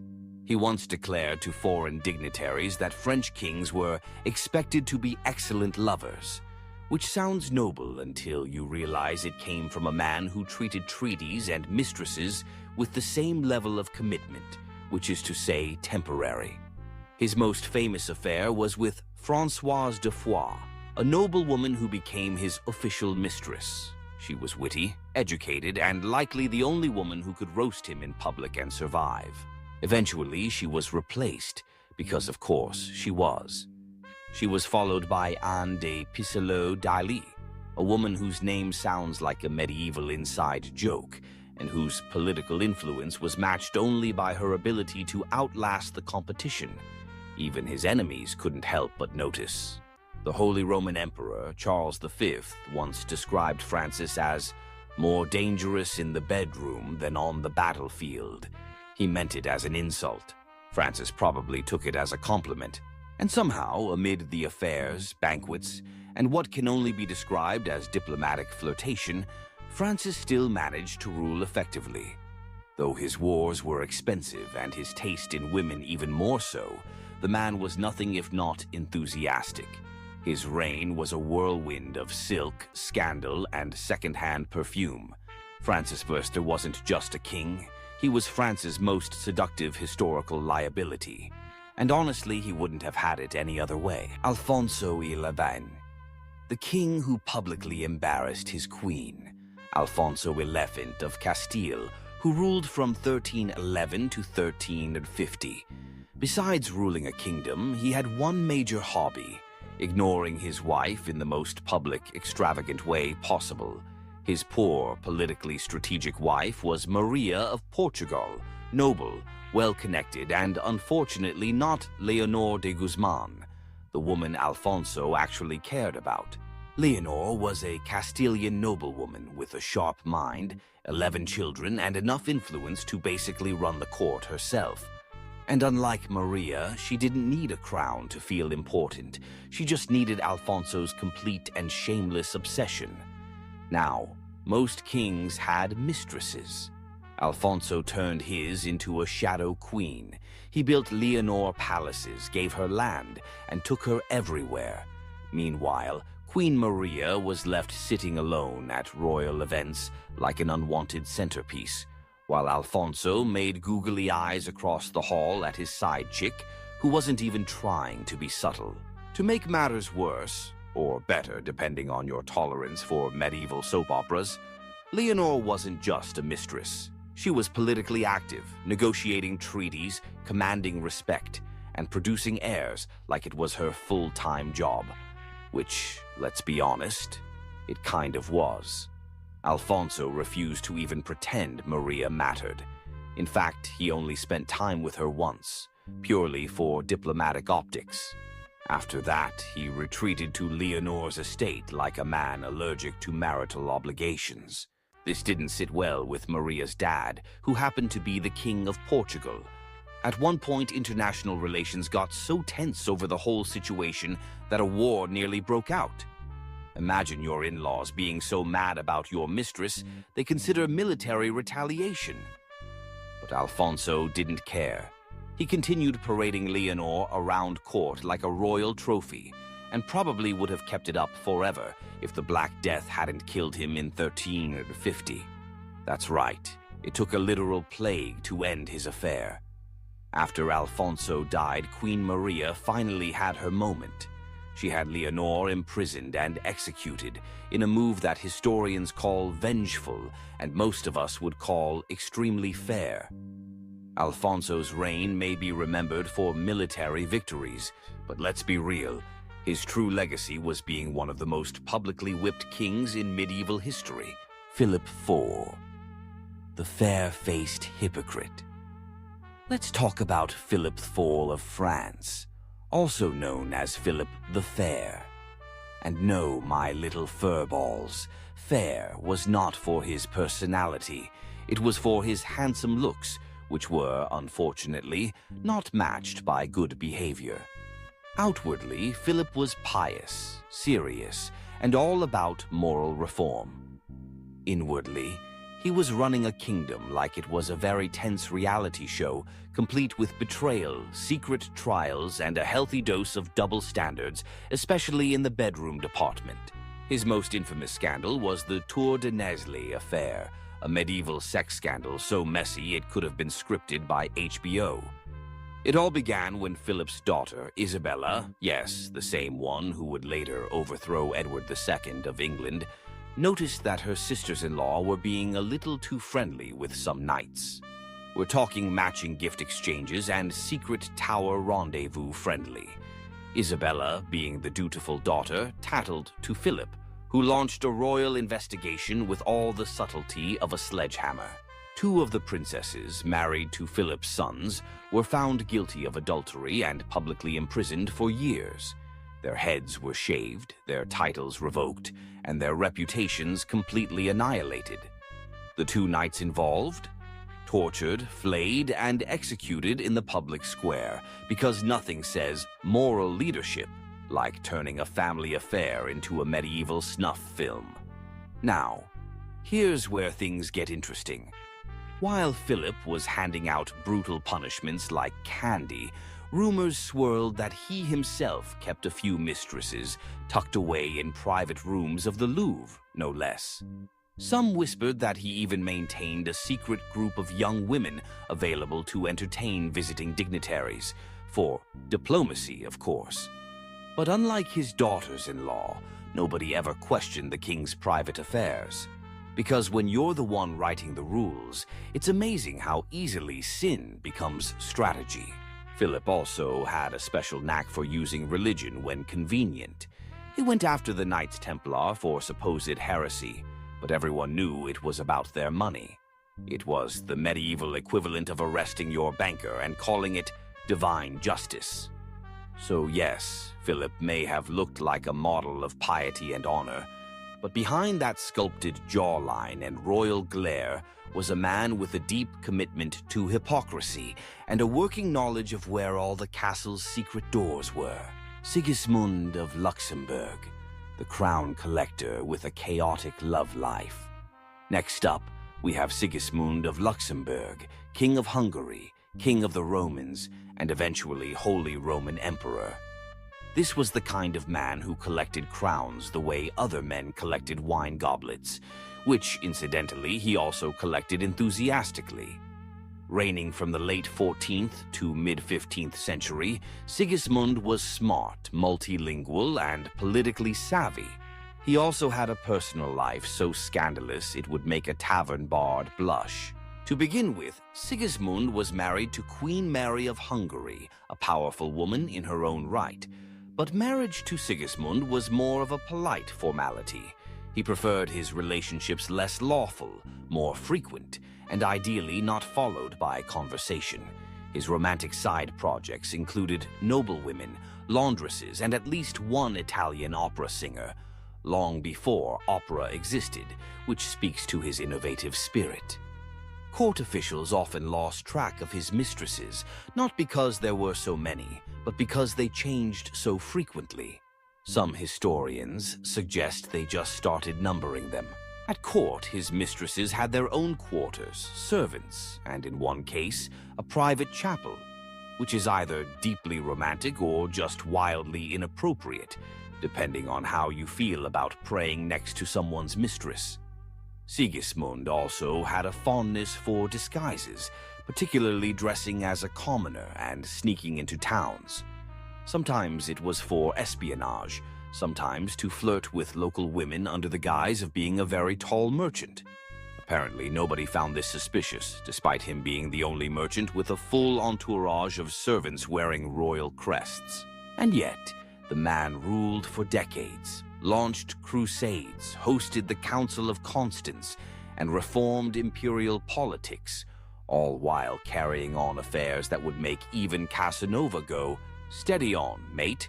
One ambassador once wrote that Sigismund greets all women as equals, especially in private, which, while vaguely progressive, also sounded suspiciously like an HR violation. But despite his extracurriculars, Sigismund remained immensely popular, mostly because he managed to appear regal in public while quietly running the most chaotic love life in Europe. He wasn't just an emperor. He was a one-man renaissance, equal parts strategist, statesman, and scandal. And somehow he always got away with it.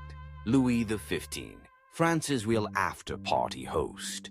Finally, let's saunter into the bedchambers of Louis XV of France, known as Louis the Beloved. He ruled from 1715 to 1774, and by ruled, we mostly mean he hosted an endless royal after-party where governance was optional and silk bedsheets were not. He started out promising enough, young, handsome, and poised to carry on the legacy of his great-grandfather, Louis XIV. But somewhere around his 20s, Louis decided national policy could wait because he had a long list of ladies-in-waiting to attend to. Let's talk about the Parc aux Cerfs, the quiet little house near Versailles that Louis used for, let's call them, private auditions. Girls were recruited, usually poor but pretty, brought in discreetly and rotated like seasonal produce. There were so many mistresses, the palace guards likely had a clipboard system. His most famous mistress, Madame de Pompadour, wasn't just a pretty face. She basically ran France behind the scenes. But when she lost interest in the physical side of their relationship, Louis said, "That's fine," and built a second harem instead. The logic? Keep Pompadour for brains and banter. Keep the Parc aux Cerfs for everything else.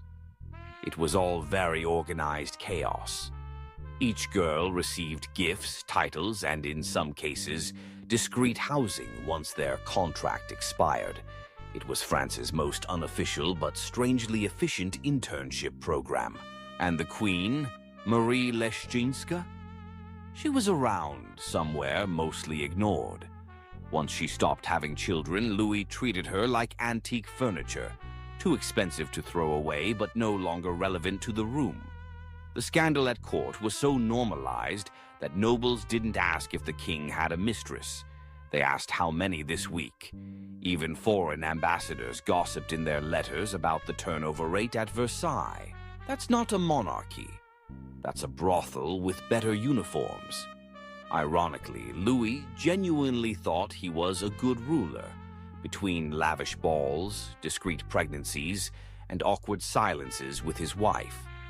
His reign, while not catastrophic, set the tone for his grandson, Louis XVI, who would later lose his head, possibly because Grandpa spent too much time thinking with the wrong crown. In the end, Louis XV left behind a debt-ridden France, a disillusioned court, and a royal reputation that could best be summarized as loved by women, loathed by accountants. Christian VII, the king who was his own entertainment. Christian VII of Denmark, who ruled from 1766 to 1808. Though wobbled through life while other people ran the country is probably more accurate. You see, Christian had a few issues.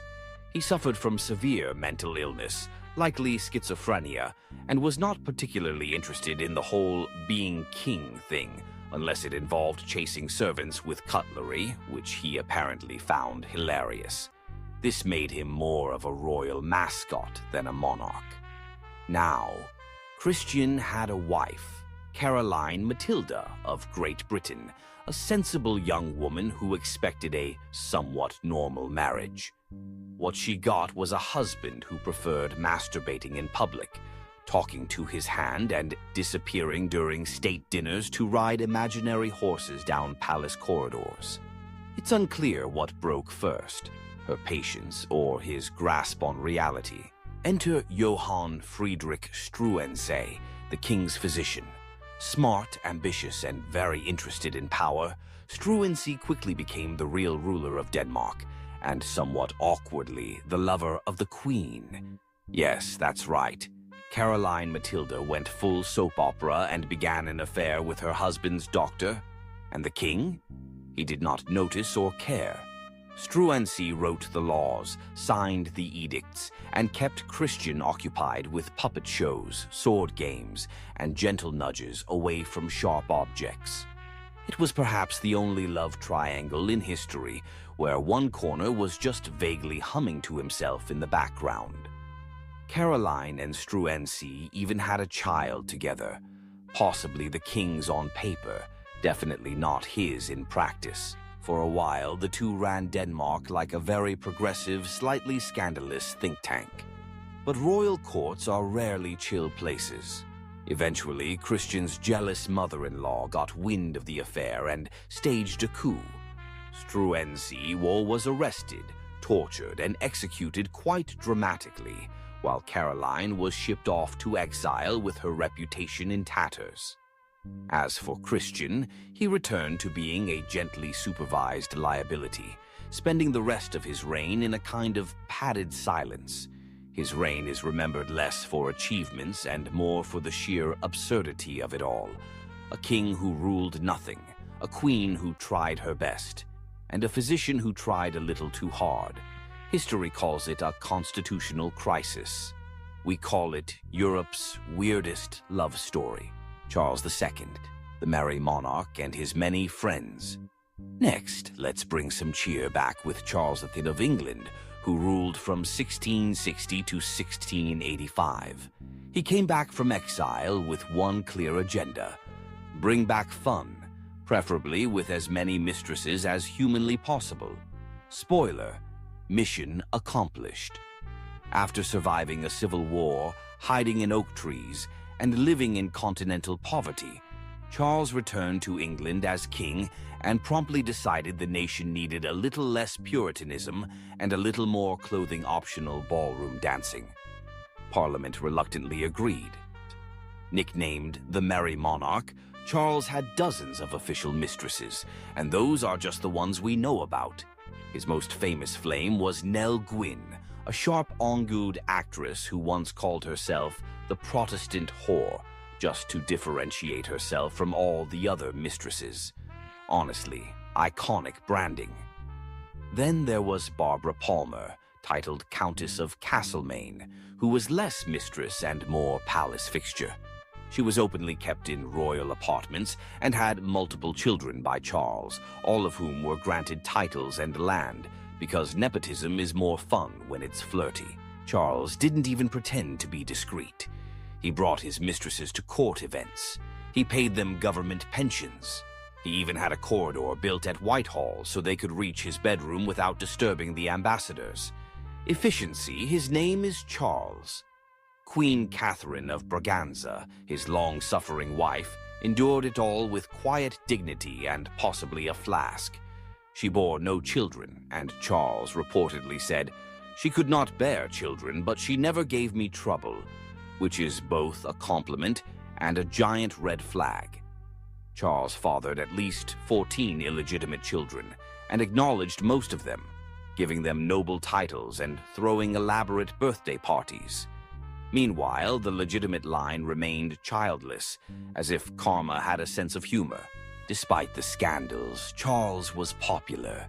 He reopened theaters, legalized fun, and restored monarchy with flair, wigs, and more eyeliner than his actresses. The people forgave him everything, mostly because he made monarchy look like a party. When he died, his final words were, "Let not poor Nelly starve." Not, "God bless England," not, "Tell my brother to rule wisely," just feed the mistress. And that, friends, sums up Charles II, a king who governed like he was hosting a royal bachelor season finale. Erik Cloton, Sweden's paranoid poet king. Now let's talk about Erik XIV of Sweden, who ruled from 1560 to 1568. A short reign, but long enough to leave behind a legacy of paranoia, poetry, and utterly catastrophic dating choices. Erik started out promising. Tall, handsome, fond of astronomy and the arts. The kind of king who might write you a love sonnet and then explain planetary orbits over dinner. He was also obsessed with astrology, so he rarely made decisions without checking the stars first. Unfortunately, the stars never told him to chill. Erik had a thing for noble women, but not in the subtle whisper-in-a-garden kind of way. He proposed to Queen Elizabeth I of England multiple times, and she repeatedly declined, politely, then firmly, then with complete silence. Erik didn't get the hint and even sent portraits of himself as gifts, which is the 16th century equivalent of sliding into someone's DMs with a shirtless selfie and a marriage contract.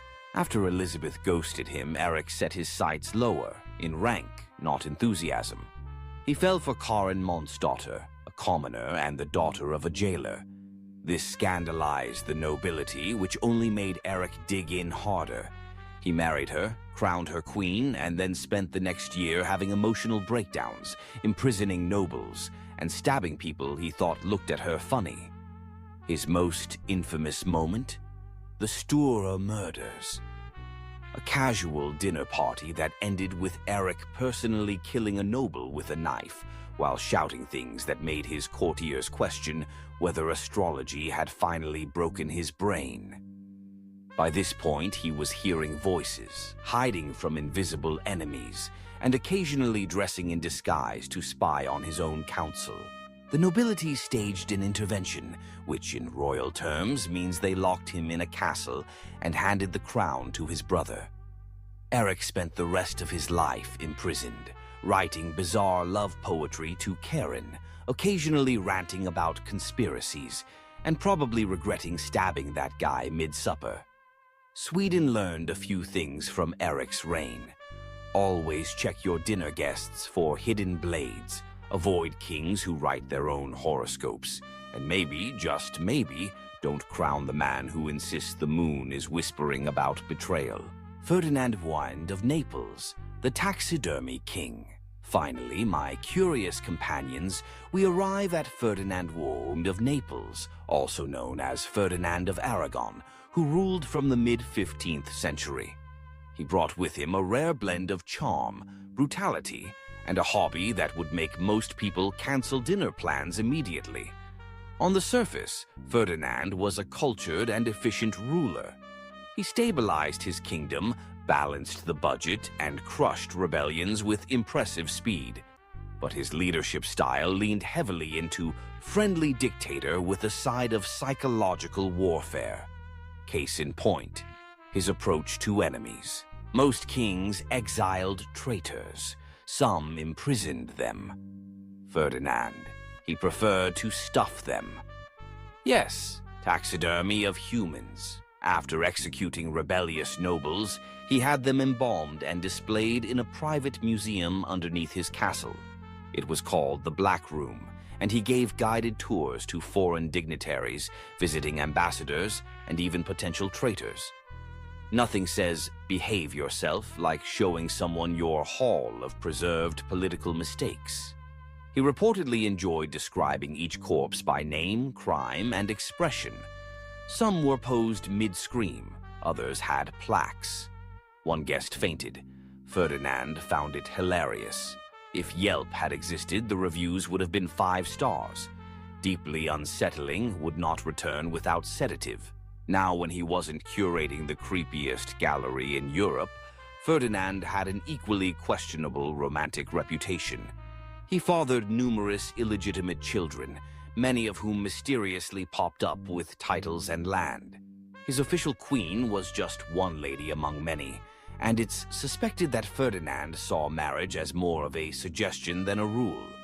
His mistresses ranged from noble women to peasants, with the only common factor being his complete disregard for discretion. Royal banquets sometimes doubled as flirtation contests.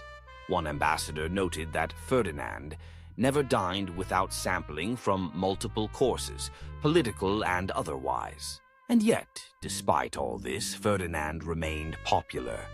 His people admired his strength, nobles feared him, and visiting enemies, upon seeing the Black Room, quickly lost interest in rebellion.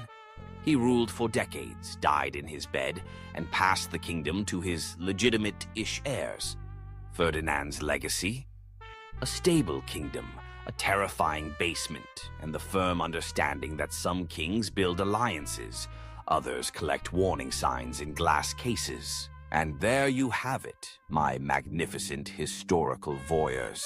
From the subtly scandalous to the outrageously unhinged, we've journeyed through the wildest bedrooms and most baffling behaviors of royalty. I hope these tales have given you a newfound appreciation for your own peaceful sleeping arrangements. Remember, history isn't just about dates and battles. It's about the utterly human and often hilarious chaos that happens behind the velvet ropes. Sweet dreams, and may your own romantic lives be significantly less dramatic. Meow. Meow.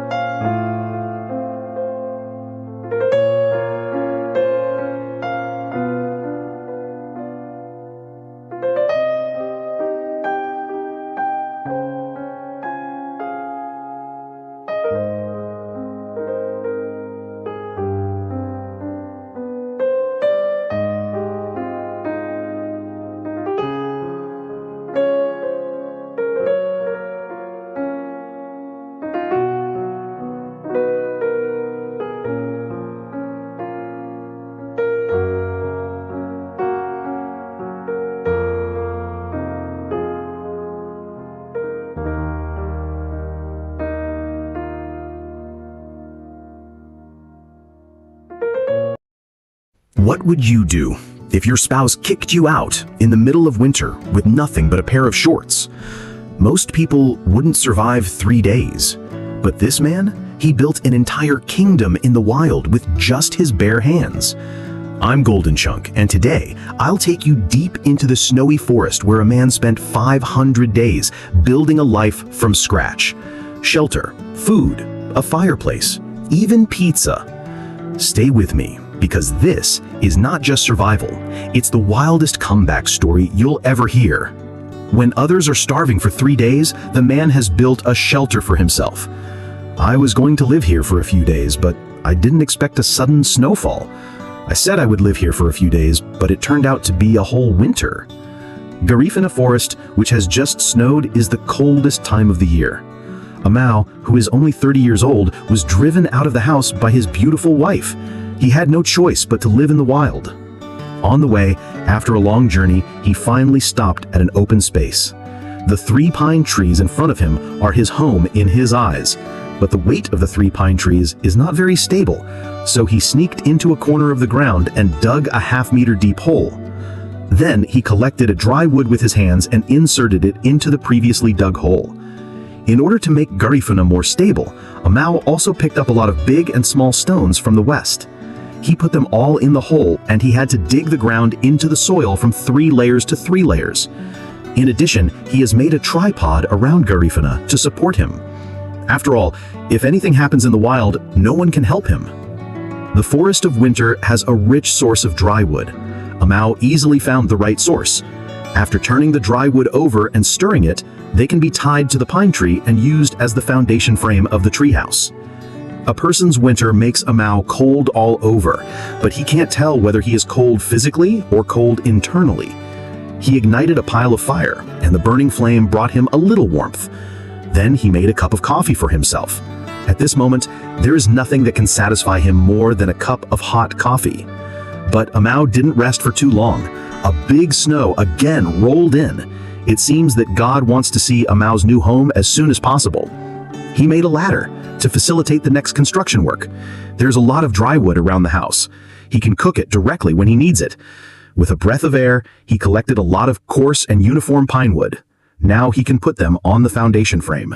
Amau didn't carry too many equipment before he left home. Fortunately, he brought an iron nail that he could never use in his life.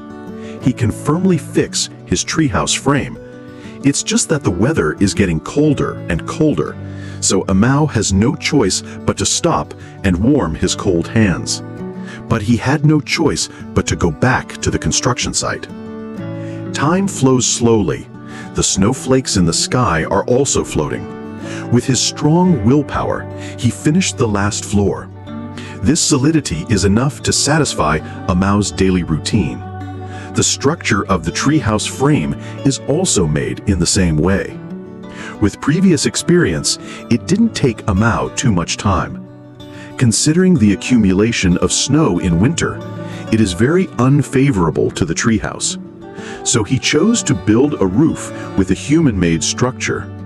He processed the support wood at the door with this kind of A shape. In this way, the wooden sticks can fit perfectly and make a perfect connection between them. As a measuring wooden stick, the grooves must also be processed. It is also a frame that is solid enough to be connected. It can be seen that the frame can fully support the weight of Amau alone. I believe that no matter how much snow there will be in the future, it will not pose a threat to his treehouse. Then he finished the installation of the dragon bone on the roof in turn. There are many mosses on the ground of the forest. These are the best natural materials used to prevent the wind and keep warm. Amau also collected a lot in one breath. The method of use is also very simple. It only needs to cooperate with the wood of the wall, one layer after another. Although the appearance of the building is not so exquisite, the wall is not sealed. It is this forest that gives Amau a sense of security. The construction of other walls is also as good as the law. In order to make the construction of the treehouse go smoothly, He decided to lay the waterproof cloth on the roof first, while the wall was not fully built. After all, he did not have the help of a lifter. Finally, under the position of constantly adjusting the ladder, the waterproof cloth on the roof was laid. When Amal finished the laying of the waterproof cloth on the roof, the sky was snowing again. Now he can safely complete the construction of the next wall. Before going out, Amal also brought a heat-resistant cloth and opened the chimney of the fireplace above. Then the chimney was also opened on the waterproof cloth on the roof. Finally, he used solid glue to stick it on top. In this way, the smoke of the fireplace and the heat-resistant cloth can be separated. Amal's construction efficiency is very high. He soon came to the front wall of the building. At this time, the weather is getting colder and colder. The ice on his beard is frozen. Therefore, in order to keep it warm, Amal did not leave a window for the treehouse. After all, no one wants to experience the feeling of being frozen in the middle of the night. Finally, before dark, Amal completed the construction of the wall of the shelter.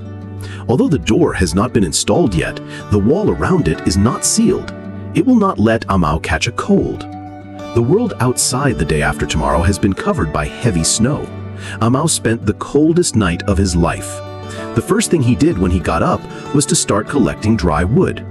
He made a large door for the shelter. Now he doesn't have to be woken up by the cold wind and snow.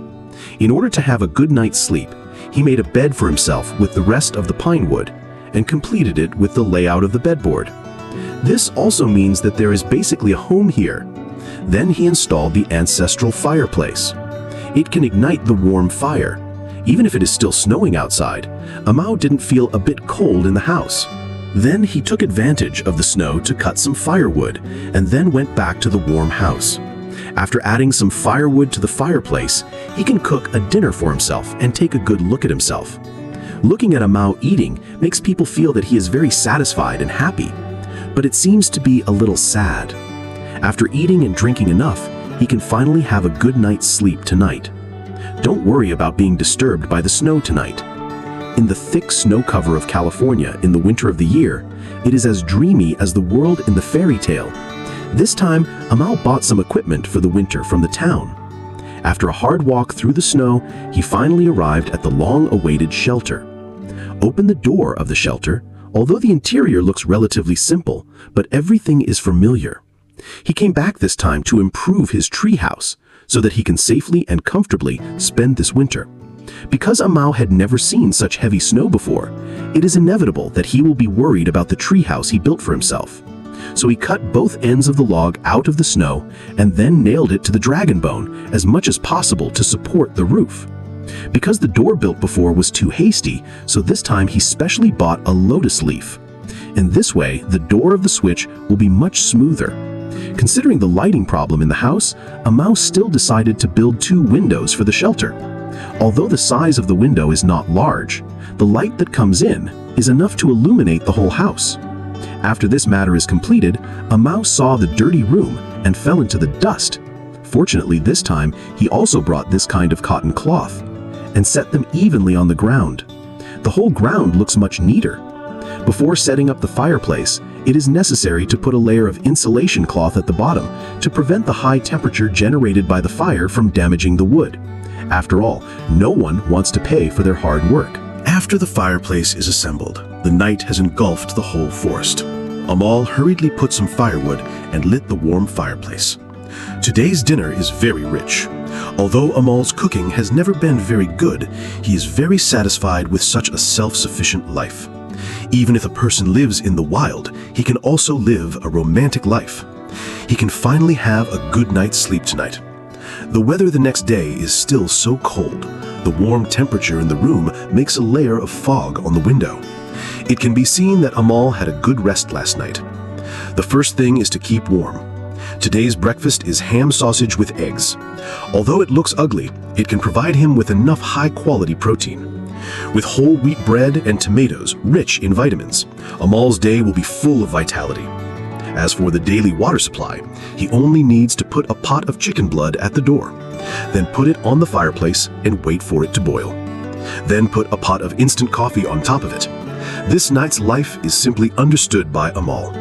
The days of heavy snow are most suitable for lying on the bed and sleeping. But Amal did not choose to set up a tent. Instead, he set up the rest of the walls with cotton wool. Not only can it prevent the strong eaves from falling down, but it can also improve the warmth of the shelter to a certain extent. After completion, the whole room has become much more regular. It's just that there is still a lack of a dining table. It's very inconvenient to eat and drink at ordinary times. So Amal collected some bitter things. First, he dug a hole on a piece of wood, then insert the cut wooden stick into it. In this way, he got a handy hammer. Now he can easily turn the wood into wood planks, assemble them together to get a platform, then connect the table legs through the river. You can fold up the table when you don't need it. In this way, you won't occupy too much space in the house. Busy times always go by very quickly, and the happiest time of Amal's day is the dinner time. Dinner is a high-end steak. Put the herbs on it. It can play a great role in the fragrance of the steak. The steak doesn't need to be fried for too long. This kind of 3-minute degree is just right for Amal. With the freshly baked pancake, it's simply the most delicious in the world.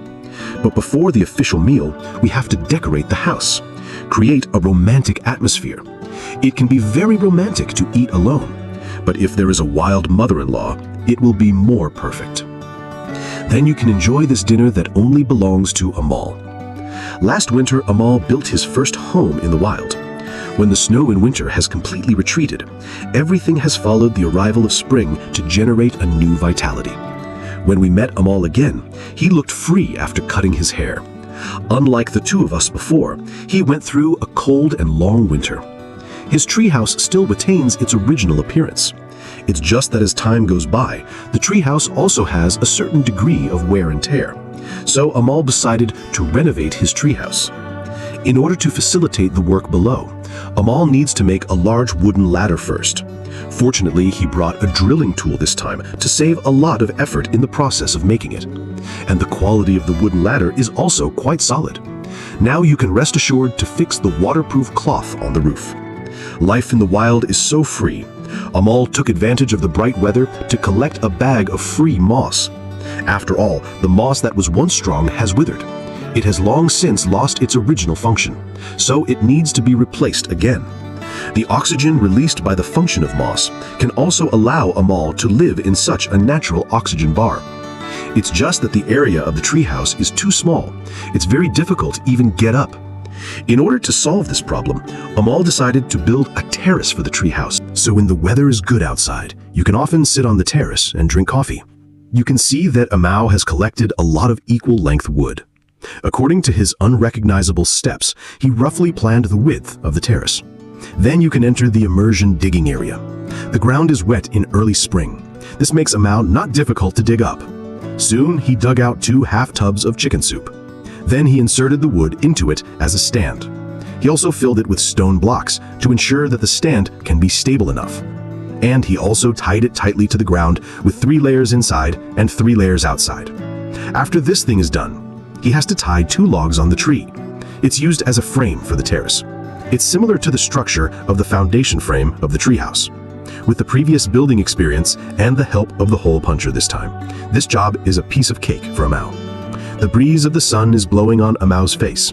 It makes him feel very comfortable to finish the job. He also enjoys such an immersive life.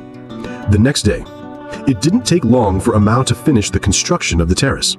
But Amal, who didn't have breakfast, was already hungry. So Amal hurriedly set up a pile of hooks. He couldn't help but admire the wood he built from a beautiful angle. The burning flames seemed to indicate that Amal's outdoor life is getting better and better. Then he put together several beautiful little ponds. As the saying goes, high-end ingredients often only need the simplest way of cooking. After sprinkling all kinds of seasonings on top and marinating, it can be baked on charcoal. It only takes 2.5 hours. You have to keep turning it over to prevent it from burning. Then you can enjoy this delicious food. The pleasant atmosphere after lunch always makes people unable to help but feel sleepy. Amal laid out the inflatable mattress, wiped off all the tiredness on his body, and went to sleep. By the time Amal got up, it was already 2:30 in the afternoon. He was very tired when he just woke up. The whole person can't get up. So he made a cup of coffee for himself at the same time. I have to say that after drinking coffee, Amao directly full of vitality. Lay out the rest of the inflatable floor. Just because the previous planning was not good, the last piece of the floor seriously affected the normal opening of the door. So Amao needs to remove it again, then remove the extra place. Finally reinstall the door. Of course, the terrace is still not completed yet. It also needs to be protected, prevent you from going to the bathroom at night and accidentally falling. Although the height is not high, but Amao doesn't want to experience the feeling of being in the world. After the terrace is fully installed, this little house is done. Finally, a simple door and window was installed for the door. Now Amao can safely spend his days in the wild, in this small 3/4 land, in this quiet place that belongs to him, can avoid the influence of others, just live a quiet and beautiful life. 2 years and 6 months ago, Amao built his first home in his life. He has come to this familiar place again, revisit the memories of the past. The forest of California still has a slight coolness. The branches are hung with ice-cold moss. Amao assembles a big hole tool, make a hole in the center of the wooden house. He plans to make a simple stove, convenient for his usual cooking. Make a hole on the side of the wooden house. Make sure there is enough oxygen for the stove to burn normally. This stove made this way is not only very convenient, and the effect of burning is also very good. In order to warm up quickly, Amao made a cup of coffee for himself. He also put a bunch of pine needles in the mouth of the lake. The coffee brewed this way will have a hint of fragrance. I suggest that you guys have a chance, you can try it like this. The weather is very good today. Amao did not choose to set up a tent, but to be fully prepared for the next cold winter. He collected some pine wood from the forest again. He plans to reinforce the roof of the house again. After removing the branches of the pine wood, it can be set on the beam as the roof of the house. After all, the roof of the house was just a layer of waterproofing, and consider the cold snow in the future, so Amao can only increase the way of the dragon bones to make the roof as solid as possible. Looking at such a row of solid dragon bones, I believe that the ability to resist pressure from the treehouse will also be very excellent. The weather in the forest is always confusing. Maybe the weather will change in the next second. Amao also has to speed up the pace of his hands. He set up a circle of pine wood around the roof. This can also play a role in strengthening the waterproofing of the roof. In order to improve the warmth of the wooden house, Amao collected a sack of moss on the ground near his house. Now you can spread them evenly on the roof. Although its heat retention is far less than that of heat-resistant cotton, but these free moss cannot be used up. Plus the warm shelter in the house in the future, I believe it won't be too cold in the cold winter. After this matter is over, Amao set up a few more wooden houses for the fence.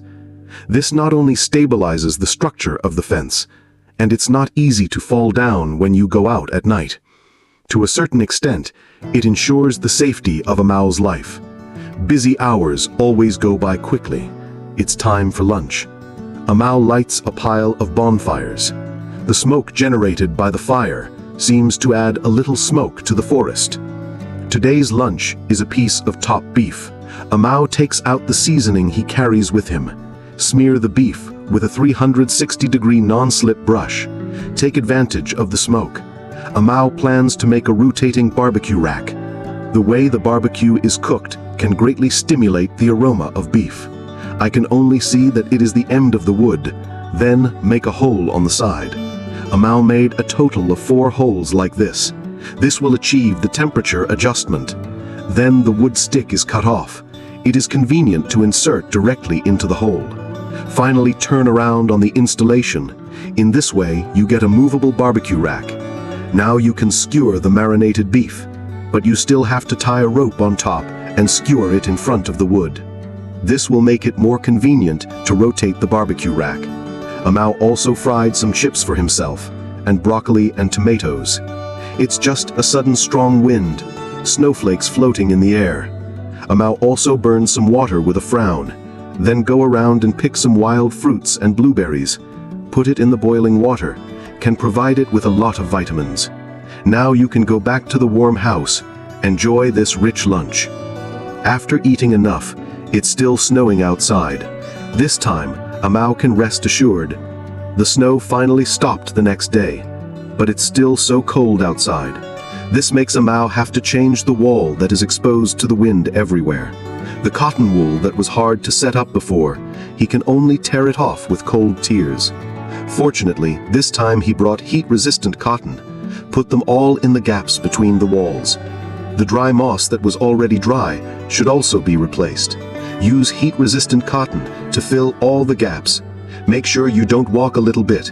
Wait for all the gaps to be filled with heat-resistant cotton, so Amao can spend this winter warm and comfortable. After Amao finished this, he came to the neighborhood and picked a tree. Because it's a dry tree, so Amao easily gathered it. Gather it into a small section, then pile it up in the space below the tree. The next day, Amao's treehouse is completely integrated with the snow forest. It looks so harmonious. After getting up, Amao set up a thermometer in front of the door. The snow is not that big, but there is a -10 degrees. In order to better resist the cold, Amao decided to lay a stone floor in the house. For the convenience of the next job, he first made a stick for himself. This makes it easier for him to collect the wood before, slice it into a floor for the ground. At this time, the temperature outside the city has reached -20 degrees. Although this process takes a lot of energy, but I thought it was for my warm home. So, even if this process is hard, Amao also persisted. Then you can put these slices of wood on the ground one by one. Although the wooden board looks very rough, but this is all Amao's own. Just based on this, it's already better than those fake wilderness bloggers. This process doesn't look difficult, but in fact, it takes a lot of time and energy. But fortunately, this job is done indoors. It's much comfortable than outdoor work. Amao spent 2.5 days, just finished the whole floor. Days go by day by day. The whole forest is also full of snow. It looks so beautiful. Amao made a shelf. It can be used to store some small items. Because the weather is so cold, Amao was willing to move out the fireplace he bought last year. The fireplace is on the side of the wall. It will be much more convenient to install. Before putting the fireplace, also put a heat-resistant foil on the sidewall. Otherwise, the high temperature of the fireplace, it's easy to light up the wooden walls around. Amao didn't want to work so hard for so many days. But with the fireplace completely installed, Amao took advantage of the night to put some firewood, piled up in the corner, then light a warm fireplace. Looking at the warm fire, Amao was also in a daze for a long time. In order to celebrate the complete improvement of the new home, Amao also prepared a lot of food for himself. Take a good look at yourself. Today is Amao teaching everyone how to make a delicious dinner. Stir-fry beef and onions in a pan. Aroma of food. Then dig a spoonful of soybean paste. Stir it well. Season with salt and chicken essence. Then add pure water to submerge the ingredients. Amao prepared potatoes, carrots, and fresh peas. Stir well and cover the pot and simmer for 2.5 hours. While waiting, Amao hung a 4-point lamp at the door of the house. Make the whole house look so warm. The temperature inside the house is now 30 degrees. The temperature difference between indoor and outdoor is 50 degrees. Amao's dinner is also cooked. I want to say that everything is fine. If you have a bowl of millet rice, it will be more perfect. 3 years and 6 months ago, Amao built his first home in his life. He spent his loneliest time here. At the same time, it was also the most enjoyable winter. In order to pursue the beautiful memories of the past, Amao resigned from the job of raising a family. I plan to take advantage of the good weather of this gentle and sunny day to come back and see. Walking past the wooden bridge built in the past, I met an old friend I haven't seen for a long time. There are many memories in his mind. Amao is happy to open the door of the wooden house. Everything is still familiar. Every item in the house can capture the past. This time back, Amao plans to build a circle of fences for the wooden house. The wood resources of the forest are still abundant. Let Amao collect some wood very easily. Put it on the workbench. Then he assembled the drilling tool. Only 2 holes are needed on each log.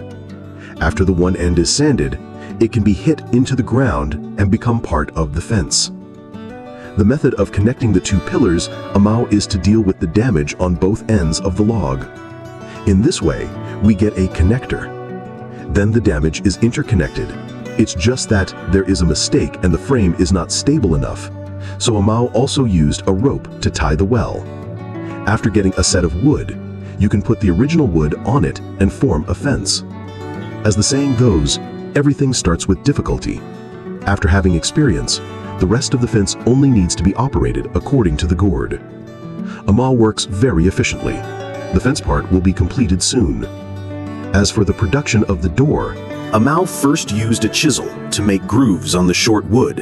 After getting a grip, then punch a hole with a punch. The other end is to remove the damage. Amao made a pair of such grips. After installing the stand, Amao used a similar method to make a scroll. At this time, it is only necessary to build a door on the basis of the scroll. In the process of making, Amao did not use a nail. All are made of pure wood. This speed may be much slower, but for Amao, pure wood is made by pure craftsmanship. There will be a lot more sense of accomplishment. Finally, it only needs to be inserted into the log. This gate is completely completed. At this time, the sky did not cooperate with the cold moving, but under the storm of this rain, Amao's log house looks more warm. After the rain is slightly smaller, Amao ignited a pile of hooks, dried wet shirt. Looking at such a high flame, Amao decided to set the rice cooker an hour in advance. After the oil is heated in the pot, then fry the small dumplings in it. Then add various side dishes to reflect. It can be seen that the nutritional value of this pot is very high. After adding various seasonings, then pour in pure water. Cover the pot and simmer for 2.5 hours. Such a delicious, nutritious, and fragrant chicken bag is ready. This is Amao's favorite. He also enjoys it very much. In the case of extreme hunger, can eat a delicious food that satisfies himself so much. After eating and drinking enough, Amao will inflate the sleeping bag on the neck of Gu Jing, entered the break time beautifully. The sky is clear again in the afternoon. After lunch break, Amao is full of energy. Live in the wild. Clean water sources are a problem that must be solved. Amao gathered an empty tree on the dry tree. Use a chisel to expand the internal space. He plans to make a bucket, convenient for subsequent water storage and water extraction. After cleaning the interior, Amao even drew a mark on the inside of the tree. Draw a mark on the original wood, then cut off the excess part. After being stuffed in, he got the bottom of the wooden bucket.